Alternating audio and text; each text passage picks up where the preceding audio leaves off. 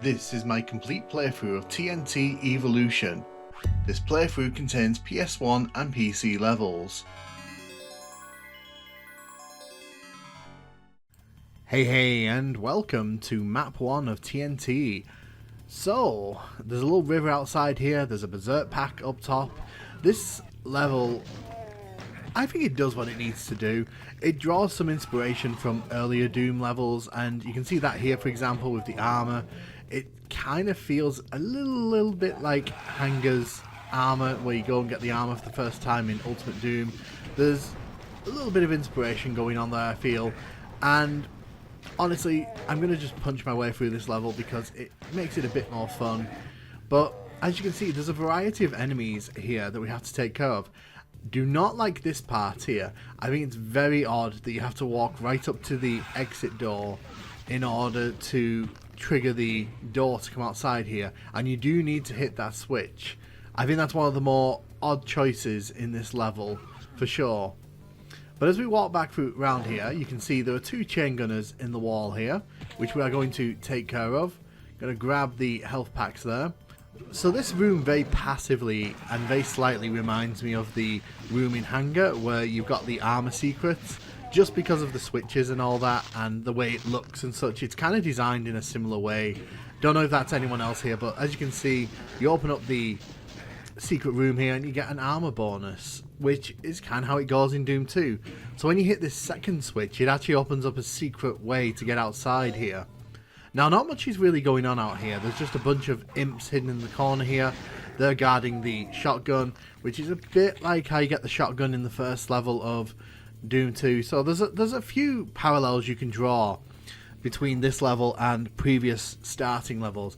Personally, I like this level. I think it's not very long, it's not very difficult, but it is very effective as a first stepping stone, I think.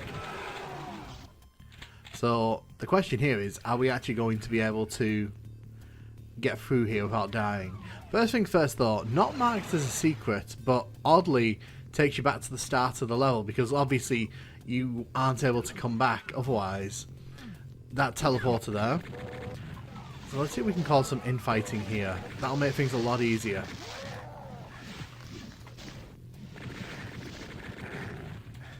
So let's take care of this final chain gunner here. And we have done.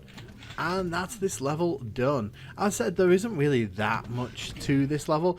The hardest bit is at the end there with the chain gunners, I'd argue, and probably the chain gunners with in front of the blue key.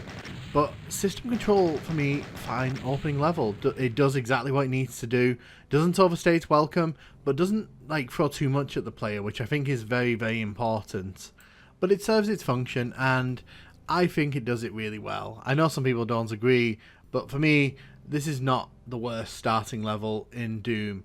But we'll take a look at it now through the PS1 lens, and as you can see, similar style but very different skybox going on. That's the Doom 2 skybox out there, and as you can see, there's some coloured lighting going on here. I'm going to repeat what I did in the PC version here by going around and punching all of these enemies. So the story of Final Doom on PS1 is a very sad one, really, mainly because this was not given the same kind of treatment as Doom and Doom 2 on PS1. Ultimately, this was kind of treated more as a side project. It was kind of more of a quick cash grab, and I've seen that in interviews when the developers were talking about that. This was very much a second place to Doom 64, which was kind of being developed around the same time. And I think that leads to this version suffering a little bit in departments compared to what Doom and Doom 2 got on the PS1. And obviously when I eventually get to the master levels, we can talk about that. But you kind of have the same limitations going on in this version as you did in the other versions of Doom on PS1. Oh, please don't kill me. That would be really, really annoying.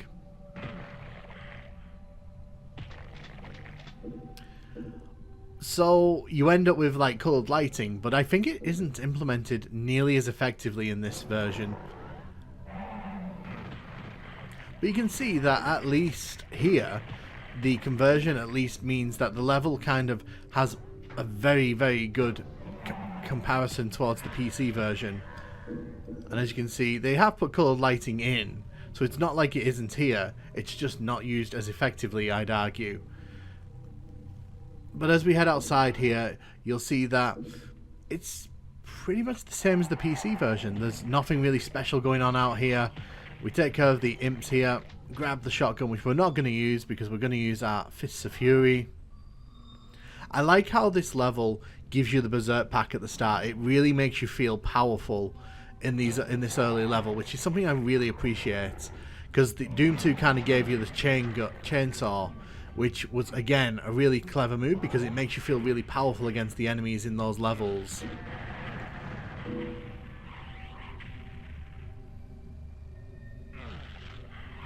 So we're gonna take out the imp here. Now the secret here is a bit more obvious because they've kind of just changed the texture on it. Let's kill these guys. Oh, so you've killed that chain gunner for me. Oh, nice. And you're dead. So again, this teleport leads you back to the start. If you were playing this on multiplayer, like, that's the way that you kind of get like the level to be a bit more complete, so you don't end up being sort of trapped in the back end of the level. But ultimately, again, I like this level. I don't think there's too much wrong with it.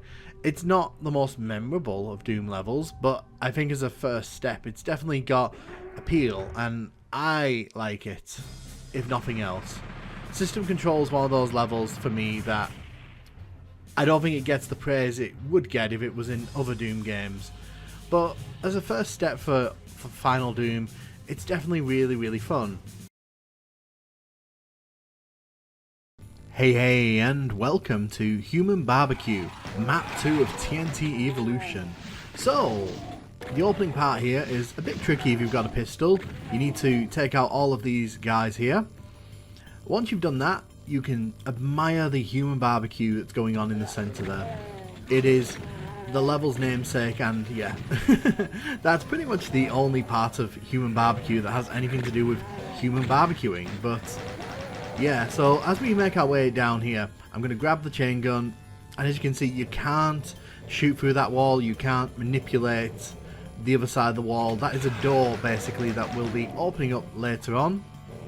Once we kind of go to the edge here, these spectres will come out of the wall here. So we'll come inside here, grab the chain gun. You can see there's a little dent in the wall. That is a secret door that will be opening up much later on. So this room here is actually quite nasty, mainly because you've got all of these enemies dotted around.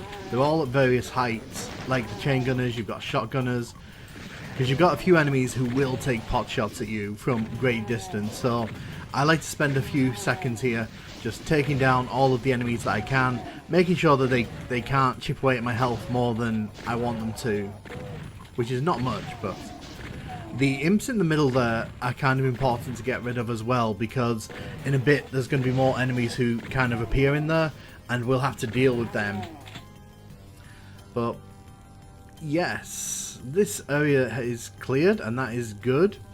You can see there's a door up there, which always means good things in Doom. I'm going to come all the way back to the start here. Health is at a premium on this level, so you might want to just make sure you don't use all the health packs up as you're running through in your initial run. And yes, that does hurt you. I just wanted to show that off. So the red door here is quite nasty because there's a bunch of hit scanners on the far side of the room. You can see the chain gunner up there, and he's already taking shots at me across the room. We need to get rid of him because he will sort of relentlessly shoot at us until we sort him out. But there's not just him. You can already hear there's a bunch of pinkies running around somewhere, and we have to be very careful of that because this room, it's very easy for the enemies to sort of overwhelm you. There's a bunch of triggers, like you can see the imps have come out there. Oh, and the pinkies have come out. Lovely. So we've got to be careful. As said, it's very easy to get overwhelmed in this room. This is quite a big room, but there's also a lot of enemies who will flood into the room here, and I really don't want to wake up the next set of enemies without dealing with these ones first. But yeah, this is a very nasty room, especially if you don't have like the ammunition to deal with all of this. You have to be quite careful.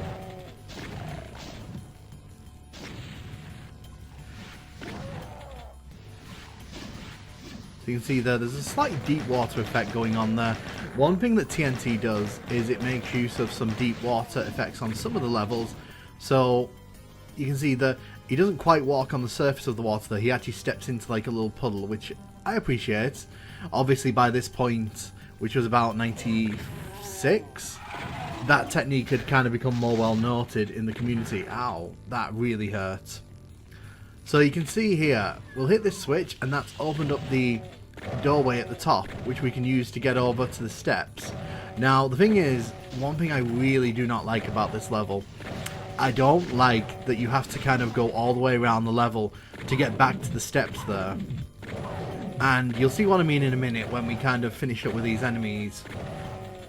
But yeah, it's kind of imperative that you take care of all the enemies here, because if you don't, it'll make getting over to those steps over there a bit more difficult. And also with the lost souls here, they're just a pain anyway, so you don't really want them hanging around too long.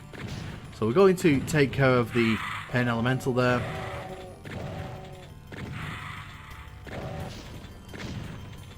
Making good use of the corner there. Once you get inside here, there's some armor, there's some ammo, and that's all really useful. But we're going to get rid of the barrels there, the steps there, where we need to go, and we're probably going to have to make 2 journeys onto those steps, which, again, not a big fan of. And there's an even more slightly annoying thing on this level. So sometimes when you try and run over the lip of this, you lose all your momentum, and you kind of just drop down, straight down. And the thing is, it's kind of hard to predict like how this is going to happen, if this is not going to happen. And you can see here, I'm not doing anything wrong, I'm just kind of running into the ledge. But unfortunately, what's happening is the way that the sectors work, I'm just sort of losing momentum. Thankfully that time I just dropped on top of it. But yeah, we've grabbed the yellow key there, there's a secret behind it with the map inside. And also, interestingly, the blue key's there, the blue door is there, it's not actually marked as a blue door visibly though. The only thing that kind of gives it away is the fact that there's slightly offset textures there. Yeah, so you've got to make use of that secret map if you want to find that the first time playing this, because trust me, I didn't find it for quite a while. But what's actually in the blue door then? Again, we fell on top of it there. Well, there's a Hell Knight and a Pinky. So that's quite the escalation, I'd argue. And this is obviously all optional. You don't actually need to come in here. But obviously, we're curious and we want to know what's inside here. So we're going to pop in here, going to grab the supercharge there, and the wall comes down. And it's a room full of barons and a Hell Knight. So the first thing that I do is get rid of the hit scanners, and then you've got to use these teleporters around the room to kind of drop on top of them. If you don't use these to telefrag, things can get very messy in here, trust me. Trust me, like I've died plenty of times in here. There is one of these switches that will lower the platform over there with the super shotgun. So that means we actually get the super shotgun on the second level, which is pretty nice. It also means that these barons become a little less intimidating to us, because we can just sort of shoot them with this.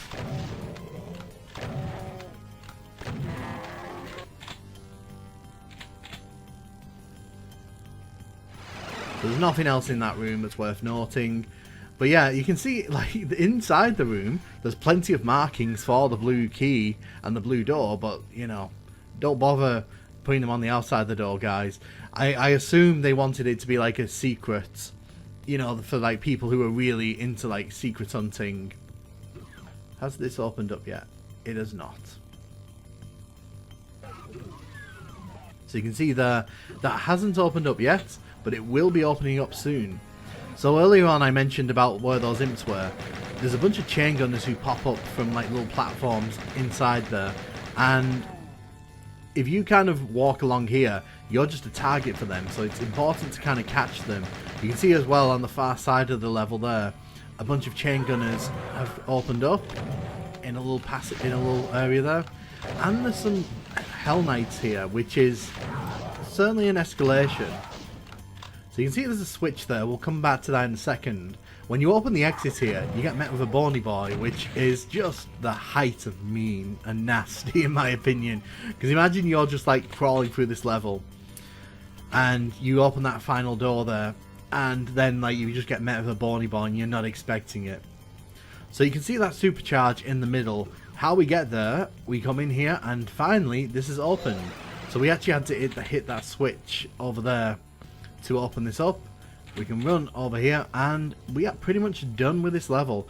Honestly, Human Barbecue's a fun level. It's challenging. If you do it from pistol start on ultra violence, you're definitely going to have a fun time with this one. Do I think it's amazingly memorable? No, I don't.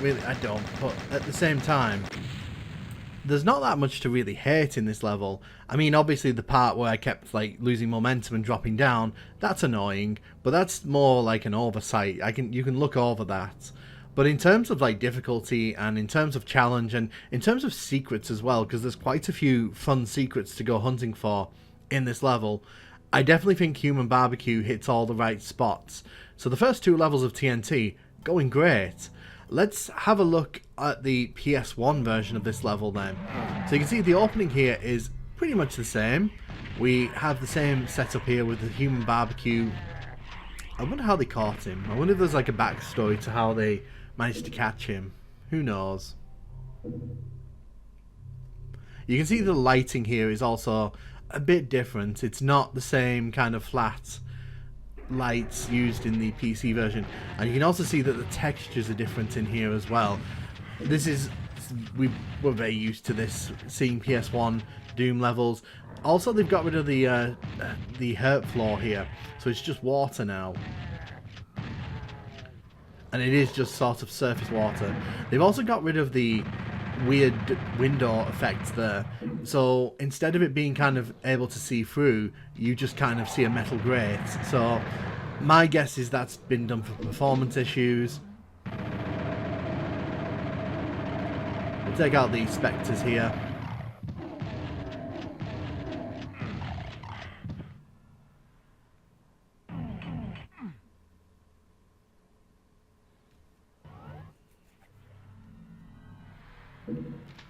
So you can see they've actually made the secret door there a lot more noticeable. I think they've done that just to kind of signal it a bit better to console players, because obviously they may not pick up on the sort of subtleness of that.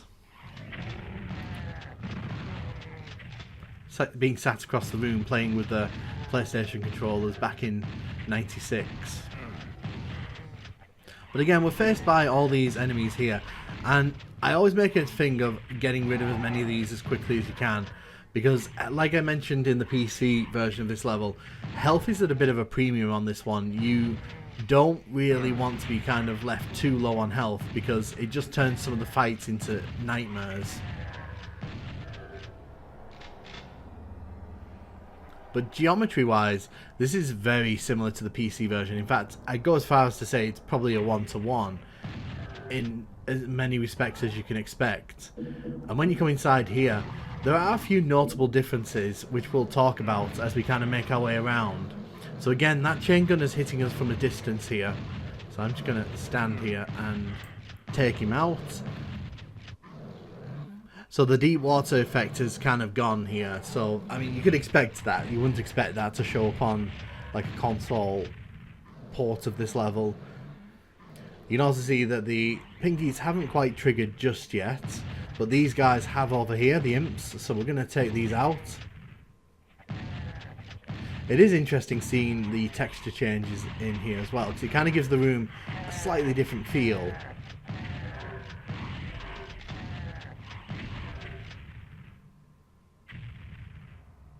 Let's grab the backpack. So yeah, it's still not opened up there. I have no doubt they're going to show up imminently. No. Interesting. So as we kind of make our way around here, there's a shotgunner there. And 2 imps. So we'll hit this switch and it will open up that chamber where in the PC version there was a bunch of cacodemons, but as you can see here, all it's really done is open up those 2 chambers with all the pinkies. So they've changed it ever so slightly the way that this room operates, and there's no cacodemons here, which I'm going to assume is down to hardware limitations.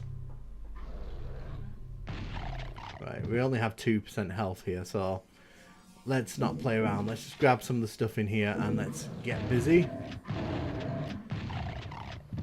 I understand the need for that change though, because ultimately, like, the performance of Final Doom on PS1 is pretty tragic at points as it is, and whatever they need to do to kind of, you know, fit the game in, they're gonna do. And this level's performance isn't so bad, although you can kind of see at points, like especially when we were running across the courtyard there, things sort of got a bit jittery, and that's one of the annoying things about Final Doom on PS1. The performance just isn't quite where the other version of Doom on PS1 was. But they do make a change in a second that makes me really happy. So we grab the yellow key, we kill the imp there, and so they've actually put the blue door more visible over there, which I approve of. But also, when we turn around and look at the blue key in a second, you'll see that they've actually just made it so you can just walk over and grab it. So they've pretty much nerfed the whole point of this, like, because most PC players probably don't even know that there's a blue door there, let alone like what the blue key actually does. So it's I prefer it this way. I think it's better like this way. Like, I don't know if I'd have put the blue key right in front of the blue door, but I understand the need for the change there, and I do kind of applaud it. The lighting in here also kind of makes this feel a lot more tense, because as you can see, it's not simply just like flat lighting, it's actually kind of coloured, which is nice. They've also kind of made some of the barons sort of in shadow, which I appreciate. So there was an attempt to kind of create a bit of atmosphere in here. Okay, so I missed that. Oh. Which means I've dropped a baron down here, which is something I didn't really want to do.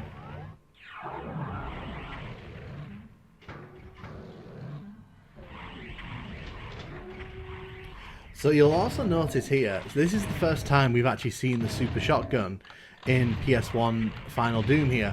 It's actually a different sprite. Now I have no idea what process they went through to kind of decide on this.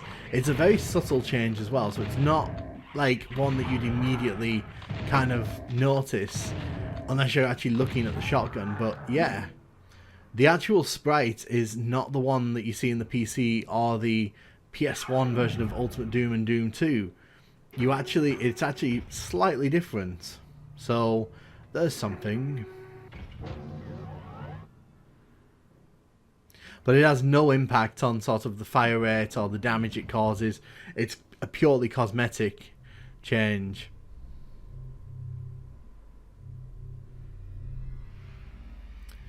It's unfortunate that sort of this was a bit more of a rush job, because it's really fun seeing Final Doom kind of on the consoles here, because it's nice to see sort of different interpretations of these levels. For example, it's fun to see this trap sort of playing out again. It's weird though that this level's got the Doom 2 skybox. Like, you can definitely tell that they just sort of pulled that in and were like, yeah, whatever, no one's really going to care. They also kind of hid that a bit more on this version. A lot of little changes, just very subtle changes that you kind of notice if you've played these levels enough. Yeah, you can see there, that's where the chain gunners pop up. But they've taken out the bony boy, so you know, they took a bit of kindness on the console players here. So when you hit this switch, you again run back to the start of the level. See if I can make it over here. No, just bounced off the wall there. You run back to the start of the level, and if you head back to the secret where you picked up the red key initially, you'll see that this is opened up. And you can grab yourself a supercharge, just like in the PC version. But overall, I think this is a pretty fun way to play this level. The performance out in this courtyard is a bit hit and miss, but outside of that, like if you're willing to sort of overlook like a few little things here and there, I think it's fun. It's an interesting take on the level. I think the lighting, as always, I feel the coloured lighting really adds something. Oh wow, that was a interesting little spike. And yeah, Human Barbecue is one of those levels that I think goes under the radar. It's fun for me. I don't hate it. I think it does everything it needs to do as a second level, and it's a fun little challenge. Hey, and welcome to map 3 of TNT Evolution, Power Control. So, the first thing we've got to do here is clear this circle out. We want to make sure we get rid of all these enemies because we don't really want to lose too much health here.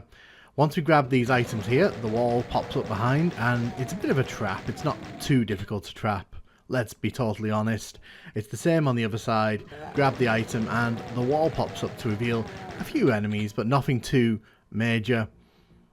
We'll grab the chain gun here, and so sometimes this Spectre here will run through the teleporter, and sometimes it will actually come out to meet you. So we're going to take down all these enemies here. Got to be a bit careful because once you come through you can't go back, so make sure you pick everything up before you come into this area. We're going to take out this Spectre here and the Imp, and there's a room here filled with enemies. There's a Berserk pack on the left hand side. We're not going to pick it up straight away because if you come over to this wall here, there's actually a little secret. So this actually takes you into an area that we won't be getting to until near the end of the level. But you can see there was a whole bunch of enemies there waiting to shoot me. But you need that to mark one of the secrets off. So I'm going to run across here and grab the Super Shotgun. Super Shotgun makes clearing out all the enemies here a bit easier, let's be honest. So the enemies are now where I'm here, so they'll all start kind of moving towards me. I'm going to take my time and just get rid of them all, because it's very easy to get sort of swarmed if you try going out into the middle. There's enemies in the middle building, there's enemies in these little small buildings, there's enemies wandering around the sides. It's a very nasty area if you kind of don't have much health. As you can see there, the enemies from up top can shoot down on you, and they really are not frightened to, so it's best to kind of take your time, get rid of the enemies as you're kind of making your way around. It's a very interesting layout as well, because you're basically kind of wandering through all these very similar looking rooms. There's very slight differences. So now I'm going to go on the outside here, get rid of all these enemies, just because I don't fancy them sort of ruining my day here.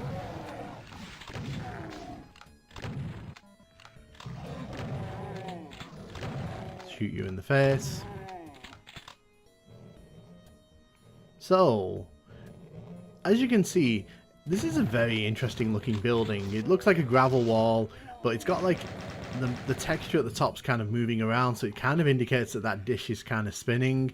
It's like a little satellite building. I find it hard to kind of describe what this building is actually meant to be, but it's definitely meant to be something like that, I think. It's like a big satellite dish spinning around. So there's actually a secret here. If you look on the wall there, the texture's very slightly misaligned. So if we run back out here, there's a secret here. Now, fun fact, apparently there was supposed to be a plasma rifle on this level, or there was at some point, but it was actually taken out during development of the level.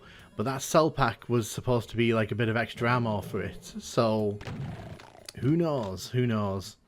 But as we make our way into the central bit here, you can kind of see there's a whole bunch of teleporters.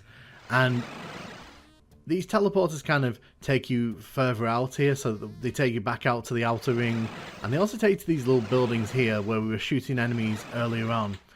It's a good idea to grab all the ammo you can in this level, because there's quite a few enemies in this level and you want to make sure that you're dealing with them as you pass through. The thing with this level is that it's got a very rough start. Like, once you come into this central area, it's likely that you're going to lose quite a lot of health. Luckily there's quite a lot of armor dotted around to help you out. We're heading into the red door here. Be careful of the brawny boy behind this door, because he can catch you off guard. There's another little secret door here with a rocket launcher. We'll take that. But what's also of note is that you can't actually get out of this area until you grab the yellow key over there. So this level's one of those levels that kind of makes use of different coloured keys on different sides of doors.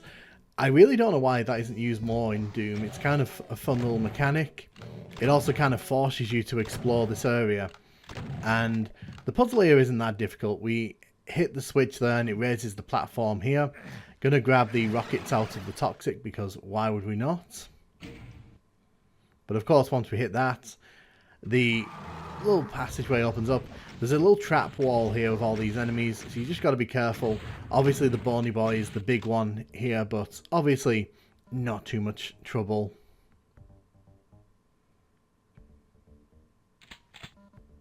Overall, I do like this level. I think it can actually be quite tough, which kind of adds to its appeal for me.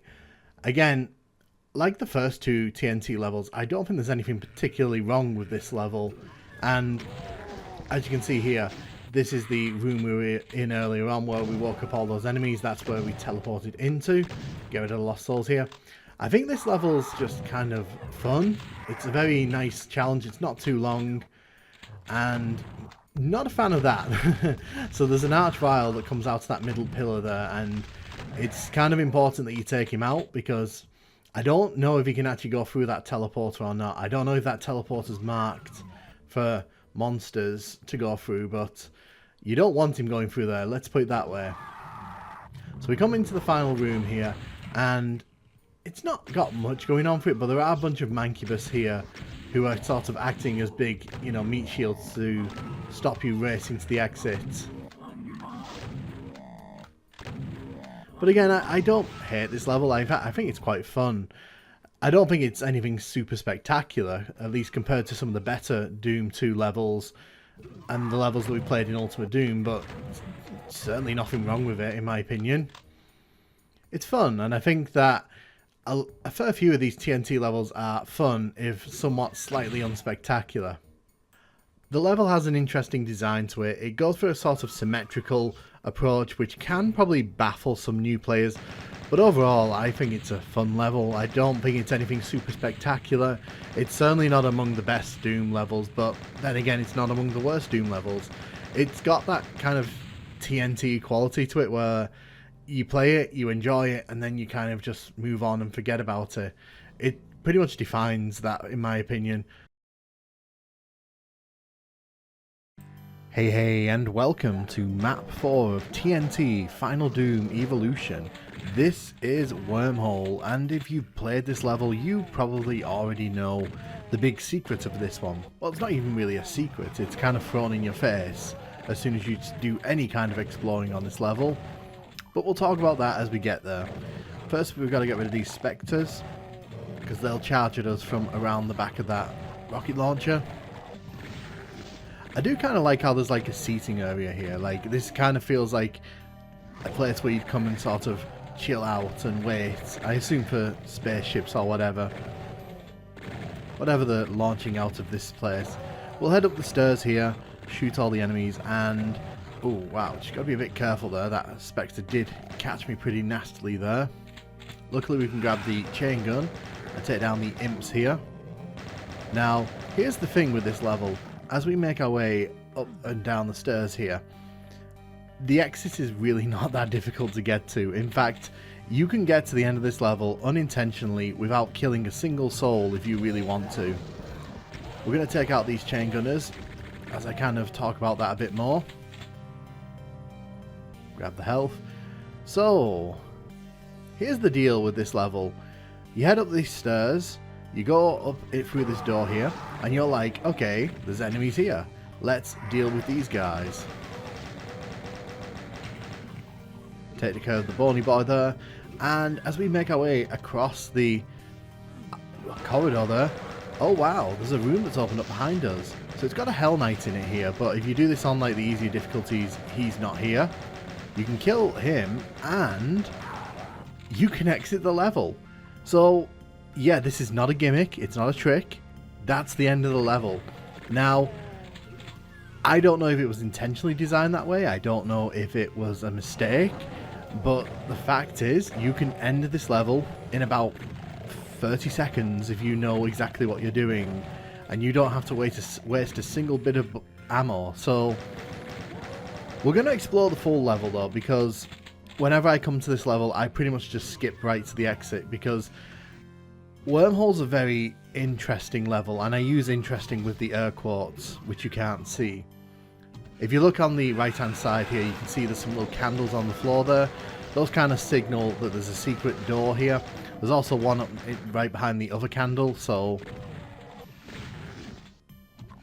careful. Unfortunately, it has to be said that Wormhole's name kind of gives the suggestion that something cool is going to happen in this level, and there is a cool gimmick. We're going to be seeing that in a bit, but unfortunately I think it's kind of executed in one of the lamest level designs in TNT, and I know that's probably going to draw some heat from someone, but that's just my opinion. This level is very bland. So take note of all this layout, by the way. It's kind of important if you've never seen this level.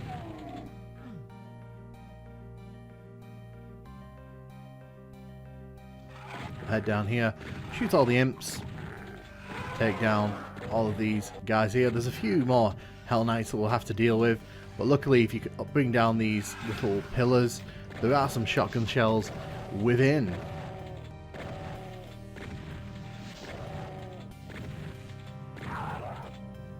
Thank you, thank you. Ooh, not thank you for that though.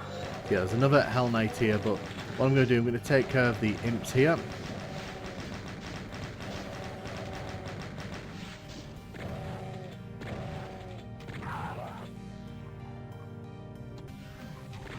So once we leave here, we are going to take care of these imps.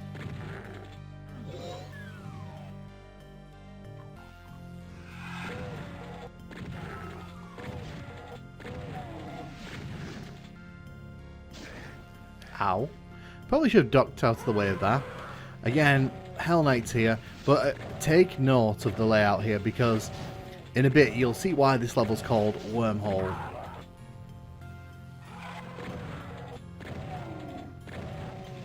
And yes, there is a very strange noise going on in the background here. Not quite sure where that is, but I assume it's just out of bounds of the level. It sounds like machinery going up and down. It's pretty cool, actually. It's probably one of the better things on this level, to be honest. So as we drop down here, we can take care of you and you. Shoot you in the face. Going to shoot these lovely imps in the face. Grab the supercharge. Now you can see here there's a gateway, and yeah, it's actually brought us back to this room. So what's the deal? Well, as you can probably notice, there are no chain gunner bodies on the floor here. So yeah, we've been teleported to a mirror image of where we were just now. Except instead of Hell Knights that we have to deal with, we just have to deal with some bony boys instead.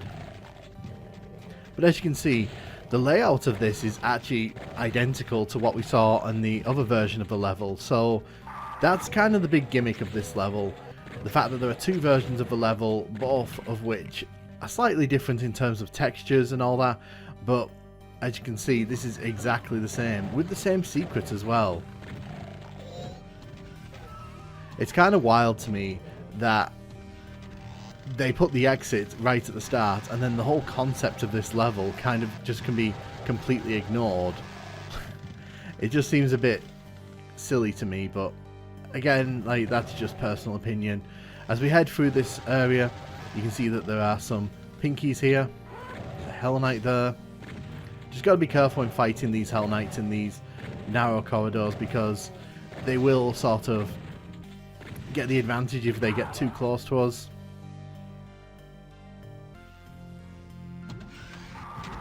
So instead of it being nice and clear here, there's just a bunch of lost souls. So what I'm going to do, we're just going to take out the lost souls and the pinky.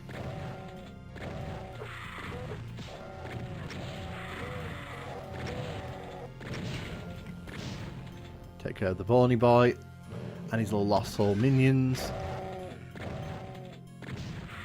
So again, I'm not against the concept of this. In fact, in theory, it should work really well. Having two versions of one level, both kind of warped to be different from each other, but it just doesn't work that well here, in my opinion. I think that it doesn't help that the level here is very bland, and, you know, other than the texture changes, it kind of just feels like, you know, copy-paste. Except for this bit here, which isn't in the other area, the first starting area, but you'll kind of be glad that it isn't, because it's kind of a waste of space. This just feels like it's here for the sake of being here. And I'm always bemused by this area. Like, what's the point of it? What are we supposed to be doing with this?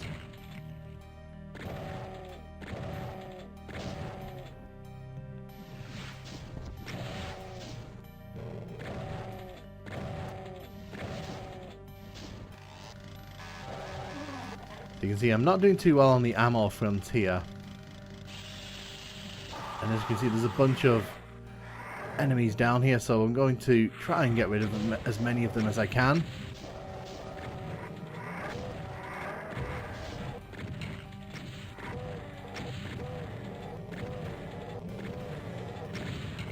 Gotta be careful here, because it's very easy to get trapped here. Oh wow, we are not going to have enough ammo to deal with all of these.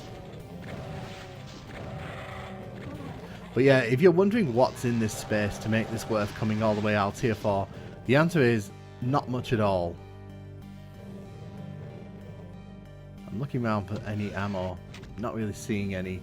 So what I'm going to do here, I'm just going to grab the health, and I'm just going to kind of make my way back out to the starting area. Well, this version of the starting area.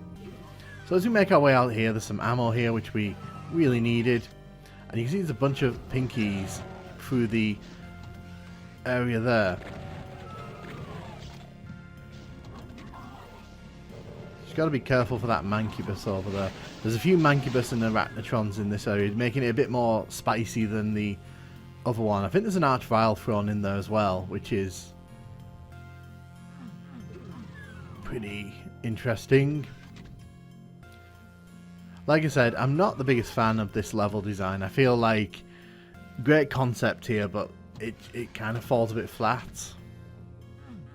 Especially when this is like the big change. I want to get rid of these Cacodemons.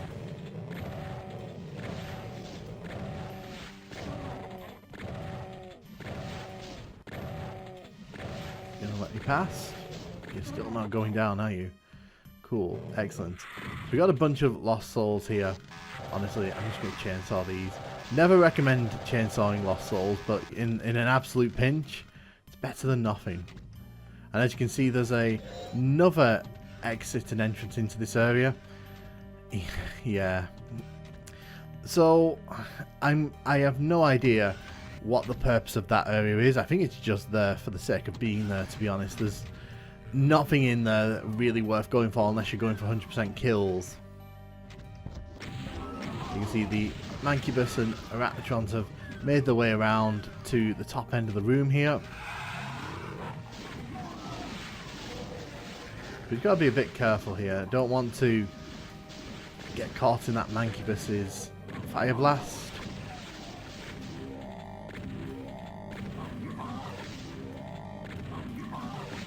So you'll notice that all the textures in this area are different from what we saw in the other one. The other one had more of a space-based feel about it, whereas this is more like a temple of some kind. I don't know. Yeah, so the Arachnotron is the Archvile's just up top there. Luckily, there are some rockets here which we can make good use of. I'm going to grab this health here.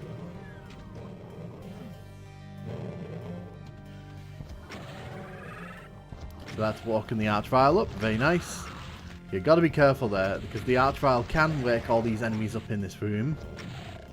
But once the Archvile's been disposed of, it's not too difficult to deal with the rest of this level. And hey, it even has its own little fake exit here with a super shotgun in, which would have been useful at the start of the level, I'm not going to lie.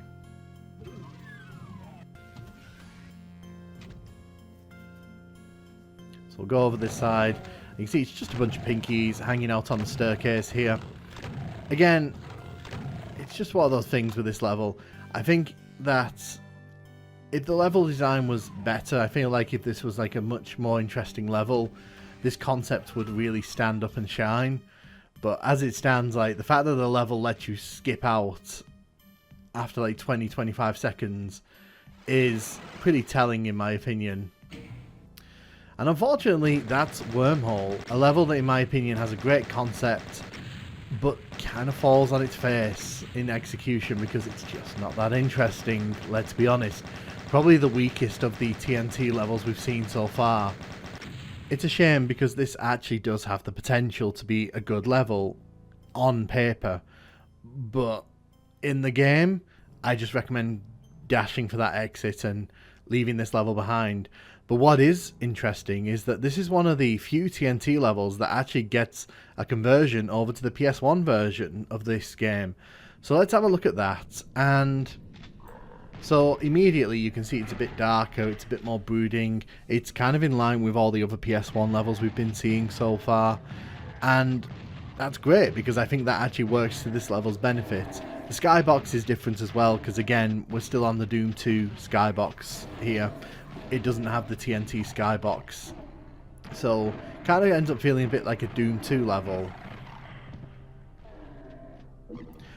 But as you can see, we are getting kind of attacked by all these enemies from all the sides, so we need to just be a bit careful here. The thing is as well with these final Doom levels, they end up taking out some of the enemies, so I can't imagine this being any more difficult than what we've experienced so far in Final Doom on PS1. As you can see, the health bonuses are still there, so they've not really taken much out of the level, and so far it's similar enemies here. A lot of pinkies, a lot of chain gunners, a lot of imps as well, a lot of bodies for us to shoot through if we want to get to that exit. And yes, it is the same thing in this version of the game. The exit is very easily accessible at the start here. And it's actually a bit easier because they don't actually put a bony boy in here. Instead they put the Nightmare Pinky in, making one of its few appearances actually in Final Doom here.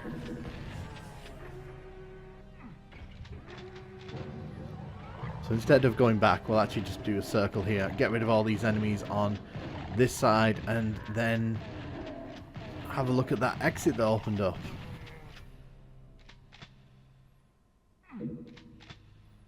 The design of this level is a lot more open than a lot of Doom levels, but I feel it doesn't work quite as well as you'd probably want it to here.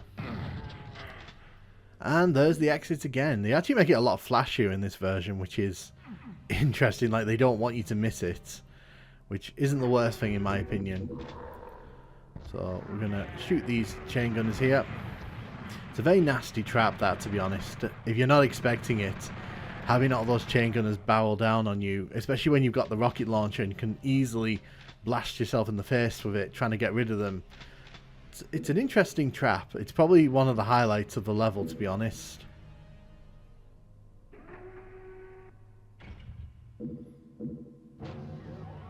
But as you can see, this is still very much the same. It's the same secrets, so we're going to be heading down this very linear corridor here to get rid of the imps.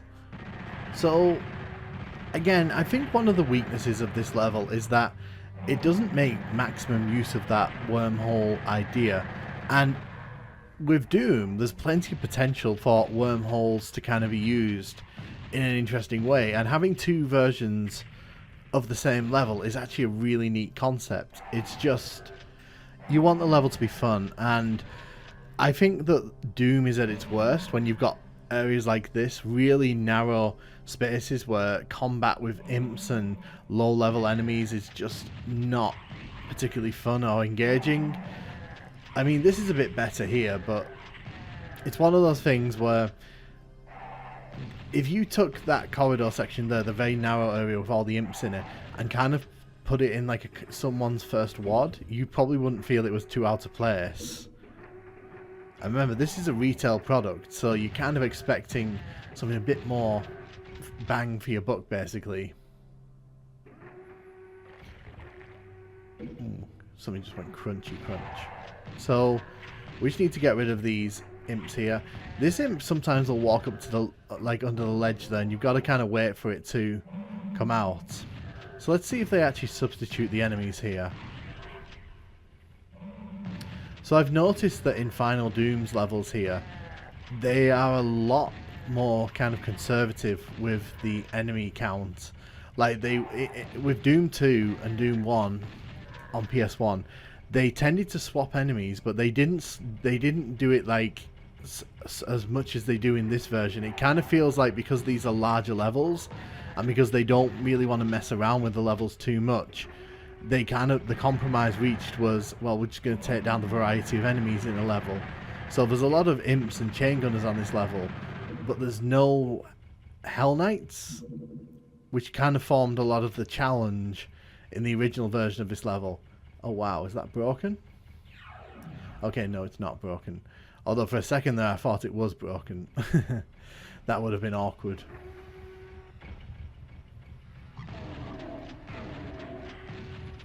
Right, we'll go back for him later.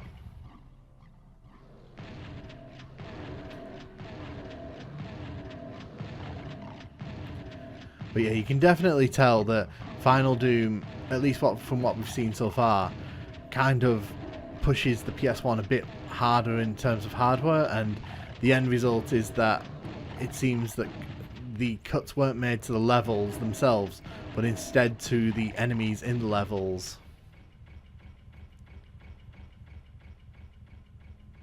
There's no Bony Boys here, and there's no Hell Knights here, and I'm going to hazard a guess that when we go into that starting area up ahead, probably not going to see any Arachnotrons and Mancubus. But we'll also find out here as well how severe the cuts were to get this level onto PS1 were, because there were a bunch of Cacodemons in here. So we got a bunch of Lost Souls, which is fine. There's Chain Gunners. I'm not seeing any Cacodemons. And I am playing on the ultra-violence difficulty here, so my guess is that this level was already kind of pushing things a bit on the PS1, and they just trimmed down the variety of enemies. Let's see if there's any up here. I mean, the lighting is really cool here, so I will give it points for that. But then again, that's the same for Doom on PS1 in general. So this room is no different, at least.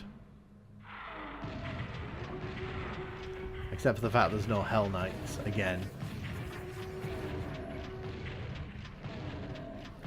The Nightmare Pinky is a really fun enemy. I kind of wish it was used more in these PS1 levels.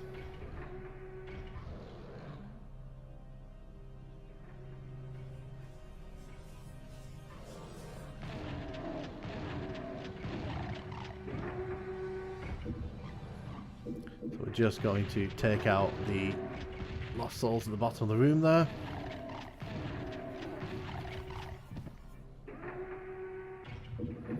Grab all this ammo, because we'll probably be needing it if they're going to stack that room full of imps. Wow, they really didn't put any imps in there. That's interesting. So in the other version of this level, there was a bunch of Mancubus and Arachnotrons in that room, but here it just seems like they've just gone and used a bunch of Pinkies. I mean, these were here in the PC version, so I'm not overly shocked, and yeah, my suspicions were kind of correct here. They got rid of the Mancubus and the Arachnotrons here. So it kind of leaves this room feeling a bit meh, because like the whole point of the corrupted version of this in the PC version was that you were supposed to be kind of facing harder enemies, but I guess the idea's still there, I guess. Oh wow, that's not opened up yet. See, if it were me and I would design this level, I would have put the exit here. I would have made this the like proper exit, and I would have made the fake exit the one that you see first in the original version of this level. I think that just works better. I know the switch doesn't do anything. I did try pressing it there, but this is Wormhole. It's an underwhelming level. I'm going to be honest with you. It's very hard to get enthusiastic about this one. It's like I said at the end of the PC level, it's easily the weakest of the TNT levels we've played so far. Not awful, but it's definitely lacking in design and inspiration, and sticking the exit right at the front of the level and making it accessible to everyone kind of feels like even the designers kind of knew this wasn't going to be a great idea. I don't know. Hey, and welcome to Map 5 of TNT, where the exit is right in front of us, which is very odd for a retail Doom level. You don't actually see many retail Doom levels where the exit is literally right in front of you as you start up. So in order to get out of this opening area, we've actually got to step across these thresholds here. So just be careful of the imp there and take down all these enemies here. Once you've gone through all those thresholds, it opens up the door there. So I'm going to show you what I think is one of this level's bigger failings. Can you see the blue door at the end of this room? No? Well, you might have seen it when I walked right up to it, but when you glanced in that room there, the blue door is actually very unremarkable, and it's very easy to miss if you don't go into that room. So we've got to make sure that we keep that in mind. As we head out here, there's a bunch of enemies on the lower part of this room that we need to take care of, because once we step down these stairs here, that far wall is going to lower down, and there's a bunch of enemies outside who are going to use us as target practice, as you can see there. Oh, okay, I didn't get all the enemies, so I'm going to hide behind the switch here, bring it back up, and yeah, every time we go back up those stairs, that wall's going to drop down, so we've got to be very careful for that. Going to take care of those enemies there. And as we kind of make our way around here, there's an imp stuck behind this wall there. There's a reason that's there, because if you don't kind of catch it, you bump into it later in the level when it actually can do damage to you. So we'll go to the end of this room here. Just be careful not to take too much damage. There's a few enemies in the walls here, but there's nothing really too scary to talk about there. I'm going to grab that invisibility. So welcome to the main part of this level. It's these narrow corridors here, and we've got to navigate our way around if we want to find the blue key, which is buried deep in here. Now I know there's a secret somewhere around here. I know there's one in here, so we'll shoot these shotgunners. Different texture on the wall there. There's a backpack in here, which is really useful. Just see if I can find it. I know that there's one around here. It's been a while since I've played this level properly, so there's a secret area here, and there's a chain gun, which is very nice. Let's see if we can find it. Is it up here? No, I don't think it's up here, because there wouldn't be a secret in a secret. Ah, there it is. So there's an armor and some ammo for us to grab there. Now the reason I wanted that is because armor's very lovely to have in Doom. Oh.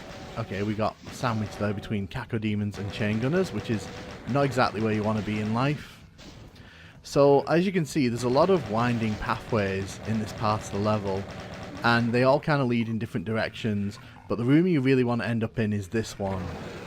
There's a bunch of chain gunners on ultraviolence that you've got to keep your eye open for, and these chain gunners kind of come out behind us as well, which is not nice.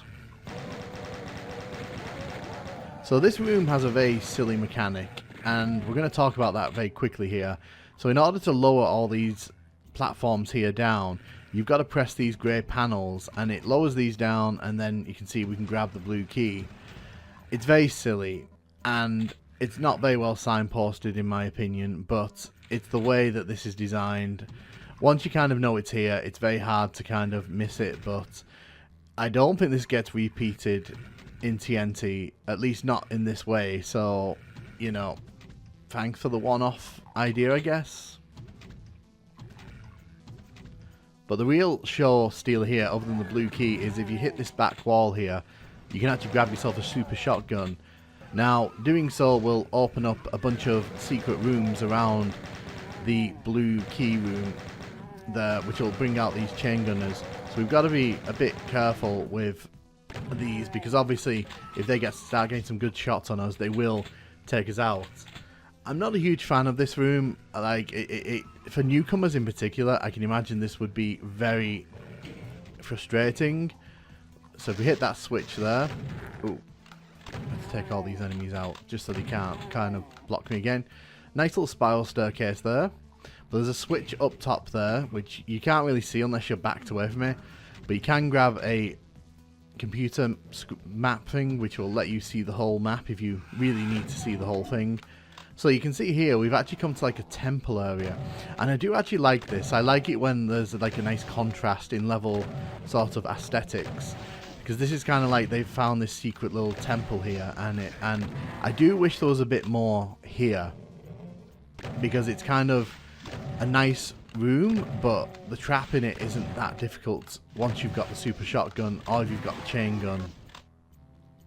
So you pick up the supercharge here, and the trap is that there's a bunch of bony boys who are going to come out of the corners there. Now, the way to deal with these guys is simply just to kind of back away from them and not stress too much about it. As long as you keep your distance, they can't really get you. And like I said, it's a nice idea, this room. I kind of wish there was more here. Like, this room feels like you could have done more with those pillars on the sides. Like, maybe have them lower down and have enemies inside. It could have been a much more epic room, in my opinion. But it does have a nice look to it. Especially when all the other rooms in this level kind of look like this. Like, grey and very monotonous. So, remember where that blue door was earlier on? Well, if you didn't go into that little side room, you'd kind of be a bit stuck here, because one of the things that I don't like about this level is that the blue door is kind of not remarkable, and it's kind of in a dark part of the room as well. So all these enemies here kind of guide you back towards the blue door, but unless you open this door here, and unless you walk up to it, you may not even see the blue markings on the side of that door. And you could spend like a good amount of time just wandering around trying to figure out where the hell you're meant to go. So the yellow key is there. Now you're probably wondering, we haven't seen the yellow door either. Well, good news. They have a theme on this level, and that theme is making some of the coloured doors very difficult to spot. So you can see here how this works. At the far side of this courtyard, there's a bunch of chain gunners and shotgunners and imps that we have to kind of be careful of. If we go out into the middle here, they are definitely going to mow us down. So what we want to do is try and take them out from a distance rather than kind of face them head on. You'll also notice the courtyard is completely bathed in darkness, which it should be difficult, but it's not that difficult because the imps out here are not that troublesome. If it was something a bit more taxing, maybe like spectres or something that would be really hard to see out here, this could have been a bit more tense, but as it stands, it's just kind of slightly annoying. So you can see the yellow door is actually round here. And again, I have to say that it's very poorly signposted. I understand the need to kind of make everything dark out there, but hiding the yellow door kind of round the corner in an unremarkable spot like that is a bit cheap in my opinion. You also got to be careful here, because even though we've just grabbed the red key, there are a bunch of enemies at the end here who are pretty determined, I would argue, to blow those barrels up. So we're going to take our time here, make it down, and as you can see, there's nothing much happening there. Now, one thing I do like about this dark courtyard is that when you come back out after grabbing the red key, these barons of hell have been unleashed. Now, again, if there was more enemies here, so let's say there was like spectres and pinkies and cacodemons, if they really flooded this area with enemies in the dark like this, I think it would have been a really, really great time. As it stands, this is again just slightly annoying, and I really need to point out just how poorly designed that yellow door is, like with the yellow tags above it, looking really messy. Again, if you have to make your level look ugly to point out where your coloured doors are, then I think you've kind of missed the point. And I think that's the thing with Hangar in TNT. It shares a namesake with one of the best Doom levels, but in reality it's nowhere near that level. I think this is a missed opportunity. There's a lot of great little moments in this level, but overall it feels a bit underwhelming, and it kind of feels like more could have been done with the level, but that's just my opinion.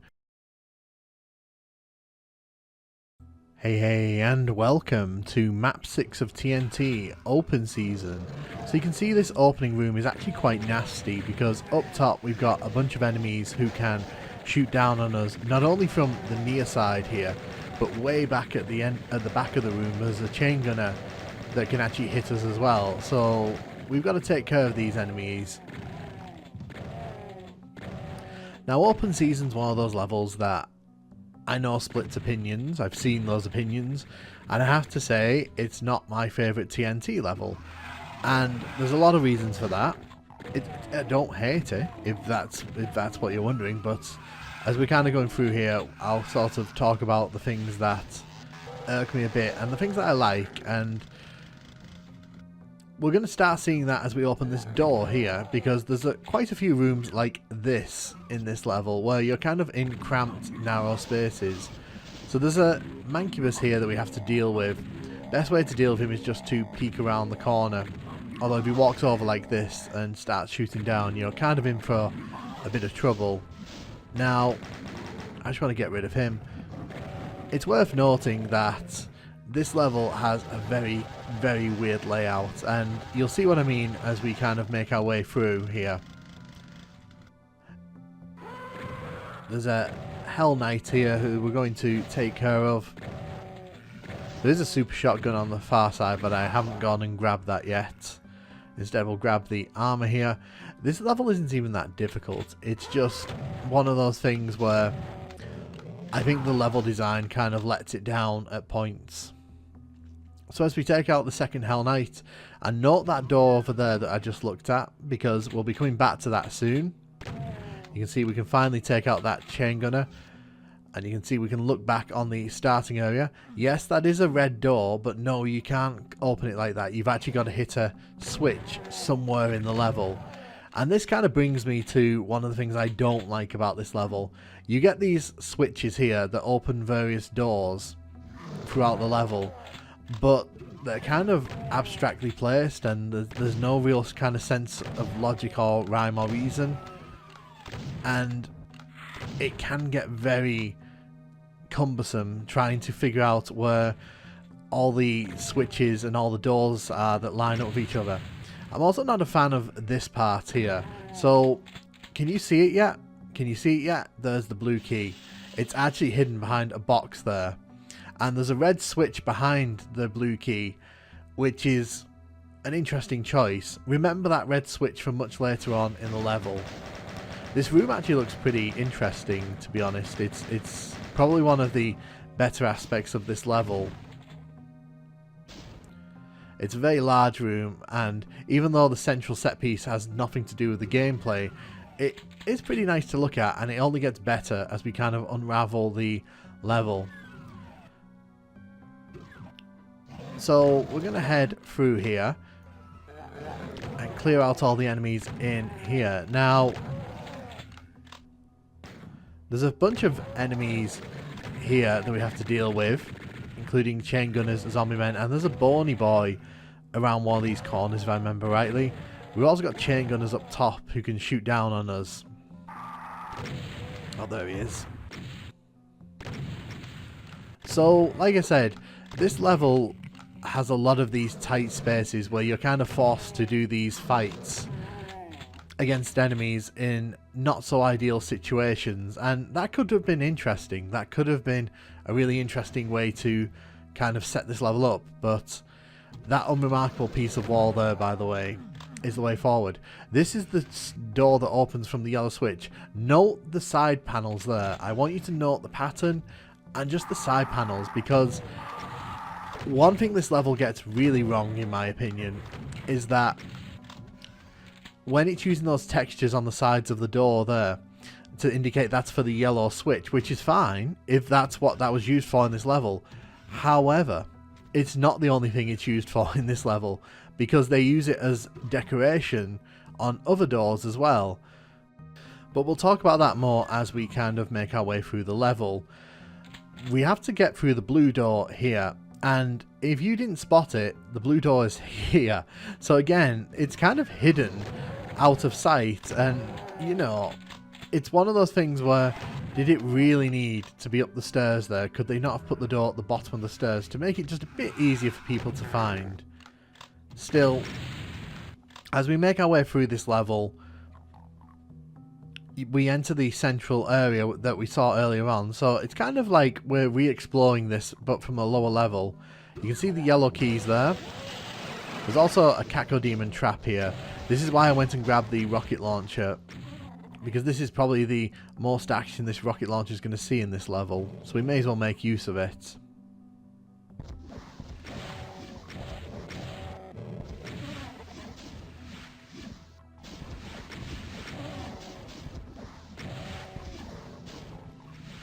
we just need to take you out there.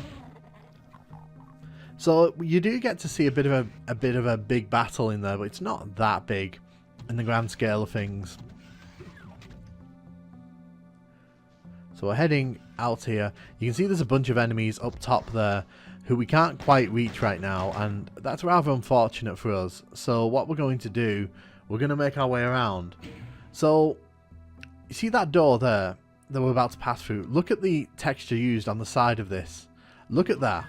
That's the exact same texture that was used to show the yellow door that opens when you hit that yellow switch. And it has nothing to do with the yellow switch. So it's really confusing, because you can see there's the texture, but now the door's open for the yellow switch. Bad design language in my... If you're not going to be consistent, don't do that. They could have easily just used a normal steel texture for that. But we're up top now, so we've been down low, we've been in the middle, and now we are up top. This is the only secret in this level, so we're just going to grab that. The red key doesn't really do much, and hitting that switch basically makes that machine turn on. I have no idea what the machine actually does.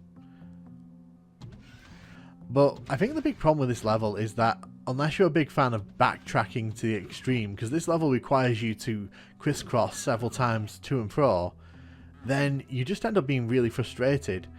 And another area of frustration, there's the red door, but if you want to go in the red door, you've got to remember the red switch that you saw when you picked up the blue key. And here's the thing, as you're walking up to this thing, you might not even see the red bars at the side there.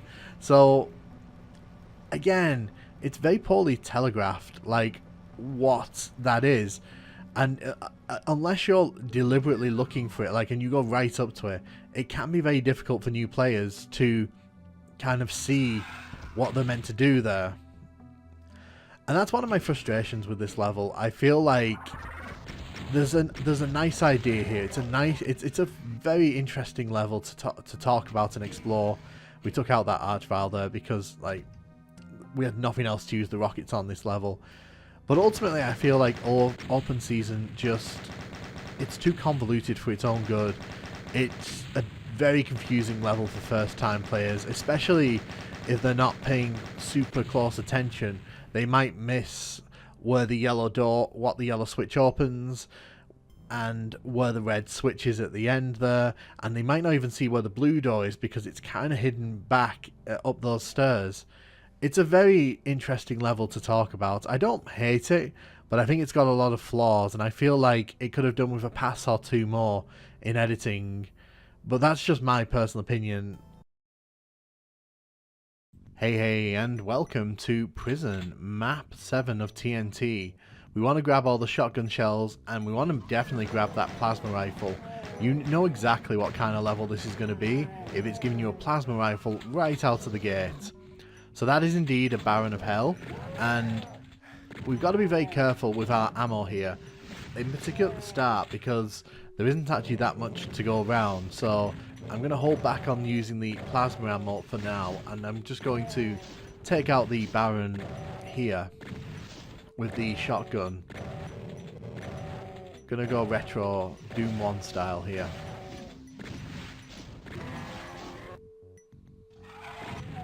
Shoot the imp. Shoot the imp. So I'm just gonna be a bit careful here.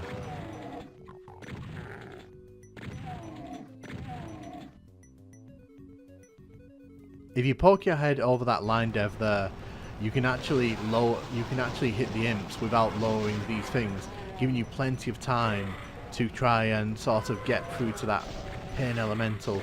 The pain elemental is a bit of a nightmare if it gets free in this area, because it will spawn a bunch of lost souls in, which no one really wants. Luckily there's a bunch of ammo from the shotgunners who weren't quite lucky enough to get out of there. I'm going to use the plasma rifle to soften him up.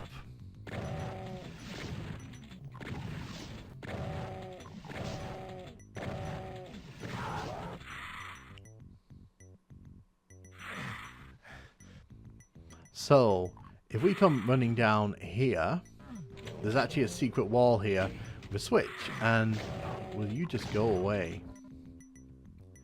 If we go to the other side over here, we actually get to pick up a berserk pack, which counts as one of the secrets for this level. So, not bad at all. If we drop down here as well, there's kind of an unofficial secret here. There's a bunch of shotgun shells, rockets, and some health packs, which is really nice. See, there's an imp there. So we've cleared this first area here. It's a bit difficult, but obviously if you manage your ammo well, you can make this work.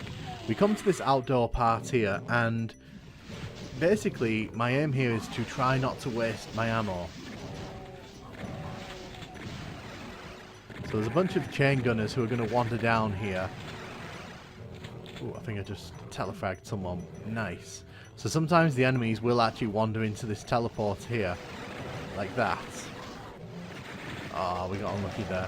Sometimes you can telefrag them when they're going in and out of the teleporters. So I want to see if I can push that into the teleporter.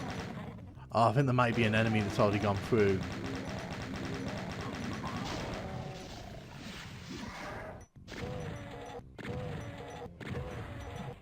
If there is an enemy that's gone through, I can just go and telefrag it. Should I? We'll go back for it later, if I remember.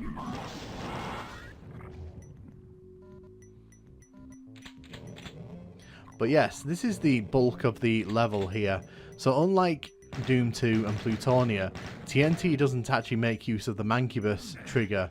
So there's not really any walls that come down in this one.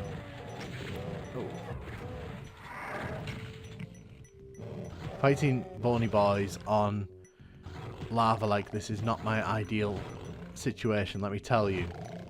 So down here there's a bunch of enemies, but there's also a ton of ammo, and it's pretty important that you grab all this, because once these rad suits start running out, you know, it's going to be more difficult for us to come down here and grab all this. Of course, we've got to wake up the Kako demons. So the teleporters here are a bit weird. They actually fire you to multiple different locations. So that one there takes us to the middle part, then the second one brought us over here. Now, ideally we want to get onto that middle island. There is a way to kind of break this level sequence, because you're supposed to go up top and kill where the two Barons of Hell are, but we haven't seen yet. But I'm actually going to try doing the level this way, if I can find the right teleporter. I'm also showing you where each teleporter takes you, so you can see they actually are varied in where you end up. At least you're going to see that. So this one actually took us to the middle here. So we're technically kind of out of sequence a bit here, because we haven't actually raised the drawbridge to this middle part, which is one of the things you're meant to do. But it also means that we'll be able to get the red key a lot earlier, which is not that bad an idea, to be honest. I'm not a huge fan of this level, so the less time we spend in it, the better for me, personally. we took care of that Caco demon there.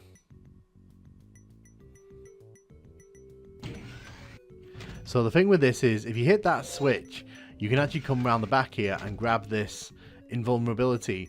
Now, you'll want to use this in here, because this room is so nasty. Just a very mean area. There's a bunch of imps, barons of hell, and hell knights dotted around. The best thing to do, I found, is just to focus on the barons up front, and then try to focus on the hell knights at the bottom and top. But as you can see, there's a load of imps who are not afraid to use us as target practice, and they will chip away at our health very quickly. The way that we kind of get out of this prison area, and I assume that this is where the level gets its name from, is by hitting these switches and running full blast to where the doors open. And they kind of open up certain doors, so you've got to kind of be aware of where they are, otherwise you'll have to restart the whole sequence. And as we're kind of making our way around, I will kill a bunch of these. Have I come the wrong way? I think I might have done. Gotta redo the whole thing. So that's what you got to be careful of. If you lose your bearings, it's very easy to get hit by the fireballs from the imps. As you can see, what I'm doing, I'm also killing the imps closest to the switches here, just to try and take out some of the volume in this room.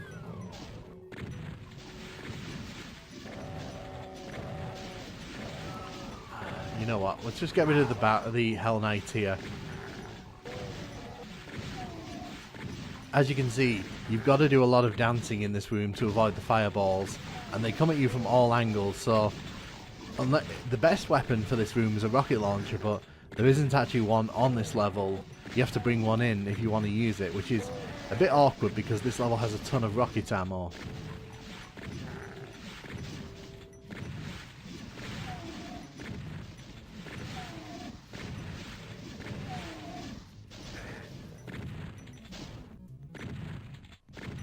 So you can see here, I'm literally just going around seeing if anyone's in the cages. We're in deep doo-doo here. Luckily we can exit if we want to, but I actually do want to kill all the enemies here, so we've done a good job of that, I think.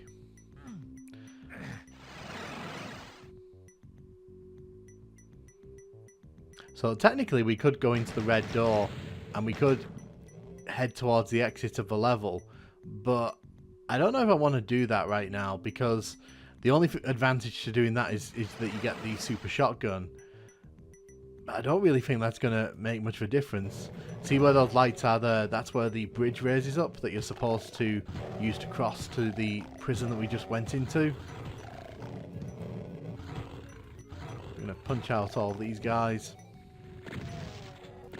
So I want to get rid of all the hit scanners up top here. Again, a rocket launcher would be really lovely here, but this level does not want me to have a rocket launcher, so it's shotgun for days here. Got to be careful as well, because there's a baron right up top there, and the thing with barons, they can shoot straight down at you with their fireballs. When we come through the teleporter here, we see all these lost souls. So one's just gone through the teleporter there. We'll probably bump into that one later on. If we'd gone and got the super shotgun at the end of the level, this would probably be a bit easier. But because we've got the berserk pack, I can just use that to punch out the enemies.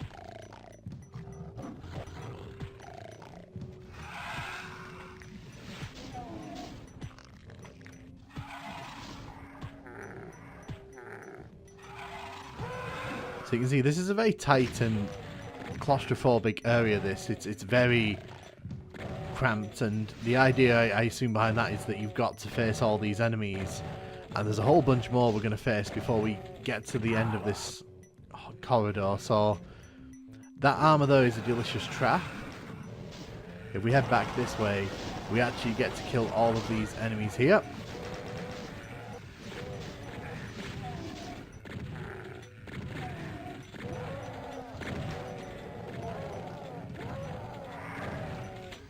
Oh, okay. So that normally doesn't happen, but what's happened here, the enemies from up top, like the Bony Boys and the Barons of Hell, they've actually come down here. Now, I've never actually seen this happen, so this is actually making this a lot more complicated than it really needs to be. Oh god, and the chain gunner's here. Oh wow, we're having a party today. So, I've never seen this happen, but, you know, we're going to roll with it. Normally, you face those up top at the keep area, which we're about to enter. But for some reason, the Baron and the Bony Boy and the Chain Gunner all decided to come and pay me an early visit.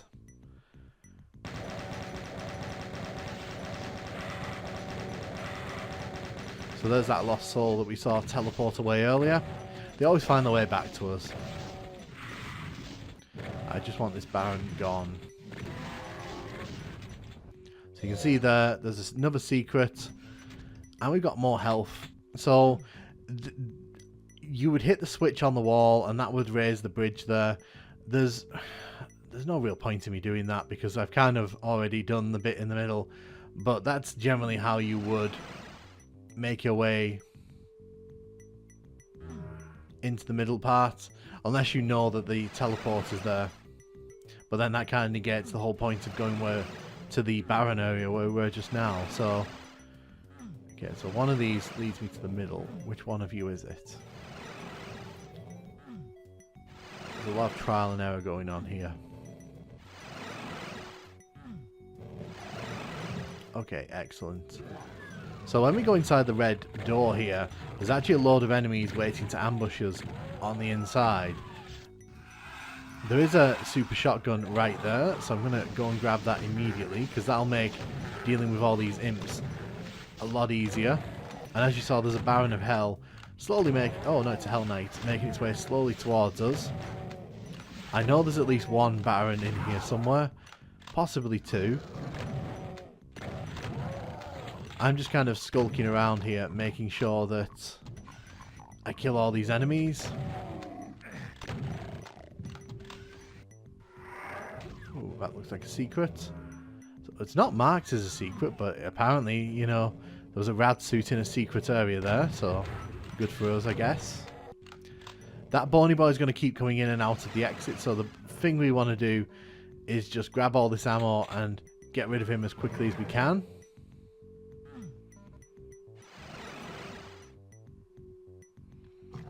First things first though, let's take these guys out.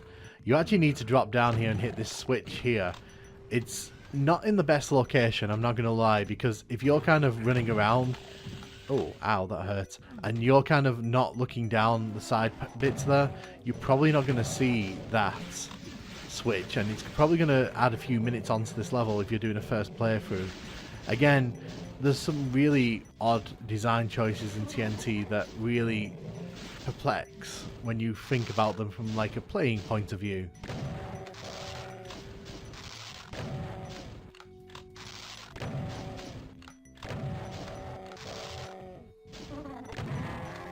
There we go. Baron defeated. So I think there's another Baron around this corner here. Yes, there is.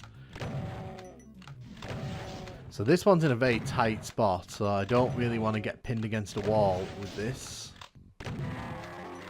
Excellent.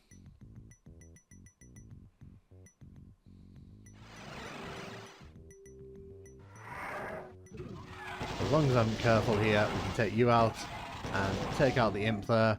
And that is prison. Prison's a very interesting level. It's a very big level, and there's several parts to it. You know what, we didn't go back and kill that enemy that went through the teleporter after the first part, did we? That's where that last enemy is. Ah well, doesn't really matter. Ultimately, I'm not a big fan of this level. I think it's a bit too big. I think that it's a bit too meandering, and that switch in the lava at the end there, in the red door, I think that's not great design. But then again, that happens a few times in TNT where switches are hidden in really odd spots. Hey, and welcome to Map 8 of TNT. This is Metal, and as you can see, we've got a very cramped opening here. We're kind of in like a sewer area with water floors, And we've got a load of enemies here who are just biting at the bit to take me down. There's an imp that comes down there. If you're not careful, it will get you from behind. Just going to take out the... Oh, nice. The imp took out the chain gunner for me. So we can grab this ammo. Ow. So there's a lot to say about this level. There's a lot to say about this level. But we'll talk about it as we make our way through here.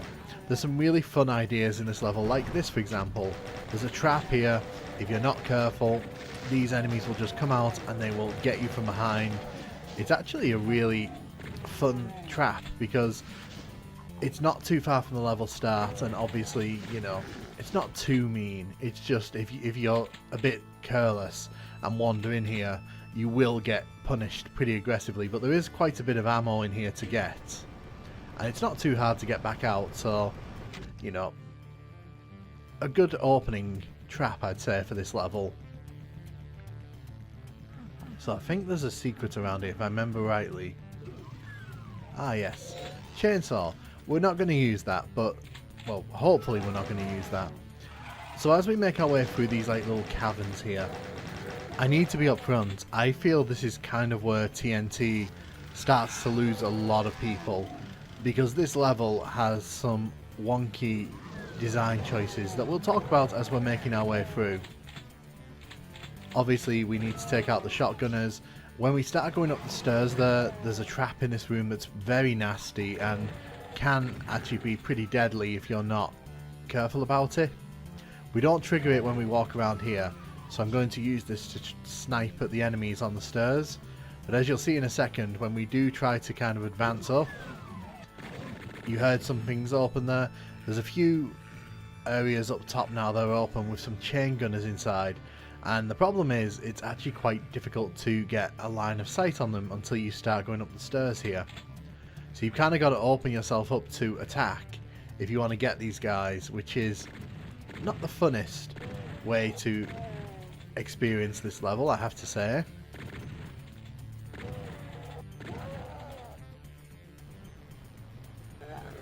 So we've taken out the chain gunners, but as you'll see in a second, when we come down here, there's a load of enemies here.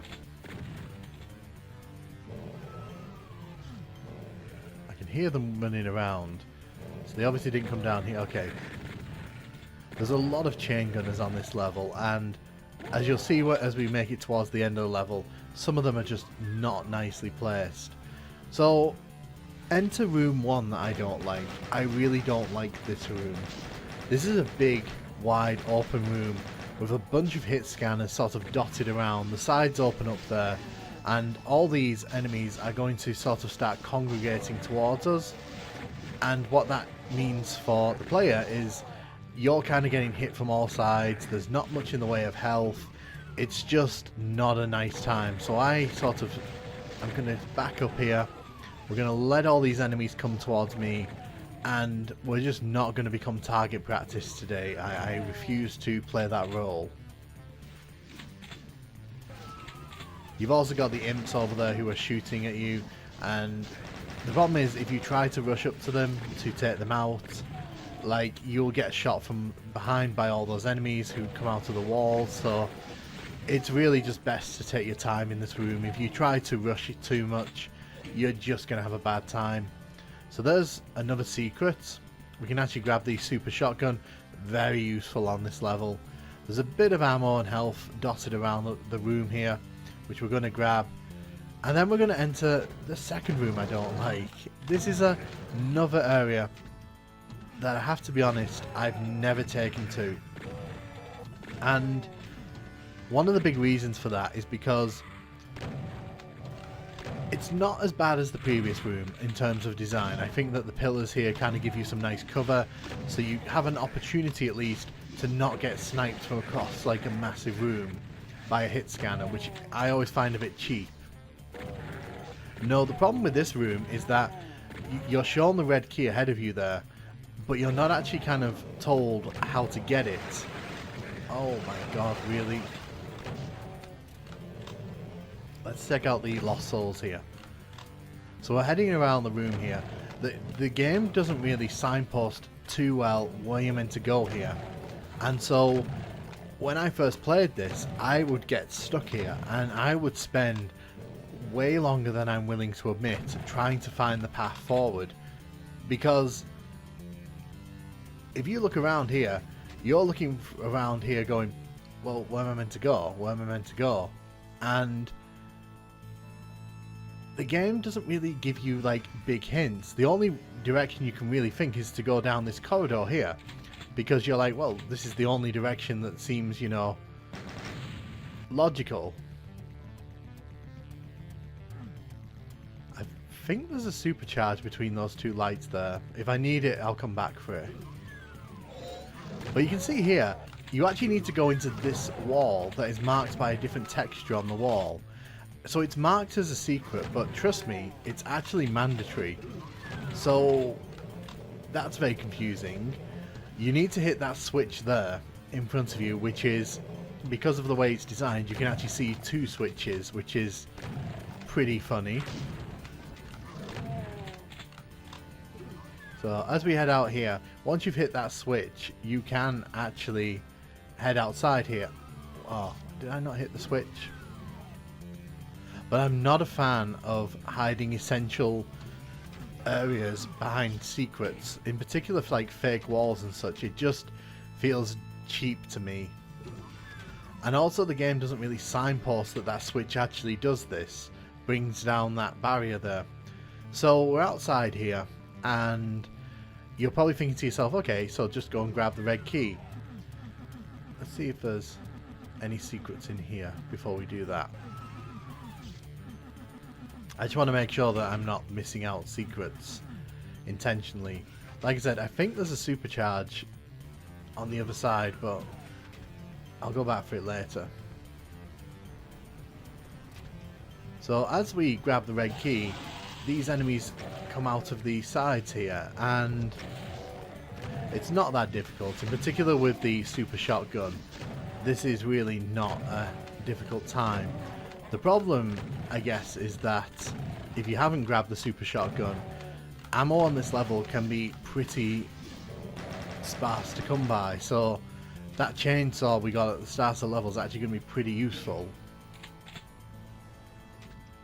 More than once I've ended up with next to no ammo heading into the final room of this level, and trust me, you don't want to be going into that final room with no ammo. Cool. So we're just sniffing around, picking up all the little goodies that I forgot. The red door's here. We can't go forward just yet, but we can head this way.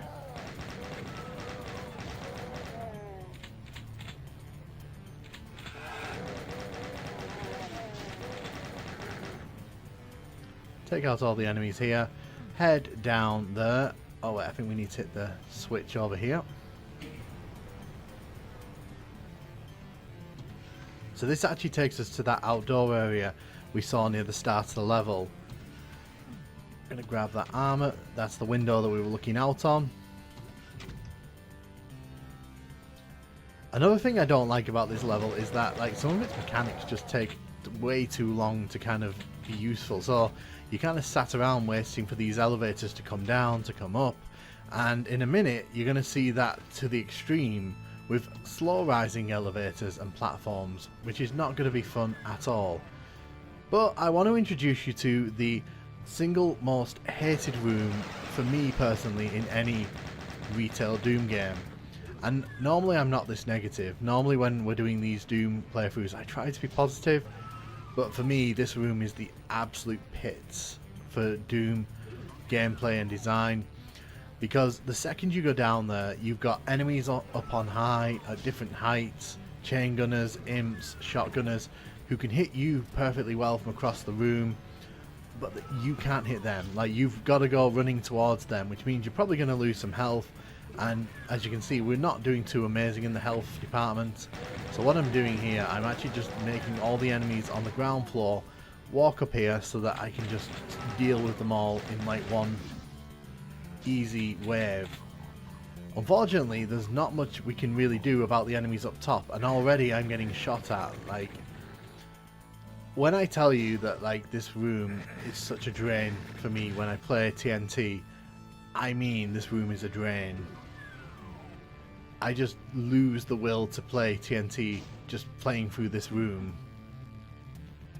And I don't think it's helped by the fact that it really exposes some of Doom's kind of weaknesses. Oh, really? I'm not going to die here, am I? Because obviously, enemies being able to hit you from great distances puts you at a huge disadvantage. And this room wouldn't be so much of a problem if there was more health here, but I just think that the fact that you kind of are exposed so much in this room, and then like once you've taken care of all these enemies on the sides, the level doesn't really kind of do much else with this massive space here.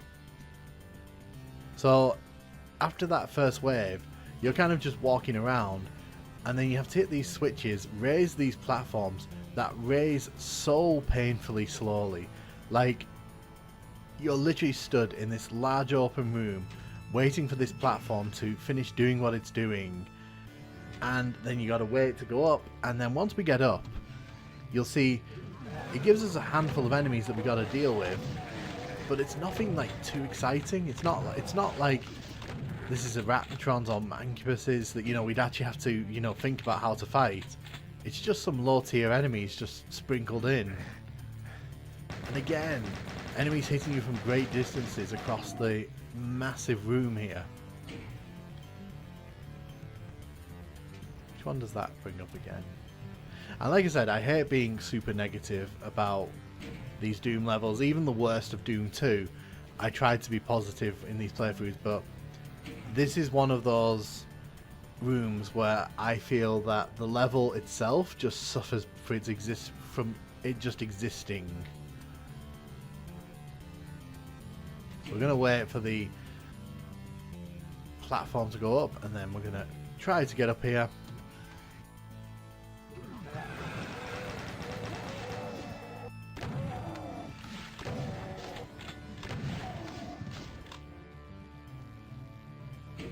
When people say they don't like TNT, it's levels like this that I imagine that they really don't like, because it's just like this level overall for me is just not of a high quality. It does not have that kind of same quality that the best of TNT and Doom 2 kind of have going for them. So that's a fake switch. We can't actually hit those switches. So if we hit this, it actually opens up another area beneath us with a bunch of enemies.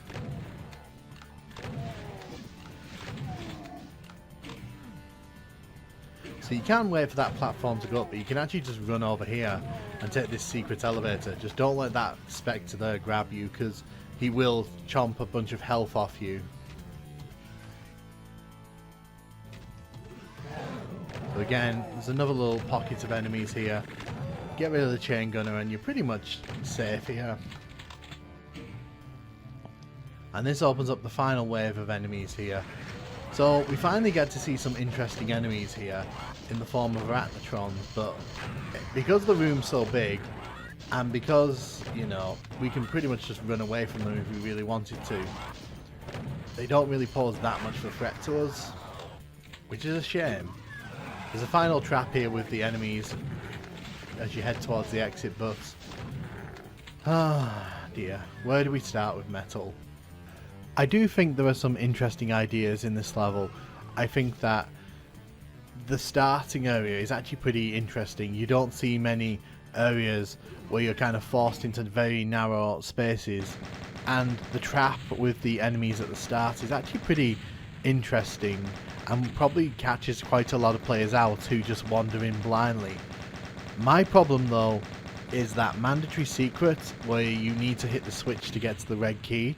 Terrible design. Always hate that, to see that in these kind of games. And not just that, that final room is a slog. It's boring, it's tedious, and the fact that you can be hit from across the way in such an awful way and not have any recourse for me is it's a terrible room. Hate it. But I know some people really like this level, and I've seen some people defend it. Hey, and welcome to map 9 of TNT, Stronghold. So the first thing we're going to do is blow up these barrels, because why not? We're actually in no real danger as long as we stay away from where the explosions are happening. The bigger threat to us right now is all of these zombie men wandering around the outside here.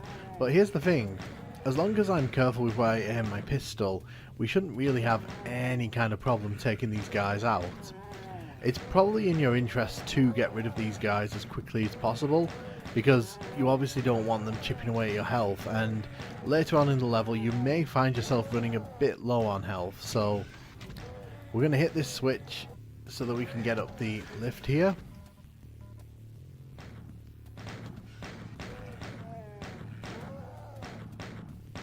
Using the zombie men as target practice here. Stronghold's a very interesting level, so it actually holds the record for the highest number of enemies in a retail release of Doom up to this point. So there's actually more enemies in this level than there are in any level we've played so far in the retail games, which is actually pretty interesting. And you can kind of tell that there's a lot of enemies in this level because every room is just crammed full of them. So we even go around this corner here, there's at least 6 or 7 enemies around this corner. And that's kind of the hallmark of this level, because it's just jam-packed full of enemies. We could have gone left or right there, but the left direction has a gated door that we can't enter fully right now. Those shotgunners up there can't see us. There's a weird sector glitch being used there. We can manipulate it later on, but right now they are no threat to us. Just gonna clear all those enemies up there. So this is the other direction we could have gone in. Gonna get rid of these barrels because you can bring down half of these bars here. But I do like getting rid of these enemies as early as possible, because there'll be several instances where getting rid of them means that we don't have to deal with damage from them.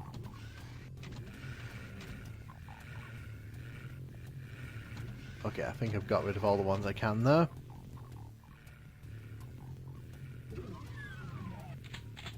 So there's actually a secret behind this wall here. It's kind of given away by the lights on the floor there.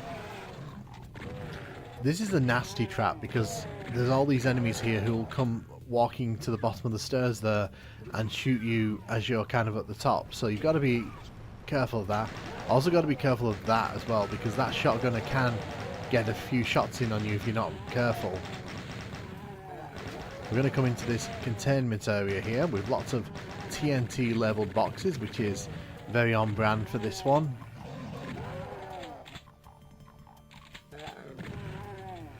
So we are going to be very careful, because that light on the floor there, as you heard, raises a door, and that door unleashes a whole bunch of enemies on us. So this is like a massive wave of imps, of chain gunners, of shotgunners and zombie men who will all be kind of making their way in our direction to try and take us out.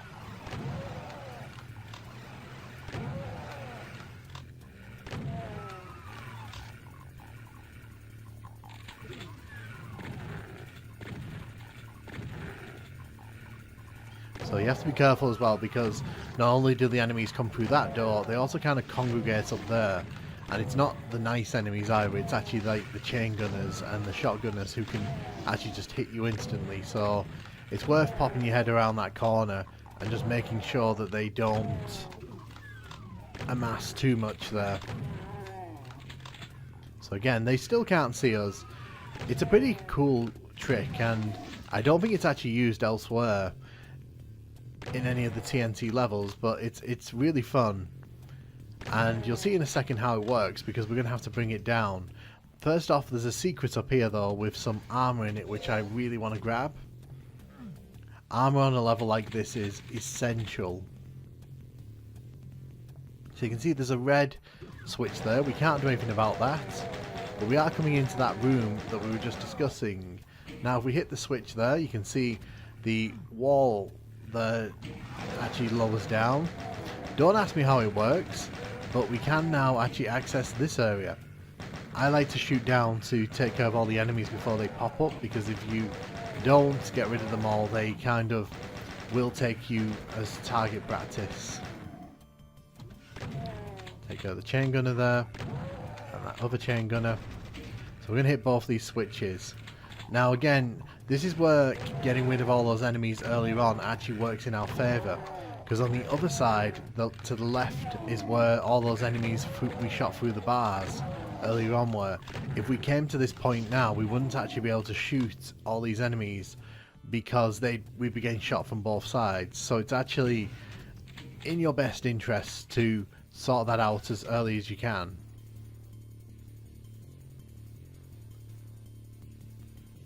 I'm just trying to think where I want to go. There's a few places we can go. We can't actually do much in this room until we hit the red switch, but I do want to kind of just show off that there are a few things around here worth taking note of, in particular that red key up there. Now the way that you get to that red key is by hitting the switch on the back of here. It raises up some steps, and let's see if we can grab that. That lowers down. That actually doesn't really do much. It's actually a pretty pointless little secret, this. It just lets you walk through here, which is kind of pointless because we already had the red key, so. But it does mean that we can now hit the red switch, and what this does, this kind of opens up the other half of the level to us. So we couldn't really get to this part of the level. We can only really look into it, and you can see we've done a great job here of eliminating all the enemies in this room. However, there are still some that we need to take care of. You can tell that blue switch is not very well signposted, but it's not too much of a problem because eventually you just start clicking on these walls anyway, trying to find your way forward. And we don't really have to worry about the blue key anyway for a few moments here.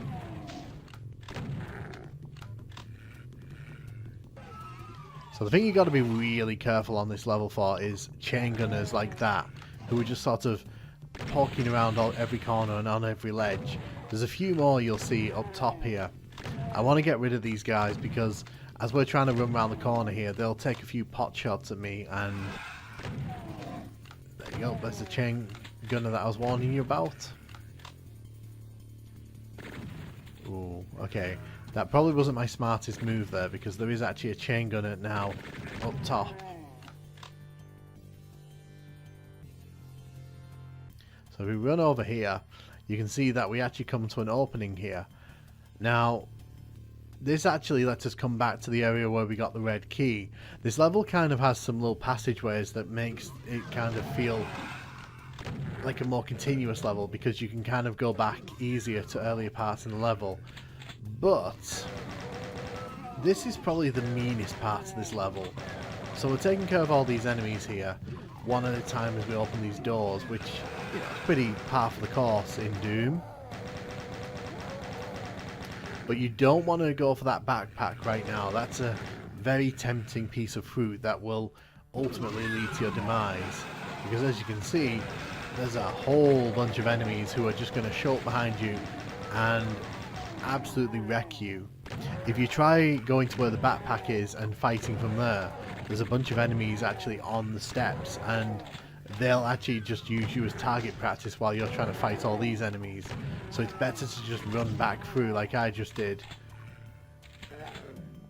You've also got to be careful because some of these chain gunners are hidden in sort of sound-proofed areas, which means that they aren't aware of you initially. When you shoot, you actually have to walk in front of them because they're set to ambush. So it's a very interesting area, this. So here's another secret. Obviously we're going to grab as much ammo as we can. So that map is going to be really useful because I imagine there's quite a few secrets on this level. These are the enemies I was telling you about earlier on. Love the lighting in this area. It's very well done. We've now got the blue key, which means we can go and hit that blue switch, not in there, but actually around here. So that opens up that wall behind us, which you probably could have seen signposted because there was a bunch of lights at the bottom indicating that there was something there. And as you can see, when we walk up these steps here, if I don't get shot at, you can actually go back to near the start of the level, and you can look out onto the start of the level. So that's kind of why I suggested at the start you get rid of the zombie men, because they can shoot you through that window if you're not careful. So this room is interesting. The passageways at the side are very narrow, but there's quite a few secrets dotted around here. As you can see, this one's marked by that light in the wall there. There aren't any other ones in here, unfortunately. That's the only one.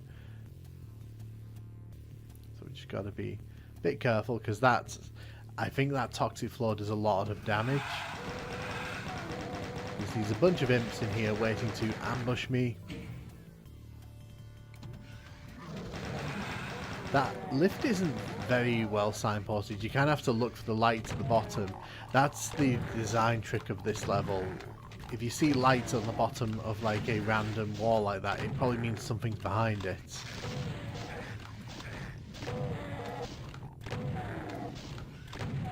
We're just going to take out the imps as they come to the top of the lift here. So there's still some enemies in there that I've got to be careful of.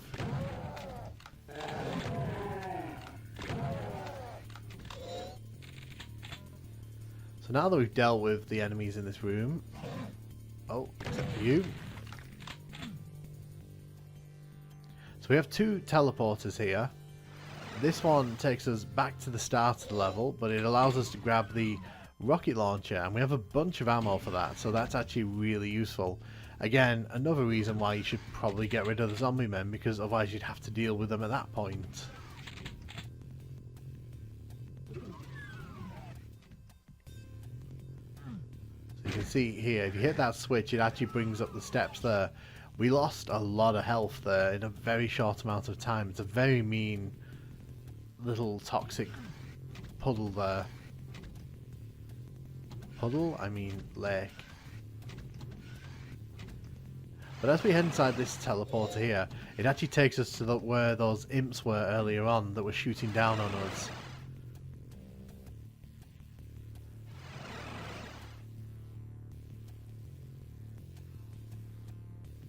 So I think it's time we head towards the exit of this level. So if you want to finish this level, you actually need to head through the blue door that is kind of at the back of this room here. So you can see it there. Now, there's quite a few enemies when we open up this door here. They will all kind of congregate on the stairs if you don't get rid of them quickly. As you can see, there's quite a variety as well. Not doing too well in the health department.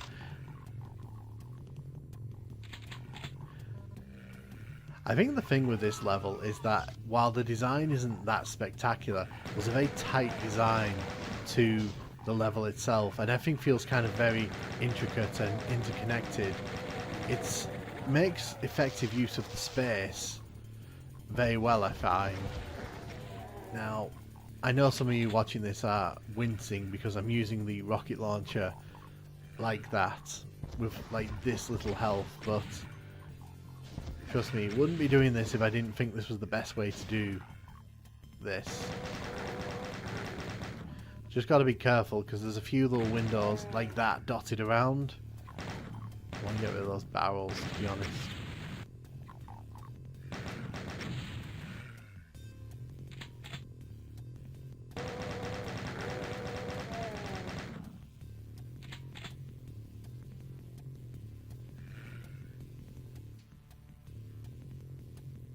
So it looks like we can get into there. That's actually the room where the two teleporters were. So it looks like we can get in there. There must be a way into there. The map actually shows us how to get in there. It's literally right here. Whoa. Okay. I think that's all the enemies on the level. But yeah, I don't hate this one. I actually think it's pretty well designed. And like I said, there's a nice compact and tight design to it that kind of keeps it all moving very briskly, because you're kind of moved between the different set pieces pretty nicely, at least compared to the level beforehand, which felt bloated and oversized. It's nice to have a level here that just kind of understands what it is. There's a ton of enemies on this one, so if you like shooting at zombies and monsters, this one's probably right up your street. But honestly, I kind of like Stronghold. It's got a nice brisk pace to it, and there's a lot of action, so it feels nice in comparison to what we've been going through in the last few levels. Hey, and welcome to map 10 of TNT Evolution. This is Redemption, and the thing with Redemption is that it's not a very big level, it's not a very long level, but I think it kind of fills the need that TNT has at this point, in that it's not too difficult, but it's also quite challenging if you kind of try to rush through it or you kind of approach it in a very weird way. So we're going to grab the super shotgun here. This wall here is going to open as we go towards the switch there. That's the kind of thing you've got to look out for in this level. There's quite a few traps that are kind of designed to catch first time players off, and especially with the chain gunners. The chain gunners are quite nasty, especially when we don't have any armor. So there's nothing else in this room here. Luckily, there is actually a secret here, but I'm going to catch it there. If we head up here, there's a backpack, which, you know, can be pretty useful for us. So we're going to head up north here, and we're going to go through this door, shoot these imps, thanks for blasting me in the face there. The blue armor is there. It opens up this trap. But the main thing in this room is hitting that switch there. If we hit this switch, it brings up the steps that lets us get into the next part of the level. Now, we've got to be very careful here, because the area down there has filled up with all kinds of enemies, including chain gunners and shotgunners. The pinkies are less of a problem once you get away from the window, but the real surprise is the mancubus that kind of silently wanders around the corner there. So as you can see, we've cleared the courtyard, grabbed the health there. I do like that at the start of the level they give you all that health. I think that something I don't like about some of these Final Doom levels is they're a bit stingy on the health front. So you can see there's two bony boys in this courtyard, as well as, I think there's a chain gunner behind them as well. Oh no, it was an imp. But anyway, the whole point is that that courtyard kind of serves as the central point for the level here. We're working our way around it, and we'll be heading out there soonish. We need the yellow key to get there, although here that the textures are not aligned there. So what is interesting here is that you can actually look through the red bars to see the enemies at the end of the level. It's worth getting rid of them, because while the end of the level isn't difficult, you know, we don't know how much health we're going to have at that point, so it's just worth clearing the way for us later on. We get rid of the bony boys, and then we get rid of these arachnotrons. There's also two pain elementals in this room. Those are the enemies I want to get rid of quickest because of that. Okay, can you stop filling the room with lost souls, please? So we've got rid of the first one. I'm going to hide behind this pillar here, because they won't shoot out lost souls until they have a line of sight on me. So as long as I kind of hide from it, it won't actually start filling the room up. So when we head up here, these switches are going to rise up. I'm not a fan of that. I don't think you should hide essential switches like that with no kind of indication that they're there, because some players probably won't even walk up to those windows and trigger the switches. So it's a bit of a weird design choice in my opinion. There's really no harm in just having the switches visible. I get that it encourages exploration, but that for me is like, some people will miss that, and I'm maybe talking from experience as from my younger days. So when we grab the yellow key there, this room will now fill up with all kinds of enemies. This is kind of why I was trying to get rid of the cacodemons before we launched into grabbing the yellow key, because this is going to turn into a bit of a soup of enemies here, and there's all kinds of enemies who are going to come through that teleporter, including that Baron of Hell. There's some imps, pinkies, but you can see there's not much really out here, to be honest, like other than the cacodemons that we kind of woke up as we went to the edge. I do want to kill these cacodemons. But you can see this is pretty much the most difficult room, in my opinion, of this whole level, just because the trap in there is pretty nasty. And as we head out to the courtyard here, you'll see there's mancubuses, which we have to deal with. There's also these enemies here. If you don't have the plasma rifle, this is probably going to be a difficult moment for you, because the enemies kind of shoot up out the ground. But yeah, that's pretty much the end of the level here. I do like the design of this level. I think it's very tight, and I do appreciate when levels kind of are very tightly designed like this and kind of unfold over the course of play. So as you can see here, there's another trap with the chain gunners. That's just to catch you as you're going back to the red door. So to lower the red bars, we actually have to go up top and hit the switch from the other side. But you can see that there's a lot of enemies in some small spaces here, and that kind of adds to the difficulty of this one. There's a fair bit of backtracking as well for a small level, but I don't mind it because this is not a massive level. As you'll see with some of the later TNT levels, backtracking becomes a bit of a headache. But you can see here the bars have dropped down. We didn't have to hit a switch in the end. We can just make our way around, and overall, I don't hate this one. I think it's kind of a bit unremarkable, especially compared to some of the levels we've seen thus far. I think that if you put this level in Ultimate Doom, let's say in episode 2 or 3, I think it wouldn't feel out of place, to be honest. It just kind of has that Ultimate Doom vibe for me. Whenever I play it, it kind of feels more like an Ultimate Doom level than it does like a Doom 2 level.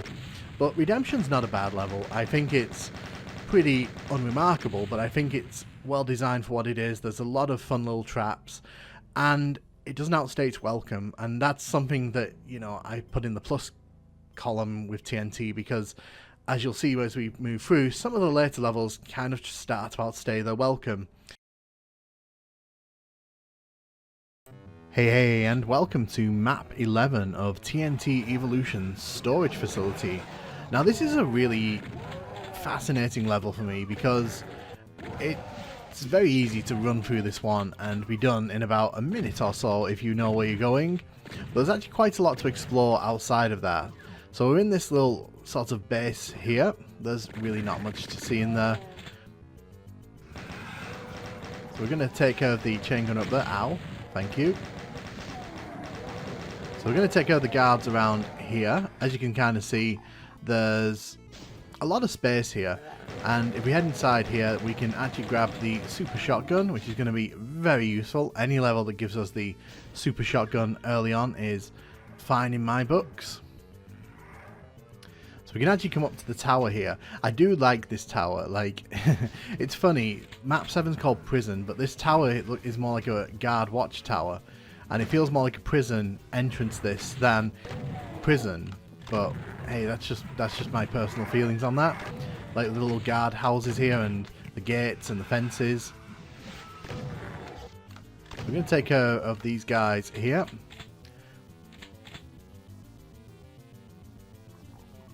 As we head around the corner here, you can kind of see there's a whole bunch of barrels there. Now, here's the thing with this. There's actually a megasphere up top there. We can only get it by using a arch-vile jump, which we'll be doing later on, hopefully. I'm not very good with arch-vile jumps, but in the meantime, we're going to come all the way down to the bottom here, and we're just going to kind of poke our head into this little base down here. There's a few barrels here, so just be careful when you're going around the corners. You don't want that chain gunner who's on the right there to start shooting, because he will hurt. As we make our way back down here, you can see there's a rocket launcher in the middle of that star there, and as soon as we grab it, a arch-vile is going to come running out at us. There you can see him.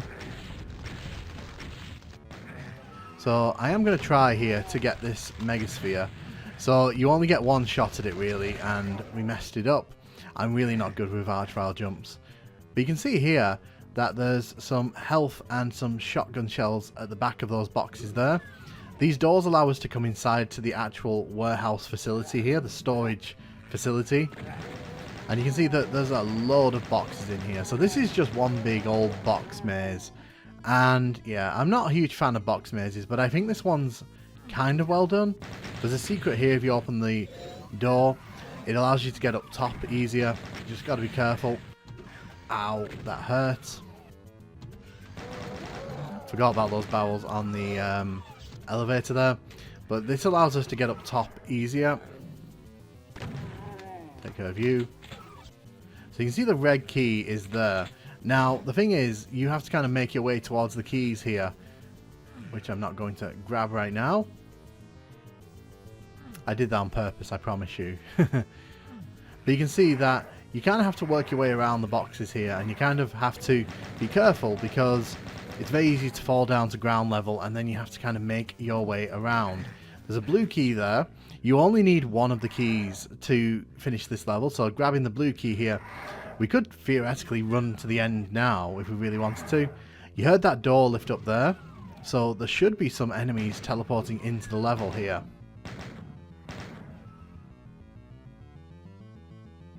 There should be enemies teleporting into the level here.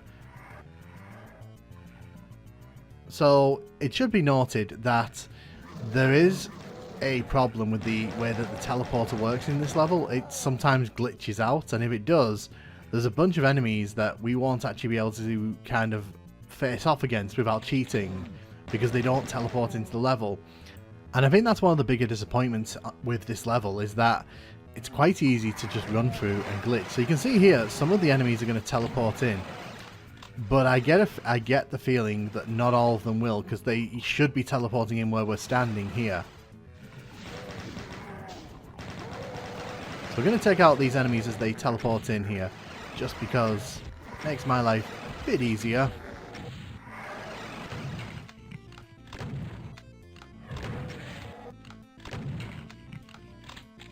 So that's it. Like, there's supposed to be a lot more enemies, including another archvile that's supposed to be breaking into the level here, but it kind of seems like they aren't coming, which is slightly disappointing.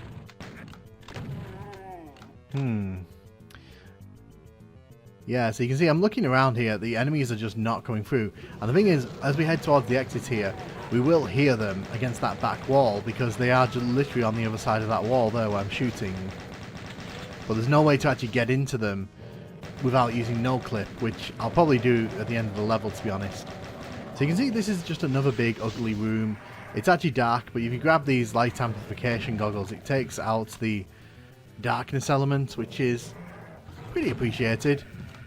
Again, I'm not a huge fan of box mazes. Box mazes for me are kind of...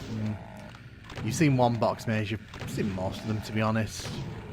I do kind of like the overall aesthetic of this level. I love the opening with the guard towers, the fences. As said, I personally think it feels more like a prison than Prison did, but that's just my personal opinion. As for this part of the level, I mean, you can take it or leave it. It doesn't offend.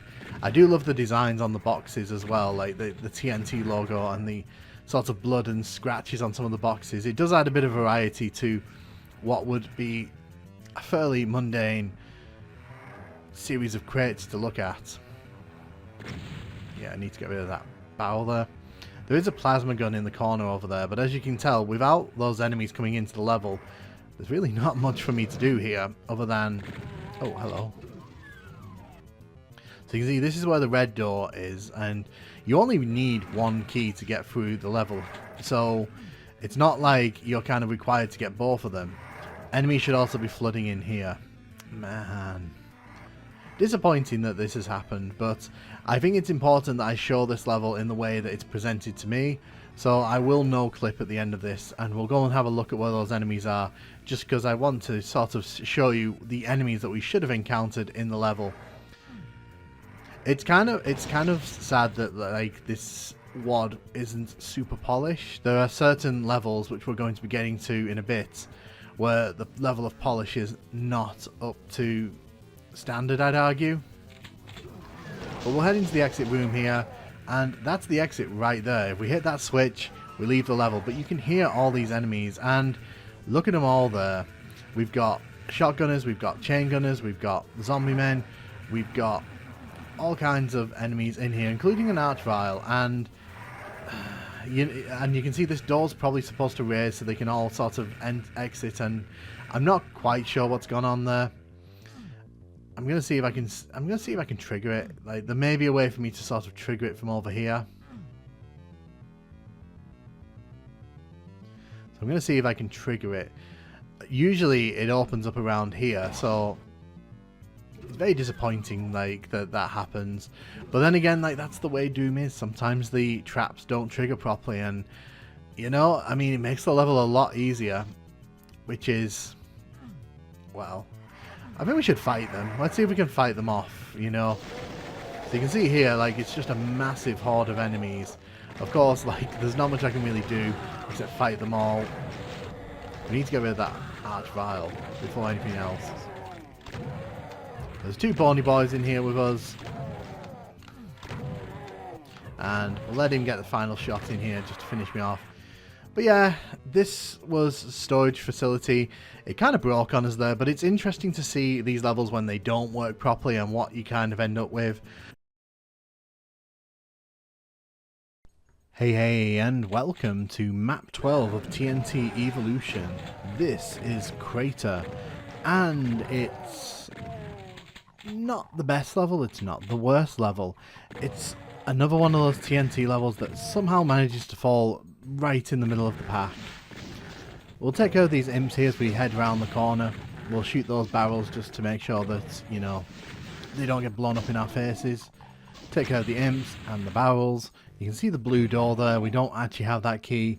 We could run straight to get it now, but I do want to do a bit of exploration in this level. So, Crater here. We come up the steps and you can see this is the titular crater. It's quite empty, which is probably its biggest weakness. Like, there's a lot of potential in the level design here, but it's kind of squandered in my opinion by the fact that there just isn't that much going on.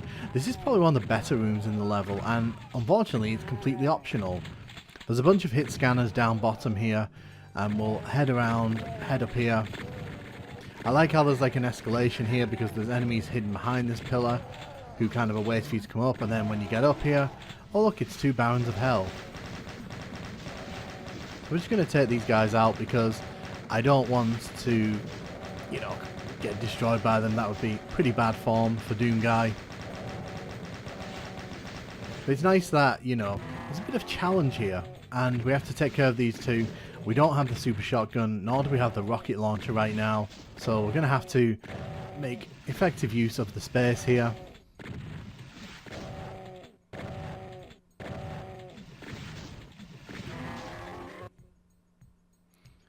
So when we grab that soul sphere there, the room is going to fill with yet more enemies, Mancubus and Arachnotrons. So the best thing for me to do here is just hide in this corner. If I try standing out in the open, the Arachnotrons are going to have me for breakfast, and then the Mancubus will finish me off just because they fancy it. The best thing I can do is just take care of all these enemies in the corner here, don't give them a chance to shoot me from up above, and just take them out from a distance. Full disclosure, I did try to take these guys out by running up the stairs at the entrance, and what happened? They killed me, because all the enemies were just shooting into one spot, and very hard to dodge all of that.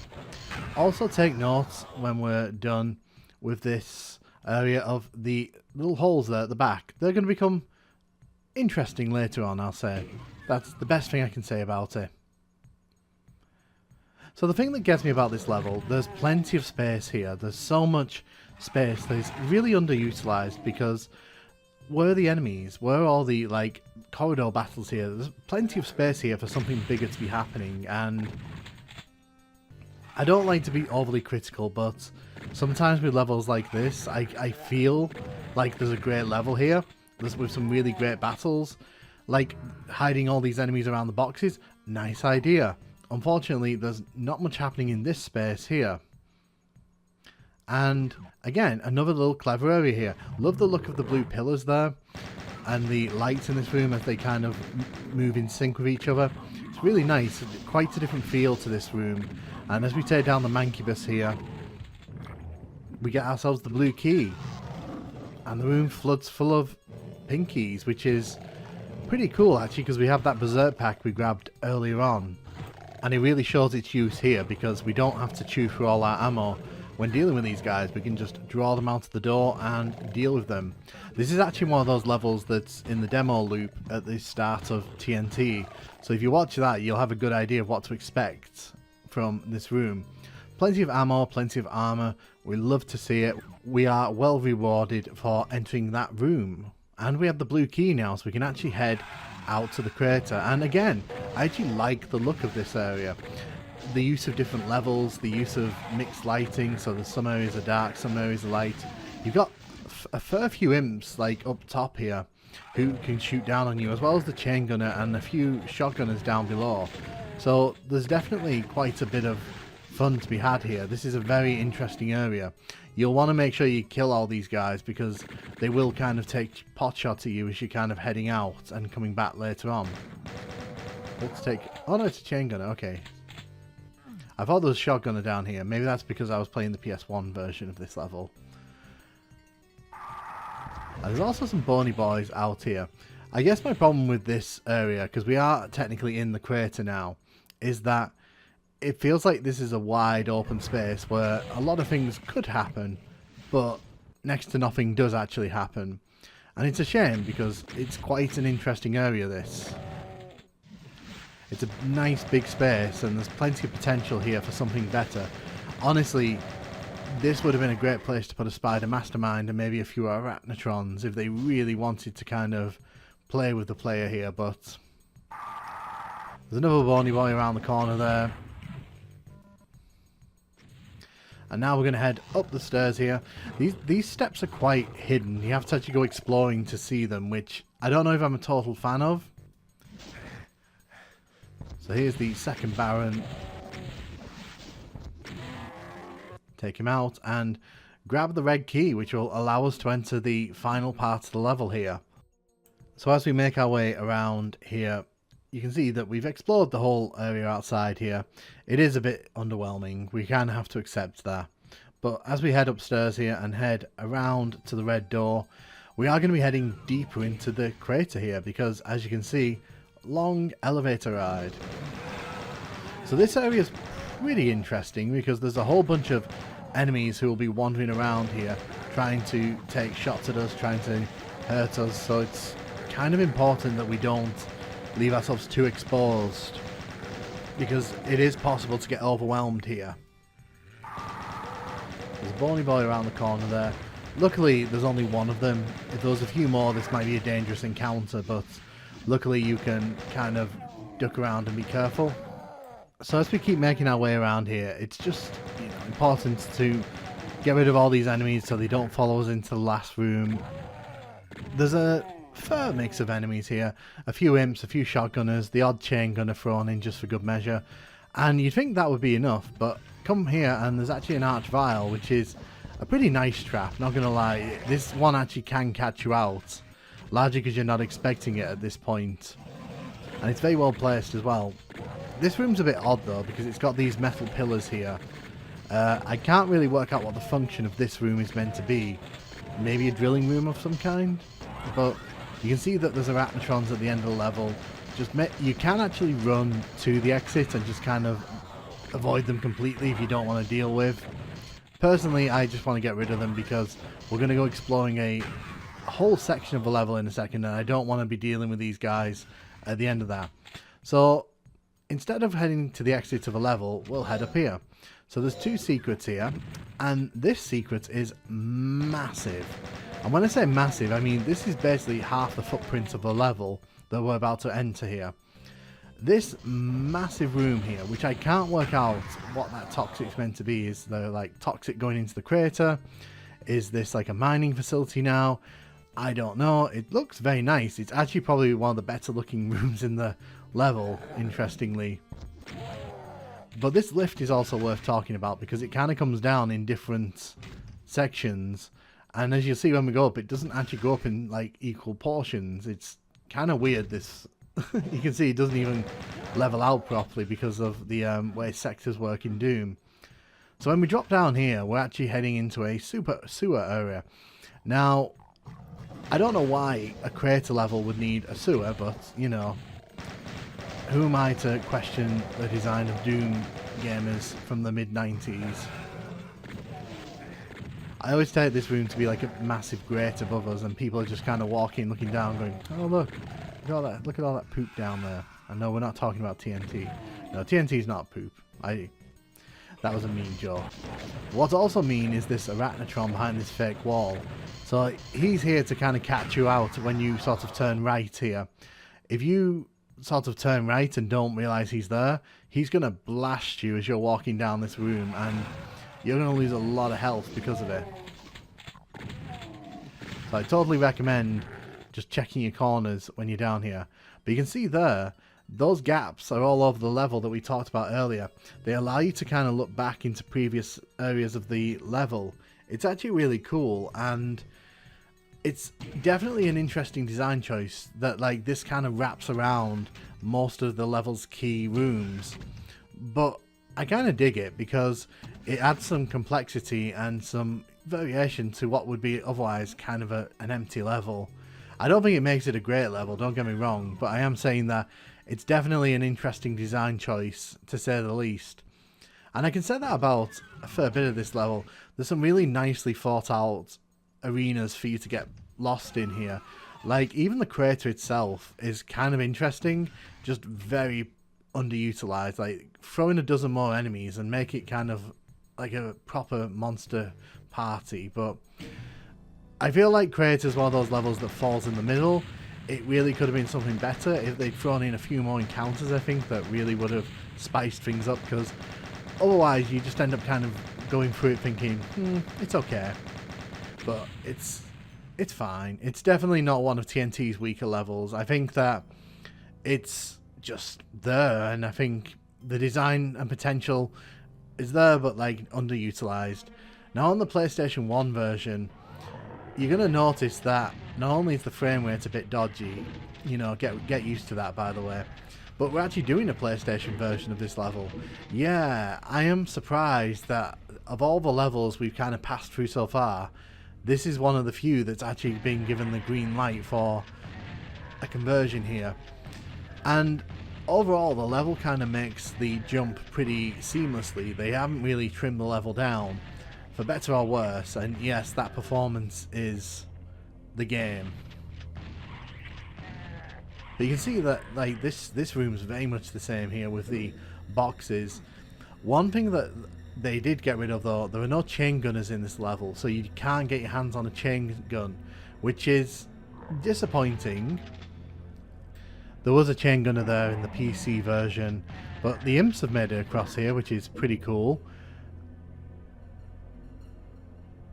But yeah, for better or worse, this level is an almost identical conversion with a few interesting notes of difference. The imps are all still here,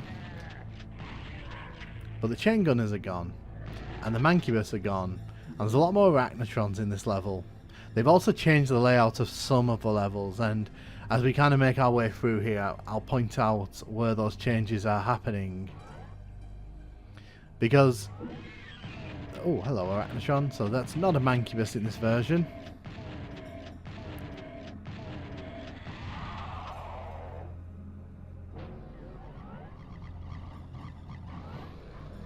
So again, going to make use of the door here to herd the pinkies through.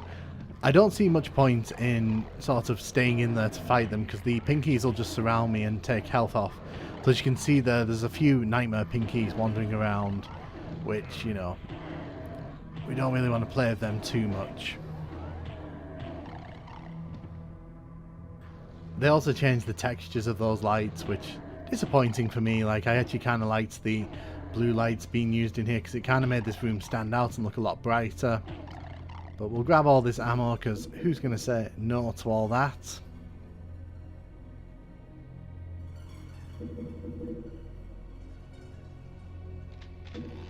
I don't really need the chainsaw, but, you know, may as well grab it while it's here. So we're going to head inside this room here.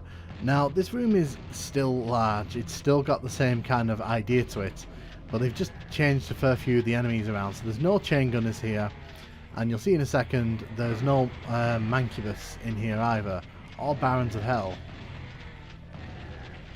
So you can see instead of the barons, they've actually got two arachnotrons in the centre there, and I don't know if that makes it more difficult or less difficult, but it certainly is a difference.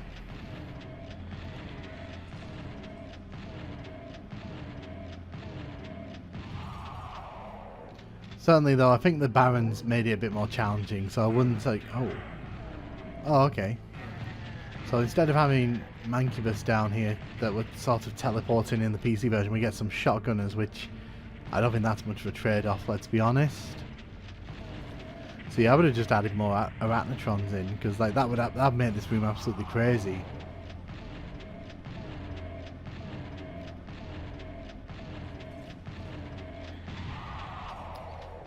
But you can kind of see that this room, while the same, lacks the same kind of challenge purely because, like, you know, limitations on the number of enemies they can have in there. Let's head through the blue door here. So you'll notice that the frame rate will start chugging around this point because these massive areas here do not do the PlayStation 1 any favours. I do like that skybox though, like I have to say, very underrated skybox in a Doom game.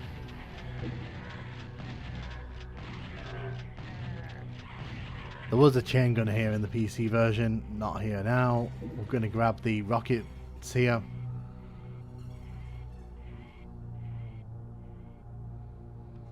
You can also see there are actually Arachnotrons here, so I guess maybe they took my suggestion from the previous one and applied it, or maybe, you know, I'm talking about this game 25 years after it was released, so, you know, probably not. I do kind of dig the PlayStation 1 vibe here, making everything a bit more shadowy and darker. It does kind of make this area feel a lot more menacing.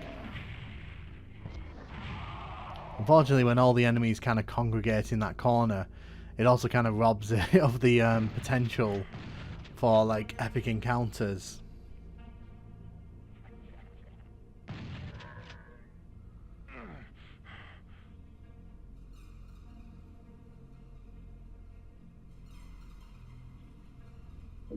So you can see where the Bony Boys were in the PC version, they are not here now.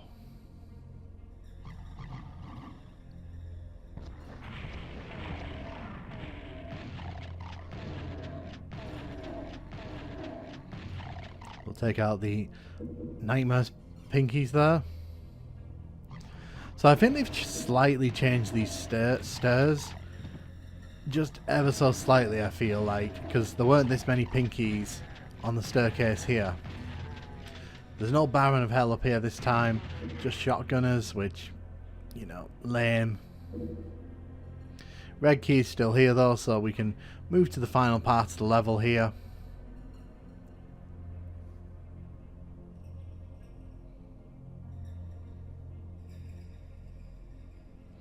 As said, I'm not against this level. I think it's got some really nice ideas. Like this area, for example, is very interesting. You'll notice, however, that this is where the changes start happening quite aggressively. So no longer are we going down into the crater, we just kind of go down a shallow elevator there. Same rooms here and everything, but that part is actually quite interesting because it means that we're not quite as deep under the level as we were before.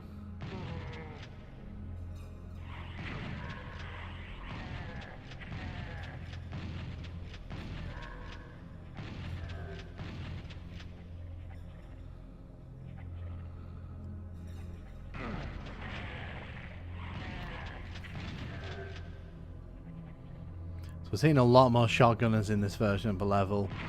The aesthetic in here though is remarkably similar though, just because they've used the same textures on the walls and floors and such. Are we actually going to die here? Is that what's happening?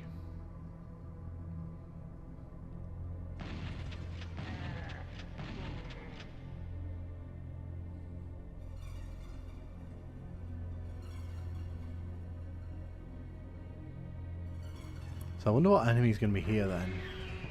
Oh, so they've actually changed this final room quite aggressively. They've got rid of all the weird metal poles that kind of, you know,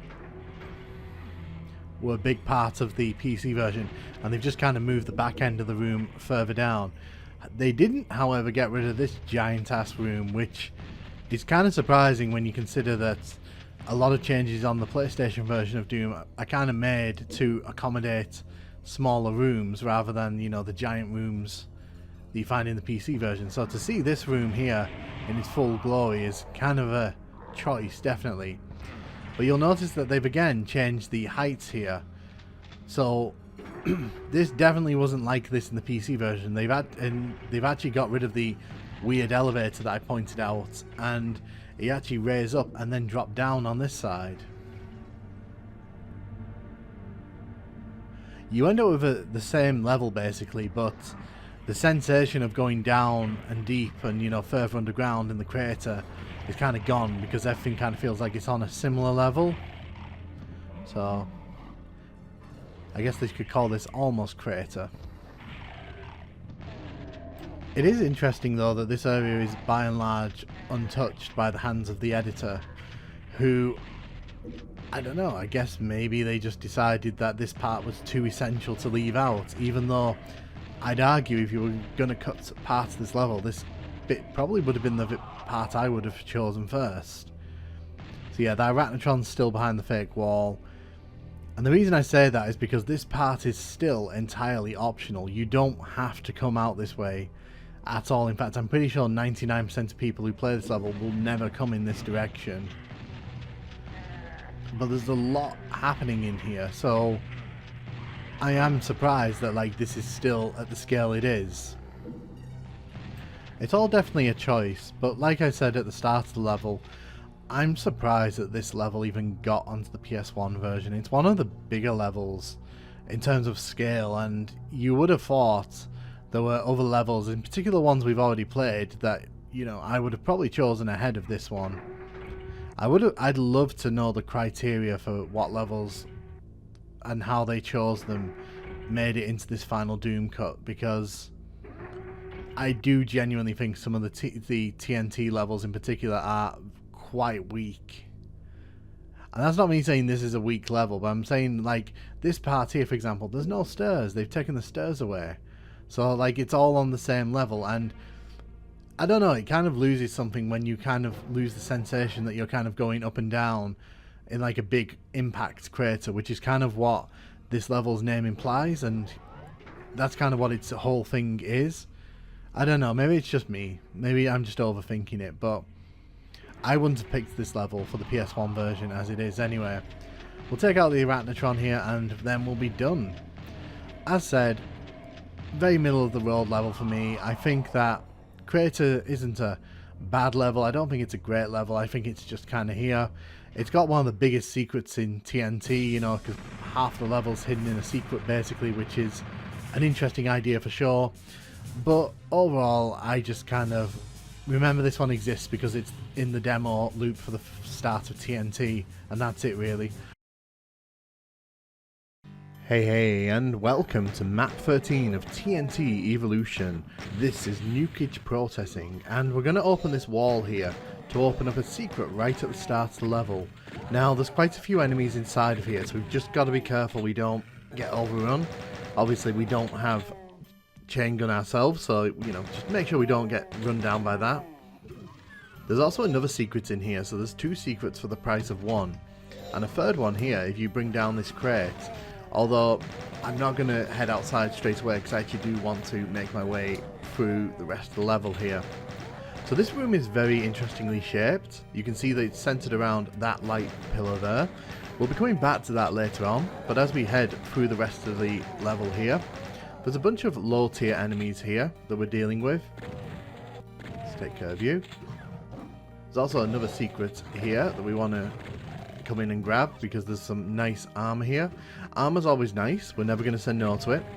I do like the opening to this level. I think that there's a nice escalation of enemies here.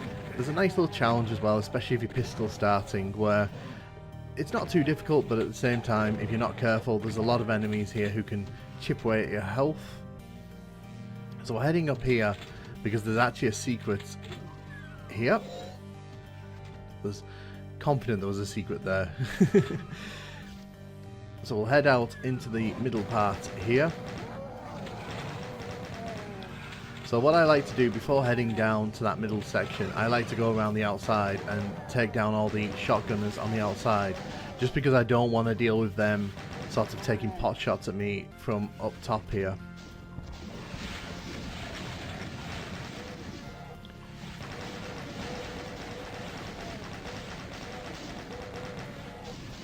So there's a lot of enemies down here, and we've got to be really careful because the space where we can safely move without taking damage is actually not that large. You can see that you've got these toxic pits here that kind of prevent you from just running across and getting away from the enemies without taking damage. There is some health back here, which I am going to grab. But I do like this central room. It's a very nice arena for that battle. And then we come out into this large open area here that is... It's kind of interesting because around the edge of it you can see there's some teleporters and there's a bunch of shotgunners who like to wander between the different teleporters. They'll be taking pot shots at us until we get rid of them, so it's in our interest to get rid of them as soon as possible. So you can see in the distance there, there's more shotgunners. I'm being very careful here because to the left there are some bony boys that we'll have to deal with if we wander too far around. So you can see here, this is where that box secret took us out to. I want to get rid of these mancubus before we do anything else here.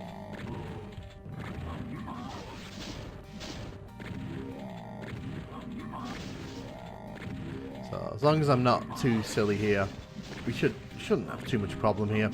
Mancubus are not a problem unless they can get right up close to you and fire. Once they fire the blast at you though, that's quite a damaging time, so you don't really want to encourage that too much. You can see there's more of these shotgunners darting around. You can see the bony boys I think have spotted me now. So that's something I'm going to have to deal with. Okay. Oh wow, missed 2 shots. Wow, I missed 3 out of 5 shots there. That was pretty poor going for me. So we're going to shoot this bony boy here.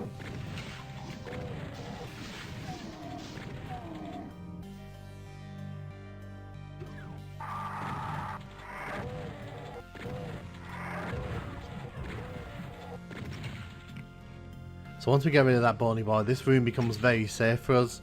We can use this switch to open the window. Don't know why we'd want to do that, but you know, it's nice to be able to do it. We'll head over here because we actually need to pick up the blue key as well. So the yellow and blue key are actually in this area. You can go for them in any order you want, but I usually try to go for the yellow key first just because the blue key is up top, and there's also a super shotgun that we can grab while we're up here.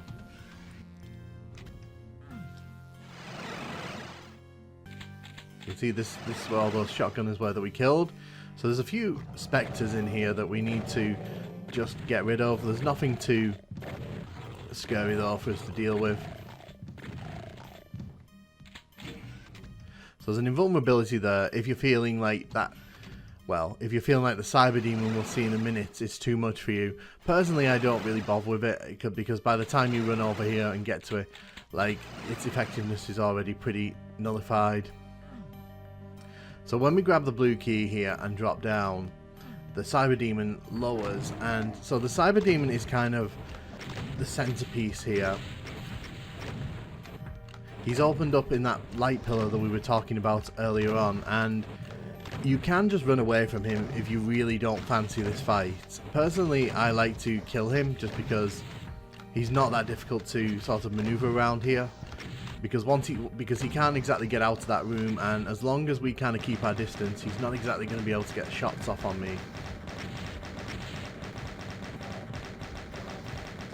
It would have been more interesting, in my opinion, if they sort of had a door that opened there and let the cyber demon out into this area. I think that would have probably been more fun. But that's just a suggestion I'd have put on this level.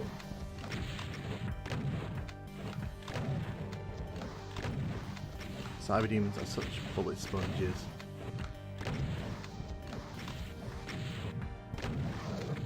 So there goes the Cyber Demon.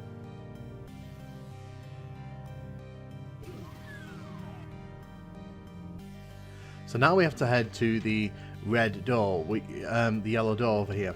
We can head to the blue door, but we need the red key in order to finish the level, and we get the red key from in here. So there's a bunch of low tier enemies in here, shotgunners, zombie men. I think there's a chain gunner somewhere as well. Pretty sure there's a chain gunner in here. There may not be a chain gunner in here actually. Oh wow, no, I'm thinking of the next room we go into. Fair enough. So we take down all these enemies here, and you can see, oh, there's the chain gunner. I was right, there was one in here. I shouldn't doubt myself. So we bring this down, and it's a meatball. Just got to be careful with the lost souls here. We don't want to, you know, antagonize them too much. Just get rid of them before they take too much health off us. So you can see there's a red switch there. The red key is actually in the middle here. Now for some reason I always remember that crushing me, but like I may have misremembered that from when I was a kid. If you open this wall here, there's a secret. Blue armor is always appreciated. And if you hit this switch, it's another set of windows that opens up, which, you know, great to see. You can actually get to that area without the red key. If you go through the teleporters, eventually you'll end up there, and you can actually get that blue armor pretty early in the level, so you're not forced to get that late in the level. Oh, okay, so those chain gunners at the end of the room there are kind of causing me a bit of problem. So what I'm going to do, I'm going to let them wander down the room here. So this is a big old nasty room because there's a bunch of places the enemies can hide behind. There's also a bunch of enemies inside who can hit us from across the room, so we've got to be very careful.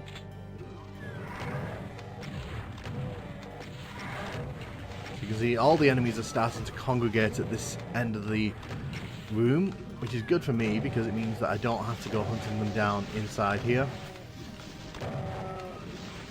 I think this end part of this level is the weakest part of this level by far. I think that, you know, this is an interesting room, but it's very forgettable in my opinion, at least compared to the Cyber Demon encounter and the arena we were talking about earlier with all the toxic pools. I'm also not a fan of the way this level ends because I think this level has a very questionable ending, and you'll see what I mean as we get through the red door here. So this is heading towards the exit, as you can see by the exit sign there. And there's a bunch of shotgunners and zombie men in here, you know, nothing too crazy going on. Chain gunner there. There's always one chain gunner. But as we head to the exit here, if we grab these items here, we trigger these Hell Knights and Barons of Hell. Now, the thing is, if you're just running for the exit, you can pretty much get to the exit and they won't be able to touch you because the exit was literally right in front of us there. So it's kind of a pointless trap in my opinion because it's really just there to catch out players who sort of want to grab those items or who sort of stall before hitting the exit. It's not a terrible secret and it's definitely not a terrible trap, but in my opinion, you know, I don't know, like I've never really thought much of it. And also because to kill all these enemies just requires a lot of ammo, which as you can see here we are depleting very quickly. Right, so we're gonna have to punch this guy. Right, come on, please don't take many. Oh lovely, one punch. And that's pretty much this level done with. As you can see, we can wander around the back there. That's where you'd normally fight the Hell Knights that we saw earlier on, but I managed to trick them all to come out. This is where those enemies came out from, and that is Nukage Processing. Honestly, overall, I think it's quite a fun level. There's a lot of big spaces, there's a lot of different challenges thrown at the player. There's some close quarter combat, there's some nice little arenas where interesting battles occur. I kind of like that outdoor area as well because it's not just flat with flat walls. There's actually cliffs where enemies are shooting you from, so you kind of got to think about how to use the cover when you're outside, and I like that. I think the Bony Boy in the yellow key hut is a bit odd, but hey. So we're going to play the PS1 version of this level here, and by and large it's very similar. The major difference with this version of the level is the enemy variety, as we seem to have noticed whenever we play these levels.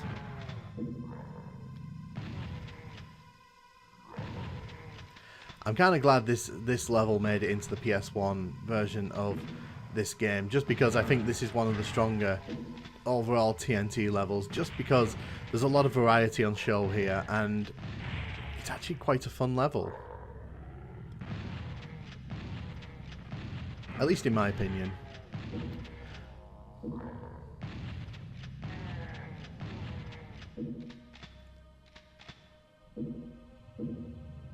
So I bet you're wondering what's going to be inside that central pillar this time round. Well, the answer is we'll talk about it when it comes down. So, interestingly, and someone can correct me in the comments if I'm wrong here, I don't think they actually use the Cyber Demon or the Spider Mastermind as enemies in this version of Doom. I don't think they actually turn up as enemies in any of the levels, even though I think they're listed in the enemy crawl at the end of the game. I forgot the backpack, didn't I? It's because they changed the textures at the back, and normally when I look at that texture I'm like, yeah, remember to open that door, but because obviously here it's changed, my mind didn't go to that straight away. We'll be coming back to this area a bit later, but we're going to take out all of these guys in here.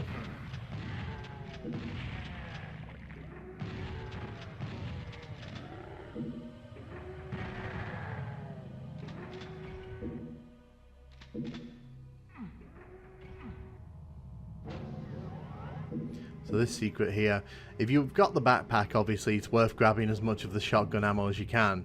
But if you've not got the backpack, then you know you might want to sort of hold off on some of these secrets. I do find the skybox in this level interesting. In fact, I find the skyboxes in PS1 Final Doom interesting across the board because they're not consistent. They're pretty randomized across all the levels. A lot of them are just reskins of like the ones that you saw in Ultimate Doom and Doom 2.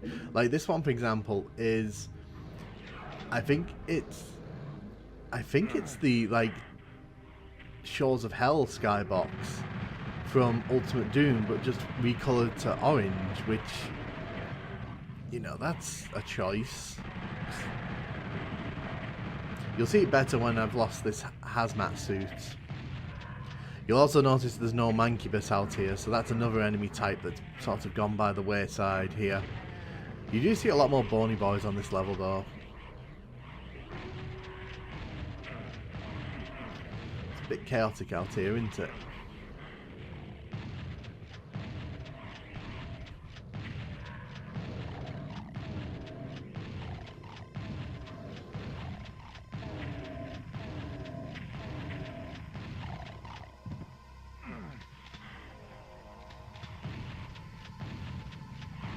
You can see that offered a fair challenge to us, even though they took the Mancubus out of the equation. I am going to get rid of those though, because I don't want to get shot by something as we're wandering through the level here.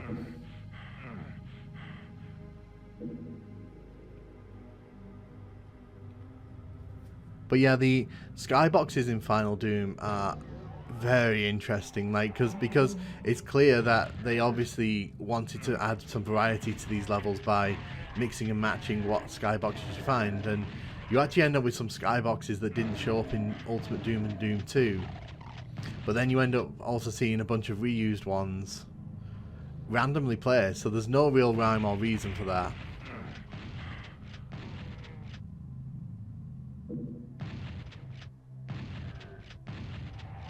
So the two bony boys are still out here, and we're going to take them out very, very slowly here. Very slowly here.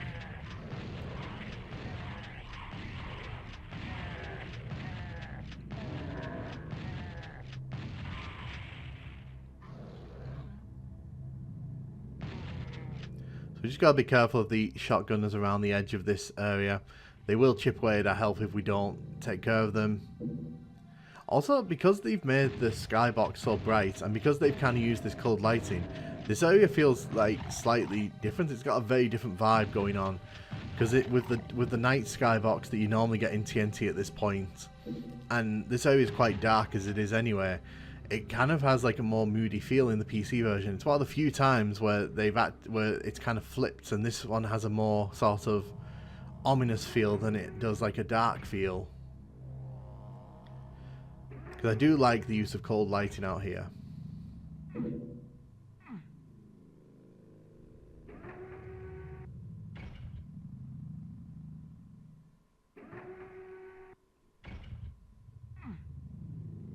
So we're going to go and grab that super shotgun from over here.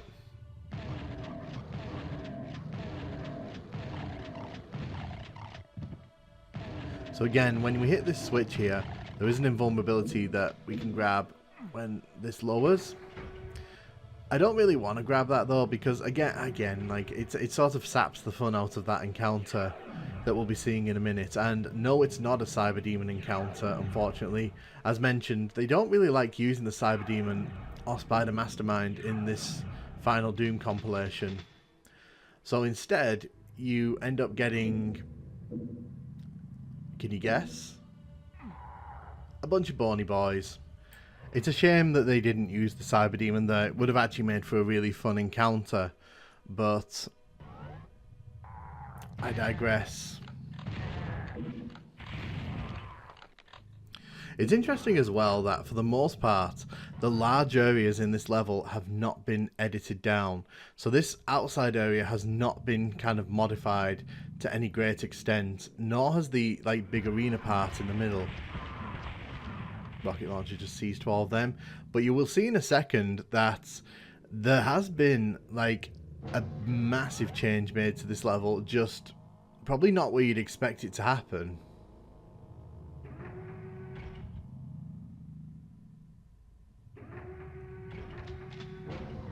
We're heading inside the yellow door here. It's the same kind of idea here. These enemies can teleport behind us, and if we let them wander down this corridor. So we just want to make sure that we get rid of all of these shotgunners and zombie men as we're kind of heading around the room here.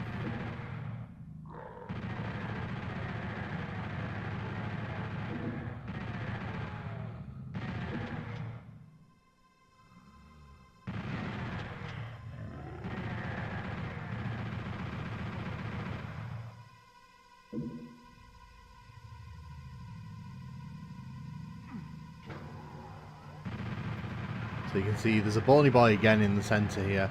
They really do enjoy making use of the bony boys in this one.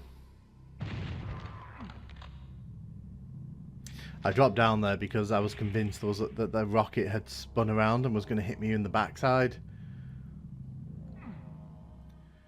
So you can see as well, they've put that random ass table in the middle there. I have no idea why they've done that. I assume it's to sort of hide the fact you're supposed to run across there. I don't know. It's a choice for sure. It's definitely a choice.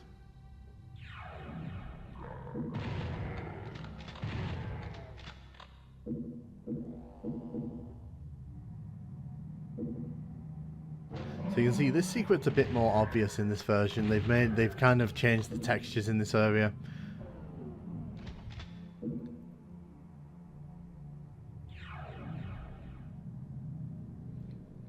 But overall, like, this level kind of makes it through, for the most part, unfazed and kind of butchered. The lack of Cyber Demon kind of detracts a bit from the level for me, but that's a minor gripe in the grand scale of things. I'd rather the Cyber Demon not be there and the level be intact than... So one change that they did make to this level is this final room here. So yeah, they've completely downscaled this room, like completely. You can see you can't really walk behind these things anymore. They've got rid of the toxic pool from the middle. They've even got rid of the red door at the end here. So the trap here remains, but you have to trigger it by actually doing that. And It's bony boys this time round. So even the barons weren't spared in the Great Cull. And that's level 13 of TNT done. Again, this is one of my more favourite TNT levels. I think that it mixes up close quarter combat with some nice big arenas. I think on PS1 as well, like the fact that the level's pretty much untouched except for that final room is pretty nice. It's a fun level in my opinion. It's one of TNT's better experiences. I don't know what other people think of it. Hey, and welcome to map 14 of TNT Evolution, Steelworks. And as you can see, we have the exit right next to us at the start. The red key that we need is actually up in that window there, but we're not going to be able to get that for a little while here. So instead I'm just going to shoot all these enemies out in the courtyard here. Don't worry, we'll be exploring what's inside that big crate very soon. So as we head inside here, you can see there's a bunch of enemies sort of coming out here. This is a very linear level, so there's a lot of wandering forward and then you got to do a lot of backtracking. There's a fair few low tier enemies as well, so you've got a bunch of zombie men, shotgunners, imps, and a few chain gunners thrown in for good measure. But this level isn't really that big on enemy variety. So you can see I'm looking down these little sort of openings there because there are imps that kind of wander back and forwards. As we kind of do that, this platform drops down, so we're going to head up here. I want to do this mainly to get my hands on this chain gunner's chain gun.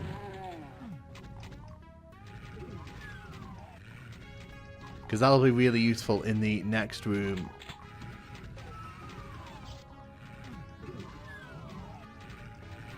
So as we make our way further into the mill here, you see there's a bunch of zombie men here. Now, the thing with this level is that it's not really got difficult encounters. It just fills rooms with lots of enemies like this. And it's up to you whether you find that a good thing or a bad thing. For me personally, I kind of like these rooms. I feel that like it hits that steel mill vibe. This is kind of, you know, industrial with lots of blood there. You can see moving under our feet. You'll also notice that the door we passed through there, we can't go back to the start of the level until we get the red key, which we won't be getting until near the end of the level, so we're pretty much stuck heading in this direction here. You have to be careful of the chain gunners up top there because they can come down and shoot you. There is a nice backpack there which I'm going to grab.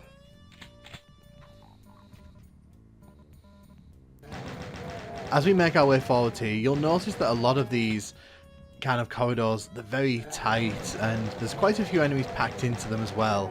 So it's kind of important that we don't leave enemies behind because we don't want them wandering up behind us. But then we come out into this opening here, which is, I guess they're supposed to be like giant presses, sort of pressing down. I'm not quite sure what they'd be pressing. It must be like lava or something. You can definitely tell that this one's trying to create a more real world aesthetic. So this trying to create a feeling that this place could exist. Let's get rid of the spectre there. So if we shoot the wall at the back there, it actually opens this switch up here. We won't be able to kind of access what that opens up for a hot minute, but trust me, I'll point it out when we get there. If you hit that back wall there, you can get a rocket launcher early. You can see that we need the blue key though to advance further. So one thing I'm not a fan of in this level is the number of pain floors. And not just pain floors, some of these pain floors are real nasty pain floors that take 20 HP off. It's not ideal in my opinion. But you can see here we're heading down this very tight corridor here to grab the blue key. You can also see that this is looking back onto the starting area. We do want to get rid of these pain elementals if possible because I don't want them filling the room with lost souls, because we are going to be heading back out. Ow, thank you for that lost soul. But you can see that this level kind of has little nooks and crannies that you can kind of explore, so it's not completely linear. It's just that the level is designed very much to kind of complement the sort of one direction it wants you to head in, and you end up kind of doubling back and glancing into areas that you've been to previously. Also, as we head back through the level here, you'll notice that this is now activated. So yeah, as you can see, we lost 20 HP of damage every time that pain floor hit us, and it has to be said that it's quite mean the way that this level has some of those in essential areas. So for example here, we have to run over this pain floor, and it's not nice. Let me tell you, it's not nice.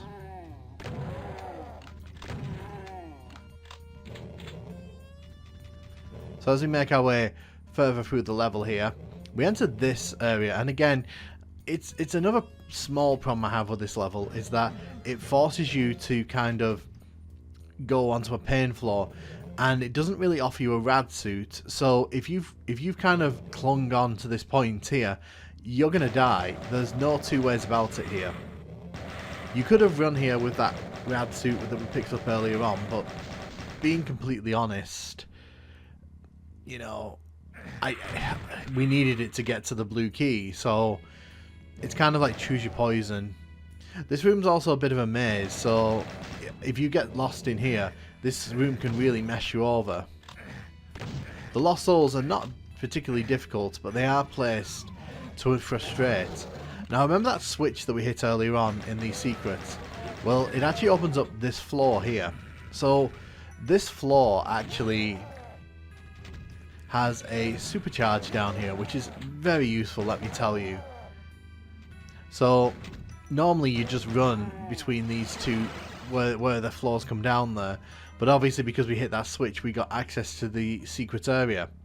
As soon as we grab the red keycard here, however, the walls are going to come down here, and not just here, in pretty much all of the level there's going to be monsters who flood back into the rooms that we've emptied. So I do like that this level does make use multiple times of rooms. It's nice when Doom levels don't just kind of forget that rooms exist once you've left them for the first time. You can also see that that big box has come down, so now we have a spider mastermind to deal with. Now I know that there's a shortcut to get out to the spider mastermind. I never normally take it because... I'm trying to figure out where it is. I never normally take it because obviously the spider mastermind is something that you don't really want to face unless you've got the right ammunition for it, and I don't think we've got enough ammo to deal with it right now. You can all see the lights have gone off in here, so again, another little touch that, you know, kind of adds a bit of depth to the level. That chain gun is there to catch you out, because most players will just run straight down the stairs and get shot from behind. You can see that more monster closets have opened up here as well, so the level is kind of filling back up with enemies, and like I said, I am a fan of when levels kind of make use of rooms multiple times. It's something I think that is very underrated. What is not underrated is this. So you can see my rad suits running out here, and you can also see that the roof here is kind of lowering in a way that, like, if we don't run at the right time, we could very easily get squished. Don't know if I'm a fan of that, to be honest. Feels kind of cheap. But you can see the enemies on show here are not that strong. The game's actually quite restrained here in that it could easily throw Bony Boys at us, or Barons, or Hell Knights, but instead it's just throwing a bunch of low tier enemies at us, and it's interesting, but I think that, like, this could be more intense if they threw in the odd Baron or Arachnotron. I'm just seeing if I can find that shortcut back to where the Spider Mastermind is. I know it's around here somewhere.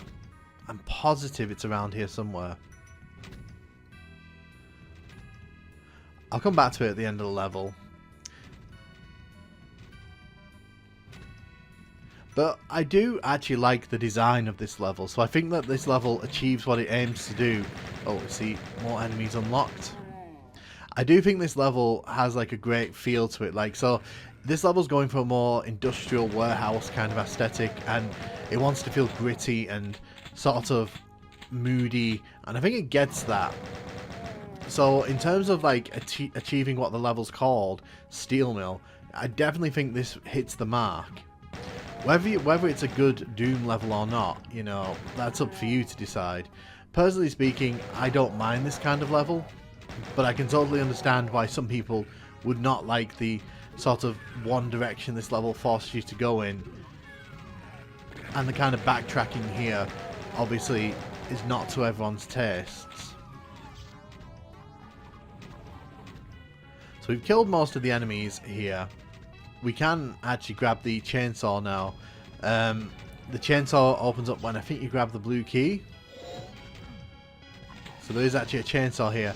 And we can actually come down the other side. So much like where we got the blue key from, this actually sort of goes right down the side of the room here. So it's actually in our interest to kind of explore this area, to kind of see what's down here. But you can see this is a well thought out level, and I don't know what I think about this as a final encounter for the level though, just because it seems a bit random to have like this random ass spider mastermind here, but honestly there's more than enough ammo in the walk back here to kind of make this super easy. And like I said, you don't really have to go out and face this thing directly. You can actually just do what I'm doing here, make use of the boxes for cover. But this is why you kill all the enemies on the way back through the level, because you don't want them shooting down on you from up the window. So that's where the shortcut is. Now, you know what? So this is the end of the level. If we go on to that, the level ends. I just want to see where this comes out. I'm just eternally curious. So I'm going to have a quick look at this. So you can see here, this is what I was talking about. Oh, so it comes out there. Well, there's a reason I wasn't going to find this, to be honest. I think you have to shoot this from the other side, but to be honest, like, I'm not that fussed. So that was in one of those lava pits with the crushers that I said I didn't like earlier on. But overall, Steelworks is fine. Again, it follows the recent trend in TNT levels of not being super memorable, but at the same time not being terrible. It's a nice little challenge if you pistol start it, because you kind of have to go hunting for all the weapons in the level, and you kind of have to make good use of the spaces to take out the enemies. But personally speaking, it's one of those levels I think that a lot of people will probably forget when they've played past it, and I don't think there's, you know, too many people who think this is an amazing Doom level. Hey, and welcome to map 15 of TNT Evolution Dead Zone. So we open that wall there to head out to the main level here. This is a very interestingly designed level.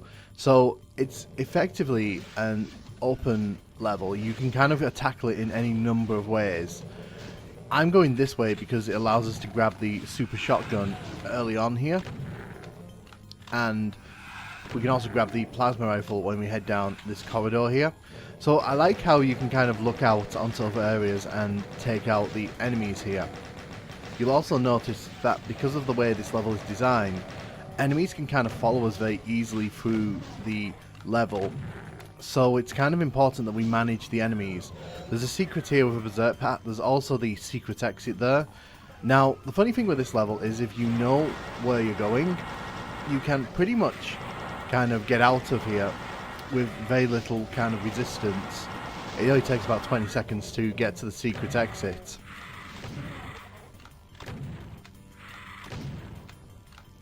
So we're going to take out the lost souls here. But yeah, this whole level's kind of very open, so you can tackle it in several different directions, which is fun, but it also means that if you kind of don't know where you're going, it's very easy to kind of get lost in this one.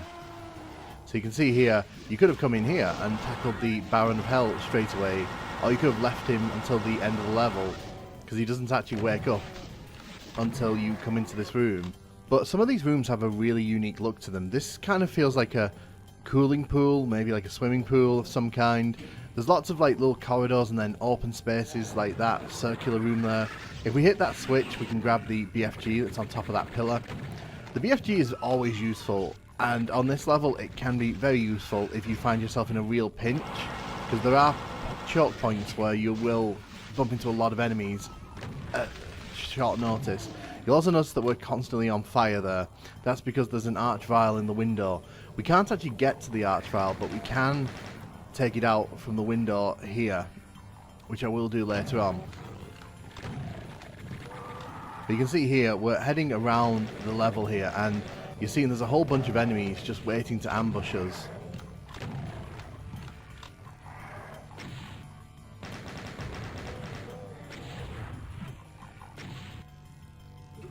So you can see the exit's actually sealed off. You actually need to trigger a switch in the level, and I think that's probably the biggest weakness of this level, because it's kind of more open approach, and because there's like a lot of ways you can head into the level, it can be quite easy to get lost because there's no key cards on this level.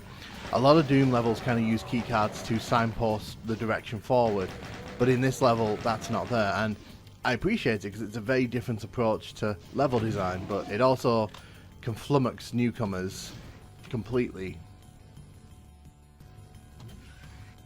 So heading back up here, you can see we've dealt with quite a few enemies as we've been making our way around here, and we're not quite done yet. So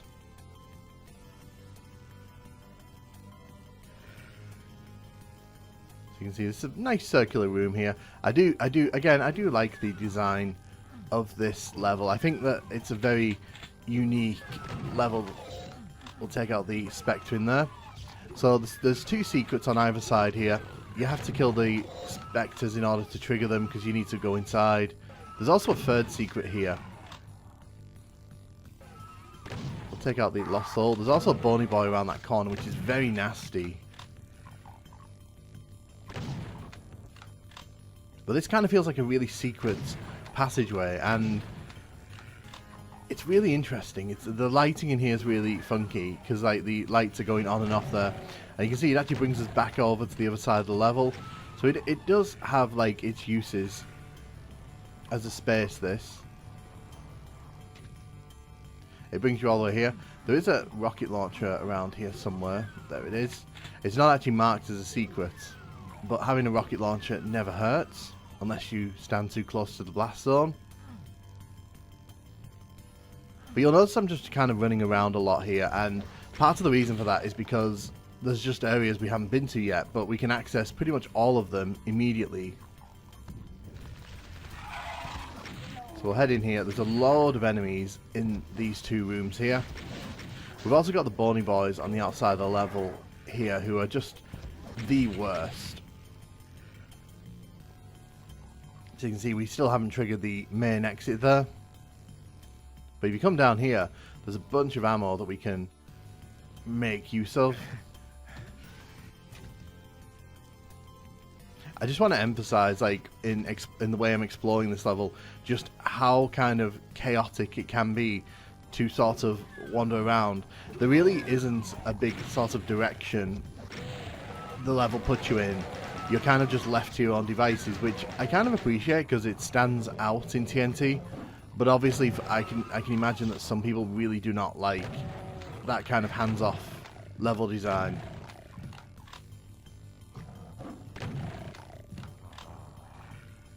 I always imagine this as like a server room or like a big computer room. We've already been in there. Yeah, we can't get health from in there. So I think there's another secret in here, if I'm not wrong. Yeah, there is. So if we go around here, we can grab this invisibility. I do kind of appreciate this level, even if it is chaotic. And by chaotic, you can see there, like, enemies have kind of followed us over to here from across the level.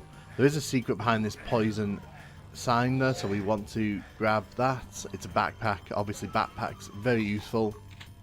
But one thing I really like is that there's a lot of spaces here where you can kind of look back on previous areas of the level or look into areas where you've not been to yet, and you can make the level a lot easier if you make good use of those spaces.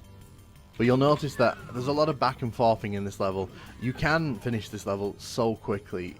Like, it can't be understated just how quickly you can finish this one if you know where you're going. Even going through to the normal exit doesn't take that long, as long as you know which switch to hit.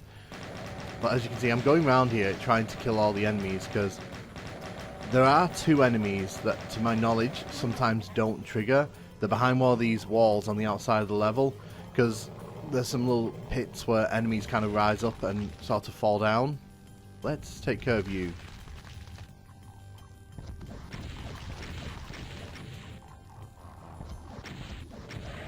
So there's a Cacodemon and a Pain Elemental that sometimes don't come over the wall. At least that's my understanding. There's an imp down there as well. I'm trying to remember what I've done and what I've not done. There's quite a lot to remember in this level. Grab those rockets. So I'm going to trigger the main centerpiece to this level in a second.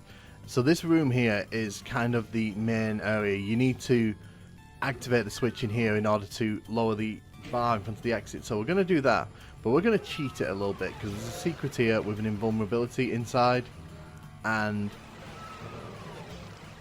we're going to let them all teleport in a tiny bit. And then I'm just going to, yes, use the BFG to get rid of you. So again, all you have to really do is hit that switch and then blast it to the exit if you really don't want to go to the secret levels. But yeah, that's pretty much this level done in my opinion. Like, there really isn't that much more to say. As you can see, it's an interesting level design. There's a lot you can really pass from this one. It's fun, it can be frustrating, and it can be very kind of directionless if you allow the level to kind of do that to you. It's not overly big though, and I do think that it stands out certainly among a lot of the TNT levels that we've seen so far. Certainly it has a lot more to offer than, you know, some of the levels we're going to be seeing in the upcoming levels, let me tell you. But as you can see here, what I'm doing, I'm just kind of looking around the outside of the level. I'm just kind of showing you that there's like a ring outside the level where the enemies can kind of hide. There's two enemies that I'm pretty sure haven't come out. So getting 100% kills on this level can be pretty frustrating. But I'm just doing a final sweep here, making sure that we've killed all the enemies that we can. And then we'll head this way. We actually came here earlier on, we got a berserk pack out of here. And this is the secret exit. So this will take us to level 31. And as you can see, 98% kills. We expected that. 100% secrets. It's a real shame that those two enemies didn't pop out, but overall I think Dead Zone's got a lot to offer. I think it's one of those levels that it really depends on how much hand-holding you like in your levels. If you like to kind of be sent in one direction, then this level is definitely not for you. But if you kind of like more open approach levels and levels that kind of leave you to it, this one's fun in my opinion. Hey and welcome to map 31 of TNT Evolution. This is Pharaoh, and yeah, I've got a bone to pick with this level, a massive bone. But first things first, we have to talk about how good this opening looks. This actually does look like a pyramid, and I love the fact that this level has fairly unique textures on it, so that you can definitely tell that they were shooting for the Egypt aesthetic here, which I appreciate. And as you can see, there's a whole bunch of ammo and weapons here at the beginning of the level, so definitely not understocked. But my first gripe with this level will come as we head around this corner here. So in order to progress, you have to hit that switch, which is on the back side of a slab, which is not very well appreciated. So as we make our way into the main chamber here, you can see a bunch of imps here, and we're going to take them out. You'll also notice the arachnotrons who have not awoken to our presence. Now, here's the thing. There's a little trickery going on here that means they can't see us. But here's the thing. If you really don't want to do this level, or you can't access the yellow key, which we'll talk about in a bit, you can actually just hit the switch on top of that chair there, and you can just run to the level exit. So yeah, I'd recommend that, to be honest. Once you've grabbed all that ammo at the start, I'd just recommend bulleting for that. So we've just triggered this Spectre trap as we head down here into the catacombs of the pyramid here.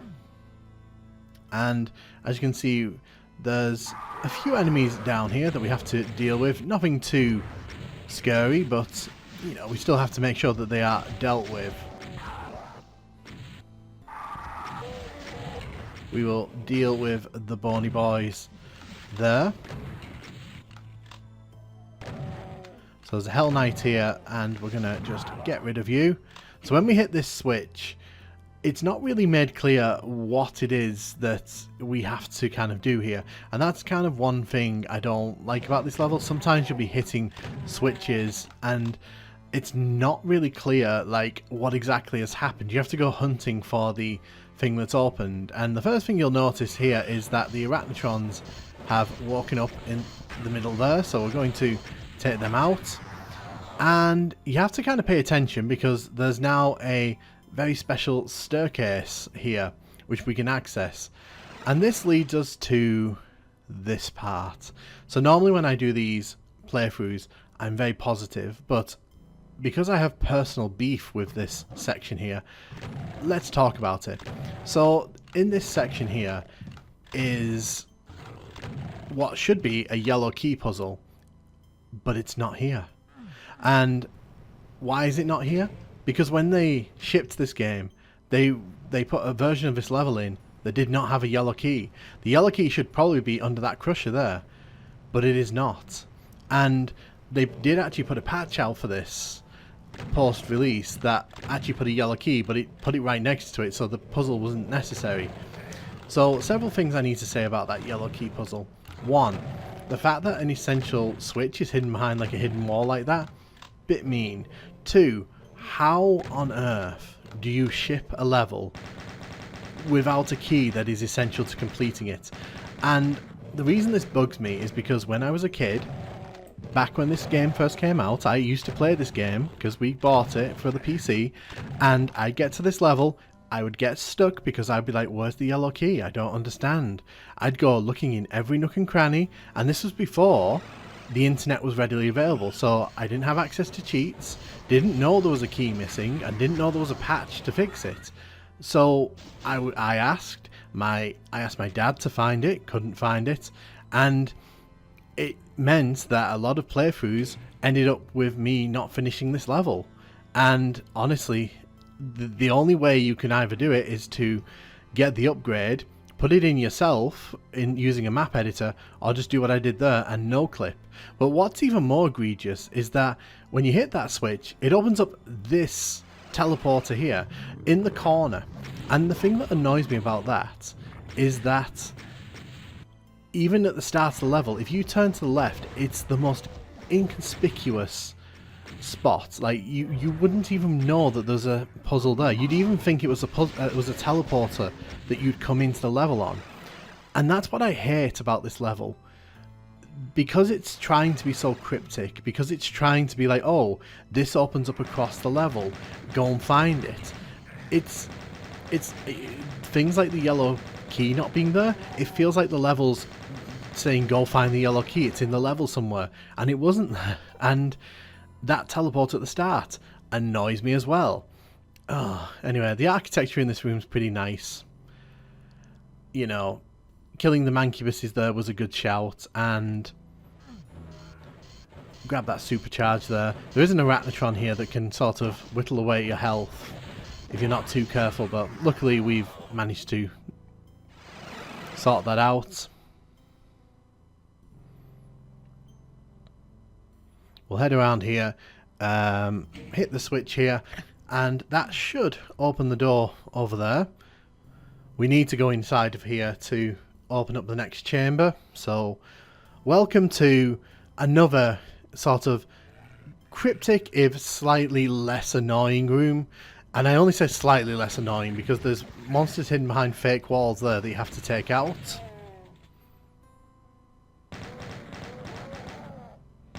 And once you take these guys out, there's a very small arch-vile trap that we'll be dealing with. So you can see there's an arch-vile that's come into the level, and it's teleporting itself around pretty nicely. There is a second one running around somewhere. We'll probably see it in a second. Oh, there he is. Oh, he actually got us.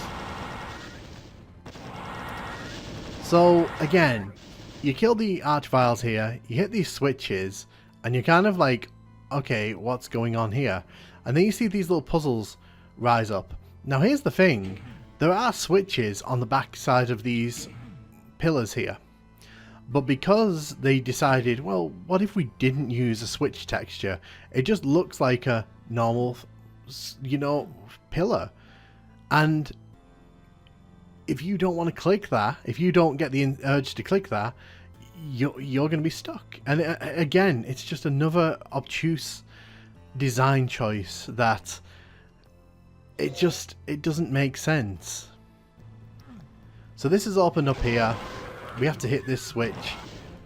Can you see what I'm saying about this level? There's a lot of that back and forth. You have to sort of hit a switch on one side of the level and then run across the level to find something that's opened up, and it's not super noticeable all the time. And normally that wouldn't bother me, but on a level this big, it's kind of obnoxious level design, and I get some people really like that kind of Doom level design, and if you love that kind of level design, I'm sure that this level is right up your street. But for me, it's just all of these things kind of coming together into one ball of ugh to make this level just a big ugh to me. So we head down this corridor here, and you can see there's a switch here.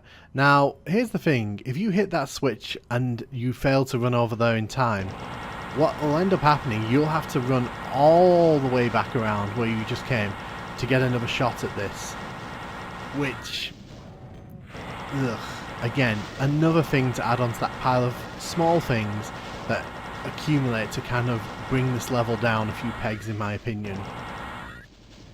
But we'll clear the room here, and then we'll make our way over there, because, you know, we need to go over there to finish the level, basically. So if we hit the switch here and grab the blue armor, what's up here? Not much at all. So if you look there, there's an Archvile who's spawned in, and a Lost Soul, lovely. You know what? We're going to go down and sort out the Archvile here. So let's say you miss the blue key here. Let's say you drop down and you decide, screw it, you know, I've missed it. I'm just going to show you, like, you have to spend like a good minute heading back in that general direction. It's so tedious. It's tedious to the max. And no, you can't just sort of teleport your way back up there or use an elevator. The game doesn't actually sort of take that into consideration. You have to go all the way around,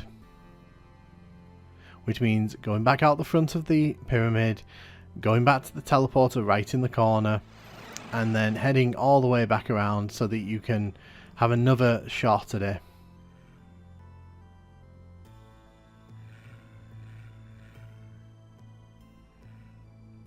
I have to say though, as much as I'm ragging on the actual level design here, I do actually like the aesthetic of this level. I think it perfectly manages to capture that feeling of, you know, you're in a pyramid and you're kind of exploring something ancient, and I do like that a lot. I think that's great. Now, we got the blue key there, so here's the thing. You actually have to come over here and raise the bars here to get through the blue door there. So why did they not just do that with the yellow key on the other side? Why did they have to put a switch deep in the puzzle that brought down the teleporter for the yellow key, but then on the other side there's blue bars which you can just open right next to it, so you know exactly what it does? Do you see what I mean? Inconsistency. And I know some people love this level, but you know, it's just little things like that accumulate. So there's a bit of a wave of enemies here we need to be careful for. I want to get rid of these bony boys because frankly, like, who wants to deal with them?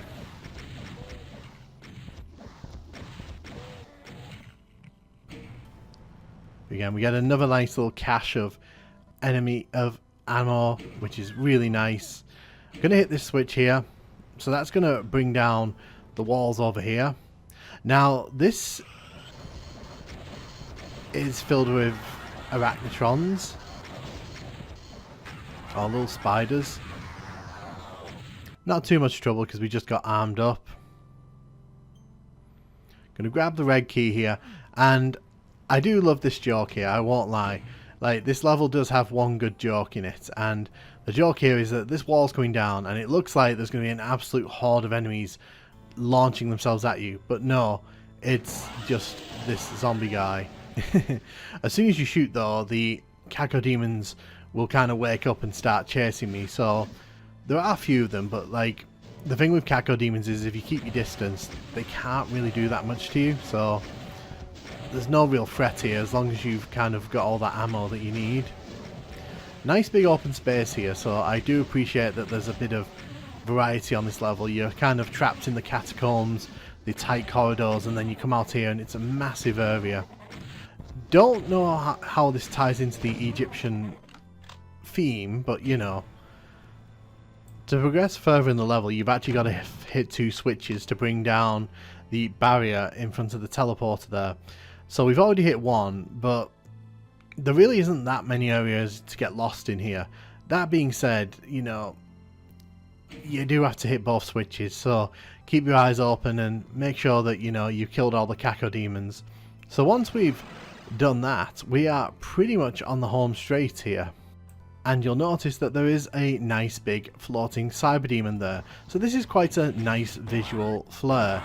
I don't really know how it ties into the pyramid aesthetic, but it's pretty cool to look at. So there is that aspect to it. So this can be pretty easy if you bring a BFG in with you. If you've not brought a BFG in like I haven't here, then your best bet's just to kind of dash in, dash out, and make sure that you get in your hits and then back away as quickly as you can.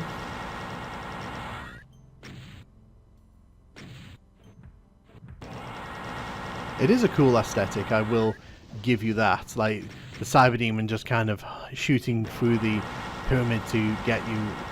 Don't know why those 2 arachnotrons there haven't activated. To be honest, like I said, I haven't played this level in depth in so long. Like I don't. Also, like, what's going on with that texture on the bottom there? It's basically half a door texture, which, you know what, whatever. This level does what it wants. Yeah, so I'm not sure what I've done / not done to make that happen. But I think we can just head for the level exit here. I'm sure someone in the comments is going to tell me that I missed some trigger or something.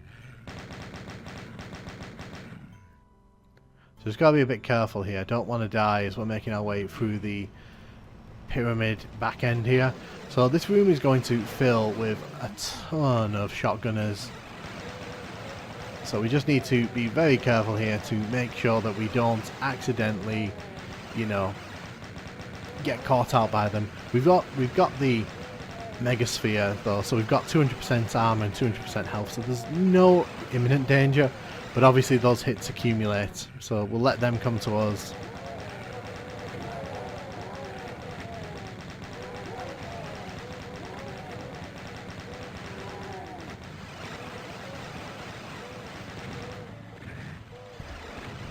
I'll use the rocket launcher here because hopefully it'll take down a few at a time. I think that's all of them. So you can go back into the rest of the level using that switch, and you can see that platform with the cyberdemon has gone.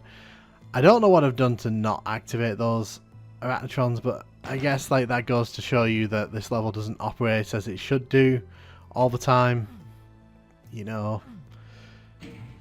And don't think for a second like this is me saying this is an awful level. I just dislike a lot of the design choices made. It really breaks up the flow of the level, and this level looks so good. I mean, just look at like how good this end part is here. There's no need for it to be this detailed, and it looks great for a base Doom game in 1996 when this game came out. There's also deep water effect here, which we saw in Human Barbecue level 2, but we don't want to go into the normal exit. We actually want to sneak out and come this way. This way actually takes us to a secret room here, and if we hit the bottom there's a secret exit. So, what have I got to say about Pharaoh? I'm not a fan of this one. I love the looks of it, I love the aesthetic. I like some of the battles as well, like the Cyber Demon battle. But there's just too many weird choices, bad choices in this one. And I know this was made by Dario Casali, who would go on to make the Plutonia levels, and he's very highly regarded, but this one for me doesn't hit the spot. A lot of bad memories of this one, so personally speaking, not a fan of it. Hey, and welcome to map 32 of TNT Evolution. This is Carribean, and we are ThatNukemGuy. We are on holiday, and these demons have shown up to ruin the party for us. So, let's go in here and grab this secret super shotgun. It's not marked as a secret, but it may as well be. Grab the chain guns here. So, take a look around, because ThatNukemGuy is supposed to be on holiday here. But, unfortunately, well, demons don't take holidays. So we're going to take out the chain gunners on either side of the entrance here. Grab all the chain guns here. So this level does get a bit action packed. Now this supercharge here, we can only get one shot to grab it and we've missed it. So the trick there is that you're supposed to get the Baron to come out and then run in and grab it. So unfortunately we can't grab that right now, so we're just going to have to leave it. As we head up here, this is actually a trap, so the thing is, if you step back before the door drops, you can actually sort of break the trap, but shh, I didn't tell you that. So we're going to shoot all the enemies here. A bunch of shotgunners are going to teleport into this room here, but luckily we're more than a match for all these guys, as long as we don't stand there taking shot after shot from them.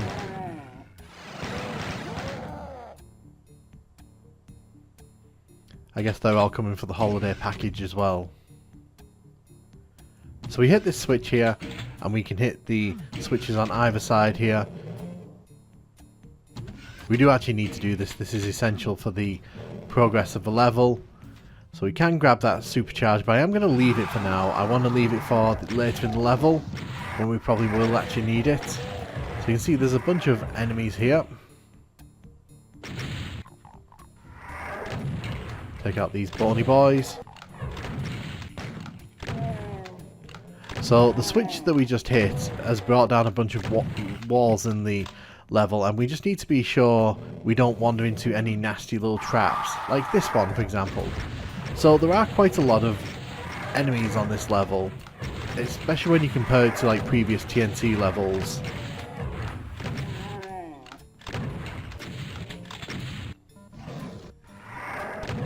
You can see there we can grab the blue key.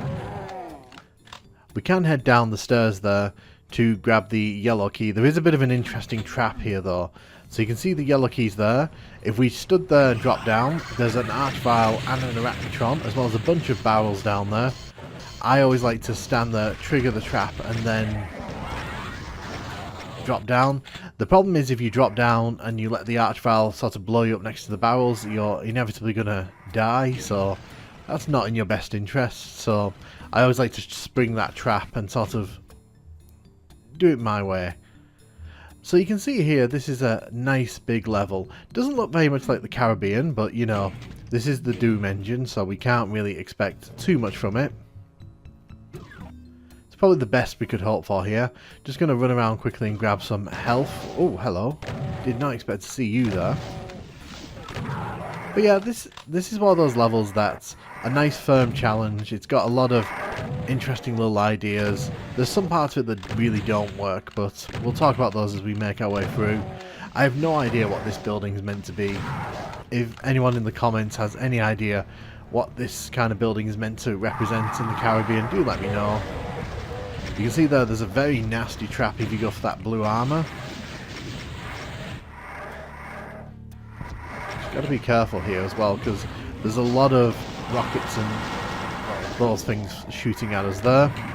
Mancubuses are not known for being kind.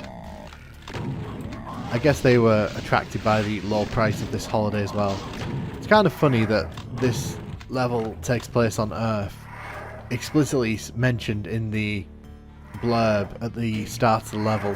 What's also funny is that it kind of mentions a cyber demon, but if you come here on the I'm too young to die skill or the hurt me plenty difficulty, you end up seeing a spider mastermind, so you know, that's just kind of funny to me. So as we make our way around here, you can see that we're entering what I assume is supposed to be like a port area, so this is supposed to be like a little, like a fishing village, I'm guessing, like, you know, like there's little ports and little docks here. Heretic did this so much better. I'm just kind of pointing that out, and Heretic was already out at this point, so they could have taken some ideas from that styling, but you know, it's neither here nor there, is it? Let's be honest. So this is like a little port, a little pier area. And now a bunch of enemies are going to teleport in because I did grab the BFG there, and obviously that made them very mad. The enemies do kind of come at you from all angles once they start teleporting in, so it's worth just checking your back and checking down all the sides of the piers here, just to make sure that no one's going to be kind of hiding like this lovely fella here. Thanks for the rocket there. Lovely to experience that on my holiday. I also don't know why the Caribbean has a blood red sky, but you know, again, I was going to get that supercharge I left earlier on. Ooh. I can hear someone walking around. I'm assuming that if they're not up here, then they must be outside. I can probably just hear them from through the wall. But yeah, you can see there's some thought being put into the layout here. So there's a lot of interesting encounters on this level that, for a first timer at least, like there's quite a lot of challenge here. But when you know what to expect, it isn't quite as challenging. So as we make our way across here, another wall opens up, but we've got the BFG. This was included in the deluxe package of our holiday. So just be careful of the bony boys.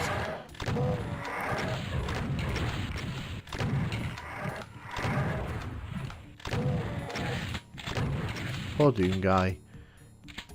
Comes on holiday to get a break from the demons, and the demons just can't leave him alone for 5 minutes, blowing up his phone and trying to blow him up as well. So we're going to hit this switch here because that opens the door over here. So that opens up a little sequence here where we're going to be trying to get the red key. Of course, there's pain elementals here. Daddy's got to bring the kids with him, and the kids being the lost souls. There's always screaming kids on holidays, isn't there? And these are definitely screaming kids we don't want to deal with. So there is a door there, but we can't actually go through there until we go through this side. So this is probably one of my least favourite parts of this level. This is a maze that's kind of triggered by line devs on the floor. You've got to cross certain parts and hit certain switches to make certain things happen. It's not the best puzzle. It's not the best little maze either. It's very easy to kind of get lost and double back on yourself because it all kind of looks the same. Wonderful brown textures on the walls, on the floors, and on the roof, just to kind of, you know, add to the brown aesthetic. So you can see here, we need to get through that wall there. I think we have to go around here. Yeah. I'm not a fan of areas like this where like single colours are kind of used on all the different surfaces. So that Spectre's gone right behind us there. As you can see, it's trying to bite me. So the trap there, obviously, if you know it's coming, you can prepare for it. But if you don't know it's coming, that's actually pretty nasty with the Spectre showing up behind you there. So I'm getting ready for the Archvile here. Of course, it teleports right away. Didn't want to deal with me. Saw me coming and was like, nah, not today. I don't know about you, but I wouldn't be very impressed if I turned up on my holiday and there was an Archvile waiting to blast my face off. So hopefully we can now go in this side. Oh no, I mustn't have hit the switch.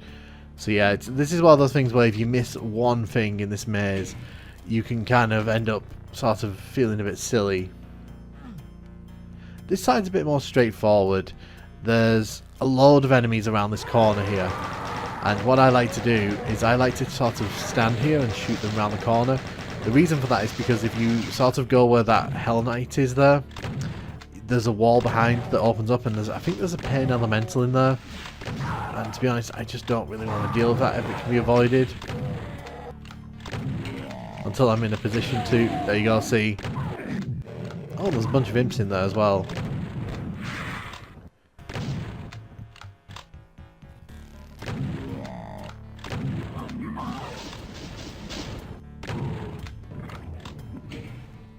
So one thing I don't like about this level as well is that you get the red key here and you're kind of now left to kind of figure out where you're meant to go. And you look on the map like this and you're like, okay, where am I meant to go? Where am I meant to kind of head off to next? And the answer is like you have to actually go right to the back of the level. So we're going to head out that way. Just want to make sure I've grabbed all the goodies. So you actually need to head all the way around here. Now, here's the thing. You can see out there's a whole area, but if you come here before you get the red key, you actually don't see anything here, as I'm showing you on the screen now. It's a pretty interesting effect. I'm not quite sure how they achieve it, but, you know, it definitely leaves an impression if you spot it. Although the problem with it being right at the back of the level is that, you know, you might not see it. And that's a good thing, because as you can see here, there's a whole bunch of enemies, including a cyber demon. Now, the thing is, this is quite a nasty battle, because there's a whole bunch of things being flung at you. You kind of have to dance around a bit. But if you let the cyber demon do some of the heavy lifting, it actually isn't that bad. Just kind of keep your distance here from the cyber demon, and make sure you don't get smacked by any of his rockets, because that's not good for your long-term health. I do love this space. I think like this is a very well realised space, and there's a lot of interesting architecture, like with that rock in the middle there, the floating cubes on either side. It's quite a nice little escalation, this. It's quite a nice little battle at the end of the level. And the thing is, the way that the exit's been kind of designed, you can't just rush through to the exits, as you'll see in a second.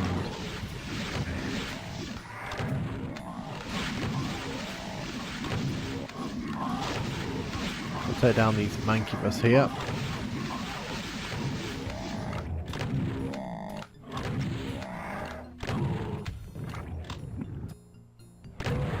We'll take out the bony boy there, so that he comes out when you hit that switch that triggers all of that, so you can easily miss him. So we're not quite done with the enemies here. There's actually an archvile hidden in that wall there. So that archvile's there just to try and catch you out.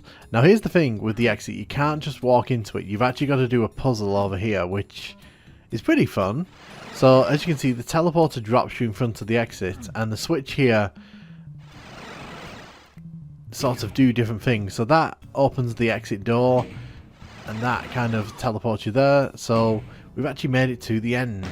I think Caribbean's a fun level. It's got a nice different aesthetic to it that you don't really see in TNT. I don't think it's anything like the Caribbean at all, but, you know, a name is a name, and this is actually a fairly fun level. It's got a lot of nice little battles in it, a few monster closets thrown in, and that ending sequence for me is always a winner. I do enjoy playing through this level, no doubt. But let me know what you think of Caribbean. Do you think it's a good level? Do you think it's a weak level? Do you skip it completely when you're playing through TNT? And thanks for watching. Hey, and welcome to map 16 of TNT Evolution. This is Deepest Reaches, and I have to be completely honest, this one's a bit of an oddball level for me. So we start out in this rocky cavern area, and we kind of make our way out across this ravine with lots of platforms. There's enemies like this Kako demon, there's a chain gunner on the far side, I think, there's a shotgunner, there's imps, so there's plenty of enemies for us to be dealing with here. And it's quite dark as well, so like a lot of these enemies kind of can be quite difficult to spot if you're not paying 100% attention. As you can tell by the pinkies down in the lava. There is a secret here. We're going to grab this ammo box. And that's the first secret of the level here. So you can see there's a Spectre there. I'm going to grab the super shotgun because why not? Grab the armor there as well. We're just looking out for the Spectre here. So I know that there's at least one enemy down in the lava down there. So just going to see if I can spot it from here. I think it's a pinky. I'm not sure. If you hit that switch, it raises some steps there, which we can use to protect ourselves. I'm just checking to see if there's any more. I can hear another pinky. I'm just going to kind of shoot down there just to make sure that there isn't actually anything there.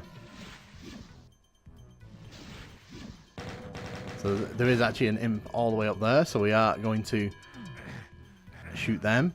There's this here, this rad suit, if you really want to go exploring, but there's not really much down here, to be honest. I think we've successfully got our hands on all of the enemies down here. I'm just doing a final check while we're in the area here. So I think we can safely progress here to the next part of the level. So there's a pinky there. I think that was the pinky I kept hearing. So we killed those enemies there. There are two directions you can head in. If we go this way, you can actually shoot the chain gunner in the sewer there. We'll be down there in a minute. So this area is pretty interesting. It's like a wooden house, a wooden building. I assume it's supposed to act as like a gatehouse for the sewer. If you hit that switch, you can see the outside of the room opens up. There's actually a mancubus up there, and there's a bunch of other enemies that we kind of need to be very careful for. So we'll head up here and take down the enemies up top here.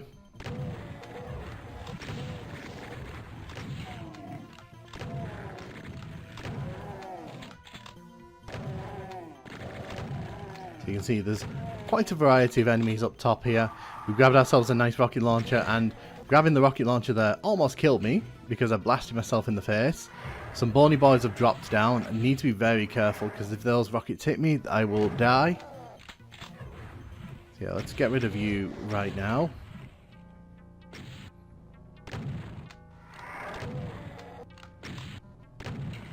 Okay. So we've got rid of the bony boys there, and we can grab the chainsaw from inside.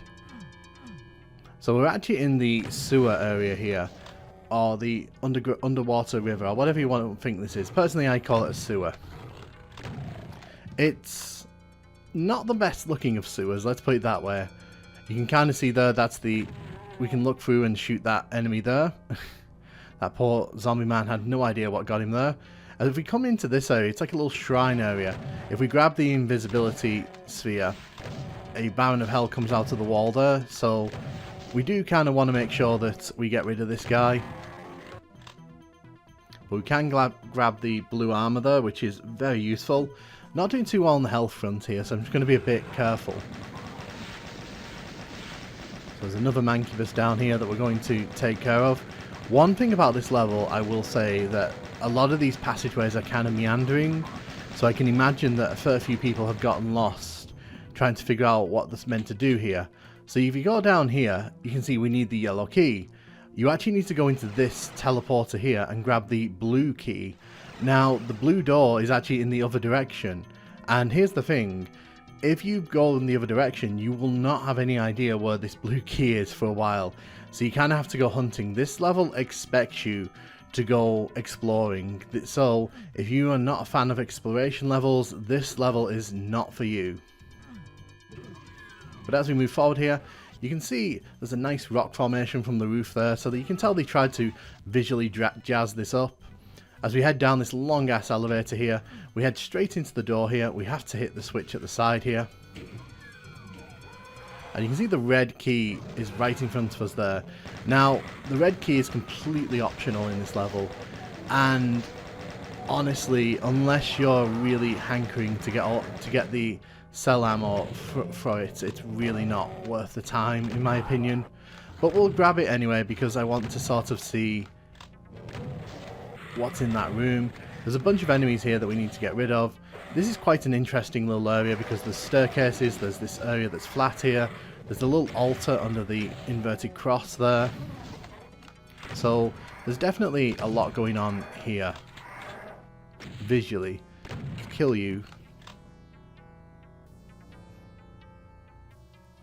It is a very interesting visual, that. It's quite nicely done as well, because there's some bodies on top, so it's clear that they've been making some sacrifices. Whereas rubbing is where the exit is, but we can't access that yet.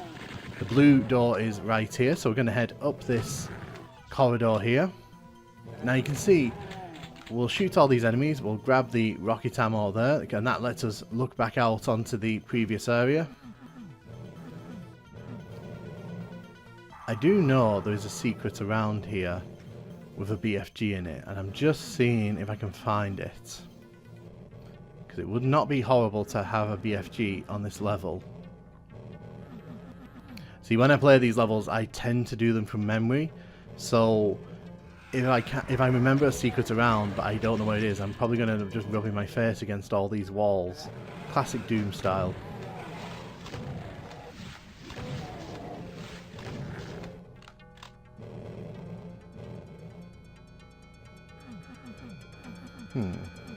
I swear it's around here somewhere.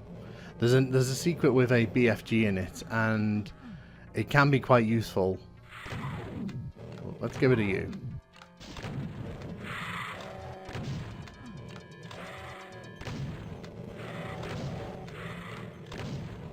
So when I said that this level is a very odd level, what I mean is there's a lot of visual styles at play. So at the start you saw the caverns, the stony caverns that we were in, and then we went into that wooden building, then we went into the sewer, and now we're kind of going into this hellish cave here. So there's definitely a huge variety of visual styles at play, and I'm not quite sure it makes for a very cohesive level. It kind of feels like a bit of a jumble of everything, and that's going to continue towards the end of the level.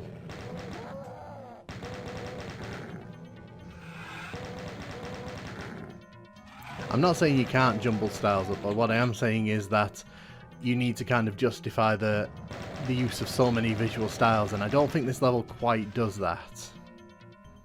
Also, these long ass elevators, there's several of them on this level, and none of them are fun to use.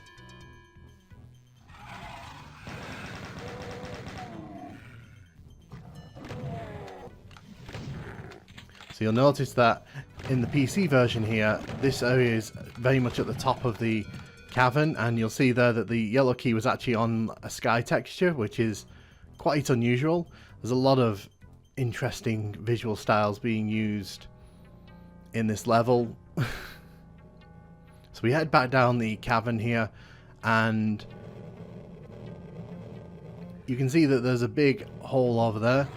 Oh, there's a pinky blocking me. Can I make it? No, we're going to go down and kill the pinkies. So you can see that this is kind of like a little outdoor area between the different cave systems.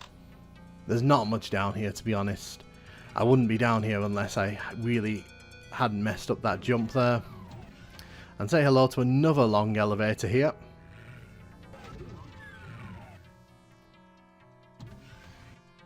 I feel like I'm playing Mass Effect 1 here with all these elevators. That's an old school joke, I'm sorry. But yeah, as we make our way into this cave system here, again, you can see another style of cave here. So that's multiple different types of caves, and another lift to raise us up here. Certainly, whoever made this level didn't feel obliged to stick to, you know, normal level design conventions.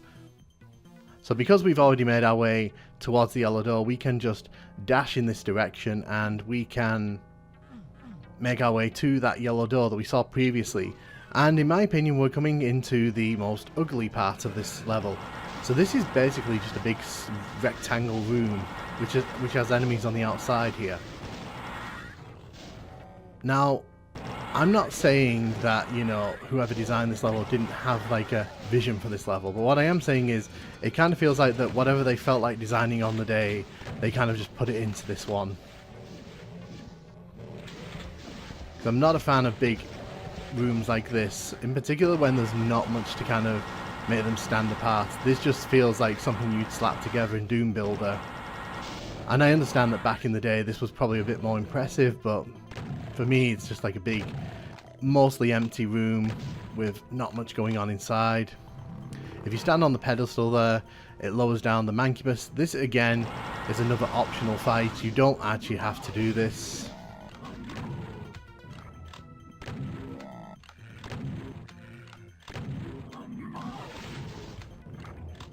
We'll get rid of the Mancubus there.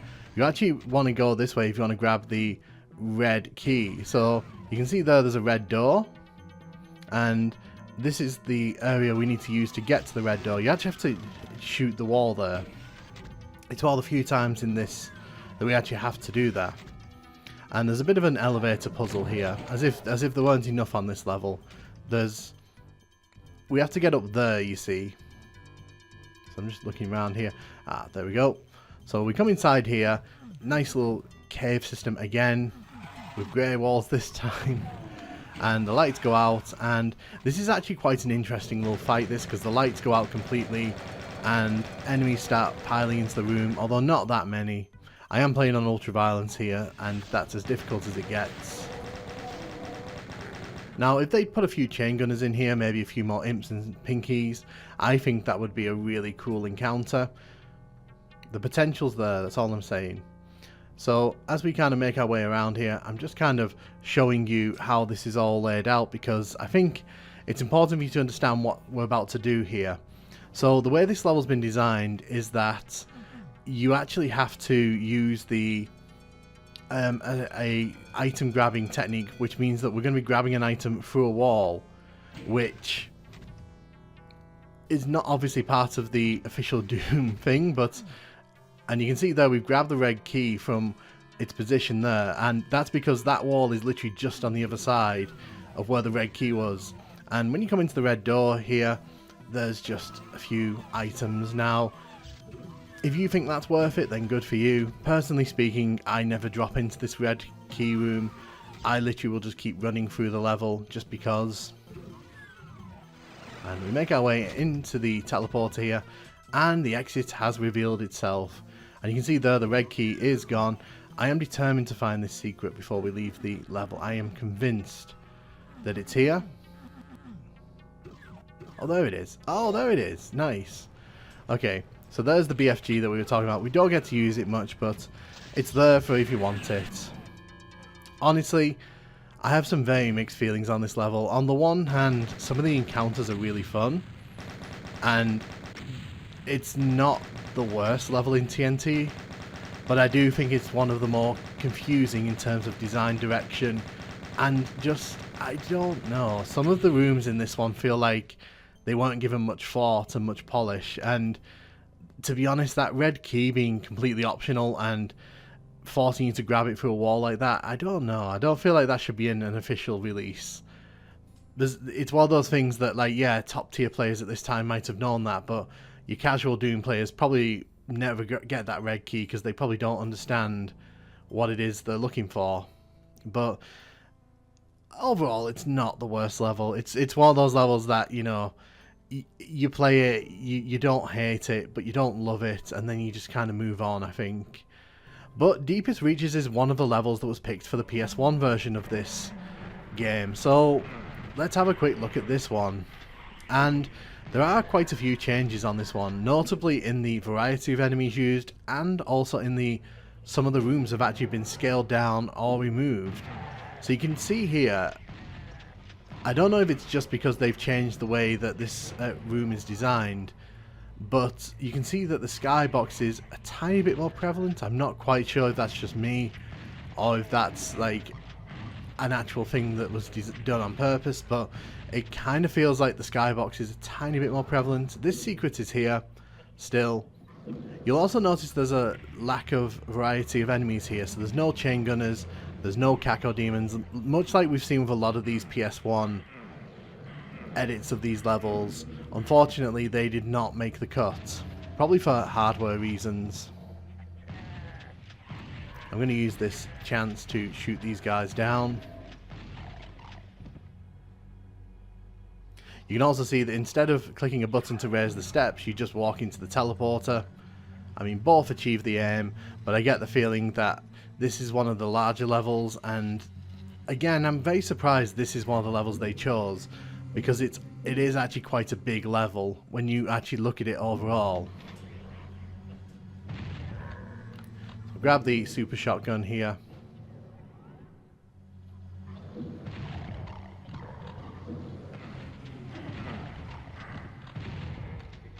The same enemies in this room, and you'll notice that when we look into the sewer bit here, it's not a chain gunner but a shotgun guy, and what that tells us basically is we're probably not seeing any chain gun guys on this level. Now the layout of this room is actually very strikingly similar, but the functions that happen within it are actually quite different, and you'll see that when we hit the switch here.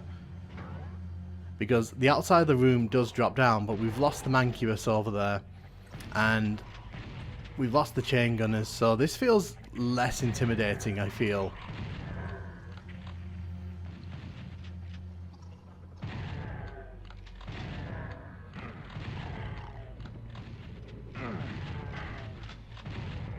So when we grabbed the rocket launcher last time, that thing came down with the bony boys, and it doesn't come down on this one. So my guess is that because they didn't have the desire to put any enemies in there to replace the bony boys, they've just completely removed the functionality. So you can't grab the chainsaw in this version, at least not in this playthrough, because either it's balked or it just doesn't go down. And I'm going to show you that here.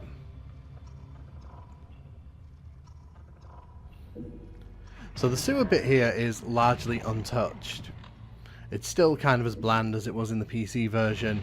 It's a bit darker as well, so you kind of got to keep your eyes open a bit more for the enemies wandering through to shoot you.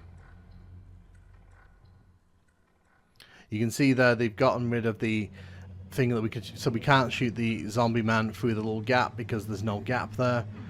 Now they've also gotten rid of this altar bit, which is where the Baron of Hell was in the PC version. Now the area's still here, but it's just kind of it's a non-marked secret at this point.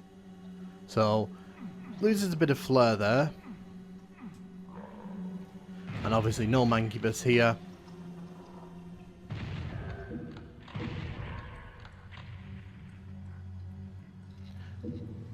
So we do still need the yellow keycard to get through that door there, which means grabbing the blue keycard here and then running back through the level.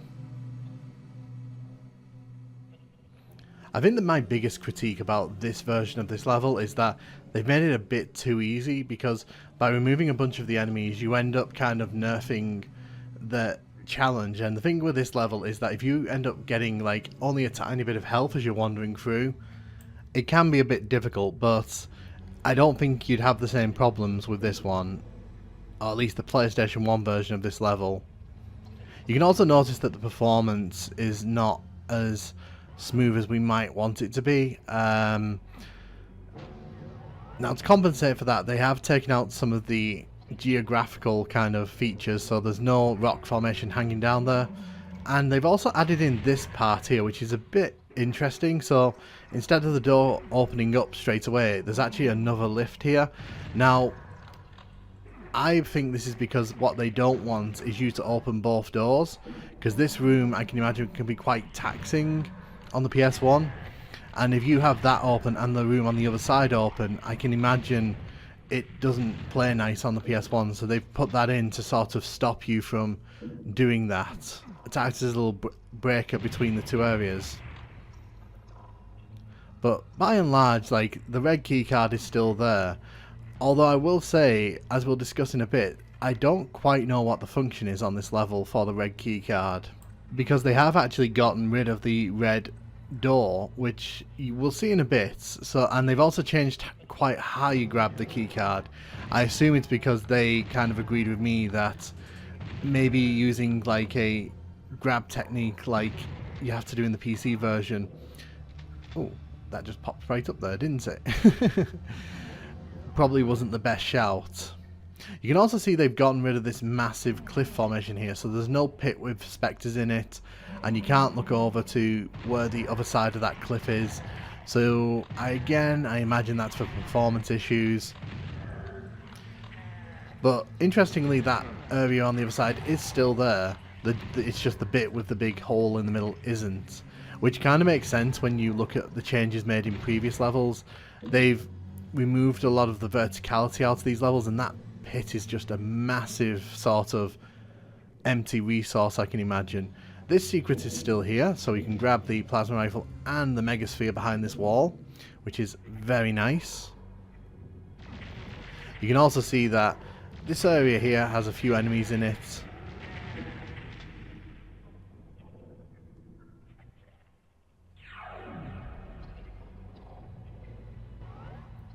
So this brings us out here to where the imp is up top. So it doesn't drop you back at the starter level, it actually just drops you here, which is fine. So we are getting pretty close to the end of the level here. So honestly, like, I appreciate the fact that this level's made the jump, but honestly, I don't think I would have picked this as one of the levels to put in my best of TNT compilation. So we make our way down the stairs here. So we have to grab the yellow key, which is up in the hell caves here.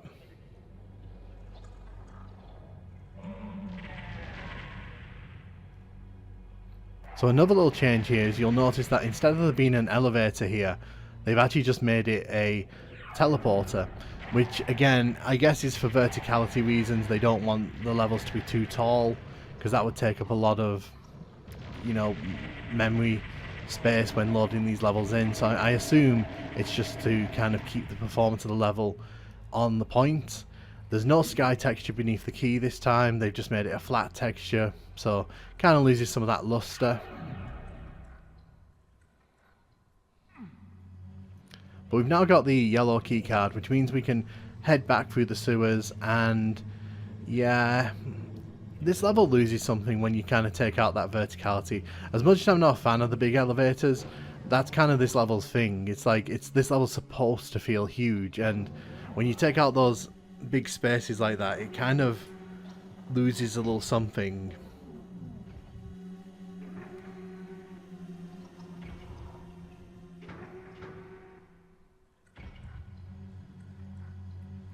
So we are heading through this area. It is interesting that they made this alteration as well. I'm assuming that they did at some point test it the way it was, and they must have come to the conclusion that the performance was already pretty rough on this level. You will have noticed that in some of the bigger rooms on this level, things have not been super stable. There are ways I can change that in the emulator, but to be honest, I'd rather people experience what this was like to play on a PS1, because I do think that it's easy to kind of look back on the PS1 versions of these games and go, well, the performance wasn't that bad, but, you know, this was a real technical feat to get onto the PS1, especially so early in its lifespan. And you can see that in rooms like this, which I don't think this room should have made it across at all. Personally speaking, I would have chopped this room completely out. I think that you can definitely tell that this was not given like the full treatment that the Doom 1 and Doom 2 ports were. There is a Nightmare Spectre there, which we're going to kill, but there's two normal pinkies on the other side. So we're going to head over here and do the red keycard hunt. Now you can see there is no red door for us to open here, and that raises the question, what exactly is the red key for here? And the answer is, I don't know. If anyone in the comments has anything that the red keycard can do in this version of the game, please let me know.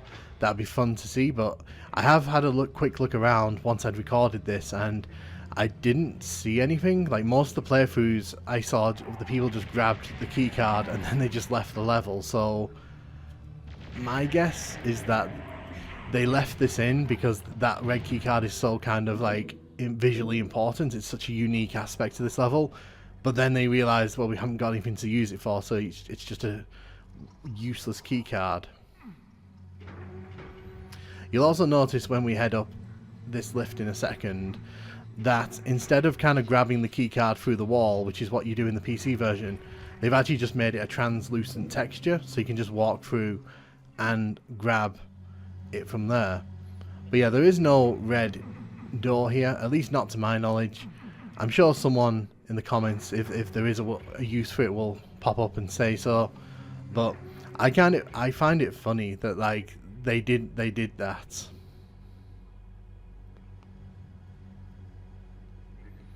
I don't think this needs a red key card because there's no indication of that on the sides. Overall, I mean, it is what it is. This PS1 version of Deepest Reaches it's here. Again, I don't think this is the best level to port across to the PS1 version. I think it's a bit too big, this level, and I think that you could see that in some of the performance issues we encountered. I don't think it's a terrible level, don't get me wrong. On the PC, it's fine, it's just hugely unmemorable. On the PS1, they kind of take the fangs out of it by removing so many of the mid-tier enemies, and I think it loses quite a bit of that difficulty, so it ends up just kind of being a bit meh. Hey, and welcome to map 17 of TNT Evolution. This is Processing Area, and we're going to grab the shotgun there at the start, because it'll make fighting all these imps and enemies inside here a bit easier. We want to make sure we grab the attention of the chain gunners and make sure that we take them out, because they can absolutely shred you if you're not careful. As we come into this door here, you can see there's a bunch of enemies in that central courtyard area there who will probably gladly take shots at me. Careful. So you can see in the center there's a blue armor. So that's there to kind of tease you. You can get it by running over the lip at the side there and running on top of it. It sort of drops down for you, so you can grab that fairly easily if you want to.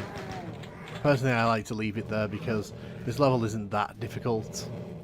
As we head up the steps here, we can take down the two chain gunners here.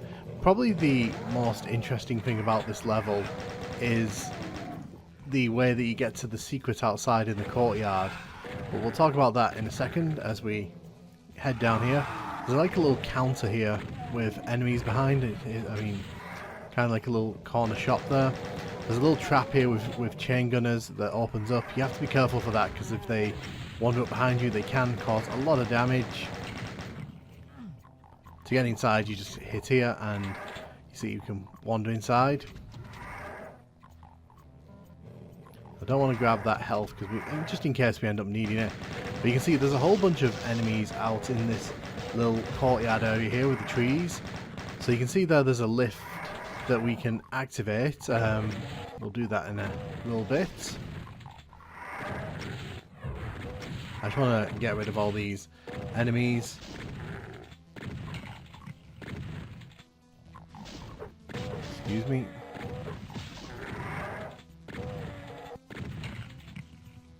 So you just got to be a bit careful when you're shooting, because obviously, oh hello, you were trying to sneak around there.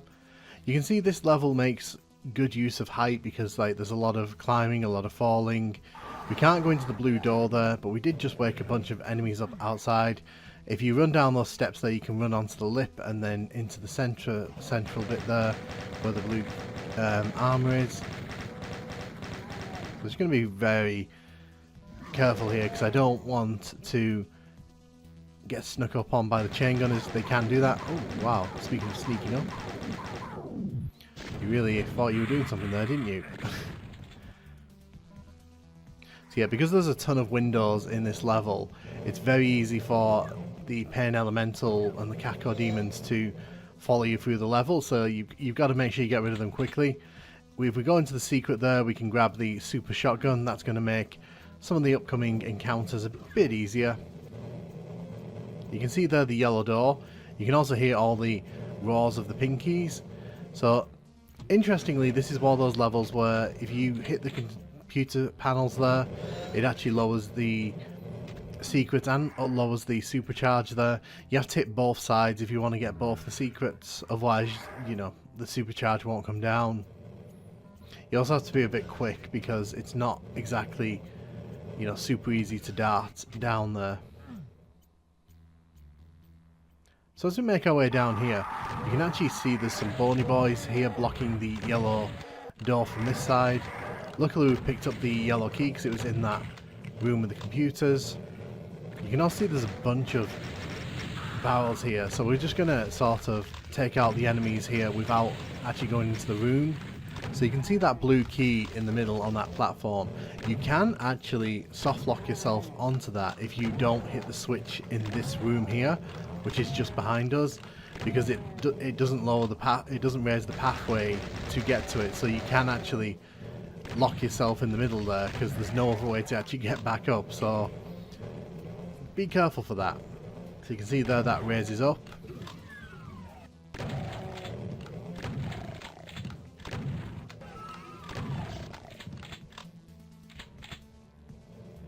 So there's some spectres down in the toxic here. So the way that we get out, you can't get out any other way. You've got to raise this.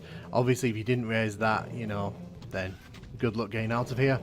So what I like to do, I like to come stand here, and then once the pinkies start teleporting in, I just shut the door because they can't actually follow us. And then I like to come here and just admire them. As you can see, they're all spawning in at that door over there. They're not too much trouble, but to be honest, I'd rather just deal with them when we get more powerful weapons. So as we make our way up here, this is the blue door here. There is a mancubus in the centre of this room, so we've just got to be careful of his shots. This level isn't visually stunning, but I have to say I do kind of appreciate the attempts to make these rooms a bit interesting with the use of windows and such, because you're always looking down on something and enemies can always shoot at you, so you're never 100% safe in a lot of these spaces. Like here, for example, these enemies are all spawning in, so it's entirely possible to get shot at unless you're really careful. As you can see, there's an archvile that's come through there. That's one of the main reasons you'll want to grab an invulnerability.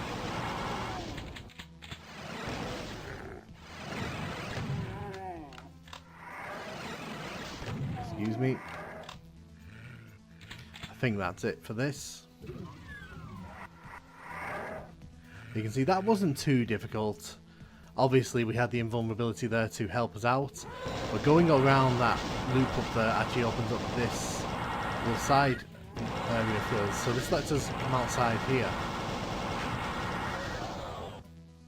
So the plasma rifle actually makes this very easy. So when you hit this switch, it actually opens the door on the far side of the level, so you can actually go into the other outdoor area. But right now I'm just going to eliminate the pinky infestation here.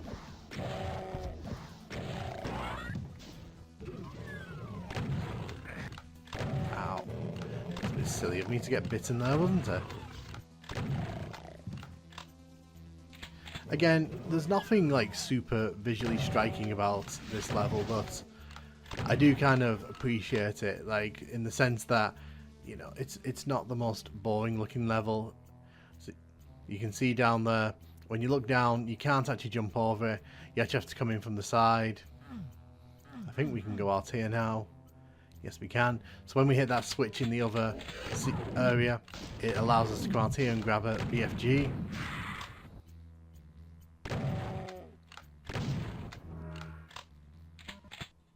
Once you've got your hands on the super shotgun or you've grabbed a chain gun, this level's difficulty kind of decreases rapidly. You can see there's the exit. And yeah, that's processing area. Obviously if you want to grab that blue armor, it's not that difficult. You run from the side and just jump in to grab it. I never really go for it because, you know, I'll leave something behind for the next person. But yeah, processing area is a fine level. It's another one of those TNT levels that's not awful, it's not brilliant, it just sits in the middle and it's fairly forgettable, to be honest, but at the same time it's not boring to play because there's a lot to go hunting for, and there's a lot of nice little secret areas that you can kind of see early on, and they kind of tease you to keep looking around, so this level does have that going for it. Now, this is actually one of the levels that actually gets a PS1 conversion, and there are some interesting choices made here. Let's take you down. So, the big change, and you've probably noticed it already if you were watching the PC version. There's no shotgunners on this level. So immediately you don't get a shotgun at the start of the level here, and that just kind of makes this a bit more awkward, because a lot of Doom levels will give you a shotgun early on, either by killing a shotgunner or putting one on the floor, just because it kind of speeds up the process at the start of the level. So really the only option you have here is to either run for the super shotgun, which is guarded by 2 chain gunners, or run down this way and kill this chain gunner to grab his weapon. So the way you play this one from a pistol start is actually quite different. Was just turning around there just to see if there's any ammo, but it seems that I've already picked that up. The 2 things about this level that always stand out to me though are, one, these super long corridors, because a bunch of enemies can chase you down and sort of follow you across the level pretty easily, as the chain gunners kind of show when they shoot you from a great distance. And number 2, there's, oh yeah, I saw that lost soul then. that lost soul then just tried to yeet itself in front of me. And the other thing is just how many windows there are. There's a lot of windows in this level that kind of look into areas where there's quite a few enemies normally. As you can see here, there's a bunch of imps in the center there, and their main purpose is just to chip away at your health. And it's kind of interesting that there's just quite this many windows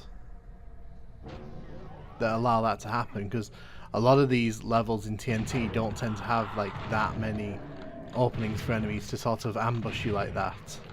But that's one of the things with TNT. A lot of these levels bring very different things to the table, sometimes positive, sometimes negative. But one thing you can't say about TNT is that no 2 levels are really the same, because there's so much kind of variety on show. Whether that's a good thing or a bad thing, I'll leave that up to you. So as we head up here, the 2 chain gunners are still here, but they have changed the texture used here to kind of indicate the secrets. Bunch of ammo up here. So I am going to try and get this secret. Ugh. So this is where using a D-pad really begins to suck, because as much fun as it is playing the PS1 version of Doom, it also means that you end up playing with a D-pad and you have to sort of strafe around. So puzzles like this, which require you to be a bit speedy to get like the supercharge here, become a bit more difficult, because the D-pad does not give you the accuracy that you probably want.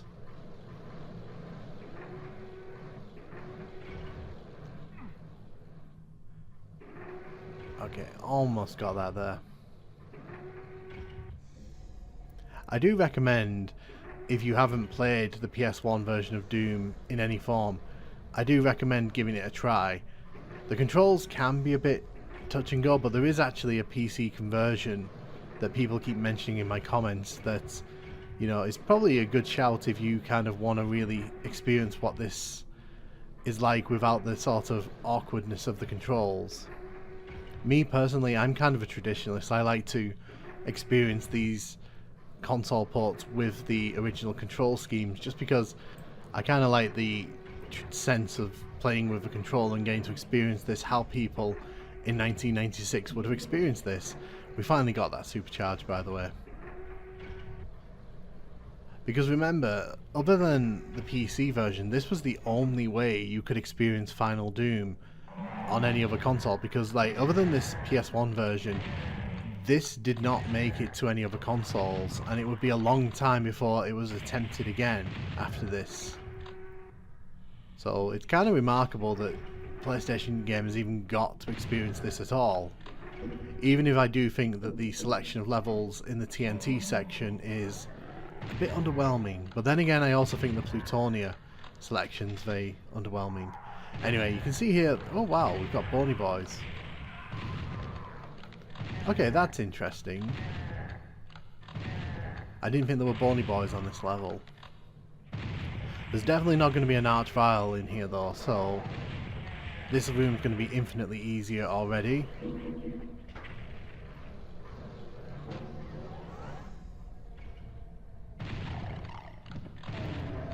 can see the spectres are still down there. They've thrown a nightmare spectre in there just for the giggles.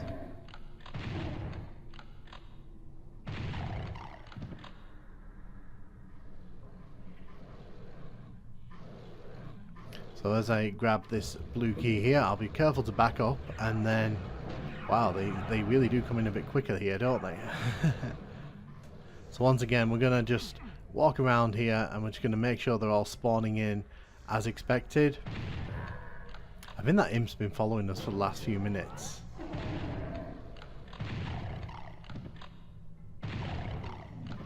Once you've got control of this area, it's a lot easier to deal with these pinkies. You can get overwhelmed if you're not too careful.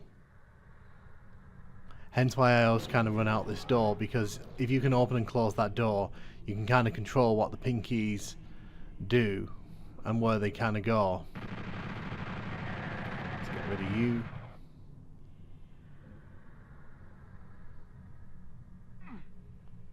So as we head up top here, we kind of already know that there's not going to be an archvile in here. And there isn't going to be a mancubus, but there is a bony boy, so that's something, I guess. I honestly didn't think there were bony boys on this level.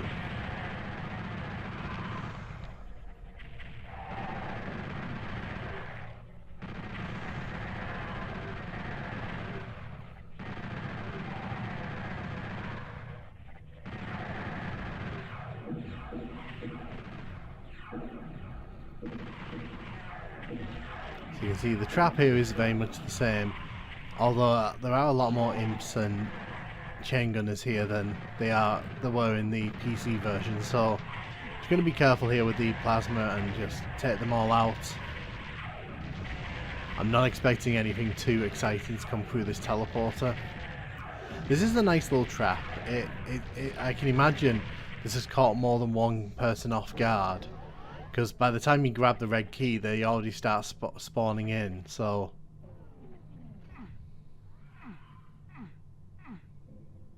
did that not open up?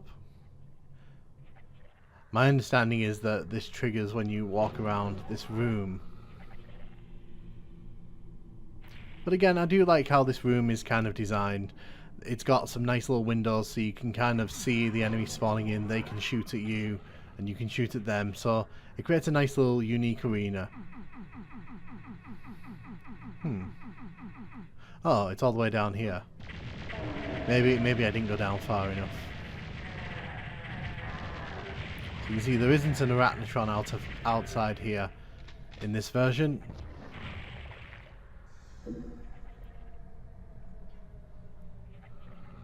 This is probably the most forgettable part of this level, to be honest, because you don't really get to see this little courtyard area much, and when you go out there there's really nothing except that switch and the rocket launcher.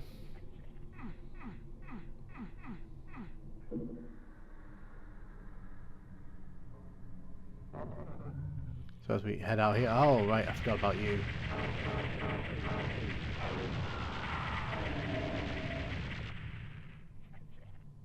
As said, I'd love to talk to a developer of this version just to kind of ask why, like, the shotgunners were removed, but the Pain Elementals with the Lost Souls spawning in and the Bony Boys were left in.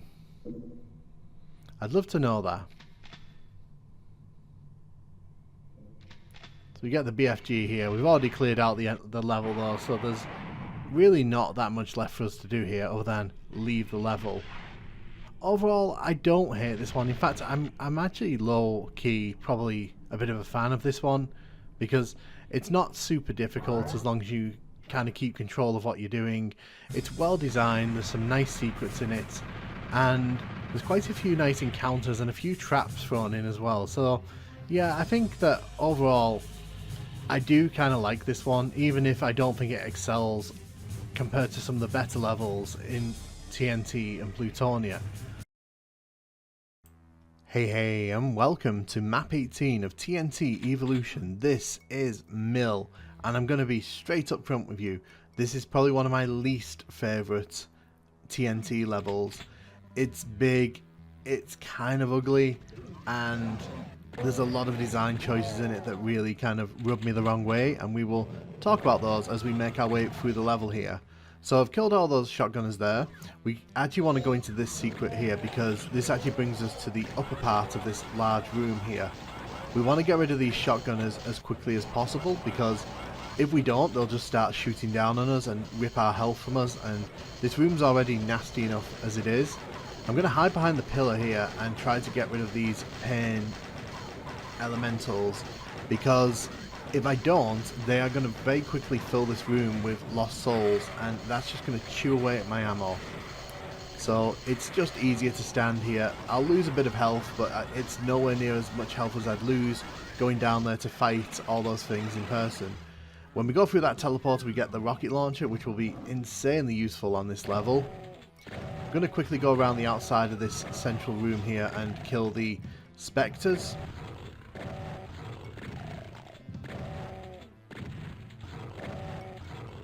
So my problems with this level sort of begin and end with, let's go in this teleporter quickly. So we've got the super shotgun, that'll make things a lot easier as we move through the level here. I just don't like this level. I've never jived with this level, and I have so many bad memories of getting stuck on this level because of those design choices. The reason I'm coming this way, by the way, is because with the super shotgun it's quite easy to take out all the barons of hell in this room. There's no reason for me to kind of, you know, leave this longer than I need to. It's best to get rid of these guys as quickly as you can, as well as the bony boys in the cage over there. If you leave it too long, you might have not much health or not much ammo, and trust me, this room can be an absolute pain if you leave it too long. So grab the rocket box there. Now you can see we've been shot. There's actually a fake wall up on the roof there. We'll be heading up there later on, but trust me, there's some chain gunners in there, and the reason that, you know, we don't want them shooting at us is because they'll very quickly take our health off us. Those bony boys are dealt with, which is good. They can't actually get out. We have to actually go in there later on. There's an archvile here who is pretty nasty. That's why I was trying to keep the barons away from this door, because there's always a chance that they will get revived by the archvile, and no one likes that. There's another baron behind this door here. Love that they've left the texture there for the switch, like completely uncovered at the top, so it kind of ruins the illusion, but hey, you know, what can we say? That switch opens that door there.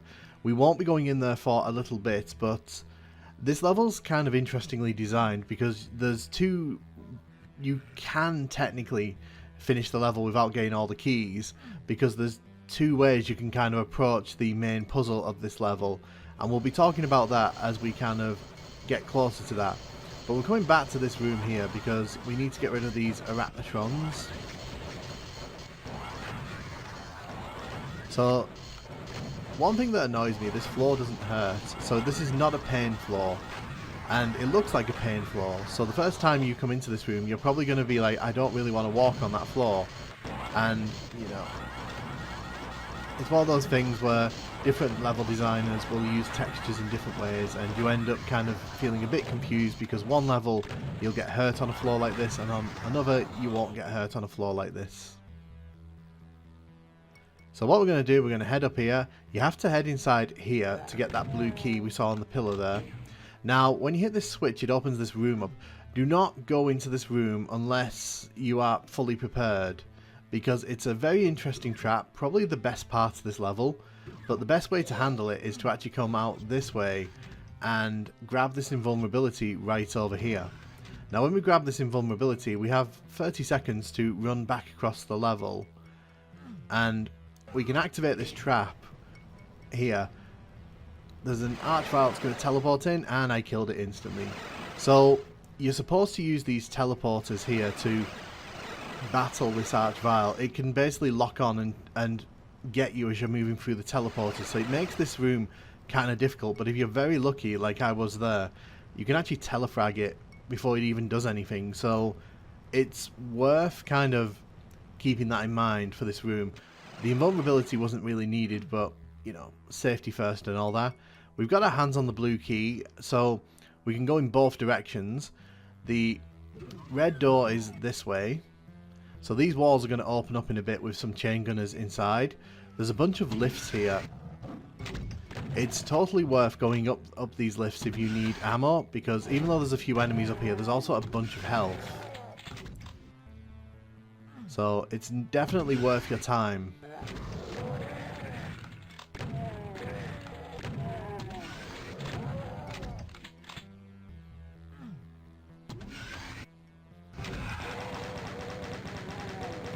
Take you down.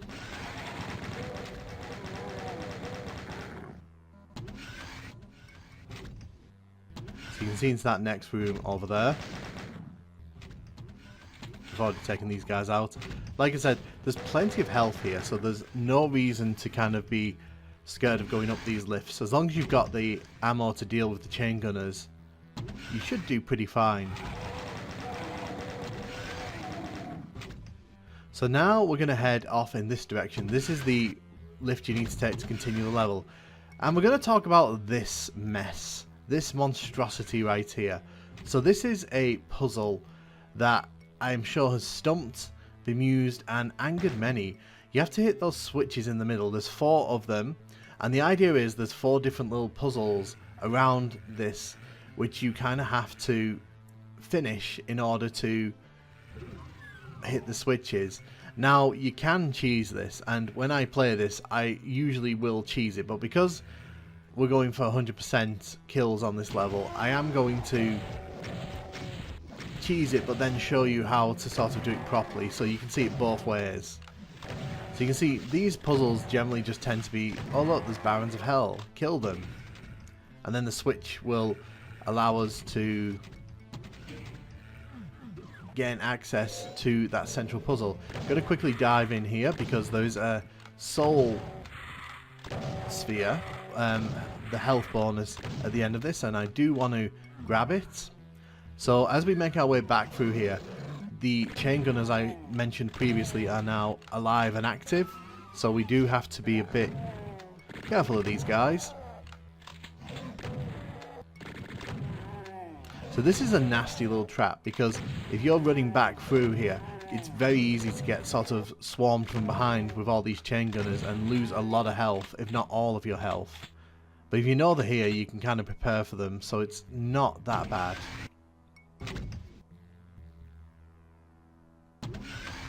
But yeah, this puzzle is kind of infamous in Doom circles because it's a very large puzzle. It's like a not very nice puzzle to beginners. It's a very obtuse puzzle, I'd argue, at points. So you can see here that that section in the middle there has dropped down. So that's how it works. But you can actually cheese it if you sort of line yourself up here. You can just sort of hit the switches from the side without ever having to do the puzzles, which I'm not saying you should do it that way, but I am also saying that this puzzle is not fun at all, so you choose whichever way you want to experience this level. So we're going to talk about this one though. So you come into this room and you're like, okay, how do I get up to that switch? Is there like a staircase or something? No, the answer is you shoot that. Yeah, so for some reason, the person who designed this level decided they wanted to make shooting walls an essential pathway, and so you've got to shoot that wall over there, and it's so frustrating because I'm going to tell you, like, as a kid, I got stuck there. I got completely stuck on this level, and I'd run around the level looking for switches that, you know, could raise the stairs there, because that's what you kind of think, because that's what it looks like. It's very poor design in my opinion, and the fact that like TNT doesn't sort of train you to do that, like John Romero's Sigil goes out of its way to teach you how to shoot walls, you know, so that you know that's an essential thing. The fact that TNT doesn't do that and then it sort of drops this in like halfway through the WOD is pretty unforgivable in my opinion. And yes, I did just rant about that for 3-4 minutes. It is worth the rant. But yeah, this puzzle, absolute mess, absolute monstrosity, and it just adds to the reasons I don't like this level. And I hate to be negative. I don't like to be super negative on these levels, but this level has just never gelled with me. It also doesn't help that 3 of these puzzles are basically shoot the barons, get the switch. But then the 4th one is shoot the wall that's not really highlighted or indicated in any way. If the light in front of it pulsed, if it did something to sort of indicate, you know, that it was unique, then sure, I'd be all over it, but it's not. And yeah, I don't have nice things to say about this puzzle. We've got the yellow key anyway, so it's all sorted. But unfortunately, that is not the end of this level's awkward design choices. So we're going to head through the blue door here. Now, we don't actually have to come this way, but it's worth coming this way just to sort of see what this level has to offer. We're going to head up here, and this leads to that secret area I was mentioning earlier, where the chain gunners were shooting down on us from behind that fake wall. So you can see the fake wall is very well hidden, and that'll probably catch you out the first time you come on this level. So this room here is interesting. You can see these cages sort of dotted around. They're going to be filled with enemies very soon. There's a mancubus in the pit here. Now, let's kill you first. What's interesting here is that this looks like a death trap. So like if you drop down there, it looks like a death trap, but no, there's actually a fake wall here with a megasphere behind it, which is lovely, but also a bit like, oh, if someone falls down there accidentally, they're gonna die. Oh no, they're not. So you actually have to hit this switch here, which I'm gonna go on another slight rant here. I hate it when levels do that, when they hide like essential switches in like really obtuse places, because it's not super obvious that there's a switch behind that pillar. And so for many players who come into this level, they may not even see it. They may not even think to go looking for it there, because unless you sort of walk past it, you don't see it. And again, it's another barrier in this level where it's so needlessly not signposted. They could have easily signposted that, and they didn't. And anyway, heading up here, it seems like one of the traps up here hasn't triggered. There's actually a pretty nasty trap with a bunch of chain gunners in the wall that come out. I'm trying to see if I can trigger it. I don't know what I've done to not trigger it. I think I may have broken it by hitting the switch a bit early. So I'll come back to that at the end of the level, I think. But we're now going to head to the yellow door here. And the yellow door is probably the most memorable part of this level, other than the puzzle. But that doesn't mean it's great.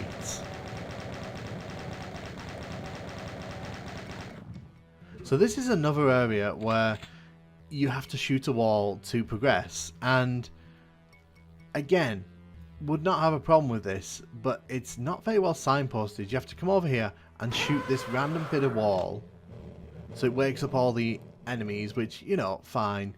And then you come over here and hit the switch. But I'm just going to say this: if you want me to shoot your wall, you have to telegraph it. You can't just kind of drop it randomly in level 18 going, hey, this the essential way forward requires you to shoot a wall. Because let me tell you, that feature is underused in the retail versions of Doom. And it's a bit cheap to sort of drop it there and just expect it to kind of be accepted. Because it really drops this level, in my opinion. It really drops this level. So you can see there's a cyber demon there. Now, the thing is, we could take him on ourselves, but the best shout is to try and let the Hell Knights do some of the heavy lifting for us. Now, I don't mind this encounter because I actually kind of like that there's a bunch of enemies sort of spawning in, and they're all kind of dangerous in their own way, so there's quite a nice variety going on here. You've got your Hell Knights, you've got your Kako Demons, you've got your Lost Souls who are just there to be an absolute nuisance, all wrapped up with that Cyber Demon who's pretty much trying to use us as target practice. So while he's sort of targeting the Hell Knights around the room, I'm using that as an opportunity to sort of target him safely. You can see there's a bunch of enemies over this side.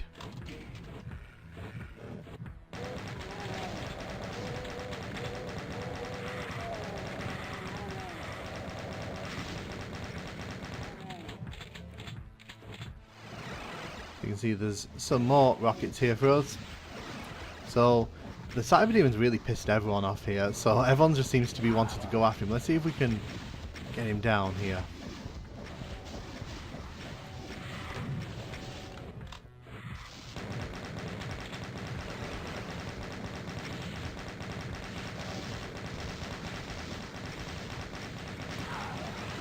Yes, my plan's working a treat here. The Hell Knights have not taken to him well, and he's just blown up. So I do recommend trying to get the Hell Knights to do some of your bidding there. It'll save you for a bit of ammo, and there really isn't that much cell ammo on the level. So you know, unless you save it all for this fight specifically, you know, it's probably a good idea to get some infighting going. So this is the end of the level, but as I mentioned previously, it seems one of the traps hasn't triggered. Now I'm not sure why it hasn't triggered. Maybe I didn't hit a switch, or maybe I didn't walk over a line dev or something that was necessary. It might have broken, but I do want to quickly just show it off while we're here. So you can see there's a bunch of chain gunners in the wall here.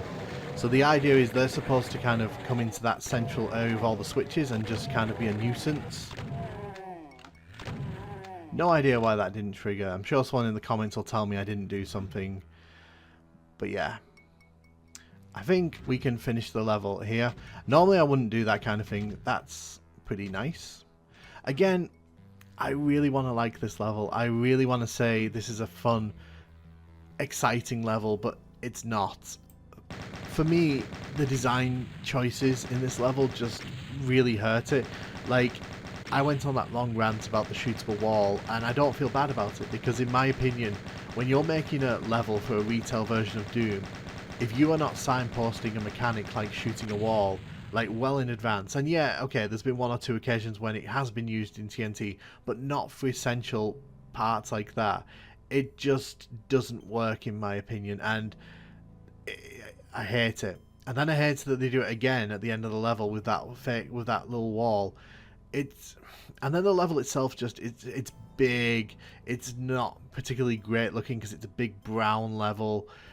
I just don't like this one, and you know, you can see by the fact that it took like 17 minutes to get this one done. I just think it's too big, and I just think it's too ugly. But hey, and welcome to map 19 of TNT Evolution. This is shipping respawning, and this opening is an absolute arse. I'm just going to say that out loud because it is. Putting a bony boy and just a single barrel shotgun in the first room for a pistol start, tut. Anyway, we move on here. We actually move into like a warehouse kind of area here. So this area kind of circles the central room there. You can see there's little windows to look inside. There are quite a few enemies inside, so we do want to take our time, make sure that we don't rush in and lose a lot of health. Kind of looks like an office space in there.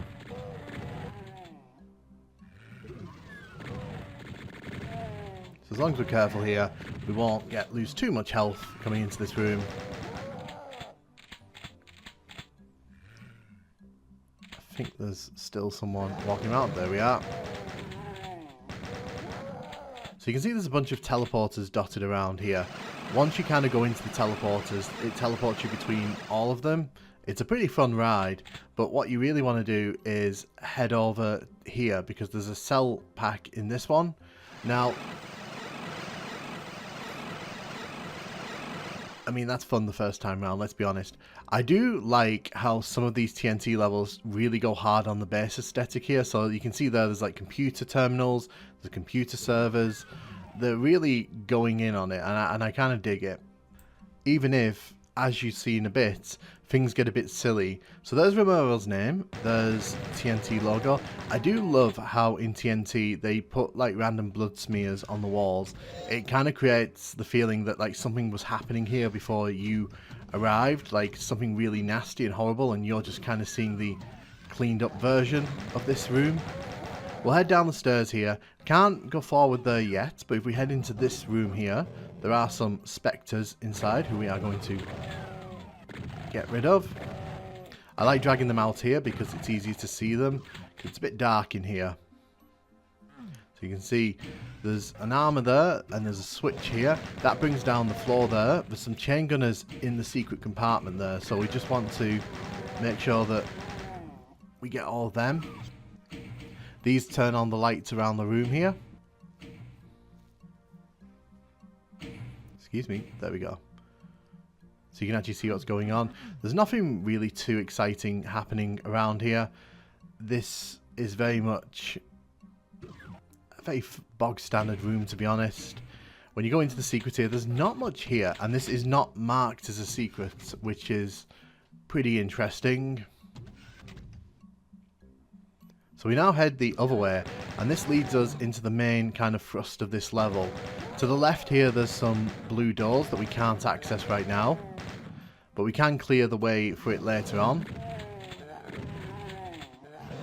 So you can see how this has created like a little arena here where enemies can shoot down on you from the sides and from above. So you're not entirely safe until you actually go out of your way to clear all the enemies, which I appreciate. You can also see the blue key there, but we can't grab that right now because there's a Hell Knight between us and the blue and the yellow door, which we need to get through to get to the key. What I like about this level, I guess, is that there's a cohesive design. So this level's telling like a story from the setting here, because as you'll see when we get towards the end of the level, it's very much about the shipping and the packing and processing. It feels very much like an actual place where people would work and come to. So this level gets points for that in my eyes. It sticks to its brief pretty nicely, even if at times it gets a bit silly. Let's get rid of you, as you'll see in a second. So you can look down on the previous area here. So it's kind of like a little docking bay. So, say hello to the massive chairs of this level. Those chairs are redonkulously huge. I don't know if I'd be comfortable sitting in something that big for a long period.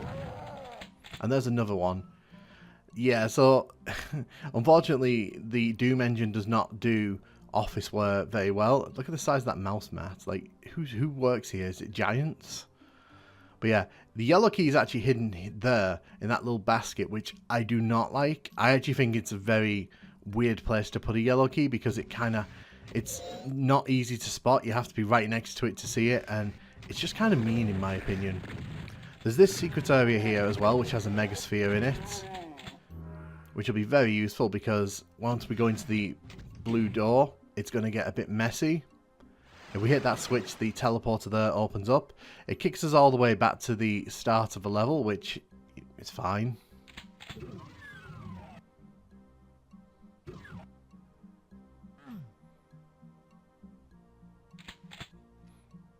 But yes, I do like this space here. This is a very interesting little arena. It's nothing super special, but it's well designed and well executed in my opinion.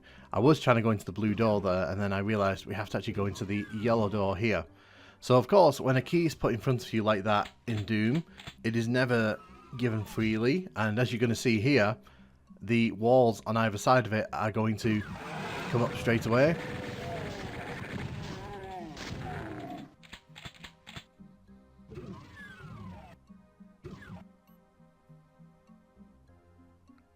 So now we can head inside the blue door here, and this is where the level kind of gets grand. So up to this point it's been kind of small, compact, with just like a few hints of like bigger arenas, but as you can see here, there's 4 doors leading into this area, and there were 4 chain gunners hidden behind each of them, so we had to take those out, otherwise that would have got messy. There's a whole bunch of enemies sort of stacked around here. But you can also see, like, this is where, like, you would put all your boxes and crates. So, it feels like a warehouse, which is pretty nice. It is basically a box maze, but without the maze, it's not much of a maze, to be honest. So these pinkies will chase us through the maze until we get rid of them, so we may as well shoot them down now.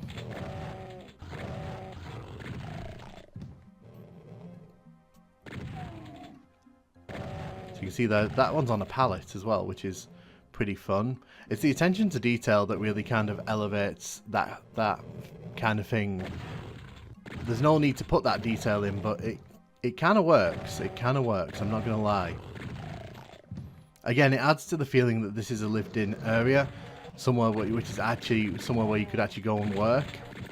But yeah, we got to get rid of these chain gunners because they will take pot shots at us as we are moving around the level here. There's quite a few enemies sort of tucked away inside the little box maze as well, so it's important that we come in here and get rid of them.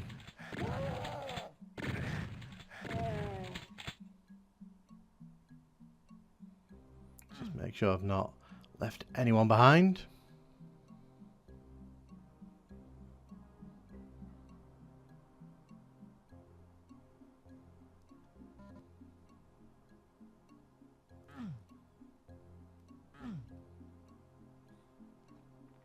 It is an interesting space to explore because there is a lot of little nooks and crannies where enemies can kind of hide.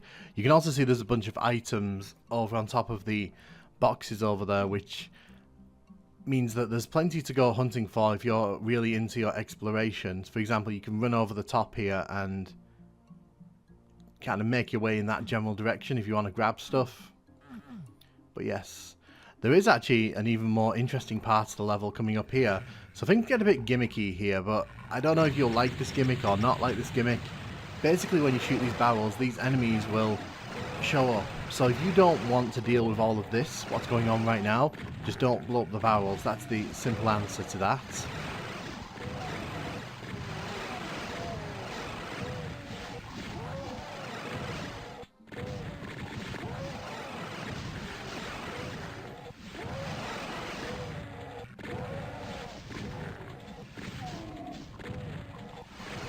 Ideally, you want to stay still while doing this because it is fairly easy for the enemies to get on top of you if you're not careful.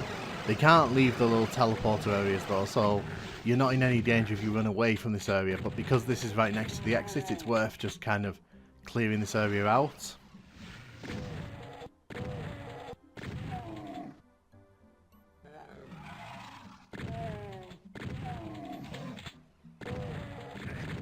Like I said, there's plenty of nooks and crannies for people to hide in here, so I'm going to go looking for health. As we saw earlier on, there are some health packs dotted around, which will be very useful, let me tell you. I think there's some on the other side. Yeah, there's one right there. So we're going to have to go over the top, I think.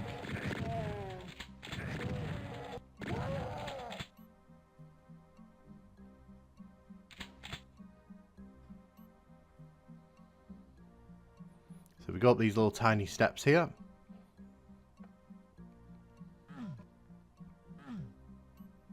I do want to grab that health. So you can see here, there's plenty of scope for exploration here if you're willing to kind of take the time to do so. Grab that.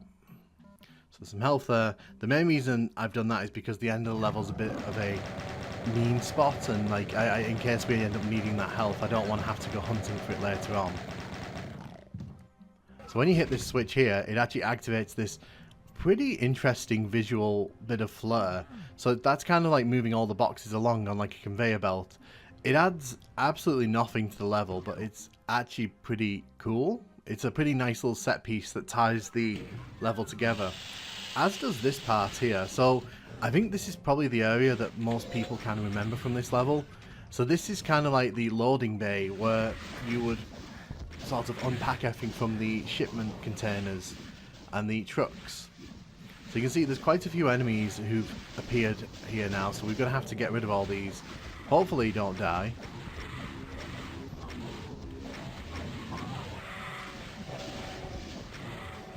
Blast you in the face. I want to get rid of you before you become like a real problem. But yeah, this is a very interesting space because there's an attempt here to make it look like a hill, make it look like, you know, this is an outdoor area where you can explore, and trying to make it seem like it's bigger than it actually is, because there's areas that you can see outside of the area of play which, you know, kind of add to that sense of scale here. It makes it feel like this is actually somewhere, you know, in a world that's connected.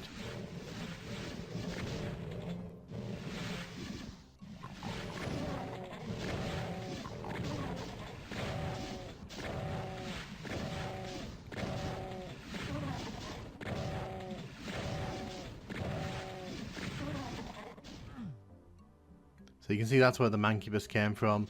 And you can see here, there's the truck. So, I mean, in the Doom engine, that's pretty cool to see a vehicle like that, you know, actually realize it. And you can actually tell what it is just by looking at it. So, you know, points for that. Points for the detail. I think that's the kind of thing that's remembered about this level. The fact that there's like a bit of extra detail in this level that didn't need to be there. And it kind of adds a bit of flurry to the visual flair. You can see there's like a road, that's where the truck would have probably come in. So again, creating areas that make the level seem a lot bigger than it actually is. If we jump over here, there isn't much out here. This is just kind of like a little area. But you can see they have textured the backsides of these hills, so you know, they did at least pay attention to detail.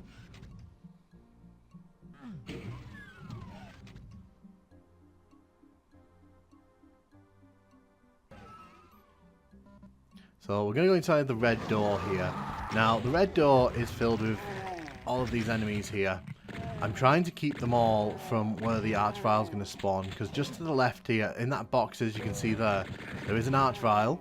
I want to make sure we get rid of all the enemies before that, before we let that come out. I also don't want it running into that crowd of enemies, because it will start respawning them.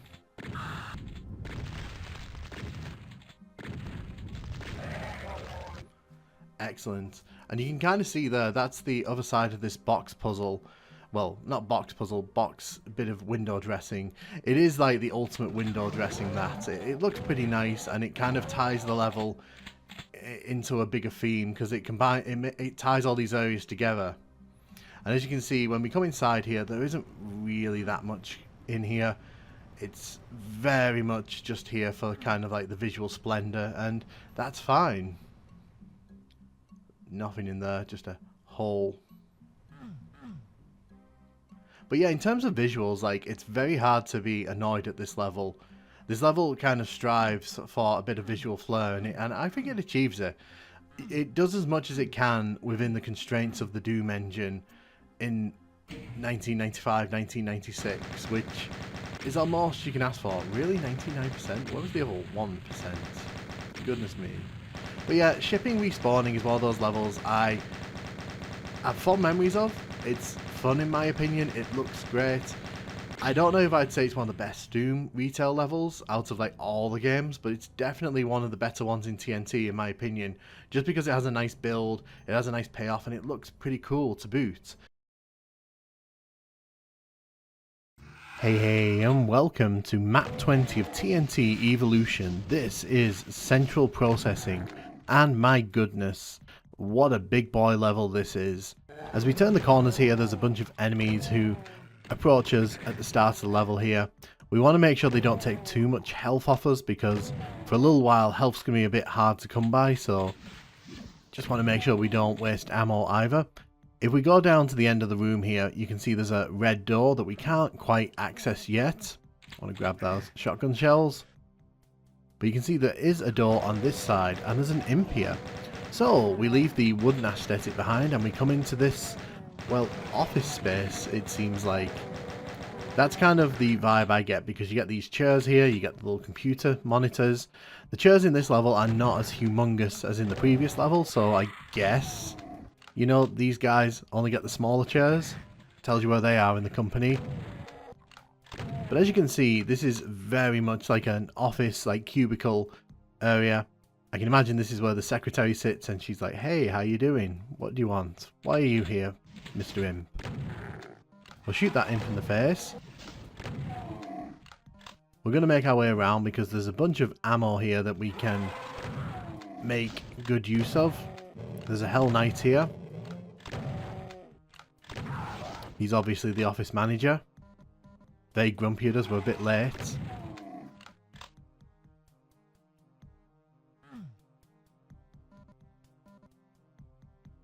We're gonna make our way around here. You can see it comes in a circle here, so we end up back where we started. And yeah, this is the office area, which, you know, it's probably as good as you can expect from a Doom map. And then we move into this room, which is what I assume is like a storage area that has been turned into kind of a hell area. There's blood on the boxes, there's blood on the wall. My goodness, there's bodies on the floor. So these are definitely not the office workers, let me tell you. So already in this level we've seen 3 different themes being thrown at us, and trust me, it's not the last we'll be seeing of those themes. So when we open that door there, there's a Baron of Hell behind here. There's also a chain gunner on the far side of this room.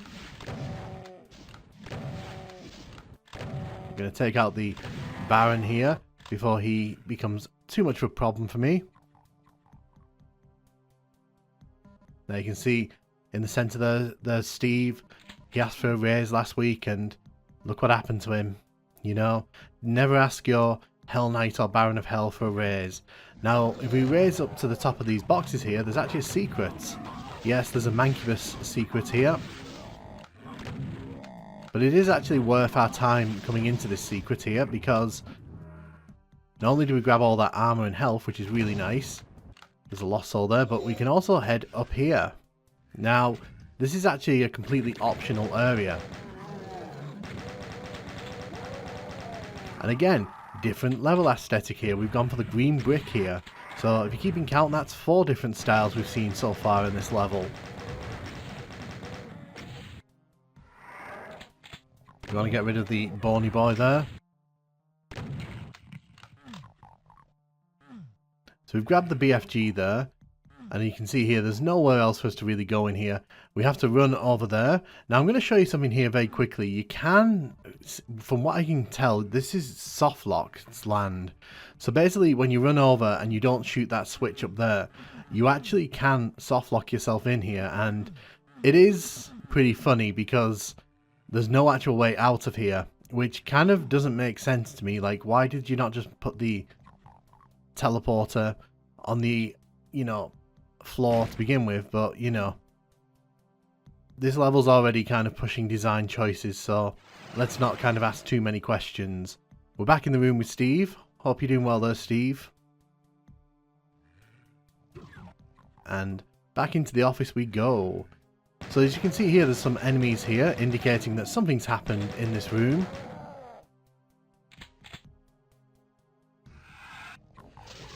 So I'm not quite sure what this area is meant to be, but it's another little style that we can talk about. I'm bringing up all these different styles because I want to kind of convey that this level is pure chaos in terms of, like, its aesthetic. Like, in previous levels I've said that, like, the aesthetics kind of clash, but in this one they're just, like, completely at loggerheads with each other, and there's like 6 or 7 different styles in this level just completely going at it, and it's wonderful chaos.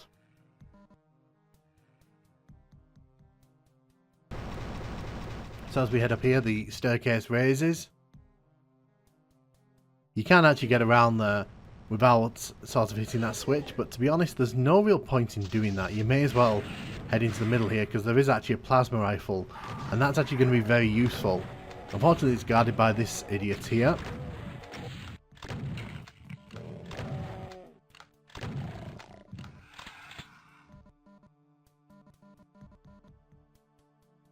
We're going to head back down the stairs here. We can now step over this because the wall has dropped down. So this isn't marked as a secret, but it is kind of an interesting little area that you can skip over if you're not paying attention. Because as we go up top here, you'll see that some enemies will start teleporting in at the bottom. Nowhere near as many enemies as you might expect, but, you know, chain gunners are never fun in any setting. So this area here, kind of with this roof and this floor, kind of gives off Ultimate Doom vibes to me. Not sure why, just does every time I come in here. It kind of feels like a space you'd see in that game. Not Doom 2, but that's just a personal thing. As we head back up the stairs here, you can see this is a very weirdly designed room, this one. The roof is kind of, has those lights, those little things sticking out. And then here we are in a room with wood and marble, because why would we not want to see another style? From what I can tell, there's no secrets around there. I want to introduce you as well to the world's slowest elevator. So you can come up here and you can grab the ammo there, but let me tell you, this lift will make you wait for it. I wonder if the people in the office knew about all this. So as we head inside this area here, we are met with a super grey area, and I'm going to use the plasma rifle here just to shoot down the corridor. So you can see that this level is not afraid to throw big rooms at you, wide rooms at you, long rooms at you, because this is a very long room here. I do like the light pillars there. They kind of add a bit of variety to what would be an otherwise grey nightmare. So when you come in here, this is some... I don't even know what to describe these pillars as and these lights. Is it supposed to be like a laser security grid or something like that? It's very interesting. But then again, this level has been pretty interesting so far.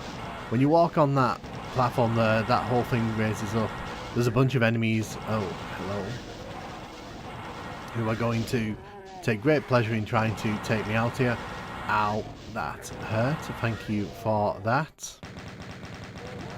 You can also see in the far distance there, there's a bunch of enemies who've unlocked from the very bottom. Don't worry, we will be dealing with those momentarily. A few plasma rounds down there should clear the way, and it does. Now, this room here gives off my first WOD designs. Like, this just feels like a room that someone would kind of throw together in Doom Builder in the first hour. And then you get this room here, which is like super complex. So these two are like very contrasting right next to each other. This level like has no consistency, and I'm all here for it. So you can see these little areas have opened up here at the start of the level because we've been teleported back to the start. Now there's a Baron here that we're going to be taking care of.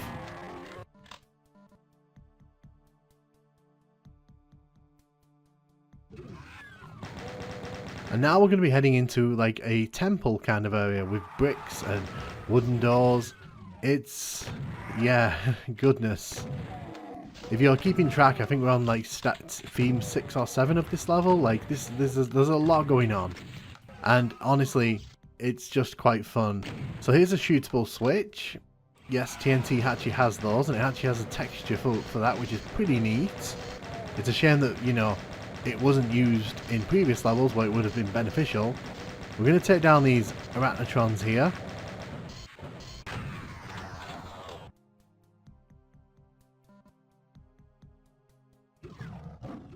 So this is like a giant toxin area, which we're not going to deal with right now. Instead, we're going to deal with our good old friend, the sewer area. Because this level has everything, so why not have a sewer area as well? So we have the rad suit here, which we're going to use to, you know, not die on this floor. There's no way really to get around the imps there. And when we drop down, you can see that this leads to a giant toxic pit.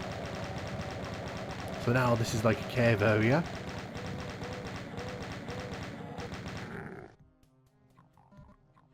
The blue key's kind of on the floor over there, which I'm not a massive fan of. You know, I kind of feel like it should be somewhere a bit more prominent. And then we come back into this room here, which is like the grey bricks, which, you know, is just kind of a bit ugly. You know, just gonna put that in there.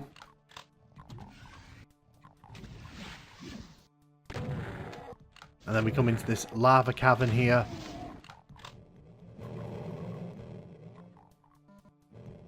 With the mossy green textures there.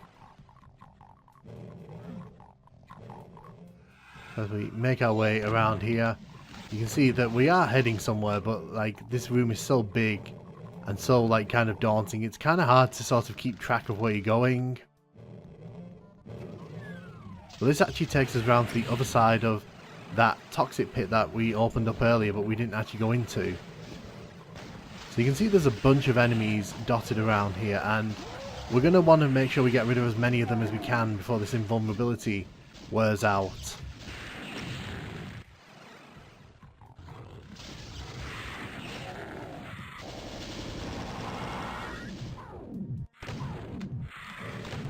Excuse me.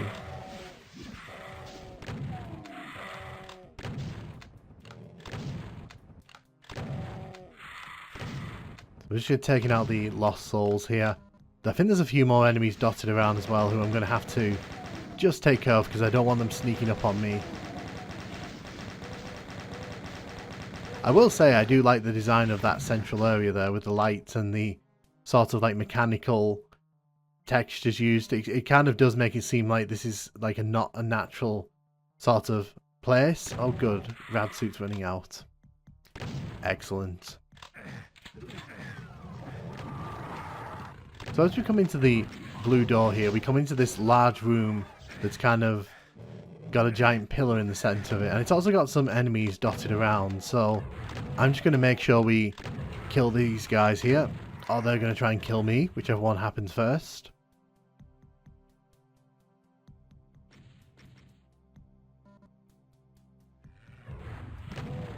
Just kind of showing off the shape of this room here.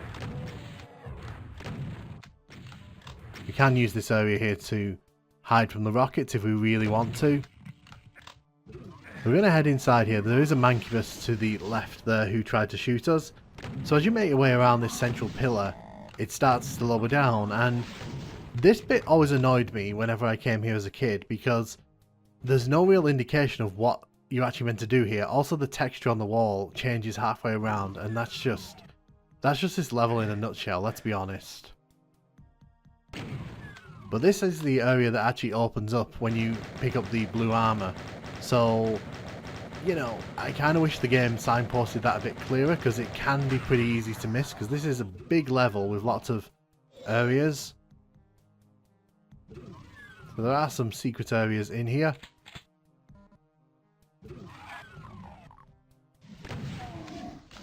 As you can see, there were 2 secret areas there, and we kind of opened them both up, so that's pretty neat. So yeah, that's, believe it or not, that's only the first half of this level, because trust me, this level's going to go big, and I'm going to save, because if I'm forced to do that first half of the level again, I'll probably scream and cry. So as we head down this grand staircase here, we're kind of exposed to a bunch of enemies shooting in on us here, which kind of makes this area very intimidating. What also doesn't help with that intimidation is the fact that there are some chain gunners kind of dotted around shooting at us, and they will chip away at your health if you're not quick to get rid of them. So it's kind of in your best interest to control this battlefield as quickly as you can. I do love this grand staircase. The person who designed this level very clearly understood what they were doing with the Doom engine and how to kind of make different areas feel interesting. It's just kind of surprising that there are so many big ugly areas and then so many nice looking big ugly areas, you know, in one level. So as you walk under the sort of lip there at the end of the river, you can kind of go up top here, so you can hear that there was an archvile there. We're going to get rid of this thing quickly, because I just do not need to deal with that.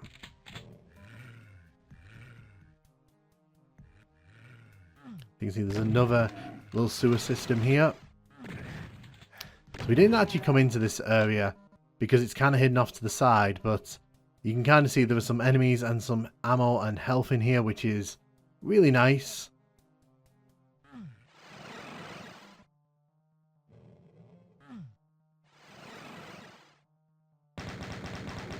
We're gonna tear down the pain elemental here because I don't want that spitting lost souls into the level unless, you know, I'm not around to see it. So if we jump down here, oh, there isn't a teleporter there. For some reason I thought there might be a teleporter there, but there wasn't. So now we're probably going to go into the part of this level that is the most infamous, and there's a reason it's infamous, because it is ginormous. If this level seemed big now, we open this door and we're basically inviting ourselves into one of the more bewildering and interesting sections in any retail Doom level. Wow, I just absolutely got blitzed there, didn't I? Oh wow, this rocket is determined. So welcome to this massive cliff area. There's multiple directions you can kind of head in, but there's only one right answer on how to progress in it. So if it looks like it's complicated, that's because it is kind of complicated, because it's very easy to get lost in here. It's very easy to find yourself doubling back on yourself. And there's a whole bunch of chain gunners stood at great distances who will take great pleasure in chipping away at your health. So have fun with that. And there's also Bony Boy shooting us from way beyond where we can actually hit them. So we can drop into the river here, we can carry on down this pathway, we can head up the stairs, or we can go into the teleporter. I'm actually going to come this way. So this wall actually drops down, and you know, it's kind of signposted with that little metal strip on it, but honestly it's not super well signposted. So you can see why I'm shooting there. There's a chain gunner who's hitting me. That is incredibly annoying because we can't hit him back. So you can see this has dropped us into this kind of hedge maze here. So the big thing with this area is that there's cliffs that look down on other cliffs, and as you can see there are multiple layers to this area, and there are enemies everywhere who are just trying to shoot us, and there's a lot of running around and sort of trying to find your way here, because there's a lot of direction to cover. So we're back to where we were earlier, which is fine by me. So you can see that teleporter did take us somewhere, but it didn't take us anywhere particularly useful right now. So we're going to drop down into the water here because there's a ton of enemies. Oh, speaking of ton of enemies. Yeah, so this is the enemy brigade here to ruin our day. I don't have much health here, so this is going to be pretty clutch. So the thing with this area is it's not ideal for fighting in, because there's enemies up above us who can shoot down on us. There's enemies that can fly in on us. There's lost souls that can be spawned in. And as you can see, there's plenty of scope for enemies to just kind of sneak around corners and get us, because there's enemies on that cliff face there.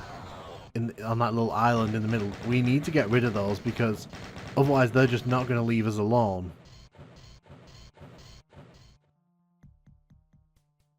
So as we continue our exploration of the waterway here, you can kind of see that the waterway here kind of serves as the sort of center of everything. So down here there's a bunch of enemies, and you can kind of walk around all the different areas, but you can't actually access them. So you need to find the correct path in order to make your way further into the end of the level here.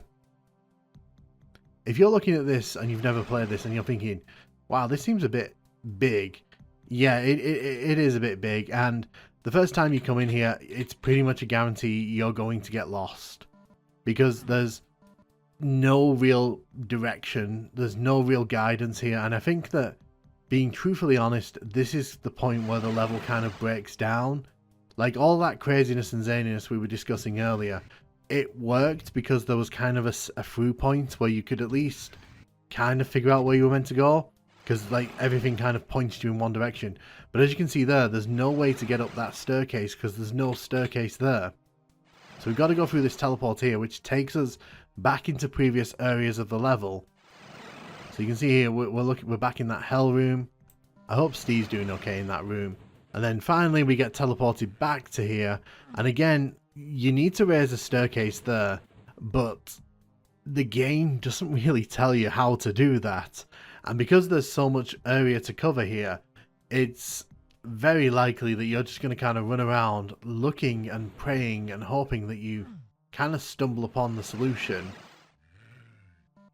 I want to pick that cell ammo up here. I thought I'd missed some cell ammo though, so it's worth grabbing. So as we make our long trek back to the starting area of this area. It's worth pointing out that this area is kind of infamous in Doom circles as being kind of bloated and kind of non-linear, which in a lot of cases doesn't mean bad in Doom, but in this case I would argue it does. So you can see now we've actually made it to the central island if you go in that teleporter right at the start. So in order to progress, you've got to look for these little holes here, but also you don't want to, you know, go too far down because otherwise you won't be able to grab all that ammo there. Now, as you can see, we've got some enemies spawning in, including a Archvile.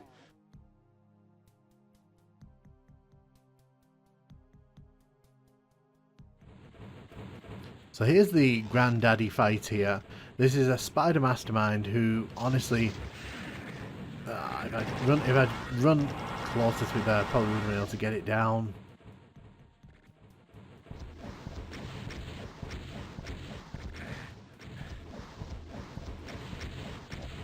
Here's the thing, if you go to that teleporter in the start of this area, right at the start, you can bring this spider mastermind into the foray very early, and with all those enemies kind of in this area, you're pretty much guaranteed to lose quite a lot of health, so it's probably worth not going into that teleporter initially, unless you really are able to kind of dodge all the enemies and get away from this thing, because if you leave that thing alive, it will shoot at you as you're running around this area, and even up top it can still get you, so it's very meanly placed. It's an interesting placement, but it's very mean.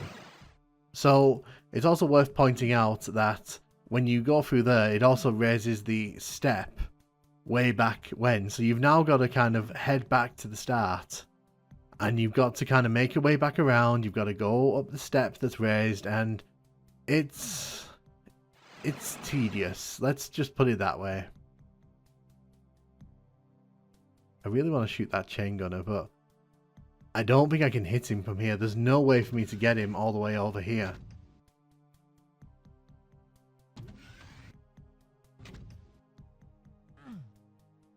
So as we make our way back around this way, it's fun to talk about this level because there really isn't any other level like this in any of the retail Doom levels. There's no other level that kind of goes this grandiosa. As you can see, there's some steps there, and I don't know, there's the exit, by the way. The exit's right up top there, but we can't actually get up there this second. Oh, where'd you come from? This is a level that throws a lot of things at the wall, and some of the things work, some of them don't, and while I appreciate the scale and the ambition on show here, because it's very clear that whoever made this level knows what they're doing with Doom level design, I think there's a bit too much going on here. At least in this part of the level, like, there's just way too much going on. And I'm going to be open about this. When I was a kid, I got lost in this area for so long. And even until recent playthroughs, like, it became quite difficult to realise that you have to walk up to that, for example, to bring down the cliffs. There's just a lot of, like, weird little things that make this area just irritating more than fun. So let's get rid of you. That's the chain gunner that we've been trying to hit for the last, like, 10 minutes. Like, I like this kind of thing here because this is an interesting little battle. Because this happens sort of in a space where you kind of are looking out on an interesting landscape and such. I know some people really hate the fact that, like, this is very hard to see. You have to come right up to it to see there's a hole in the wall there, because that's the only way you can drop down onto this side, which leads to the end of the level. But I'm just going to start giving my thoughts on this level now, because there's a long walk to the exit here. I just think that this level tries a lot of things, and not all those things work. Some of them are really fun, some of them are not. Oh look, all-seeing eye. So this is where I pointed out earlier on, and the exit isn't even an exit, it's an exit sign that you have to switch, which frankly sums up this level. I think this is a level that throws a lot of different ideas at the wall, a lot of different themes. It tries to mesh them all together. We didn't pick up the invulnerability, that's why we haven't got 100% secrets. I'm fine with that. But ultimately for me, I think this level kind of is crushed under the weight of its own ambition. I think that it's a very unfocused level. I think there's a lot of times where you're kind of expected to go wandering, and that's fine maybe once or twice in levels. But the first time you play this level, you are pretty much guaranteed to get lost 2 or 3 times, and it's just not fun. And it also doesn't help that like you're kind of dragged through all these different themes of levels. There's just so many different styles being thrown at you, and it doesn't mesh together into one level. It kind of just feels like a load of smaller areas were kind of pushed together. This is a level I think that could have been split in 2, probably right after where the yellow door is, and people would probably be a lot kinder to it because it is a very, very long level. Hey, and welcome to map 21 of TNT Evolution. This is Administration Center. The first thing we're going to do here is kill all these enemies at the start. You can go around and kill all the enemies on that outer ring there, but to be honest, like, the chances are, if your pistol starts in this level, you're probably going to die a few times. So it's quite a lot of time investment, so we're just going to kind of skip right over that for now. As you can see, when we jumped into that toxic pool there was a bunch of Hell Knights who came out of that pillar, so we're going to politely try to avoid fighting them as long as possible. Gonna shoot the imps through that window there. So one thing I don't like in that room there is that the way forward is not very well telegraphed, so it's kind of just a pattern on the wall. I am going to try and be positive about this level. If you've ever played TNT Evolution, or you've even heard the discourse around it, this level's name has probably come up quite a lot, and I am going to try and be positive about this level. There will be moments where I have to be negative, because there are some pretty weird moments, but I am going to try to find positivity in this level. This is one of the areas I don't like, however, because you're kind of forced to take damage as that lowers down or you raise up, and there's no way you can really hide from it, so it's not really a skill thing, it's just an endurance thing, which is a bit But you can see it's opened up the way forward here, because we can now shoot all these lost souls and imps.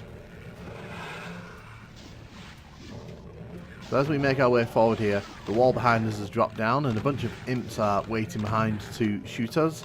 We're going to grab all that armor there, because it's very useful for us. So we want to try and kill as many of the enemies around this ring here as possible, because these guys can shoot us in the middle. But because we haven't gone around and killed all the enemies at the start of the level, like I mentioned, some of the imps that we haven't killed will actually block us like that. So it is actually worth maybe going around at the start of the level and killing them if you kind of feel that's something you want to do. There is actually a secret here where you can grab some health, which is never a bad thing on this level. So you can see there's a lot of imps down there because they're not letting me run across.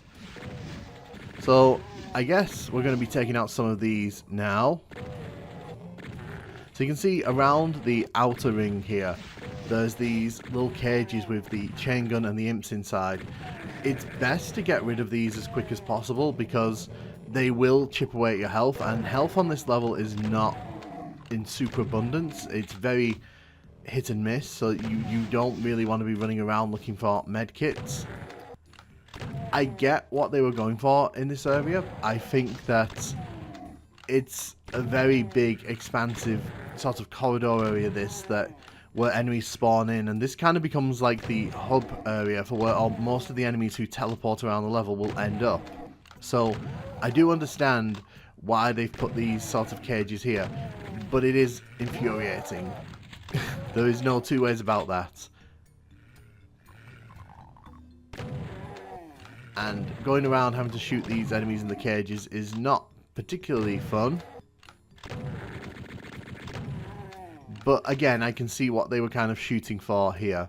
They wanted to make this area feel like it's dangerous and you've kind of got to watch out where you're going and such. So there is a lot of thought that's clearly gone into this.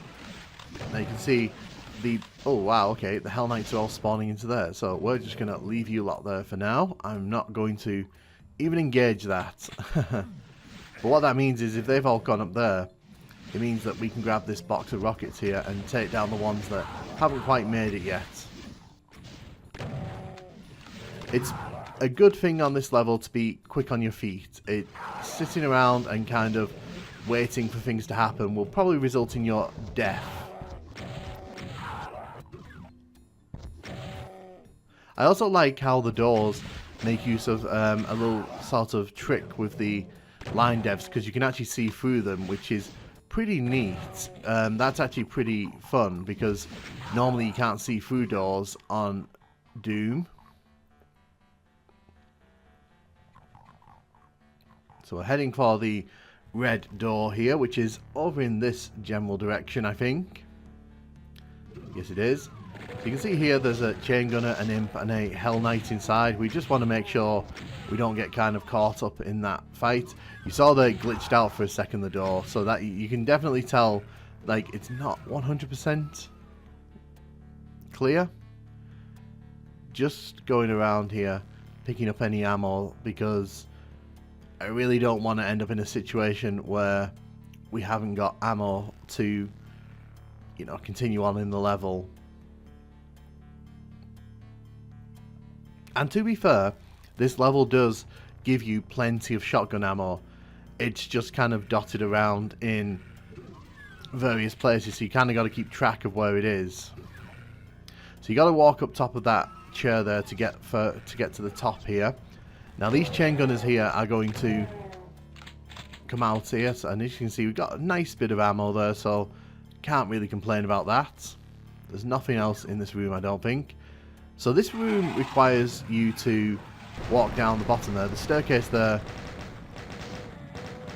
is how we get out. You can see the imp there got taken up with it. I bet that was a fun little ride for the imp.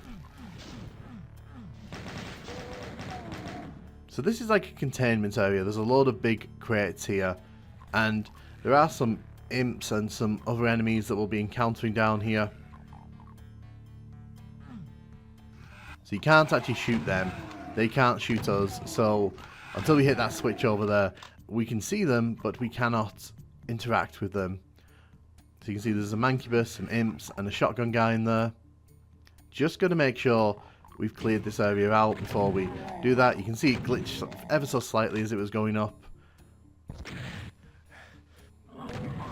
Probably was not my brightest moment, that was it. Using a rocket down here.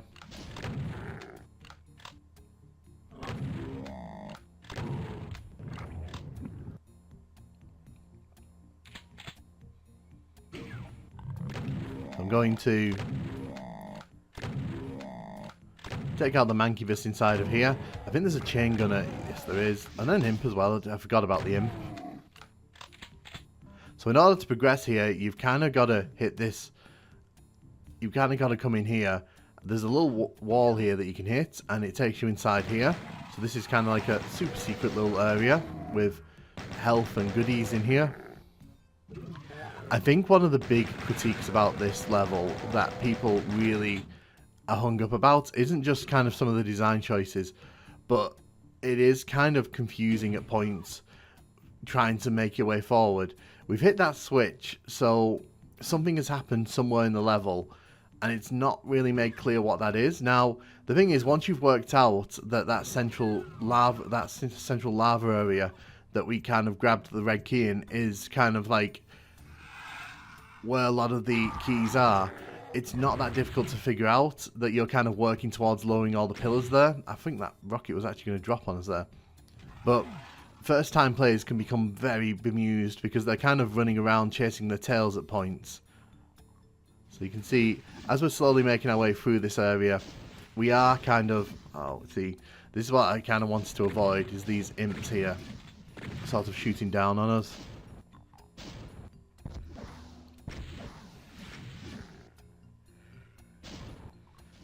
That's fine. So we are going to shoot the imps up there, because a bunch of enemies have just been released into that corridor that we were discussing earlier. So now we have the yellow key, but we don't actually have to go to the yellow door straight away, because this area's opened up as well. I am going to be kind of just running around here, because I do think there are some enemies that have been released into this area, and I want to make sure we get rid of them. I kind of want to stay on top of this area, keep this area as clear as possible. Okay, so the enemies haven't been released yet. So there's 2 Hell Knights in here. Obviously with the health we've got right now, I don't really want to take them on head on.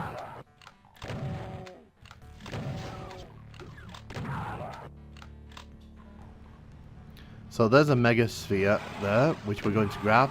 Now it takes us to this area here, which is a fun little area. It's actually, in my opinion, it's one of the better areas in the level here, because as you kind of make your way through it, things start to happen that make things a bit more difficult.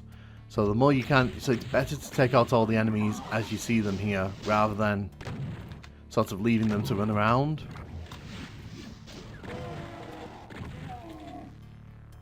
So there's a Baron of Hell over there, which we're going to take out. I do love how this area is very dark. It's very kind of like creates nice silhouettes as the enemies run through this space. So kind of nice to look at. As you can see, the 4 corners of the room have kind of come down, and they've revealed 2 bony boys and 2 imps. Now, ammo is kind of a problem for me right at this second, but we do have the Berserk pack, which we got earlier on, so I am going to use that to smack the bony boys.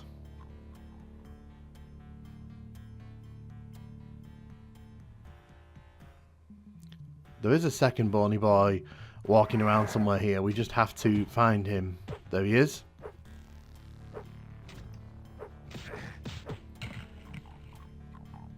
So then we head outside here, and we can now head to the yellow door.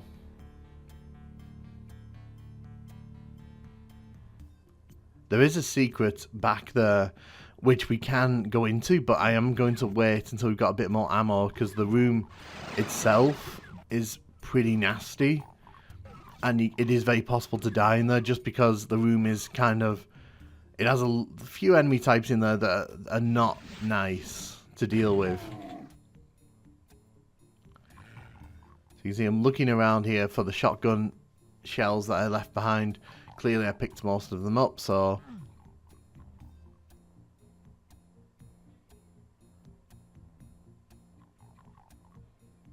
we're just running around here. You've seen a lot of this corridor, trust me. Like, I don't know if I would say it is visually stimulating is the word I'd probably use to describe this room. Is not. But as you can see, that, oh wow, that imp just killed the Hell Knight for me. Thank you. So we're going to head in here, shoot the imp there. Just going to take down the imp because why not? So as we head through this area here, you can see that this is kind of like a little office space, and you've got to be quick to grab that box of rockets there, because the floor kind of gives way. And as we're dropping down, we're going to shoot all the enemies we see, because I really don't want to have to deal with them. Because once we get to the bottom, the floor is going to start hurting, hence why we're going to grab this rad suit here. There are quite a few spectres down here. They're all just kind of chilling in the lava, as you do. Ah, I just made the fatal mistake. I've just started that elevator there. So, that's pretty fun. So you can see this is kind of like a hell area. So this is kind of like a corruption area where things have kind of gone very nasty here. So we've just got to kind of wait for this elevator to come back down, and then we can begin to kind of make our way further into the level. The world's slowest elevator, everybody.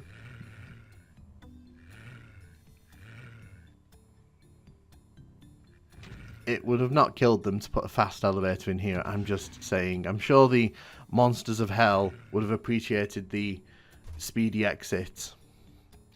So we could go over there and grab the shotgun shells and explore on top of there, but since the rad suits just run out, I'm kind of like, let's not. So we get taken back to this kind of little storage area here. It's like a little library. No idea what they'd store here, but you know, I imagine it's like files and books, because this is an administration centre. Remember, this is supposed to be like an administration area, so that's kind of why there's office sort of built areas and why there's kind of like a mix of all the aesthetics here. So you can see that the other pillars drop down there, the blue key one.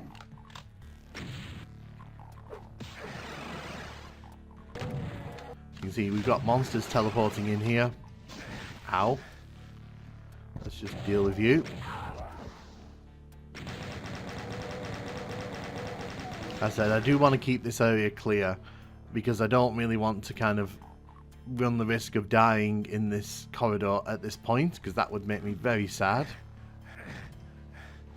So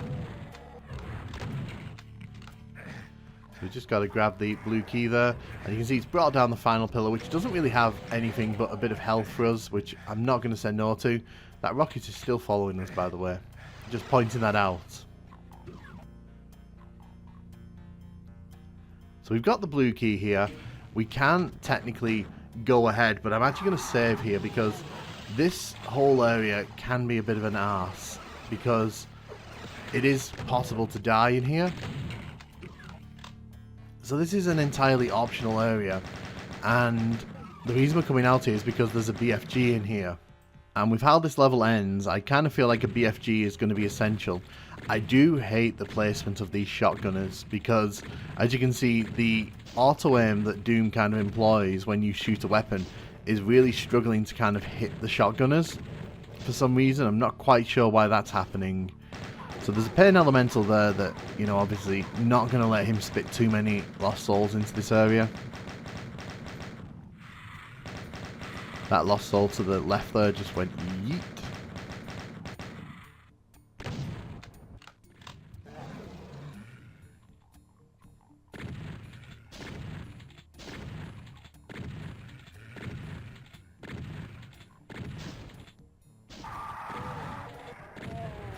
We'll just walk up and kill it. So there's a bony boy here who kind of ambushes you as you come around that corner. There's also a shotgunner up there who I want to get rid of. And there's more shotgunners over here.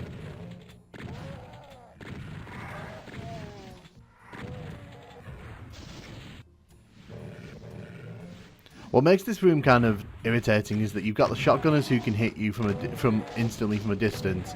You've got these guys who'll fire a bunch of fireballs at you, and because it's like a red background, the fireballs kind of blend into them, so you can kind of get confused pretty easily. Speaking from experience there, we are very close to dying here, and that is not good. That is not good. Okay, so we got rid of the bony boy, and I want to get rid of you just because I don't want to have to deal with that. So to get over to where the red lights are, you have to come over here. So if you mess that up the first time, or you trigger that, you can see the thing actually drops down, and there's like 3 or 4 different roof things that sort of drop down at different speeds. So it's pretty difficult to kind of make it up here once you've activated that whole thing there, which, you know, is very frustrating because you can wander onto it and accidentally trigger it. So to get out of here, we have to go this way. Luckily, there's a nice berserk pack here, which, you know, I'm not going to say no to because that gives us all of our health back. So, okay, there's a bunch of enemies here. Can't use that BFG we've got.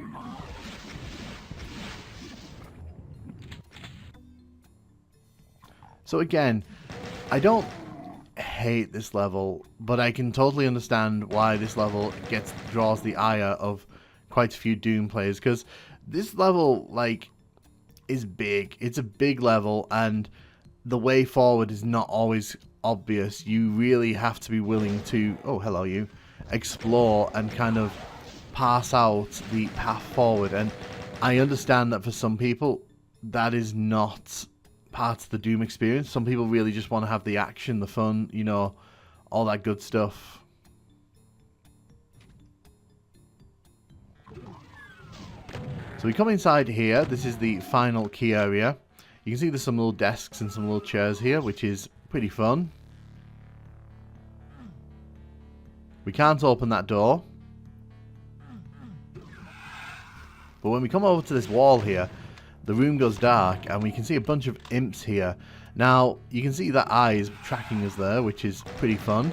I also kind of love the kind of spectacle here. There's no reason for this to go as hard as it does, but it tries anyway. You can see that that platform over there is rising up with a little heart on it. And when we go into here, you can see that there's again a shootable switch there. I kind of like it when they actually use the texture for the shootable switch, because it indicates that you actually need to do that. So I'm really fine with that. Earlier levels should take note.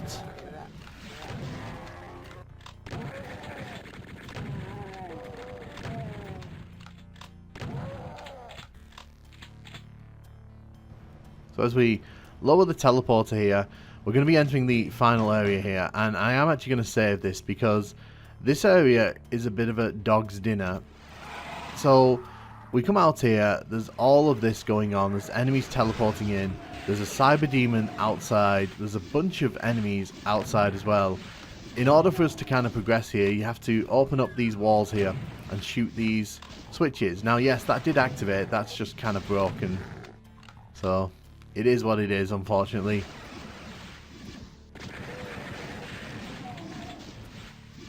So that teleporter there takes you back to the main level. So you want to shoot this one. That one isn't broken. So the bridge there raises up. I think there's an armor in the wall there, the secret, but we don't really need that right now. I'll come back for it if I need it.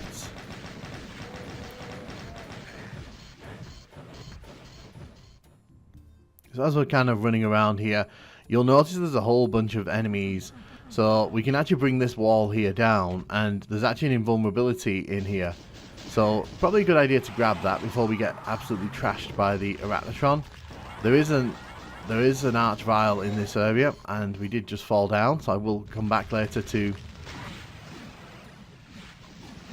grab what we left behind there. Yeah, I want to get rid of all of these enemies here, you included.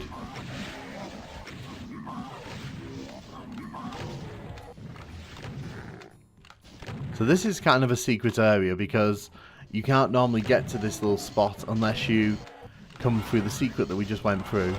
You can look at it because there's a little sort of opening, but you can't actually get here unless you use the teleport we just did.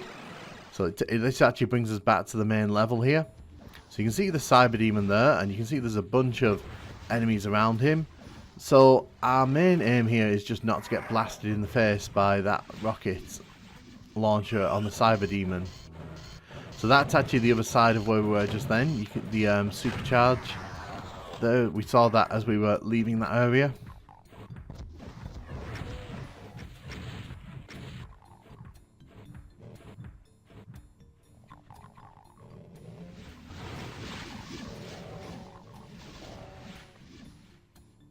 So this is a very big open area. So there's the exit.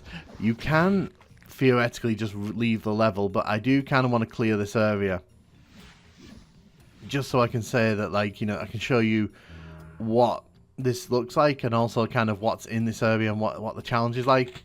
We can grab the plasma rifle here. So let's take out the cyber demon. The first thing we've got to focus on is the cyber demon.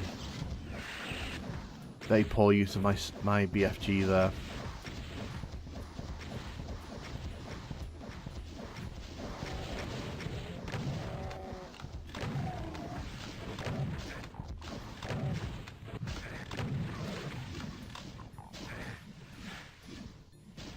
So now that we've taken down the cyber demon, we kind of want to just take out all of these like low level imps here. So the imps are really just here to sort of get in the way, I think, because this area is quite dark. It's very hard to kind of see where all the enemies are in the distance, so it's worth kind of just bringing the chain gun here to light up the area. You can see as well, there's a bunch of imps over here who can't actually get down, so we're going to kind of come over and say hi to them.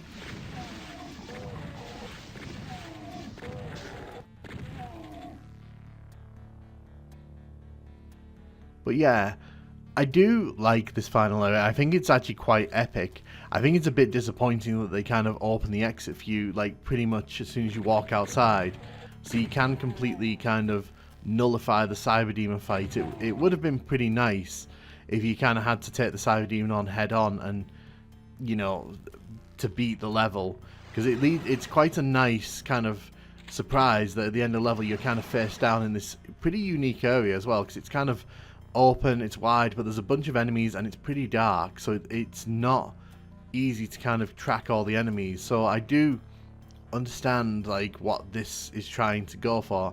Again, I think like a lot of these TNT levels that we've been seeing in the last few outings, and we'll see in the next few outings as well, I think that with just a bit more time and care and a bit of editing and a bit of sort of trimming down, these levels could easily have been sort of higher tier than they end up being. We're going to quickly sort of wander here just to sort of see what's on this tower. You can see that's where the supercharge was, but again, I'm not a huge fan of this level. I don't think it's a particularly strong level, but I do understand that like it's trying to tell like a big story through the level. And for me, the biggest crime this level has is that the way forward is not always obvious. Like they don't signpost some of the essential doors right. They look like secret doors. It just feels like very weirdly kind of designed at points to kind of mask the way forward, and I think that is never a good thing in especially in a retail Doom level. In custom WODs, I totally get it, but in a level like this, I think hiding what is an essential door behind what looks like just a piece of wall is just, it's bad form in my opinion.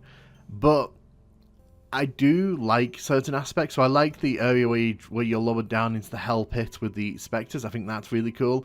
I do like the end of the level because I think that the darkness is used effectively. The imps are kind of masked in the darkness, and the cyber demon is such a looming threat. I would have probably put 2 cyber demons out there, or maybe even like a spider mastermind.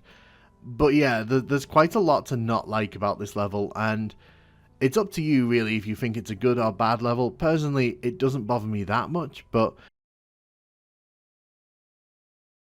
hey, and welcome to map 22 of TNT Evolution. This is Habitat, and this level has a massive reputation, not a good reputation either.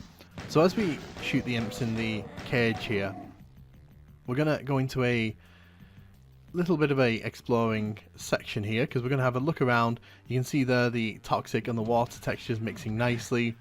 We're coming down here, we're going to grab the super shotgun, we're going to head into the, well, the tunnels, the sewers, whichever way you want to call it, the butt ugly part of this level. And this is one of the reasons that this level has such a negative reputation.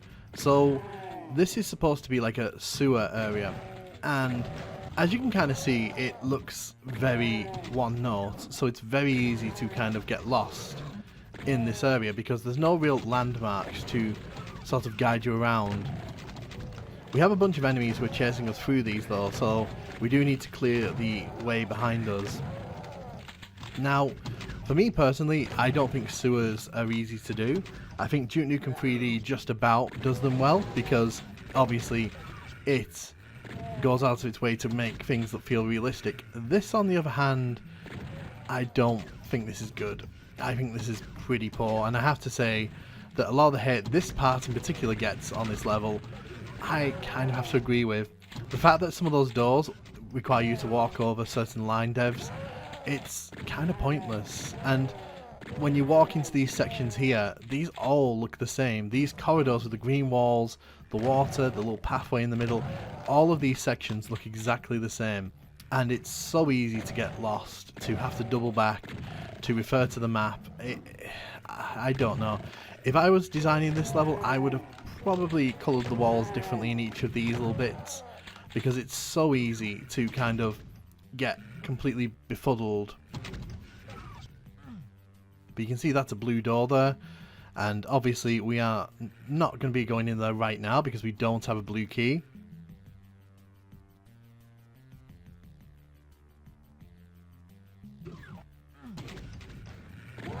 But yeah, I'm not a fan of this sewer area, and I understand what they were going for, and I can totally see that this is supposed to be like the sewers between different base areas, but there were just better ways they could have done this. I feel that the way it's implemented here is not effective, and I think that it's more frustrating for the player than it needs to be. So this is a completely different area to where we were earlier, but can you honestly tell the difference between the two areas? You can't. I'm not saying this is like the worst part of TNT, but when people talk about TNT and they talk about like levels they hate, this is one of the levels that will regularly come up because it is such a mess. And the funny thing is that you can complete this level in about 30 seconds from the start. You don't need to do any of this. All of this is basically completely optional because I'm not sure if it was done on purpose or not, but the fact is you can run to the exit right from the start of the level. There should be a red key here. So this level also does one of my other huge bugbears in first-person shooters. It hides keys behind fake walls.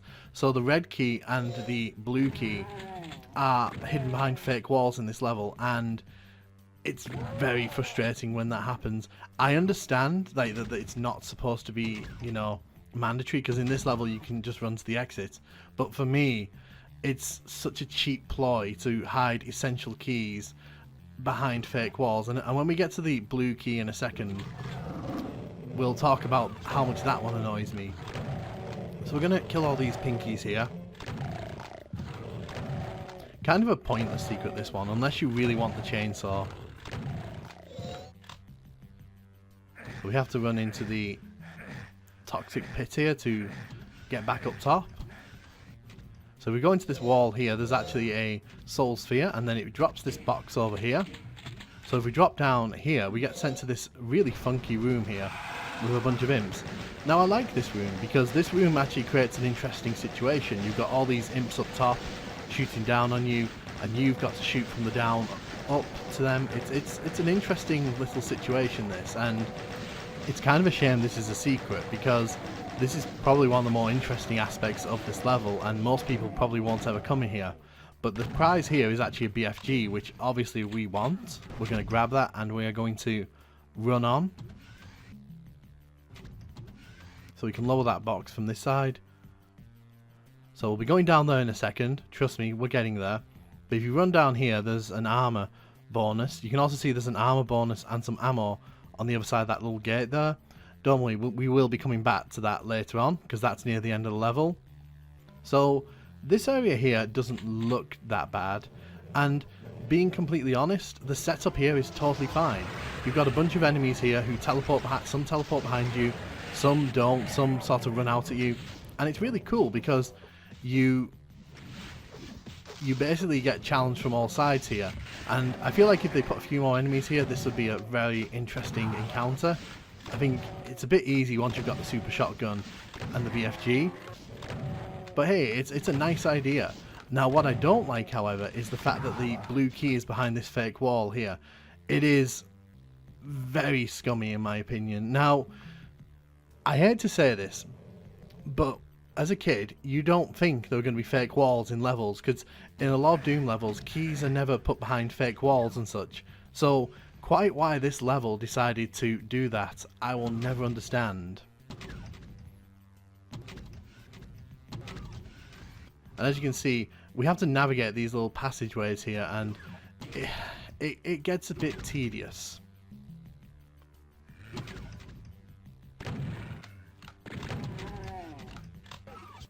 In order to lower that down, we've got to trigger the line dev. Like I said, there is a decent idea here, but unfortunately it's just not implemented very well. This is a fun little trap, so when we grab the yellow key here, a pentagram will show up on the floor and a bunch of enemies will teleport in. The room also gets dark, so we get a fun little encounter here, even if, you know, we're not seeing like high tier enemies here. But yeah, the pentagram can actually hurt you if you stand on it, so it's probably worth, you know, not standing on it for too long. But yeah, that was a fun little moment there in the level. Again, I don't think all of this level is rubbish. I think that there are bits of it that really drag it down, but I don't think it's as egregious as some of the other levels we've played in TNT, largely because I think that when this level is okay, it's okay. But like, at least it's not super long. Like, can we all agree on that? So we're going to head this way. It's also interesting that that's marked as a secret, even though the level probably wants you to come this way if you're grabbing all the keys, because the yellow door is at the end of this corridor here. So we'll head down these stairs here, and there is a pain elemental in the wall here, which we will obviously have to take care of.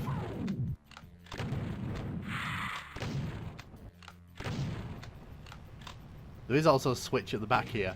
I think that raises the little walkway in here. So that little walkway there. So in order to get to the end of this level, you literally have to click this here. And then just head to the end of the level.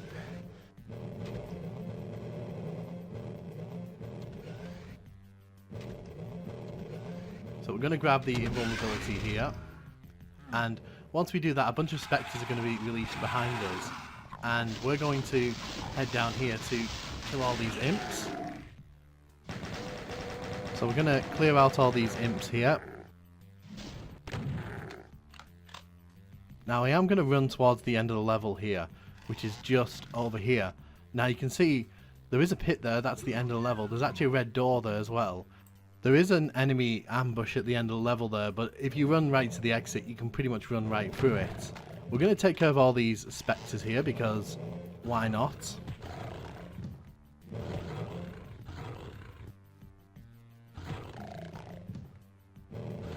You can see some of the spectres have gotten stuck on the steps here, which is totally fine.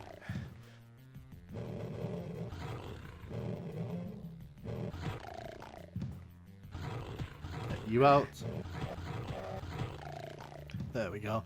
So this is quite an interesting area. They're trying to create a hill type area, which is kind of built up. And as you'll see in a second, the area is going to start filling up with some enemies, because at the end of the level there is an ambush waiting for us. I'm surprised it hasn't triggered already. I'm not gonna lie. You can see it has come down there. So there's a few enemies here. There is an archvile on the other side as well that we need to take care of. Oh wow, okay, that came through the wall there. Thank you for that, game.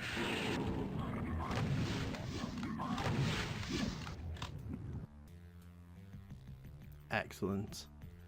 So there's nothing really in these holes where the monsters come out of, and if you head here into the red door, you can grab this blue armor, and then you're pretty much done with the level. And that's Habitat. Is it the worst level of Doom? It's definitely in the discussion. I know a lot of people do not like this level at all. There's a lot of hatred for this one, and I understand, because the sewer system is very repetitive, and I think that there's some moments in the level that feel kind of right out of someone's first level when they're making it in Doom Builder. But for me, I think that there are some interesting ideas, just not very well executed. I love the battle in front of the blue key. So the way the monsters are teleported behind you, and the way that you're kind of forced to encounter enemies from all corners, that's pretty fun. But I figured it would be fun here to just show you how quickly you can actually complete this level, because you can just run right to the end of the level without doing any of that sewer bit. And yeah, I get that this level's got some ugly parts, like that room there for example, quite ugly, but this part out here is actually pretty nicely realised. There's some nice hills here, and there's a fair bit of, you know, interesting stuff going on at the end of the level there. You know, probably could have had a bigger encounter there. That's always my excuse when you have big areas like that. Put more enemies in it if you're going to have a big area like that. But overall, I don't hate Habitat nearly as much as some other people seem to hate it. Hey, and welcome to map 23 of TNT Evolution. This is Lunar Mining Project, and you can see that the opening here is pretty interesting, because we've got a bunch of windows here that allow us to look out into the courtyard. There's a nice big corridor here with some enemies littered inside, so there's plenty of intrigue for us to be going on with here. As we kind of make our way into the side part here, you can see that the long corridor extends around. There's a bunch of enemies for us to work through, and also some little side rooms here. Now you'll see here this is actually a bed. Now I just love the fact that TNT really tries to put human, real objects into this game world, and obviously, like a chair there, and it doesn't quite work, but it works just enough. There's a secret behind this bookcase here, which we're going to come in and grab the items out of. You can see there's a few enemies outside, including our good old friend, Mr. Archie.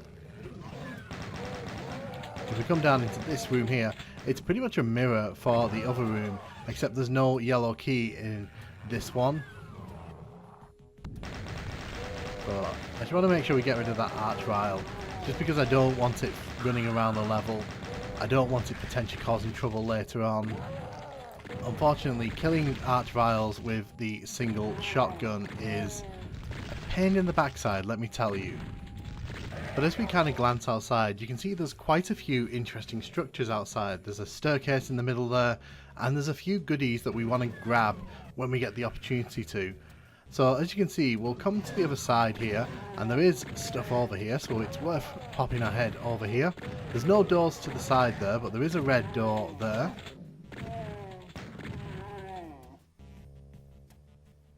You can see more windows looking out on that central courtyard.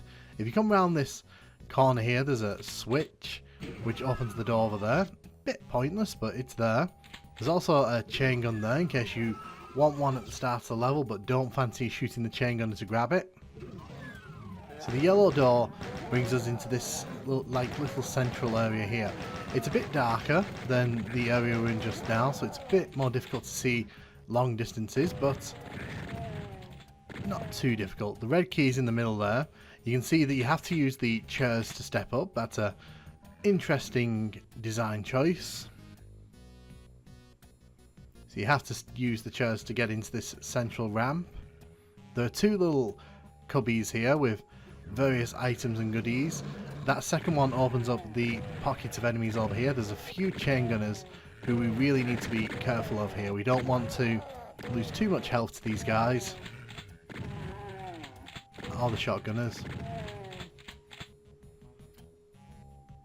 But as you can see, there's nothing really in that cubby over there.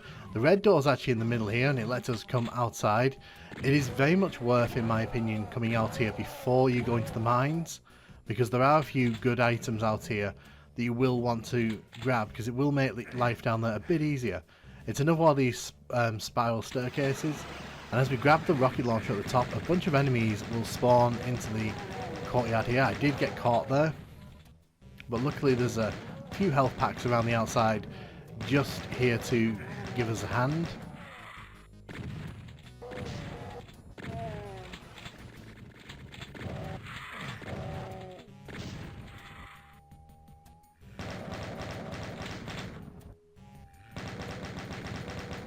So some interesting architecture here. There's a super shotgun in the middle of that pulse there. And this is going to be our weapon of choice for the rest of this level, I think. So we're going to head down into the mines here.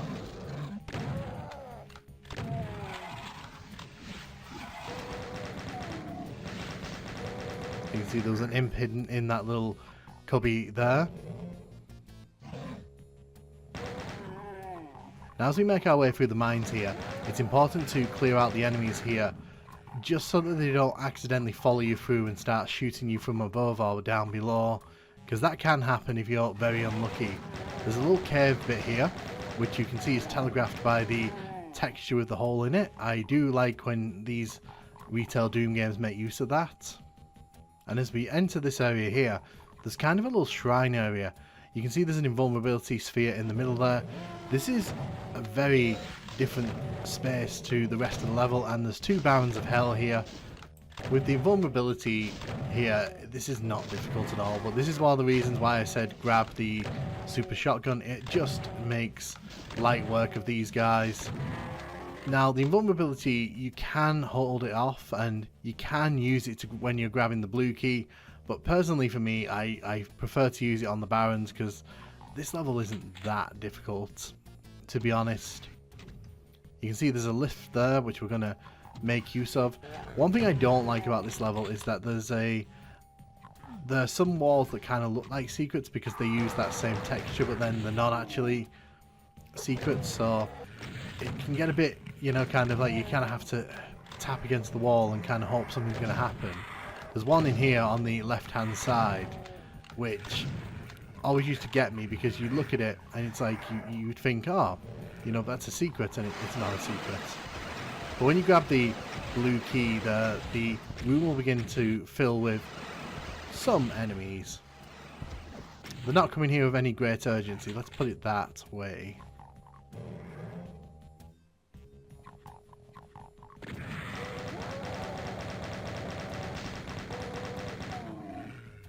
So you can see some more enemies have piled into the little caverns here.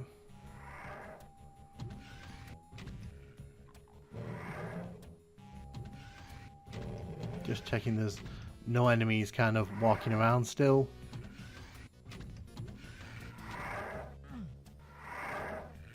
I can hear a bony boy. I don't think he's down here, but I am just going to quickly run around and check. Oh no, there he is. He came right to us, didn't he? Damn it. I did want to get onto that elevator there. So as we head up here, you can see that there's going to be some enemies who've spawned into the level. We want to take care of those as best we can, because there's a few nasty ones like chain gunners dotted in, and obviously we don't want to lose that much health to them. There's also Bony Boy there. Luckily there's no archviles. Can you imagine how cruel this would be if they dumped an archvile in whose sole aim was to sort of wake everything back up? Luckily we're at the point in the level where I can kind of start using the rocket launcher with wild abandon.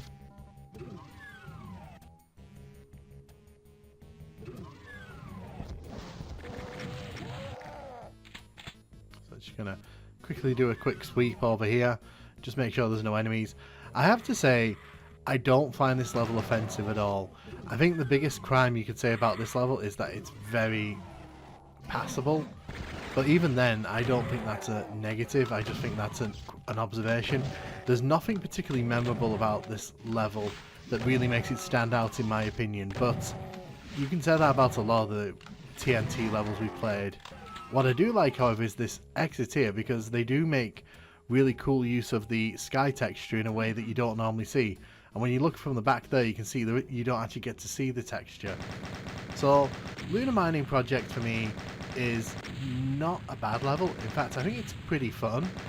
I will say the secrets are a bit weak on this one, and I did forget one, and that's because it's a very forgettable secret. We'll pick it up in the PS1 version, but overall, don't hate this one. Think it's pretty good in my opinion. I don't think it's anything outstanding, but at this point in TNT, we'll take that. So let's dive over to the PS1 version of this level. And I'm going to say up front, for the most part, this level is untouched by any real changes. They've removed the shadows from in this corridor area, because in the PC version they're kind of at a slight angle, and that's probably just to sort of suggest that the sun's not like perfectly overhead. But you kind of come through these areas and you'll realise very quickly that everything's kind of the way it was, which is a good thing, because this is one of the few levels that hasn't been kind of tampered with. You can see the bed's still here, the shotgun there, although this bed looks slightly less comfy, so let's not doze off on it. Gonna grab the yellow key here. Excuse me. Thank you. So the bookcase is gone, but there is still the texture here to indicate there's a secret. So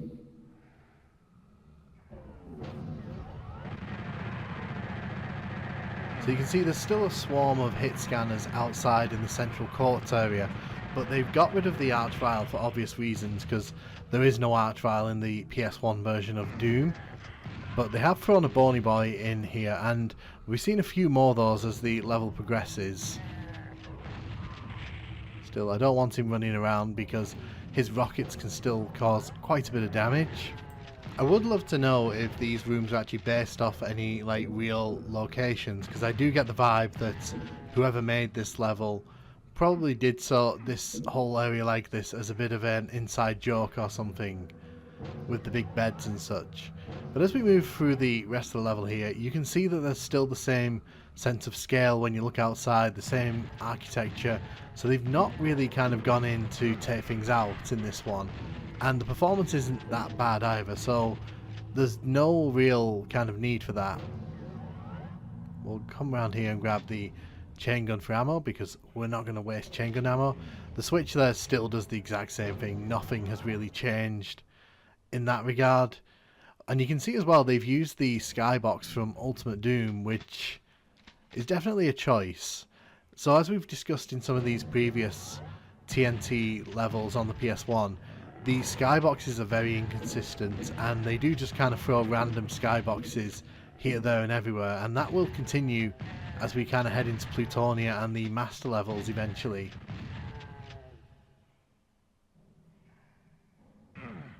You'll also notice there that they've got rid of the chairs, so you no longer have to sort of climb on the chairs to get up to the middle ramp bit there. You can just kind of walk up the steps, which, personally speaking, I think that's the way it should have been originally. I didn't quite understand why there needed to be chairs there, but you know. So as we grab the red key here, it's the same trap as we saw in the PC version. I will say this is a bit darker than the PC version was anyway, so it's actually a bit more difficult here to track all the enemies as they kind of make their way into the room. But if you kind of run around this way, there's nowhere they can really go to surprise you.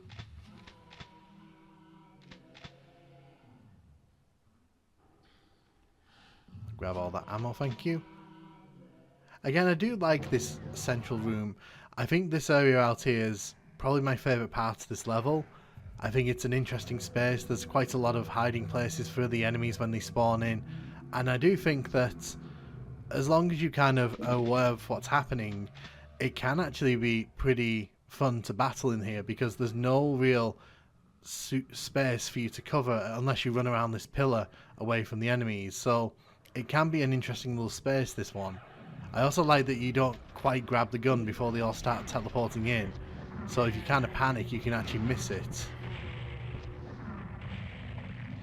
Personally, I would have added more enemies, but as I always say, that's my answer to everything: just throw more enemies in.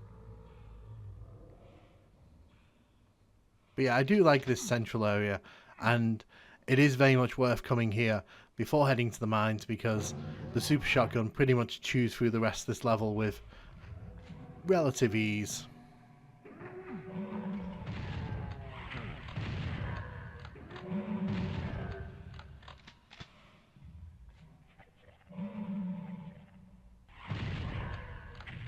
You can see they've still got a texture there with a hole in the middle, so you don't lose the effect as you're making your way through here.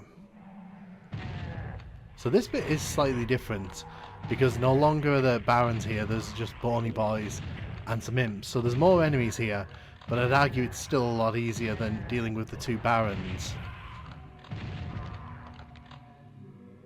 Also, I apologise if you're not a fan of strobing lights. Avert your eyes.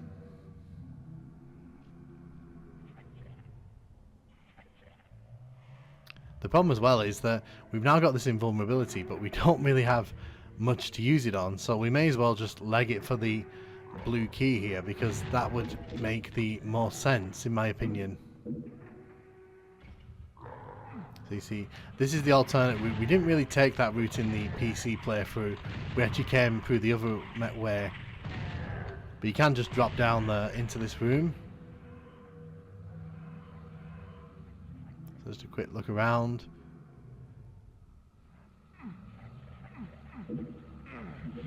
Grab all the goodies here. So I will say that looks like a secret, and every time I see it in here or on the PC version, it always catches me out, and I'm not a huge fan of that. If it looks like a secret and it does nothing like that, it's a bit misleading. And I'm saying all this because the encounter here is pretty much nothing when you've got a rocket launcher to hand.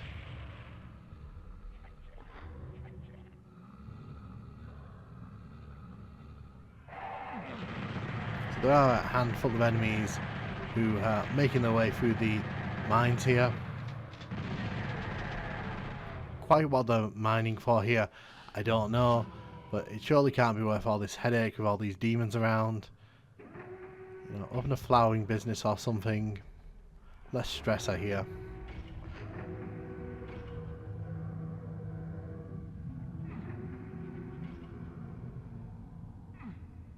But yeah, I'm just making sure we haven't left any enemies back here.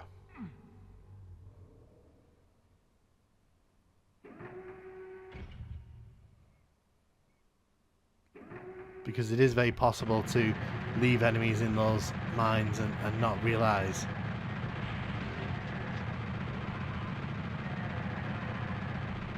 Going to shoot you in the face. I think there's a lot to like in this level if you really go looking for it. I think that... oh, I forgot about these guys. It's definitely not the most challenging TNT level, and compared to some of the levels we've experienced previously, you know, it's not that difficult to get through this one. In fact, you can probably tell by the time when we get to the end of this that, you know, it's not a difficult one. But I do think it's definitely a fun level. I think that if you come into this level with a pistol start in particular, you'll get a lot out of this one. If you come here with all the weapons, like, this level is going to be absolutely nothing to you. Oh. Did I not kill everything outside? Well, let's correct that, shall we?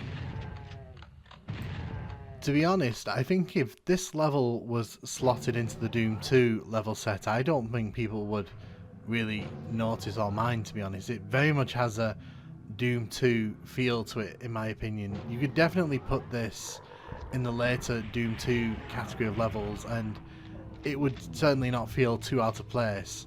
You can see they've got rid of the special exit, which is kind of a shame. So now you just have to thump a switch there. You know what? Before we leave the level, I'm actually going to run back here. And because I forgot the secret, because it's so unmemorable, and I'm going to show you how unmemorable it is. If you come up to here and see, look, it's a secret here, and literally there's just shotgun shells in here. There's really nothing that exciting happening. I feel like the secrets are a bit of a letdown on this level, so not really worth hunting for unless you're a die-hard completionist.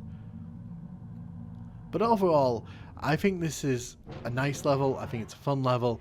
Again, and I've said it about a few of the TNT levels that we've played recently. There's just nothing hyper memorable about it. It plays things very safe at a lot of points, and the battles are interesting from a pistol start, but once you've kind of sorted out the initial wave of chain gunners and shotgunners, you're pretty much well equipped to deal with the rest of the level. The two Baron fight is made super easy by the invulnerability, and it doesn't really add to the difficulty of the level, which is a bit of a shame, but it's more there to kind of like give you E1M8 throwbacks, I feel, you know, because it makes it super easy with the invulnerability. But again, don't hate this one. In fact, I think it's just above the middle of the pack for me, but hey, and welcome to map 24 of TNT Evolution. This is Quarry, and as you can see, we are in a hellish cave here. Lots of red rock and lava around us. We've got to watch our step as we head out here, and immediately there's a contrast. We get white rock here, so it feels less imposing, less dangerous, but this is quite a dark cavern here, so we've got to be a bit careful. So we're going to take out all these enemies, take out the Hell Knight that's come through the door there. This level does make quite extensive use of textured doors, so you've got to kind of keep your eyes open for doorways in this one. Grab the armor there. We'll make our way through. So there's a bony boy there. It's a big room, this. You'd expect there to be more enemies or something bigger in here than there ends up being. This bony boy is pretty much the hardest thing in here, and even then, like, there's not much else once you beat him, so bit of a wasted opportunity, this one, I have to say. But as we head further into the caverns, there's another design choice here, as we've got different textures on the walls again. So we've got like more traditional rock here. Coming up here to grab the chain gun. If we head down here, you can see into that hell cavern there. We will be heading into towards the end of the level. So the thing with this level is that it's really not that difficult. Once you kind of know where you're going in it, it's very easy to speed run the level. You can be done in about 30 seconds, and I've said that a few times in a few of the recent levels, and that's because unfortunately a lot of these later TNT levels kind of fall into the same trap of either being too long or being way too short, and this is one of those levels for me. So we've cleared out the middle area there. We're going to use the lift here to get up top. No, we're not. We're actually going to head over here because there is actually a secret over here and I want to make sure we grab it. So there's a secret door along here somewhere. You can see that leads back out there. Is it a shootable? It is. So you can see there's a secret compartment here with a super shotgun. Never going to say no to a super shotgun, are we? Let's be honest. Now, you can see this gives us a nice vantage point over the shotgunners to our left here. We want to come up here because there is actually a plasma rifle up here. So we'll grab the invisibility and then grab the plasma rifle. Ow. There is a bony boy on that far sort of pillar, which we have to be very careful for.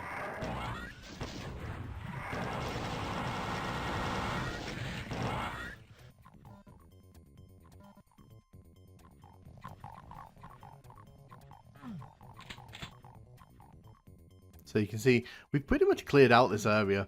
This was not difficult at all. Get you. So these teleporters bring you to the top of these pillars.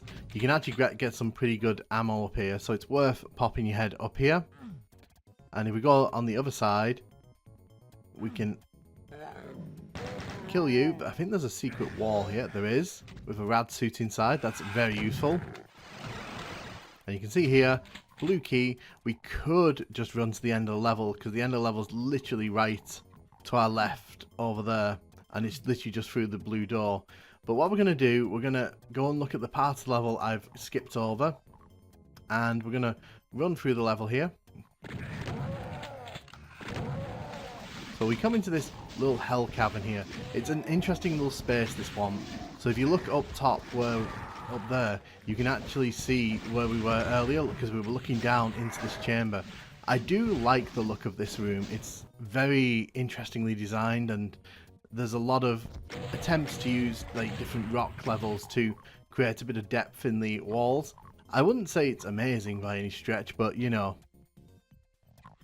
by the standards of the day, it's pretty interesting to look at. And obviously once you've killed all the enemies, you can run over and grab the invulnerability. Completely useless because we've actually killed all the enemies in this level already, so... And that's pretty much Quarry out of the way. As you can tell, this is not a big level at all, and in my opinion, if this was level 3 or 4 in this WOD, I think it would be more fondly remembered. The fact that it's so easy, and the fact that it's so small, and the fact that it comes so late in TNT kind of undermines it, I think. I think this really should have been one of the earlier levels, in my opinion. This is a poorly placed level because I think it's a bit too easy for this where it is here, and it's way too small in my opinion as well. So you end up with a level that's not very memorable, not very exciting for where it is in the game, because we're supposed to be kind of climbing towards the end of TNT at this point, and this just doesn't do it for me in my opinion. But again, it's not a terrible level, it's perfectly functional, and I think that's the takeaway from this one. It's a functional level, but hugely unmemorable. So now we're going to actually dive into the PS1 version of this level, because it can't really come as a surprise that this is one of the levels that made it to the PS1 version. It's not that complex, it's not got that many enemies on it, it's kind of perfect for the role, to be honest. So we're going to head up here. You can see that we've still got the textures in the doors, and we've got Nightmare Pinky there, which is different. Slightly.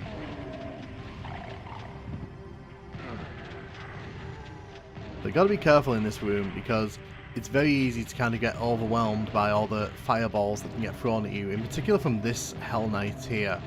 He has a habit of kind of throwing with the imps, and if they all start sort of landing their hits on you in quick succession, you can lose a lot of health quickly, especially if you don't have armor.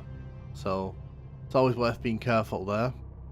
So we're going to head into this room, and again, Bony Boy is here waiting for us.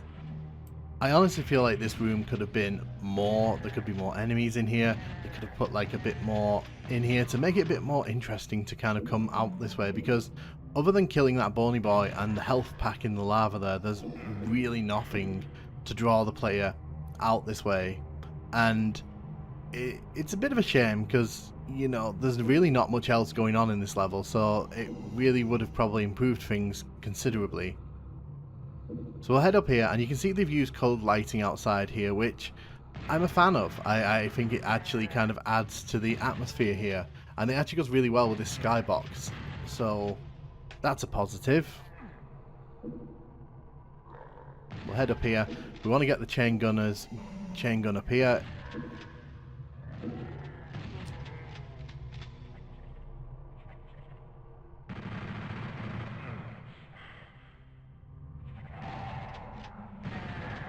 So you can see, again, you can look down into that room there with the imps. The problem with this level, I think, is that because so much of it is kind of optional, and because there's very little actually worth exploring in the optional areas, you kind of end up just feeling like, I just want to get through this one as quickly as possible, and you kind of end up feeling like this level would have benefited from a lot more going on, especially out here in the quarry bit. This is the namesake quarry, and once you've kind of killed all the enemies on the pillars there, the level kind of just loses all momentum, in my opinion.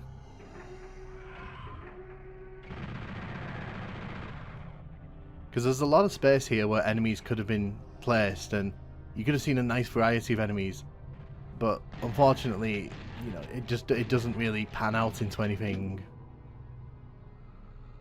We're going to head down here. We're coming from the opposite side this time. Grab that chainsaw just for completionist's sake. So they've actually changed the texture on the walls in here, which is interesting because it kind of fits more with the theme in this one.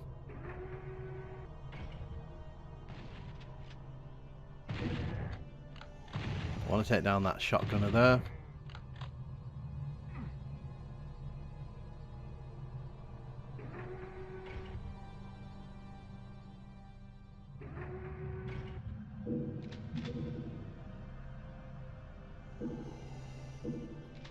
Grab the plasma rifle here. Again, you're given all these weapons and you really don't feel like you need like 90% of them. It's just a case of, I feel like this level could have been more, and it's a shame because there's a very solid basis here for what could have been a fun level.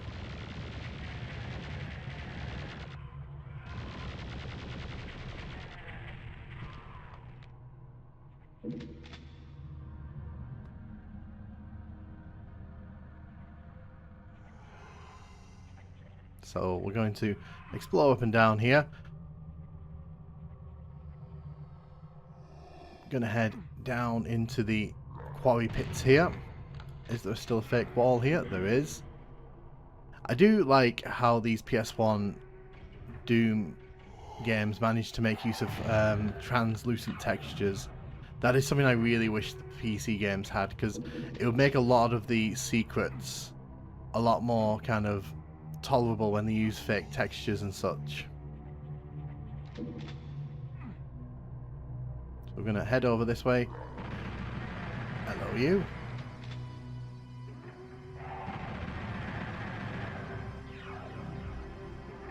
So as we head up here, we're just going to kind of have a quick look around. I didn't actually mean to fall off there, but you know, as explained, I really doubt we're going to be needing all of those rockets. So before we finish off with this level, let's head back into that big cavern. I do like how, as well, this version of this level does not deviate from the original in any real notable way, other than like a few changed textures. Like, these rooms are still the same size, there's still the same number of enemies, and yeah, there wasn't that many enemies to begin with, but at least you can say with this level, you're getting the full fat version of what the level was, so, you know, props for that, I guess. And the performance isn't too bad on this one, which is pretty nice. Some of these TNT levels are very chuggy, and I know for a fact that some of the Plutonia levels are going to be incredibly chuggy. But again, I do actually like this room. I think that, provided, you know, you don't come in with your expectations too high, this is a fun little jaunt through the quarry, and it's not that bad. Like, I've seen people say this is a bad level, but I don't think it's a bad level. I think it's just a case of it's poorly placed in the grand scheme of TNT. Like I mentioned earlier, if this was like level 4 or 5, I think people wouldn't have a problem with it, because I think it's about the difficulty level where that should be. And I really think this could, if you put this into Doom 2 as a retail game when that came out, people wouldn't have complained. So it's just one of those things where it's badly placed in the level lineup. It's a bit too easy. But I don't hate it. In fact, I think it's kind of very middle of the road, to be honest. It's very inoffensive. They changed the bony boy there at the end to a chain gunner. But yeah, that was the Quarry. There's really not that much to say about this one, unfortunately. It's one of the more forgettable Final Doom levels, and I mean across Plutonia and TNT. It's fine though, because ultimately it's not a poor level, it's just you want to get through it as quickly as you can, because there are more fun levels to come. Even the bad levels sometimes are more fun to talk about, because ultimately there's things you can nitpick at, but with this it's like, it's there. Hey, and welcome to map 25 of TNT Evolution. This is the Baron's Den, and we're going to grab this shotgun right at the start. We're going to take out the enemies in this circular room. Missed that fireball. So this opening room is fairly interesting to talk about, because there's multiple directions you can head in at the start.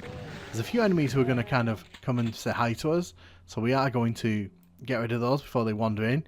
I am going to drop down here because we get the super shotgun early in the level here. The downside to that is that we have to go this way, and there are quite a few enemies in this direction, all of whom are going to take great pleasure in shooting at me. So we've got to be careful here, because it is very dark in here, and there's a bunch of enemies who will use us as target practice. You see there's a chain gunner and shotgunner there. Let's get rid of you. There's nothing there to note of. So as you head down this way, you can see we enter this kind of marble room here. There's a few enemies inside. We can't really go much further in this direction right now, because we actually need the red key, and we won't be getting that for a hot minute. That chain gunner there was using me as target practice. Excuse me.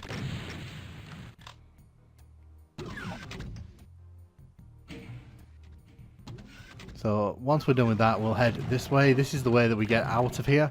There's a few pinkies and spectres for us to handle there. This lift will take us up here. So we're going to talk about the art direction of this level. I am not a fan of all these little kind of tunnels that are all kind of looking identical and brown like this. It's very easy in this level to get turned around and kind of get lost, because everything kind of looks the same, like in the darkness and with the brown walls. This corridor looks similar to the corridor we were just in, and it's a problem that this level faces across the board. But as we head into this room here, you can see that we've got a lava floor here. There's a arachnotron there trying to make its way over to us. We best just get rid of it before it causes too much trouble.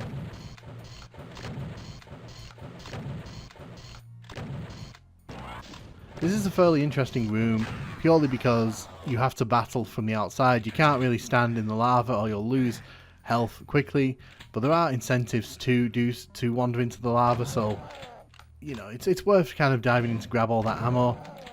Again though, I have to say, not a fan of all these corridors looking exactly the same. We're going to head into there a bit later on. Don't really want to trigger that room right now. But we'll head up this direction here, because this makes more logical sense in my opinion. So this room's kind of interesting. There's a mancubus up top there, who if you're not careful will get you in the back and cause some nasty damage. There's some shotgunners there, and as we make our way up, the side wall there opens up, as well as the top of the room where we're being kind of launched upon from the arachnotrons up there. I just want to get rid of that one on the left. Get rid of you. Nice. So we can shoot you, and if we could drop into the lava here and hit this switch, we can actually head inside here. So we want to get rid of you, and oh, is there a fake wall there? I think there's a fake wall there. Yes, there is. So yeah, you can see this level loves to make use of its fake walls. So there's a secret here. If you open this up, there's a cell pack inside, which is going to be very useful as we make our way through the level here. So with this kind of little branch here sorted out, let's head back up the steps here. So you got to be careful, you don't want to fall into the lava. So this room here is fairly interesting because there's a giant staircase that goes around the outside of the room, and there are enemies in the middle who are shooting up at us. So we do want to make sure that we don't give them too much opportunity to take us out.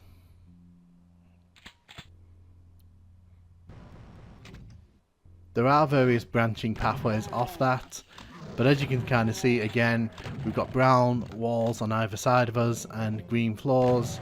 So, you know, I hope you're keeping track of where you're going. My big problem with this level, I think, is that it's so easy to get turned around and kind of lose your bearings. And once you lose your bearings in this level, it can take you a good 10-15 minutes to find them again, because there's so many different directions this level likes to push you in.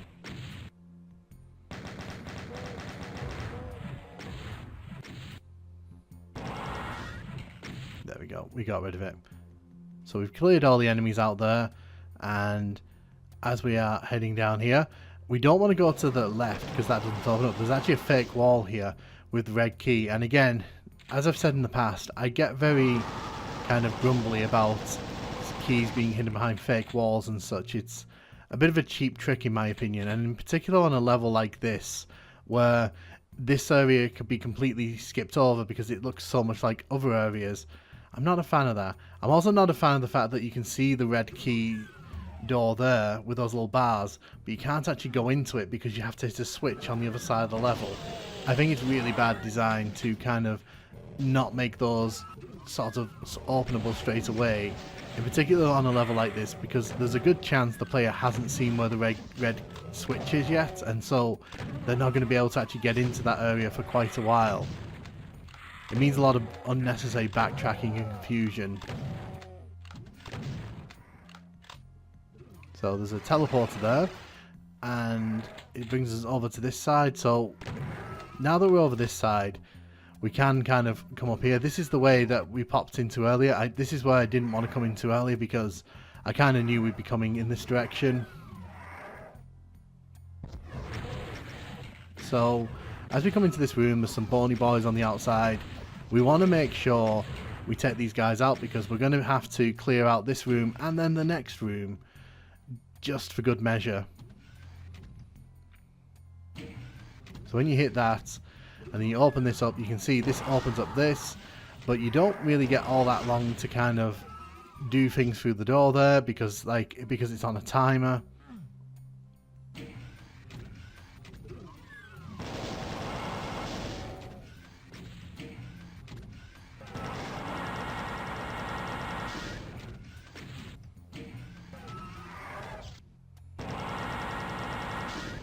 So we just gotta be careful of that bony boy on the far side of the room here, because he could get a nasty shot in on us if he's lucky.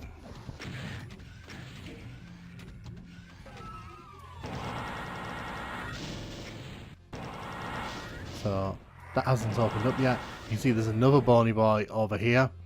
So we want to make sure that we're getting rid of all those. There's also some shotgunners around the edge of the room, but unfortunately right now I can't focus on them. They are not the priority problem here. There we go. Excellent. So as we kind of make our way up the steps there, you can see this has opened up.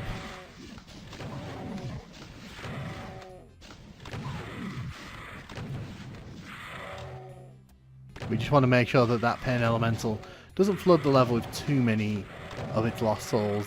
I don't mind a few of them, but like a few too many with this much health, always a bit dangerous. Gonna grab the yellow key here.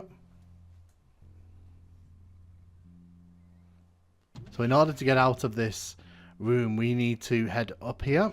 and we need to head into the lava pit over there. I am going to grab this supercharge because there's no reason not to.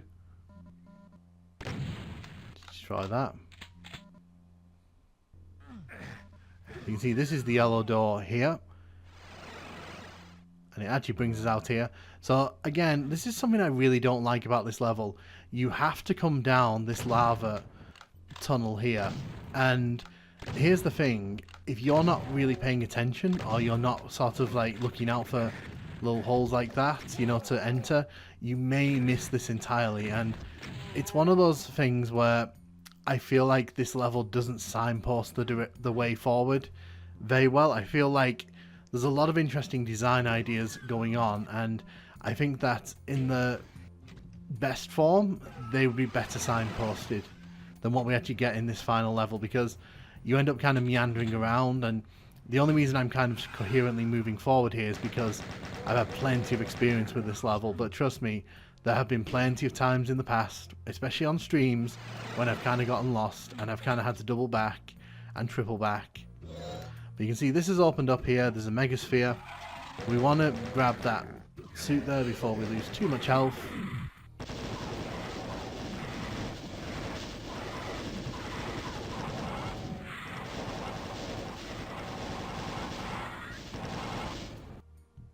So we're going to head out here. We're back in this room again. Going to grab the rad suit.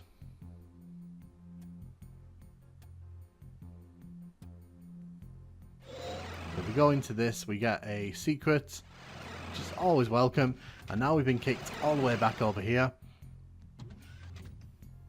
So we're going to head back down here, because I assume I've kind of forgotten this, but like, let's just see if I can work this out. I think we need to do something in here still. I think I haven't gone through a teleporter I meant to. So we go through the teleporter there. If we hit that switch, there we go. We come in here, and this brings us here, and okay, I'm a bit lost. Okay, not gonna lie, this is what I'm talking about. I'm a bit confused here, so just going to go back to square one here. I'm gonna see if I can hit that red switch that we were discussing earlier. No, it's back this way, isn't it? See what I mean? I'm not even... I have prepared for this level, and even now I'm struggling to sort of keep a coherent track on where we're actually meant to be going here. So it's not there. I think is it down here? It is. So that's the red bars we were talking about earlier. You can open those and head in this direction, but dear. I'll have a lot to say at the end of this level, but as we head on here, we get to kill these two barons here. It's worth killing them because you don't want them following you too far into the level, end of the level.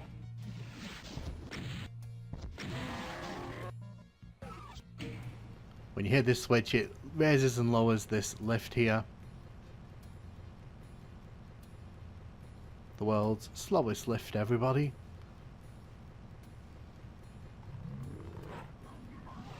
So you can see there's a bunch of enemies in here. We do need to come down here because they do have the blue key there. I'm trying to save cell ammo for the end of the level. So this is the other side of that room we were in earlier on. So we have come full circle here. We could have actually come this way if I'd remembered to come here earlier on.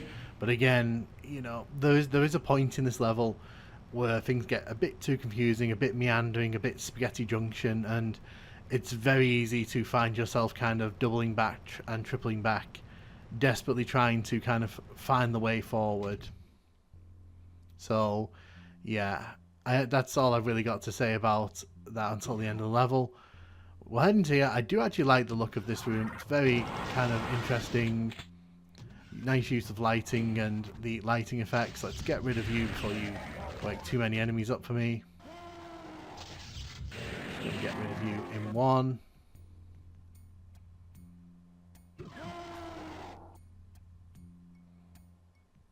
So what I'm going to do, I'm actually going to use the super shotgun here. I want to try and keep as much cell ammo for the end of the level as possible. But you do need the blue key to progress to the end of the level here. Okay.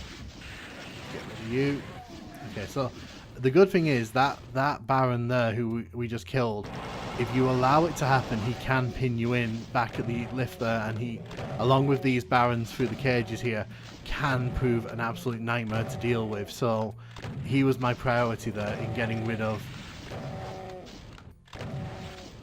So let's get rid of these guys.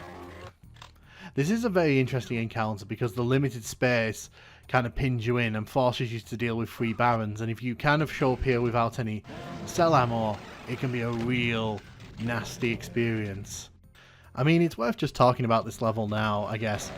The fake out exit here doesn't bother me. In fact, I like fake out exits, so this is fine for me.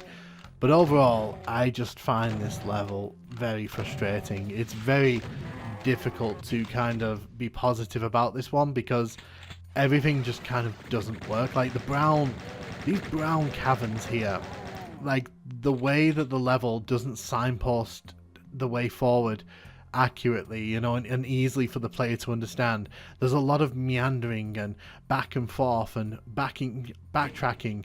It's just not a fun level to explore because you'll do something on one side of the level, like get the red key, and then something will happen on the other side of the level. But because the whole level kind of looks the same and all those brown tunnels sort of meld into one, it's very hard to tell what's opened and what hasn't opened, where you've been previously. And I just think this level tries so hard to be avant-garde. It tries something completely different, and I appreciate that, I really do. But I just feel it turns into an absolute mess, and it's a directionless level that really struggles to kind of push the player forward. Hey, and welcome to map 22 of TNT Evolution. This is Habitat, and this level has a massive reputation. Not a good reputation either. So as we shoot the imps in the cage here, we're going to go into a little bit of a exploring section here because we're going to have a look around. You can see there the toxic and the water textures mixing nicely. We're coming down here. We're going to grab the super shotgun. We're going to head into the, well, the tunnels, the sewers, whichever way you want to call it, the butt ugly part of this level, and this is one of the reasons that this level has such a negative reputation.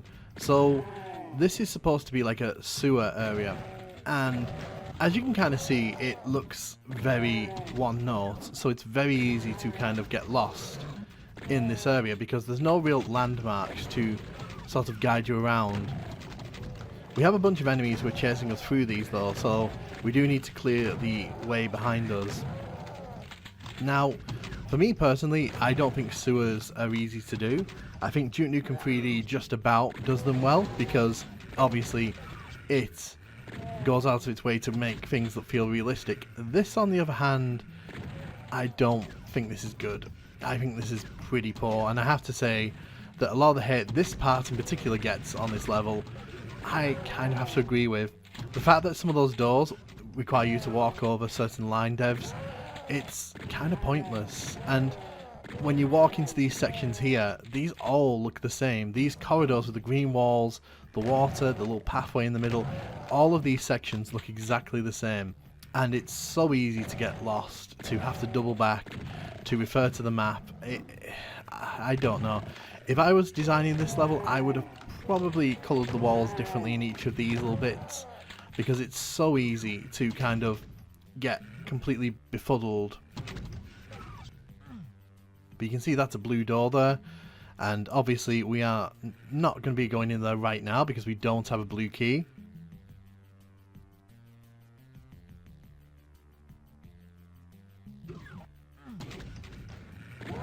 But yeah, I'm not a fan of this sewer area, and I understand what they were going for, and I can totally see that this is supposed to be like the sewers between different base areas, but there were just better ways they could have done this. I feel that the way it's implemented here is not effective, and I think that it's more frustrating for the player than it needs to be. So this is a completely different area to where we were earlier, but can you honestly tell the difference between the two areas? you can't. I'm not saying this is like the worst part of TNT, but when people talk about TNT and they talk about like levels they hate, this is one of the levels that will regularly come up because it is such a mess. And the funny thing is that you can complete this level in about 30 seconds from the start. You don't need to do any of this. All of this is basically completely optional because I'm not sure if it was done on purpose or not, but the fact is you can run to the exit right from the start of the level. There should be a red key here. So this level also does one of my other huge bugbears in first-person shooters. It hides keys behind fake walls. So the red key and the blue key are hidden behind fake walls in this level, and it's very frustrating when that happens. I understand that it's not supposed to be, you know, mandatory, because in this level you can just run to the exit, but for me it's such a cheap ploy to hide essential keys behind fake walls. And when we get to the blue key in a second, we'll talk about how much that one annoys me. So we're going to kill all these pinkies here. Kind of a pointless secret, this one, unless you really want the chainsaw. So we have to run into the toxic pit here to get back up top. So we go into this wall here, there's actually a soul sphere, and then it drops this box over here. So if we drop down here, we get sent to this really funky room here with a bunch of imps. Now I like this room because this room actually creates an interesting situation. You've got all these imps up top shooting down on you, and you've got to shoot from the down up to them. It's an interesting little situation, this, and it's kind of a shame this is a secret because this is probably one of the more interesting aspects of this level, and most people probably won't ever come in here. But the prize here is actually a BFG, which obviously we want. We're going to grab that and we are going to run on. So we can lower that box from this side. So we'll be going down there in a second. Trust me, we're getting there. But if you run down here, there's an armor bonus. You can also see there's an armor bonus and some ammo on the other side of that little gate there. Don't worry, we will be coming back to that later on, because that's near the end of the level. So this area here doesn't look that bad, and being completely honest, the setup here is totally fine. You've got a bunch of enemies here who teleport behind, some teleport behind you, some don't, some sort of run out at you, and it's really cool because you basically get challenged from all sides here. And I feel like if they put a few more enemies here, this would be a very interesting encounter. I think it's a bit easy once you've got the super shotgun and the BFG. But hey, it's a nice idea. Now what I don't like, however, is the fact that the blue key is behind this fake wall here. It is very scummy in my opinion. Now, I hate to say this, but as a kid, you don't think there were going to be fake walls in levels, because in a lot of Doom levels, keys are never put behind fake walls and such. So quite why this level decided to do that, I will never understand. And as you can see, we have to navigate these little passageways here, and it gets a bit tedious.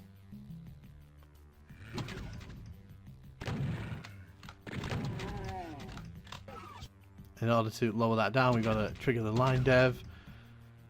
Like I said, there is a decent idea here, but unfortunately it's just not implemented very well. This is a fun little trap, so when we grab the yellow key here, a pentagram will show up on the floor and a bunch of enemies will teleport in. The room also gets dark, so we get a fun little encounter here, even if, you know, we're not seeing like high tier enemies here. But yeah, the pentagram can actually hurt you if you stand on it, so it's probably worth, you know, not standing on it for too long. But yeah, that was a fun little moment there in the level. Again, I don't think all of this level is rubbish. I think that there are bits of it that really drag it down, but I don't think it's as egregious as some of the other levels we've played in TNT, largely because I think that when this level is okay, it's okay. But like, at least it's not super long. Like, can we all agree on that? So we're going to head this way. It's also interesting that that's marked as a secret, even though the level probably wants you to come this way if you're grabbing all the keys, because the yellow door is at the end of this corridor here. So we'll head down these stairs here, and there is a pain elemental in the wall here, which we will obviously have to take care of.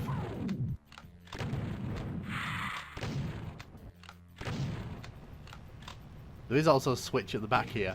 I think that raises the little walkway in here.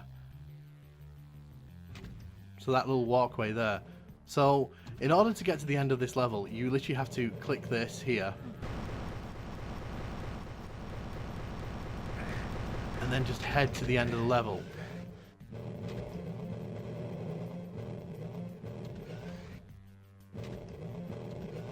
So we're going to grab the invulnerability here. And once we do that, a bunch of spectres are going to be released behind us. And we're going to head down here to kill all these imps.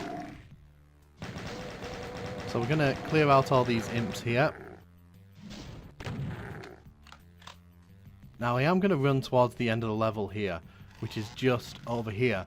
Now you can see there is a pit there, that's the end of the level. There's actually a red door there as well. There is an enemy ambush at the end of the level there, but if you run right to the exit, you can pretty much run right through it. We're going to take care of all these spectres here, because why not?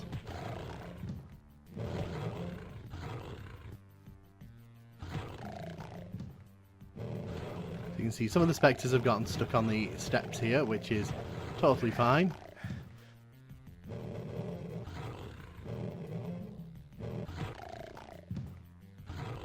Get you out. There we go. So this is quite an interesting area. They're trying to create a hill type area, which is kind of built up. And as you'll see in a second, the area is going to start filling up with some enemies, because at the end of the level there is an ambush waiting for us. I'm surprised it hasn't triggered already. I'm not gonna lie. You can see it has come down there. So there's a few enemies here. There is an archvile on the other side as well that we need to take care of. Oh wow, okay, that came through the wall there. Thank you for that, game.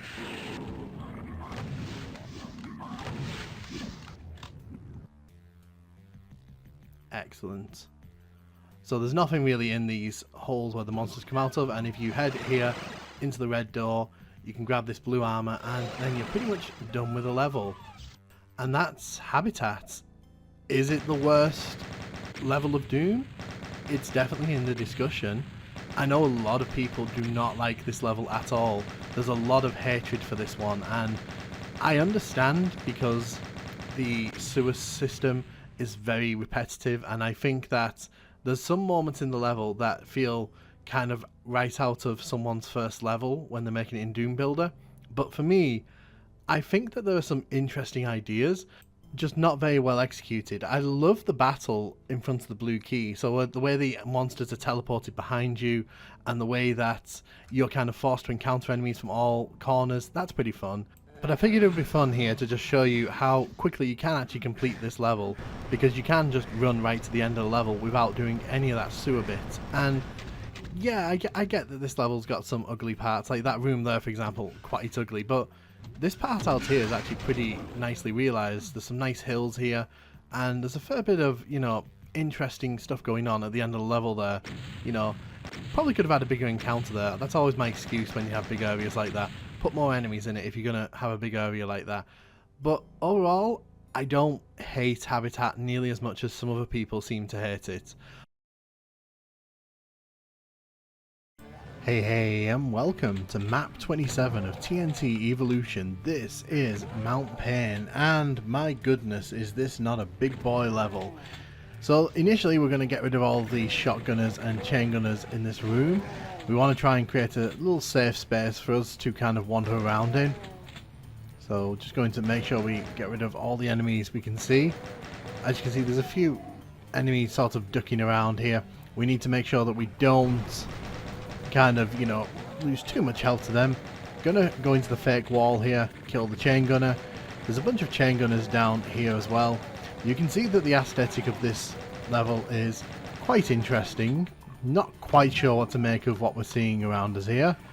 It Is this an old warehouse? Is this like a city building? Do let me know what you think in the comments.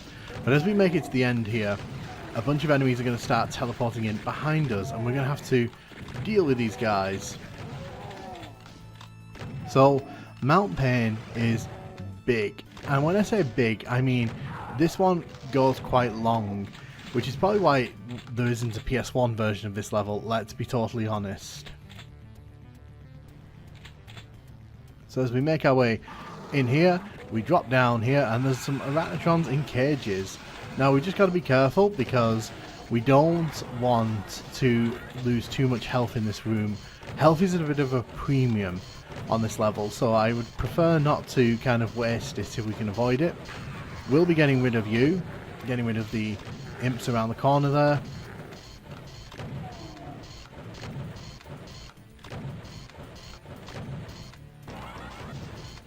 Get rid of you.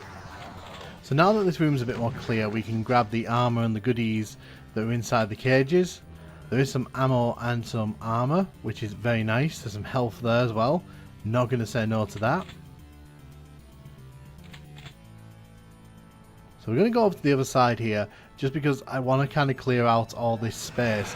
As you can see, there's a lot of enemies, and the thing is, because this level's so big, the enemies have a lot of space to wander into, so they can kind of follow you in unexpected ways if you're not totally careful. Going to get rid of you guys. And there's also a habit on this level of enemies just kind of sneaking up behind you. Gonna get rid of the imps up top there, just because I don't want them shooting at me and chipping away too much of my health as we're kind of making our way past here.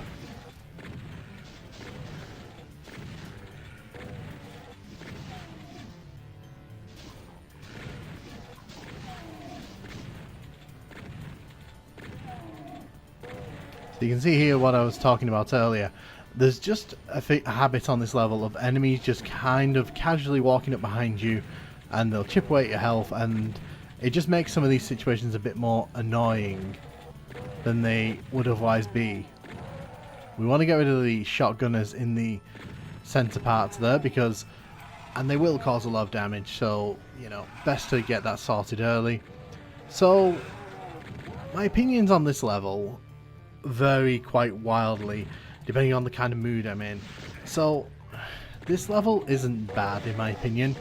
It kind of outstays its welcome, but at the same time, it does try to keep things interesting, so you can't say this level doesn't try a lot of things. I think when we're kind of going through this level, you should probably observe the fact that a lot of these rooms are just huge, and a lot of them kind of feel a bit samey in this part here in particular. It can feel a bit like you're kind of wandering through very similar rooms, and they lack sort of landmarks occasionally, which, you know, is not good. There's a secret here which we're going to grab. So what I mean by that is that we're kind of just walking around here. We're kind of looking around, and everything just kind of looks the same. And I think that's a bit of a problem. They could have made each half of this feel a bit more unique, in my opinion. I'm also not a fan of the fact that these doors don't have indicators for what keys you need on them. So you kind of walk up to them and you're told you need a red key, and then you have to turn around and kind of go hunting through this level. So we're going to come into what I think is the weakest part of this level, and it's a sewer section. Now, to be clear, I don't think that this is the worst sewer section in TNT. Hello, Habitat. But I do think that this one makes a strong case for why sewer levels don't work in Doom. So we're going to dive down here. Take care of you.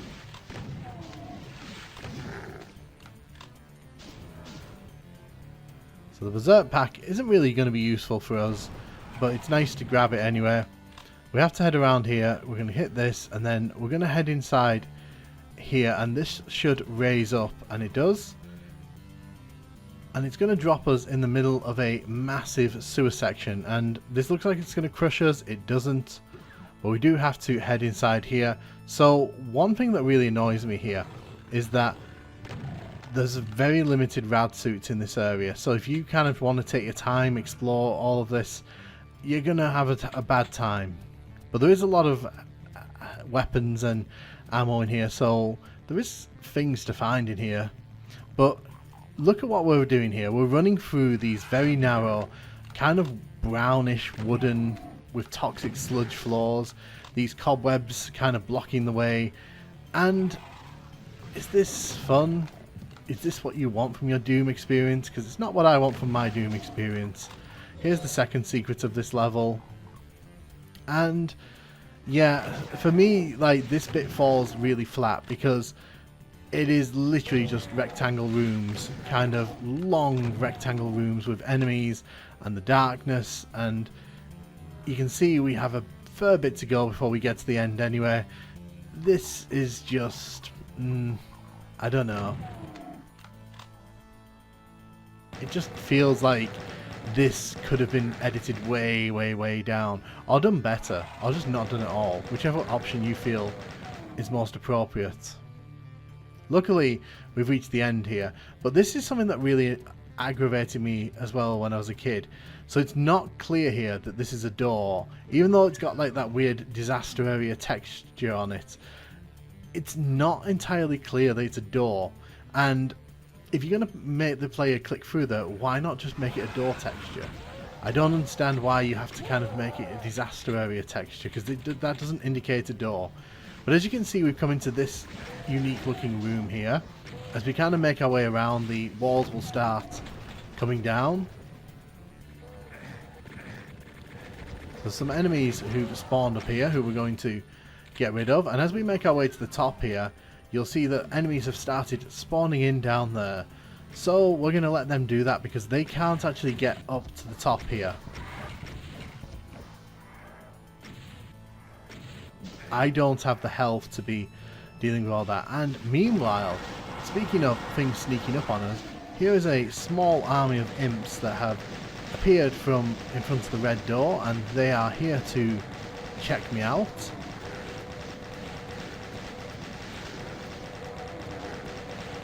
So it's quite devious, this little trap here, because if you're focusing all your attention on the bony boys and everything that's teleporting in the disaster area, you probably won't even notice that these imps are kind of making their way towards you until it's too late. So it's kind of trying to invite a mass kind of brawl on the player, and I like that. I do actually think that's quite clever. And you can see again we've got more arachnotrons here who are kind of blocking the way. That's the red door we saw earlier on. We can't actually get that blue key with the arachnotron until we get the red key, which is down here, unfortunately. So here comes one of the least exciting ways to have your Doom battles, which is shooting blindly down the staircase and kind of hoping you're hitting the enemies that you want to hit.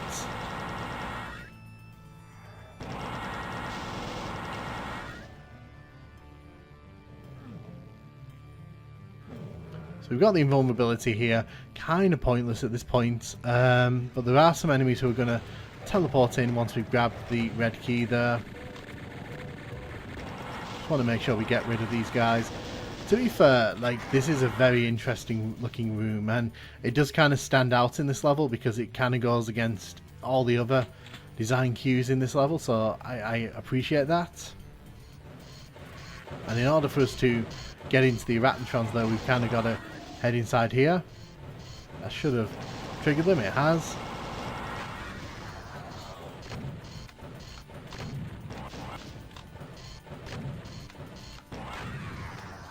Nice. So we grab the blue key here and the ammo, and then we head through to what is the blue door. Again, not indicated because why would it indicate that to us? So take note of this room as well. This room is looking fairly normal, fairly bland. We'll be coming back here in a bit and it'll look a lot different, let's put it that way. So as we make our way towards the yellow key here, we have to kind of go around this little labyrinth area. So these corridors have a bunch of enemies inside. You can look through the windows and see outside, but you can't really hit anything at this moment. So there's a bunch of hit scanners who are here to try and ruin our day, so we're just going to ruin their day for them.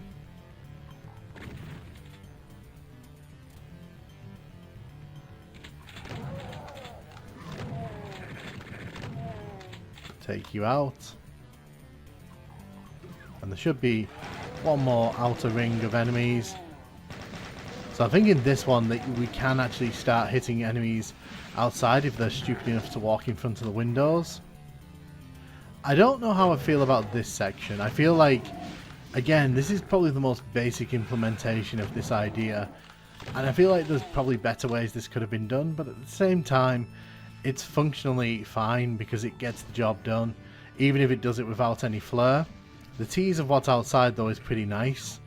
The yellow key has a bit of a trap to it because there's enemies inside who are just waiting to shoot us. As you can see, that wall has dropped down there.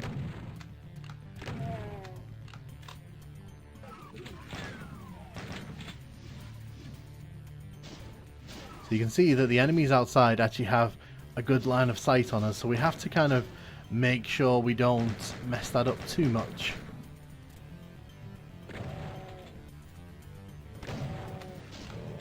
It makes sense for us to thin the herd outside.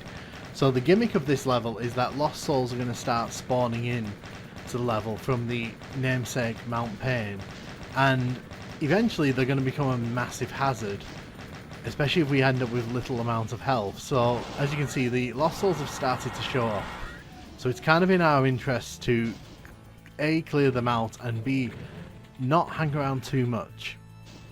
But at the same time, I don't want to have all those enemies outside. The problem here is that ThatNukemGuy doesn't like sort of shooting down beneath this gap. For some reason, it does not like shooting beneath this gap. So we kind of have to get level with the enemies and shoot them through the hole.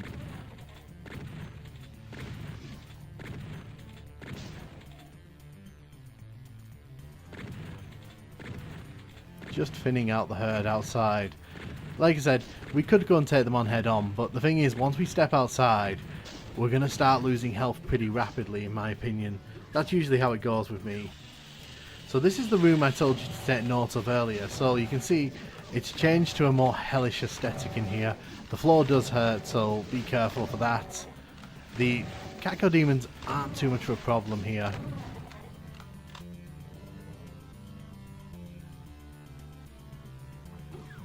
It's nice to see the level kind of adapting and changing. It's always an interesting sort of implementation of sort of changing levels, because Doom doesn't really do that. It's not Duke Nukem in the sense that some Duke Nukem levels can change quite drastically, whereas in Doom you don't really get that too often. So it's nice to kind of see that idea get some implementation here. So there's a few enemies kind of hanging out there. Let's get rid of as many of these as we can.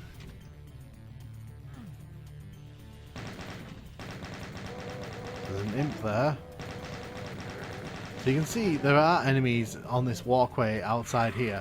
But if you look to the right there, on the outside, on the left now, outside, you can see there's a whole area there which is going to be filled with all kinds of lost souls soon. So we don't really want to wait too long to get rid of those. My plan here is to just thin out these enemies as quickly as we can. The bony boys are probably the most annoying part here because their rockets can follow you down these long corridors. Cool, I think we've got rid of the rockets there. So you can see there's quite a few lost souls now floating around.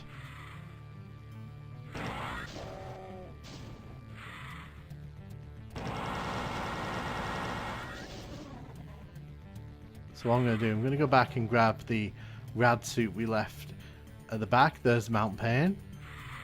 We will be going having a good look at that before I leave the level, because I think with levels like this, it's important to kind of go out of our way to admire the scenery, because obviously this level is noted for that scenery, so we may as well kind of have a nosy through it and see what we can pull out from it.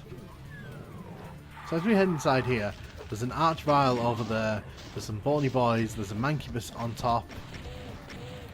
Kinda want him to die, please.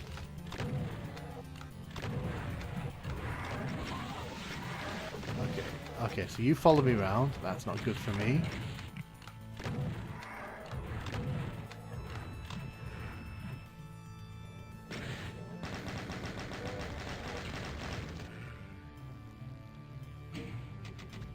I'm going to save here. Because if I die this close to the end of the level, I will actually scream. But you can see the Lost Souls are not afraid to kind of dive in here. Unfortunately, we have a bunch of slow-moving lifts here to while away the time. So we can sort of admire this room. Remember, there is an archvile up here, so we do have to kind of be a bit careful. Not super careful. There's also that chain gunner up there who was just kind of there to mess with us. Okay, excellent. So if I remember rightly, I think the exit's actually in the middle. I think it's easier to go from the other side though, so I just want to kind of show you how annoying the lifts in this part of the level are though.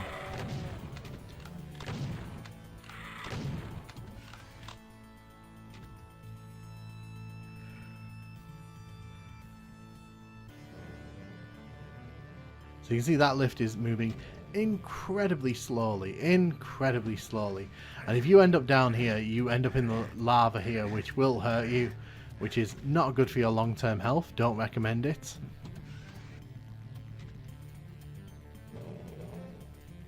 But as we slowly make our way up here, the exit's just in front of us. Well, still slightly to the right there. And, oh my god. So you can soft lock yourself into this area here by hitting the switch there and then coming inside. So that's kind of fun.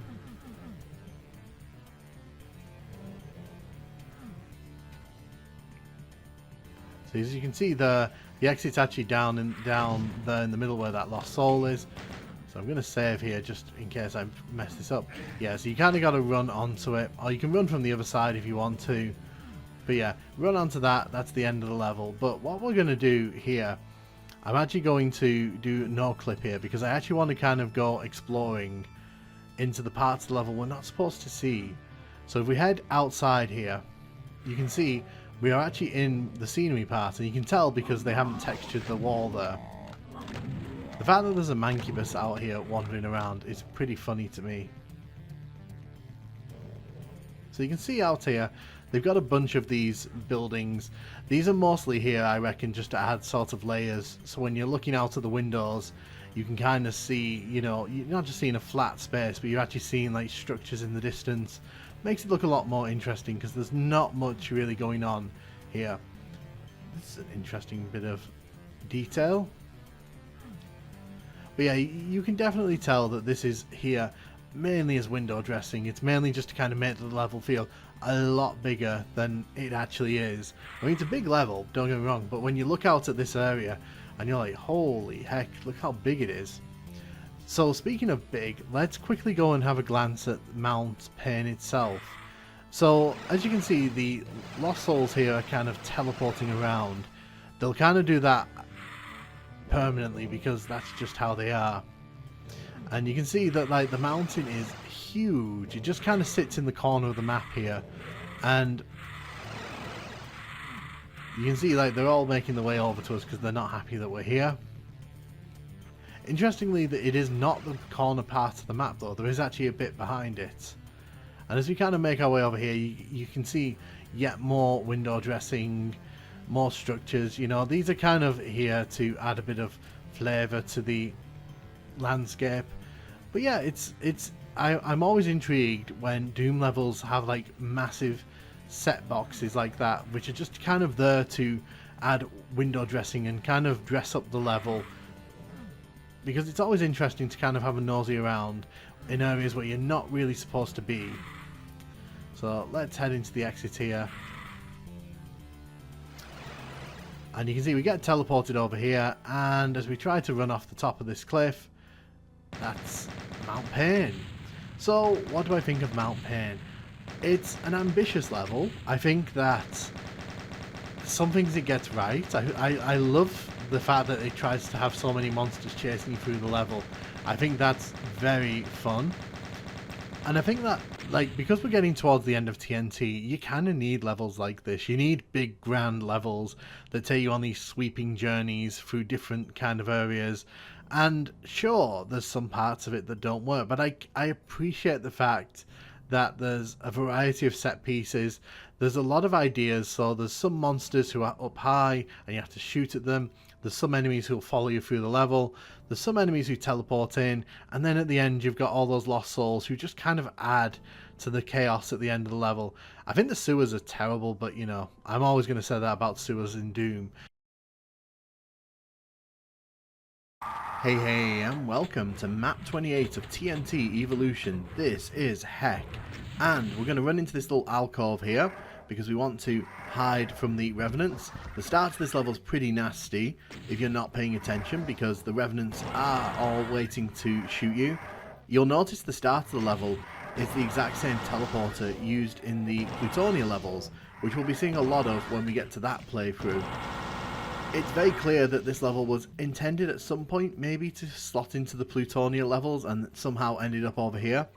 But what I really like about this level is that it takes inspiration from other levels that we've played previously in previous Doom games, and it kind of makes them its own. It's really fun. So this area, for example, gives off very strong Spirit World vibes from Doom 2. So the textures used, the kind of architecture in here, the way the spaces are kind of designed, the way there's the lava little pools there, the use of these sort of decorations. It's a really interesting kind of reimagining of that level theme, and to be fair, the Spirit World wasn't the best level, so it's kind of interesting to see it show up here as an inspiration. We're trying to get rid of all these revenants because obviously I don't want them taking down too much of my health. And as we head around here, oh wow, okay, I forgot about you. I actually forgot about that chain gunner, and I forgot about the archvile there, so that's something to think about. Ow, thank you. So we've taken care of the archvile there. I'm just going to come back and grab the health that was back here. So as we drop down here, a bunch of enemies are going to wake up, and the thing is, there is a lot of ammo in this area, but to be honest, like, I don't have the health here, I don't think, to deal with all of this. So I'm just going to back out of here.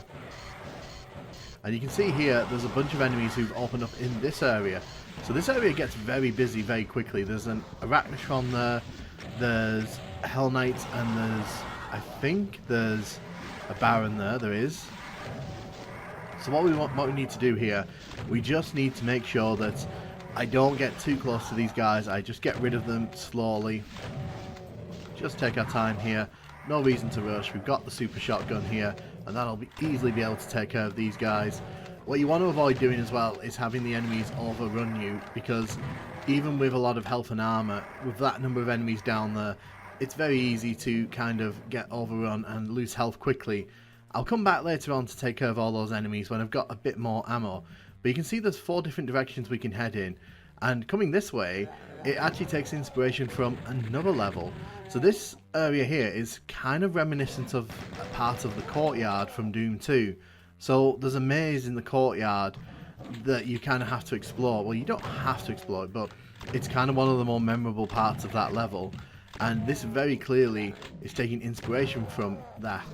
Note that the use of shotgunners here and chain gunners, there's a lot of shotgunners, chain gunners and pinkies around all the corners of this maze. So we're looking out for the secret areas there like that. There are some fake walls in use here. But yes, this is very much styled after that maze from the courtyard, and again, it's a nice little nod. It's a fun little sort of reimagining of that. I don't think this is nearly as difficult as that one, but I might be wrong. I haven't played. Okay, I forgot about the archvile. Again, I forgot about the archvile in these levels.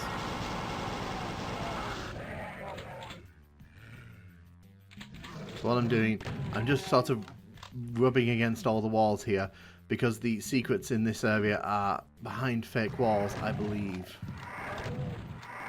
Hitting that switch has brought this area down here. Oh, there you go. There's another one.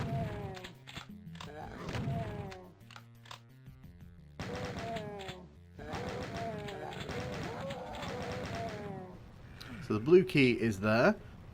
So what we're doing in this level, we're trying to get hold of the 3 keys, because the end of the level requires us to have all 3 keys to escape, and you can go in any order you want to get the keys.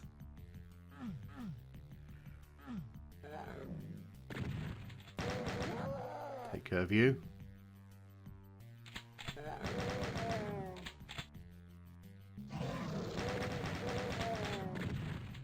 You see there again, another little fake wall. That one has a cell ammo behind it, which is really nice.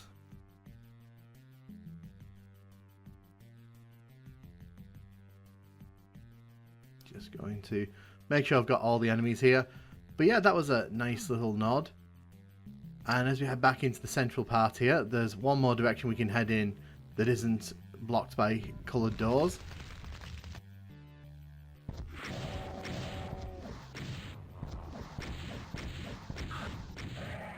Excellent. So that art trial didn't really pose too much of a problem for us.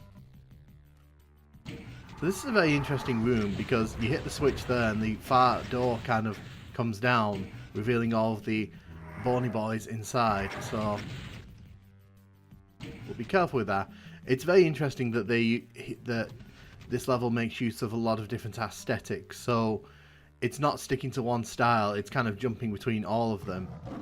So this area is pretty packed with lost souls, which is never a good thing, in my opinion. So we need to get rid of these as quickly as we can.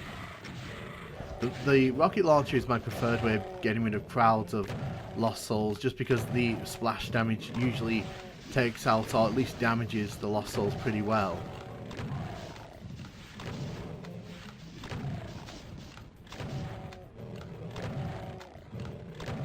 You can see around the edge of the room we've got mancubuses trying to shoot it in on us, which obviously we are not fans of.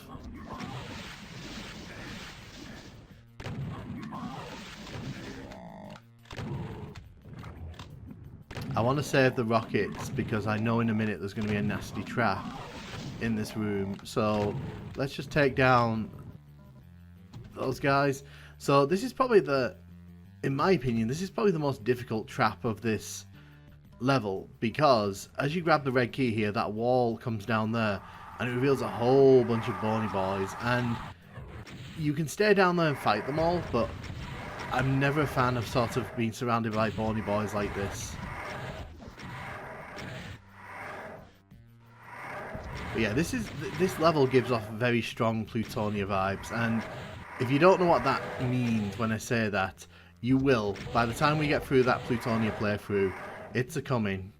You know, you will understand what I mean when I say it has strong Plutonia vibes. But yeah, this level definitely kind of gives off the feeling that it was designed for that and then kind of moved over here. And I don't think that's a bad thing, to be honest. I think that Heck is one of TNT's strongest levels by some distance.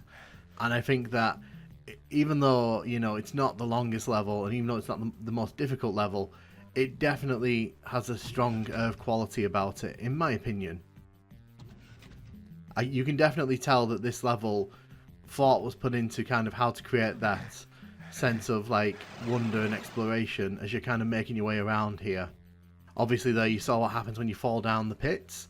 There are teleporters down there. It's not a cheap trap. So you can see there's a whole bunch of enemies here that we left earlier on. Hello, you.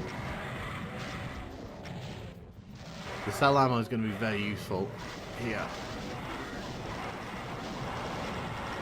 There's a lot of lost souls.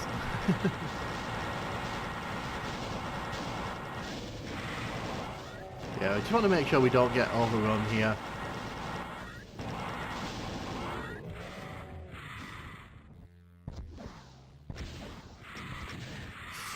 That lost soul just flew right at me there. So I think we're done with this room. If you go, wait, no, there's you. So if you come over here, there is a bunch of ammo behind here and a megasphere, which we could have grabbed earlier, but you know, I didn't feel confident in being able to get over there because we were kind of getting surrounded pretty aggressively there. But yeah, I do like Heck. I think Heck is a very, very strong level in TNT, and definitely one of the levels I think that stands out from the crowd. The exit here is filled with a bunch of lost souls. If you don't feel like taking all these out, just kill enough to clear your way to the exits, and then just throw yourself into the hole.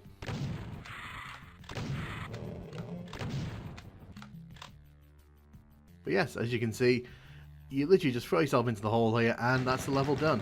I mean, what can you say about Heck? It's a fun level, it's really interesting to explore. There's a lot of nice nods to previous Doom levels, some not so good Doom levels as well, and I think it does a nice job of kind of recapturing the imagery and the feel from those levels. So yeah, I think this is a strong one, especially in the context of TNT and some of the levels we've been playing recently. I think this one really does kind of set out its stall in a particular way, and I think it achieves the aims it sets out, because obviously you can go in any direction you want from the start. You're not forced to kind of tackle the level in a particular order, which is kind of interesting because you don't see that much in TNT, but also you're given the opportunity to kind of build up your ammo by choosing the path that best suits your playstyle. So overall, I think this is a really cool level and I'm really a big fan of it. And it doesn't end there, because we actually get to play the PS1 version of this level. So this is actually the final level in the TNT slate of Final Doom levels. There really aren't that many that make the cut from TNT and Plutonia. It's mostly just master levels, and I will probably get round to doing the master levels at some point, but probably not for a while. But you can see that they haven't really edited this opening bit here in any great way. You've still got your 4 bony boys who are trying to kill you right at the start.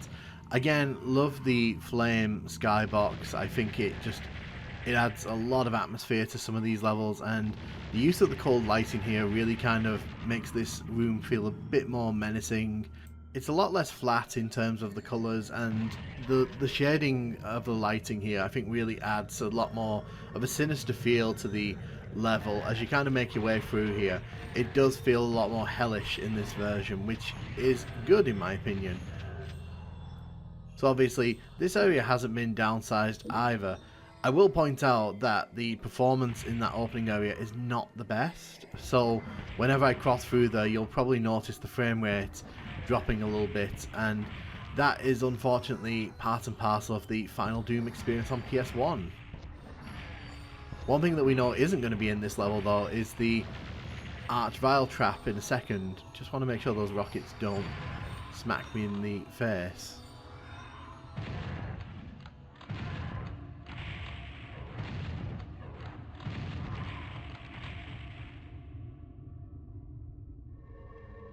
But yeah, I think the cold lighting really helps this area to pop a bit more. It feels a bit more darker and gloomier, but it also kind of like looks a little more interesting to kind of look at. So in a way, I think this is probably the superior way to kind of look at this. So we know that Archvile's not going to pop up behind us. I don't think the chain gunner's there either. Let's see what enemies turn up when we grab this yellow key here. So I feel a bit more confident that we can handle the... Ooh, wow, the frame rate there is chugging along, isn't it? Oof. So just to point out, like, this is reflective of what you'd probably expect when playing Final Doom on real hardware, because unfortunately a lot of these bigger rooms like this really do kind of bring Final Doom to its knees, because Final Doom was not given the love and attention that Doom 1 and Doom 2 were kind of given. And the developers have openly stated that over the years. You can see the frame rate kind of climbs back up when we come to like smaller areas like this, but as soon as we kind of come into these wide areas with lots of enemies, it just kind of begins to chug a little.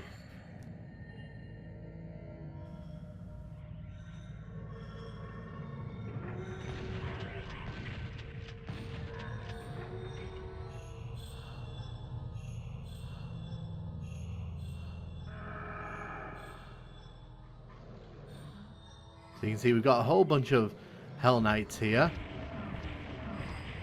I think they've got rid of the Baron of Hell from here. So one thing you'll also notice, and I think I've mentioned this a few times in these final Doom levels, is that the monster variety is one of the things they subtly change. So for example, there's no Arachnotron over here, it's just 2 more Hell Knights.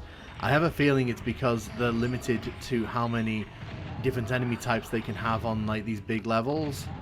there just probably wasn't enough space to get all the enemies in, so they just kind of chop and change as necessary.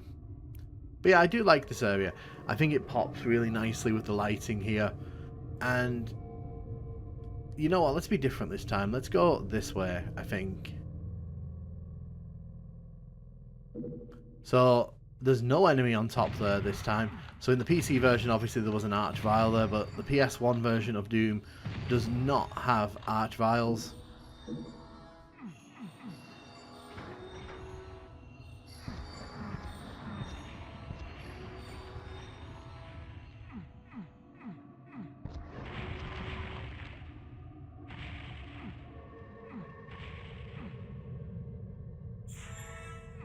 So just going to be careful here to make sure that, you know, we get through here and we don't lose too much health, because we're probably going to need some of this health when we grab this megasphere here.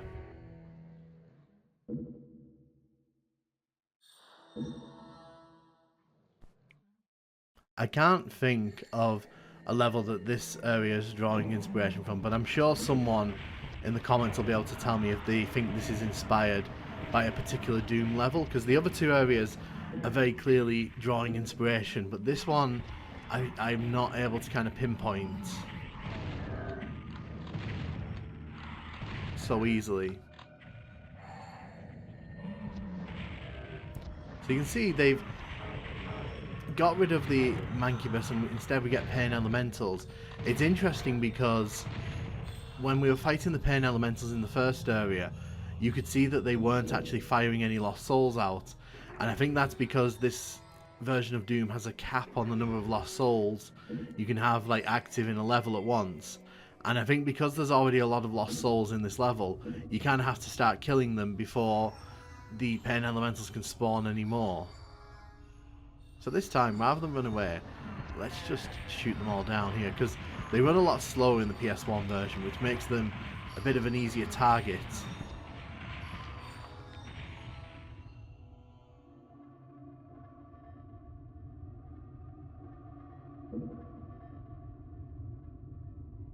But yeah, again, it's a fun area, this one.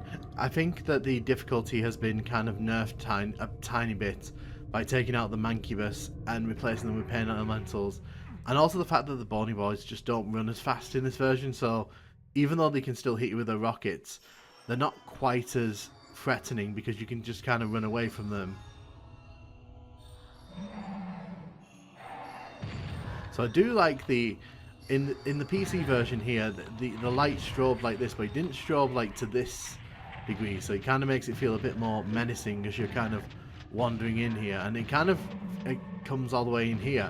You'll notice that they've got rid of these shotgunners, so instead of it being like shotgunners, pinkies and imps, it's just imps in this version that we'll be encountering in this maze.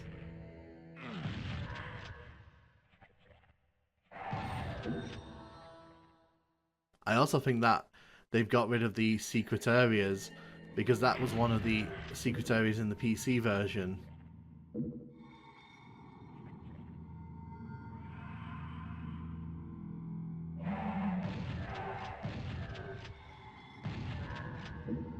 So we'll hit this switch here, because this will allow us to move into where the blue key is. Oh, hello. Oh, so you are in here. Well, that kind of makes sense, let's be fair. I assume that's there to replace the archvile.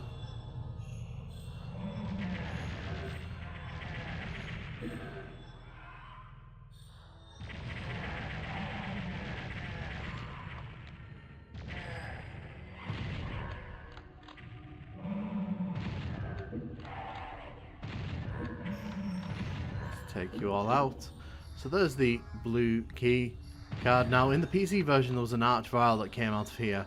There's nothing in here in this version, except this random ass hook that is kind of menacing all to itself, but in a very different way.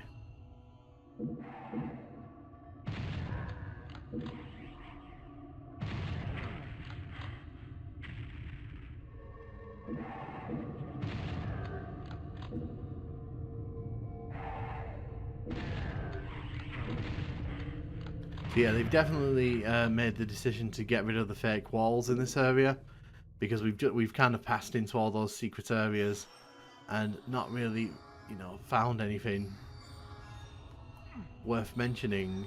So we've got all 3 keys here, and what that means is that we can head towards the level exit here. So it is interesting that this level has largely remained untouched. There are moments where I think that a tiny bit of changes might have made, a bit of difference to the performance. It never gets really bad, but like it does get noticeable in some of the bigger rooms. You'll also notice that this area has a skybox. I actually think this looks better than what the PC version has, but hey, that's just a personal opinion. So again, it's a really solid interpretation of a really good level from TNT. This is probably the best TNT level on the PS1 version in my opinion, and it's nice that it gets to go out with a bang, because some of the levels on the PS1 version have not been that great, let's be honest. Hey and welcome to River Styx, the penultimate level of TNT Evolution. Now our first objective is to clear this opening area. I actually love the way this opening area looks. I love the sky there that you're looking out into a vast vista. Obviously, it's not that vast, but it looks really cool. The fact that this area is quite dark as well means you kind of get a nice silhouette of the Kako demon and the enemies as they kind of wander in front of the blood red sky there. It's very striking, and I do like it. So we'll head into the cavern here, and you can see we've entered a blood cavern here with blood red walls, blood floors. I believe this is the River Styx that the title is referring to. I can't really imagine where else you'd get that from in this level, but as you can see, we're making our way further up here, and there are enemies along the way. We will have to deal with these. If we don't deal with these, they will chase us through the rest of the level, and we don't really want that, because this level can get pretty nasty towards the end. Let's get rid of the pinky here. So I'm going to get rid of the pinky here.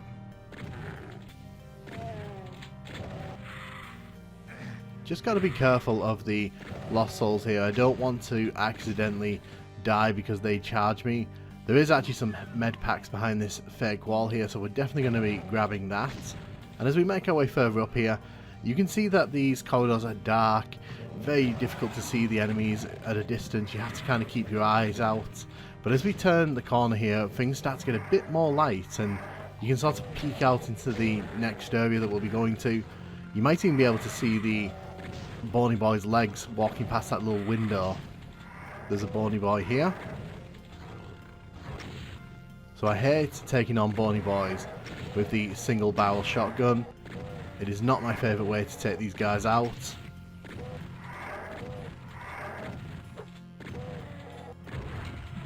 That's going to hit me unless I back away like this. So we've dealt with the 2 Bony Boys there. There's a chain gun here, so you want to grab that. It's kind of hidden in the shadows a little bit, so you kind of have to look out for it. And then we come out into this vast area here. So this is a temple entrance, and I always love the look of this. It's quite nice. This is a very well dressed area for the player. You can sort of have a look around, see that, this is supposed to be like a grand area, and I do like it. There are little steps there.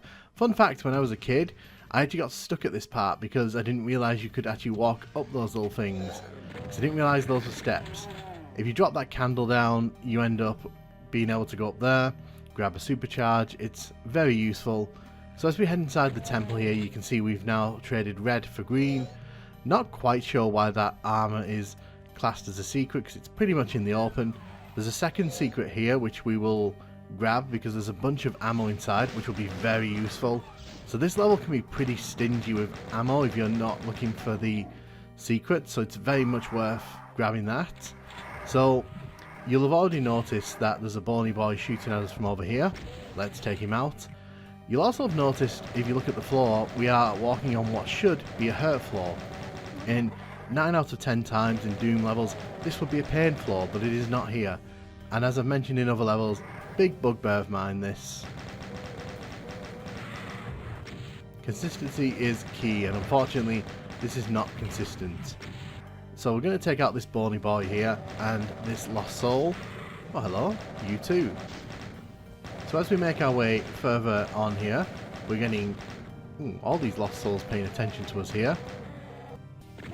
Just want to make sure that those chain gunners don't take too much health off me. So there's a wall that raises there, there's a Hell Knight and a chain gunner.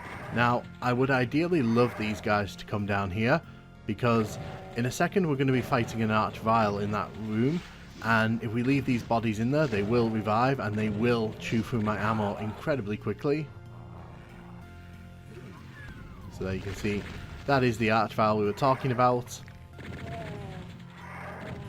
As you will see here, this Archvile does love to revive the enemies that you've dropped here, and if you revive that Hell Knight a few too many times, you will chew through your shotgun ammo ridiculously, so may as well take our time here. What I would not give for a double barrel shotgun right now.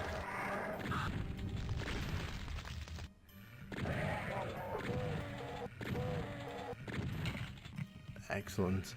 So as we come in here, you can see there's a switch here. That'll lower the platforms, allowing us to grab all these goodies here. But it also means we can access this area here. Now, this area is pretty interesting because it's not an essential area, but there's a whole bunch of chain gunners sort of up on the walls there, and they are kind of waiting for us to walk in to grab that supercharge. Now, if you're not paying attention, it's very possible you'll wander in here and you'll get absolutely minced by these guys. So that's why we're going to take our time here and take them out. Thank you for the supercharge. So that's that area pretty much done and dealt with. Really, we want to be heading to the bottom part of this level here, so we'll be heading down this pathway here. Now, again, this level punishes you for running too fast, so you see these bony boys here kind of acting as little guardians.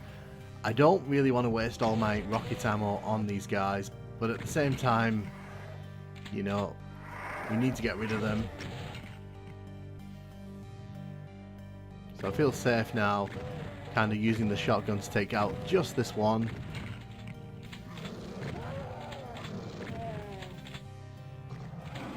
We've got ourselves a super shotgun here, and that's what we like.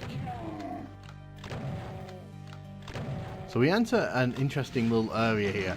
So this area's got a lot of these square rooms. They all look kind of similar at a distance, but at the same time, they're all kind of a bit different. You can see here, this area leads to where all those chain gunners were, and also looks down on where we killed that Archvile. So yeah, all these rooms here are kind of similar looking. It's very easy to kind of get lost in here if you're not paying too much attention. The rooms do have some icons on the wall that you can kind of pay attention to, but obviously some people that's not the easiest way to navigate. So what I'm doing here is shooting all these enemies up top, because we'll be going up there very imminently. So these guys can actually go into the portal there, and they will go up top. So if they do that, they can actually cause a lot of trouble, because they can open a door at the back that lets a Archvile into that area, and if that happens, then it's all bets off in this area. There's some interesting lighting here. I do like this area. Not a fan of the Archvile though. Kind of wish he'd go away. Ow. Thanks for that. Oh.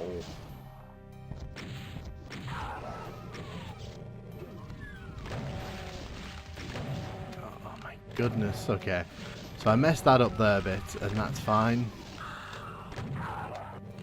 I kind of just wanted the Hell Knights away from the Archvile there, because if I kept killing them, eventually they would have just kept coming back, and I would have run through my shotgun ammo trying to get rid of them.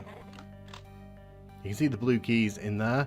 Again, love this kind of thing because it makes it feel like this is on a massive hilltop, like you're looking down and it's just sky all around you. So the next part of this level is deceptively easy, but it can be difficult if you make too much of a meal of it. So this crusher puzzle here, as long as you kind of stick to the near corner and you sort of time your run so that the crusher pillars are sort of moving up away from you, you can get through easily. If you try to overcomplicate it and sort of try to go around the long way, you'll just get crushed and you'll get stuck in the middle, and that's not what you want.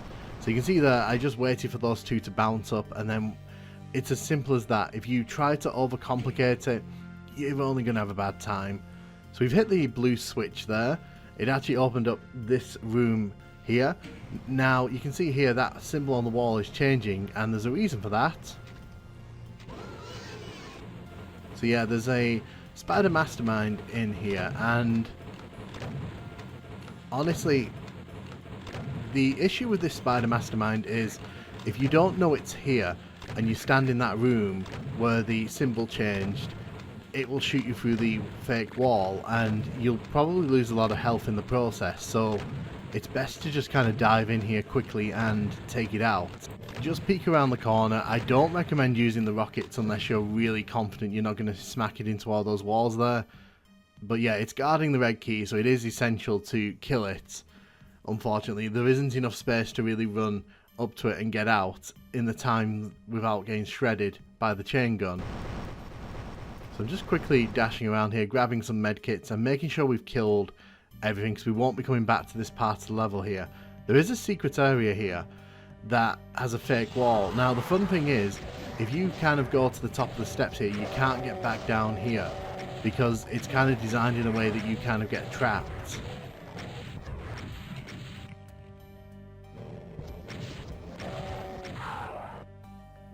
But there are a bunch of enemies in here.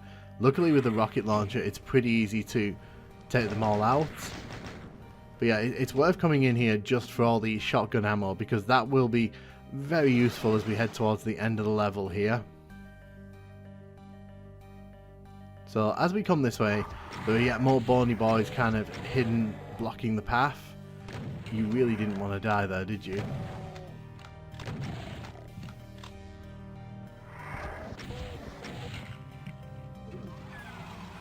So as we head into the red door here, you'll see that at the top of that tower there is a Baron of Hell, and there's an Archvile and a bunch of imps. Now here's the problem, that Archvile is going to revive anything that we kill up there, so we need to focus on that Archvile.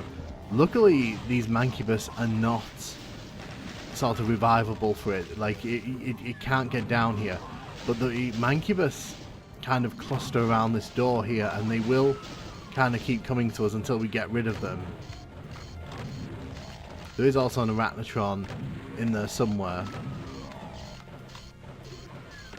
But we got to be really careful here because the Archvile is really gunning for me here. It really doesn't want me to come into this room.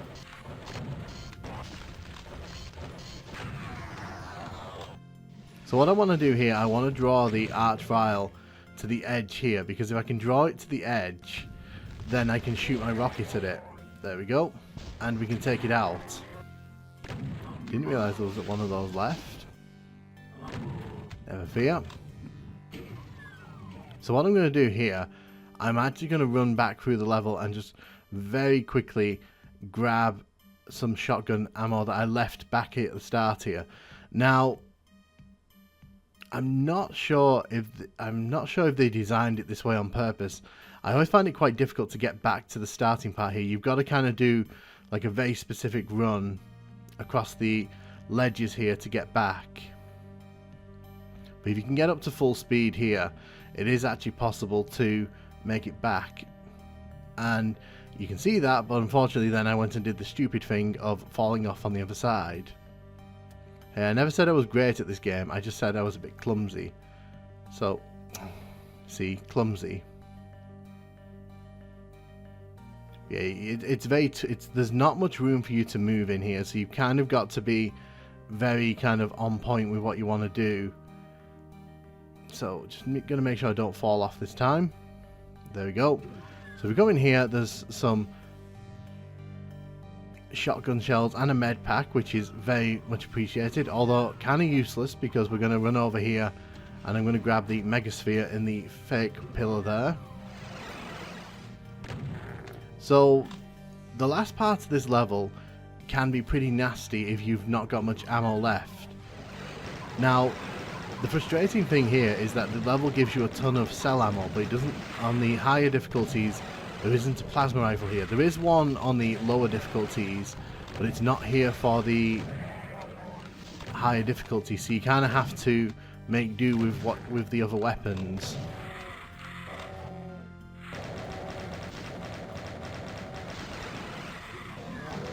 So we come in the final room here. There are a bunch of shotgunners, so I'm going to grab the shotguns here. Some Hell Knights have spawned in here, but these guys shouldn't be that difficult, to be honest. It's a nice look out at the skybox there. I think there's supposed to be a Mancubus here, but I think he gets stuck in the room where they all spawn from. So, unfortunately, we're not going to be fighting him. But yeah, that's the end of River Styx, and honestly, I have to say, it's an okay level. I think that there are some things I don't like about it. I think I like certain aspects. For example, I like the marble area bit with the square rooms. I think that there's a lot of nice challenge in there. I actually like the spider mastermind behind the fake wall where the red key is. It's an interesting little set piece because it'll catch players out the first time they feel it. I don't like the fact that they use the lava texture, you know, and it's not a pain floor. That for me is always going to rub me the wrong way.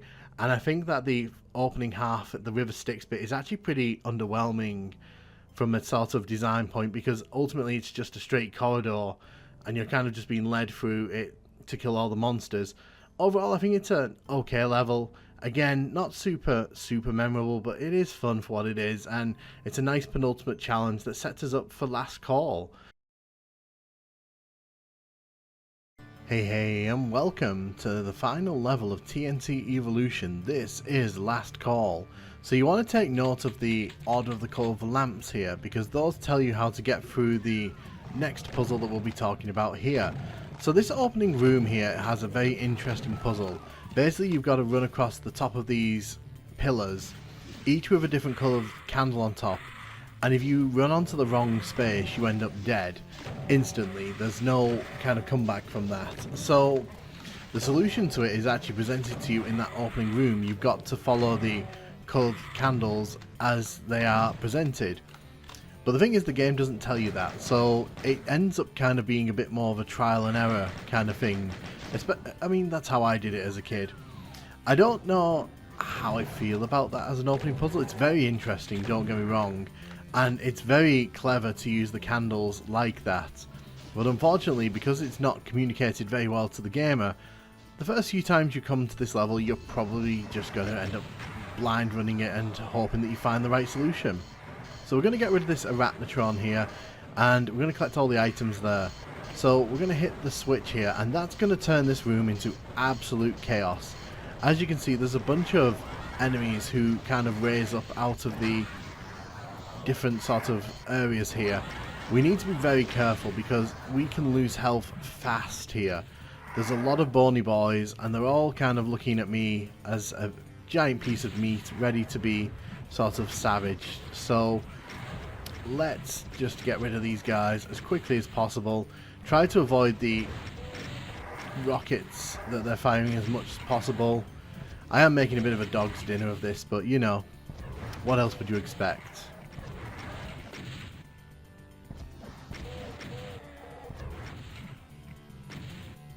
So as we kind of make our way around here, you can see that this has raised up. We're going to hit the switch there. We're not doing too hot in the health department here. But one thing I do like about Last Call, compared to like Doom 2's final level, and compared to Plutonia's final level, is that this is actually a level. So it's not just a boss room that's kind of thrown at you. You actually have to work towards the boss room, and I kind of dig that. It's definitely a novel approach in the retail Doom games. So as we enter this room here, there's a bunch of Cacodemons. There's a Cyber Demon just up there where you can see he's trying to shoot at us. Now, fun fact, if you stand here, he can't actually shoot you over this barrier. No matter how hard he tries, no matter how close he gets, or anything like that, he will always shoot into the wall here. If you run up to face him, however, he will have free reign at you and probably will hit you, or at least hit you with the splash damage. So it's best to just stand down here and take him out with the plasma rifle and the super shotgun. Honestly, it's the best way to do it in my opinion. So we'll hit this switch here, and it's worth noting that this is where, if you're playing on an incorrect compatibility level, and yes, we're going to get a bit technical here, you will see this break. So what basically happens here is that when you play Doom on any of these source ports, or whenever you play it on one of the classic games, there are certain things that are changed in each of the source ports, and TNT has its own specific sort of compatibility. And if you play this with the Doom 2 compatibility, it'll break. Simple as that. The stairs will not raise fully, and it is very kind of interesting because that's not something you really have to deal with for the rest of this WOD. It's literally just this level where that happens. So you can hear a bunch of enemies here. There's a bunch of cages that have just risen up. We don't have to deal with the enemies in those cages because luckily in a second when we go through this teleporter here, we will actually see them teleport in and kill each other because they'll all telefrag each other. So this is the boss room. Say hello to the Icon of Sin in a second. Hello, Icon of Sin. So there's some enemies already here that we need to get rid of. I want to get rid of these barons as quickly as possible because we're going to need to get up there to shoot into the head of the Icon of Sin. So what I'm doing here, I'm just clearing out the enemies as quickly as I can. We may end up dying here. I'm making good use of the BFG there. Yeah, I'm just going to grab the health packs in here. It's also worth noting that if you're playing on the wrong compatibility settings, the staircase at the top there, which you actually need to finish this level, will not raise fully because you actually have to stand on the second highest step here and shoot. If you try shooting from the top, it's just a bit too high. If you try shooting from that step below, you'll miss. So you have to be on that the highest step there. In my opinion, Last Call's a fine level. It's nothing memorable. It's not a great level. It doesn't come in the top levels with TNT. But at the end of the day, as an Icon of Sin level, I think it at least tries to be a level, and I think that's quite a novelty because there's a fair few WODs, even in the modern day, that don't even get that right. So I at least appreciate that, and it's much better than Doom 2's. Let's be completely honest about that.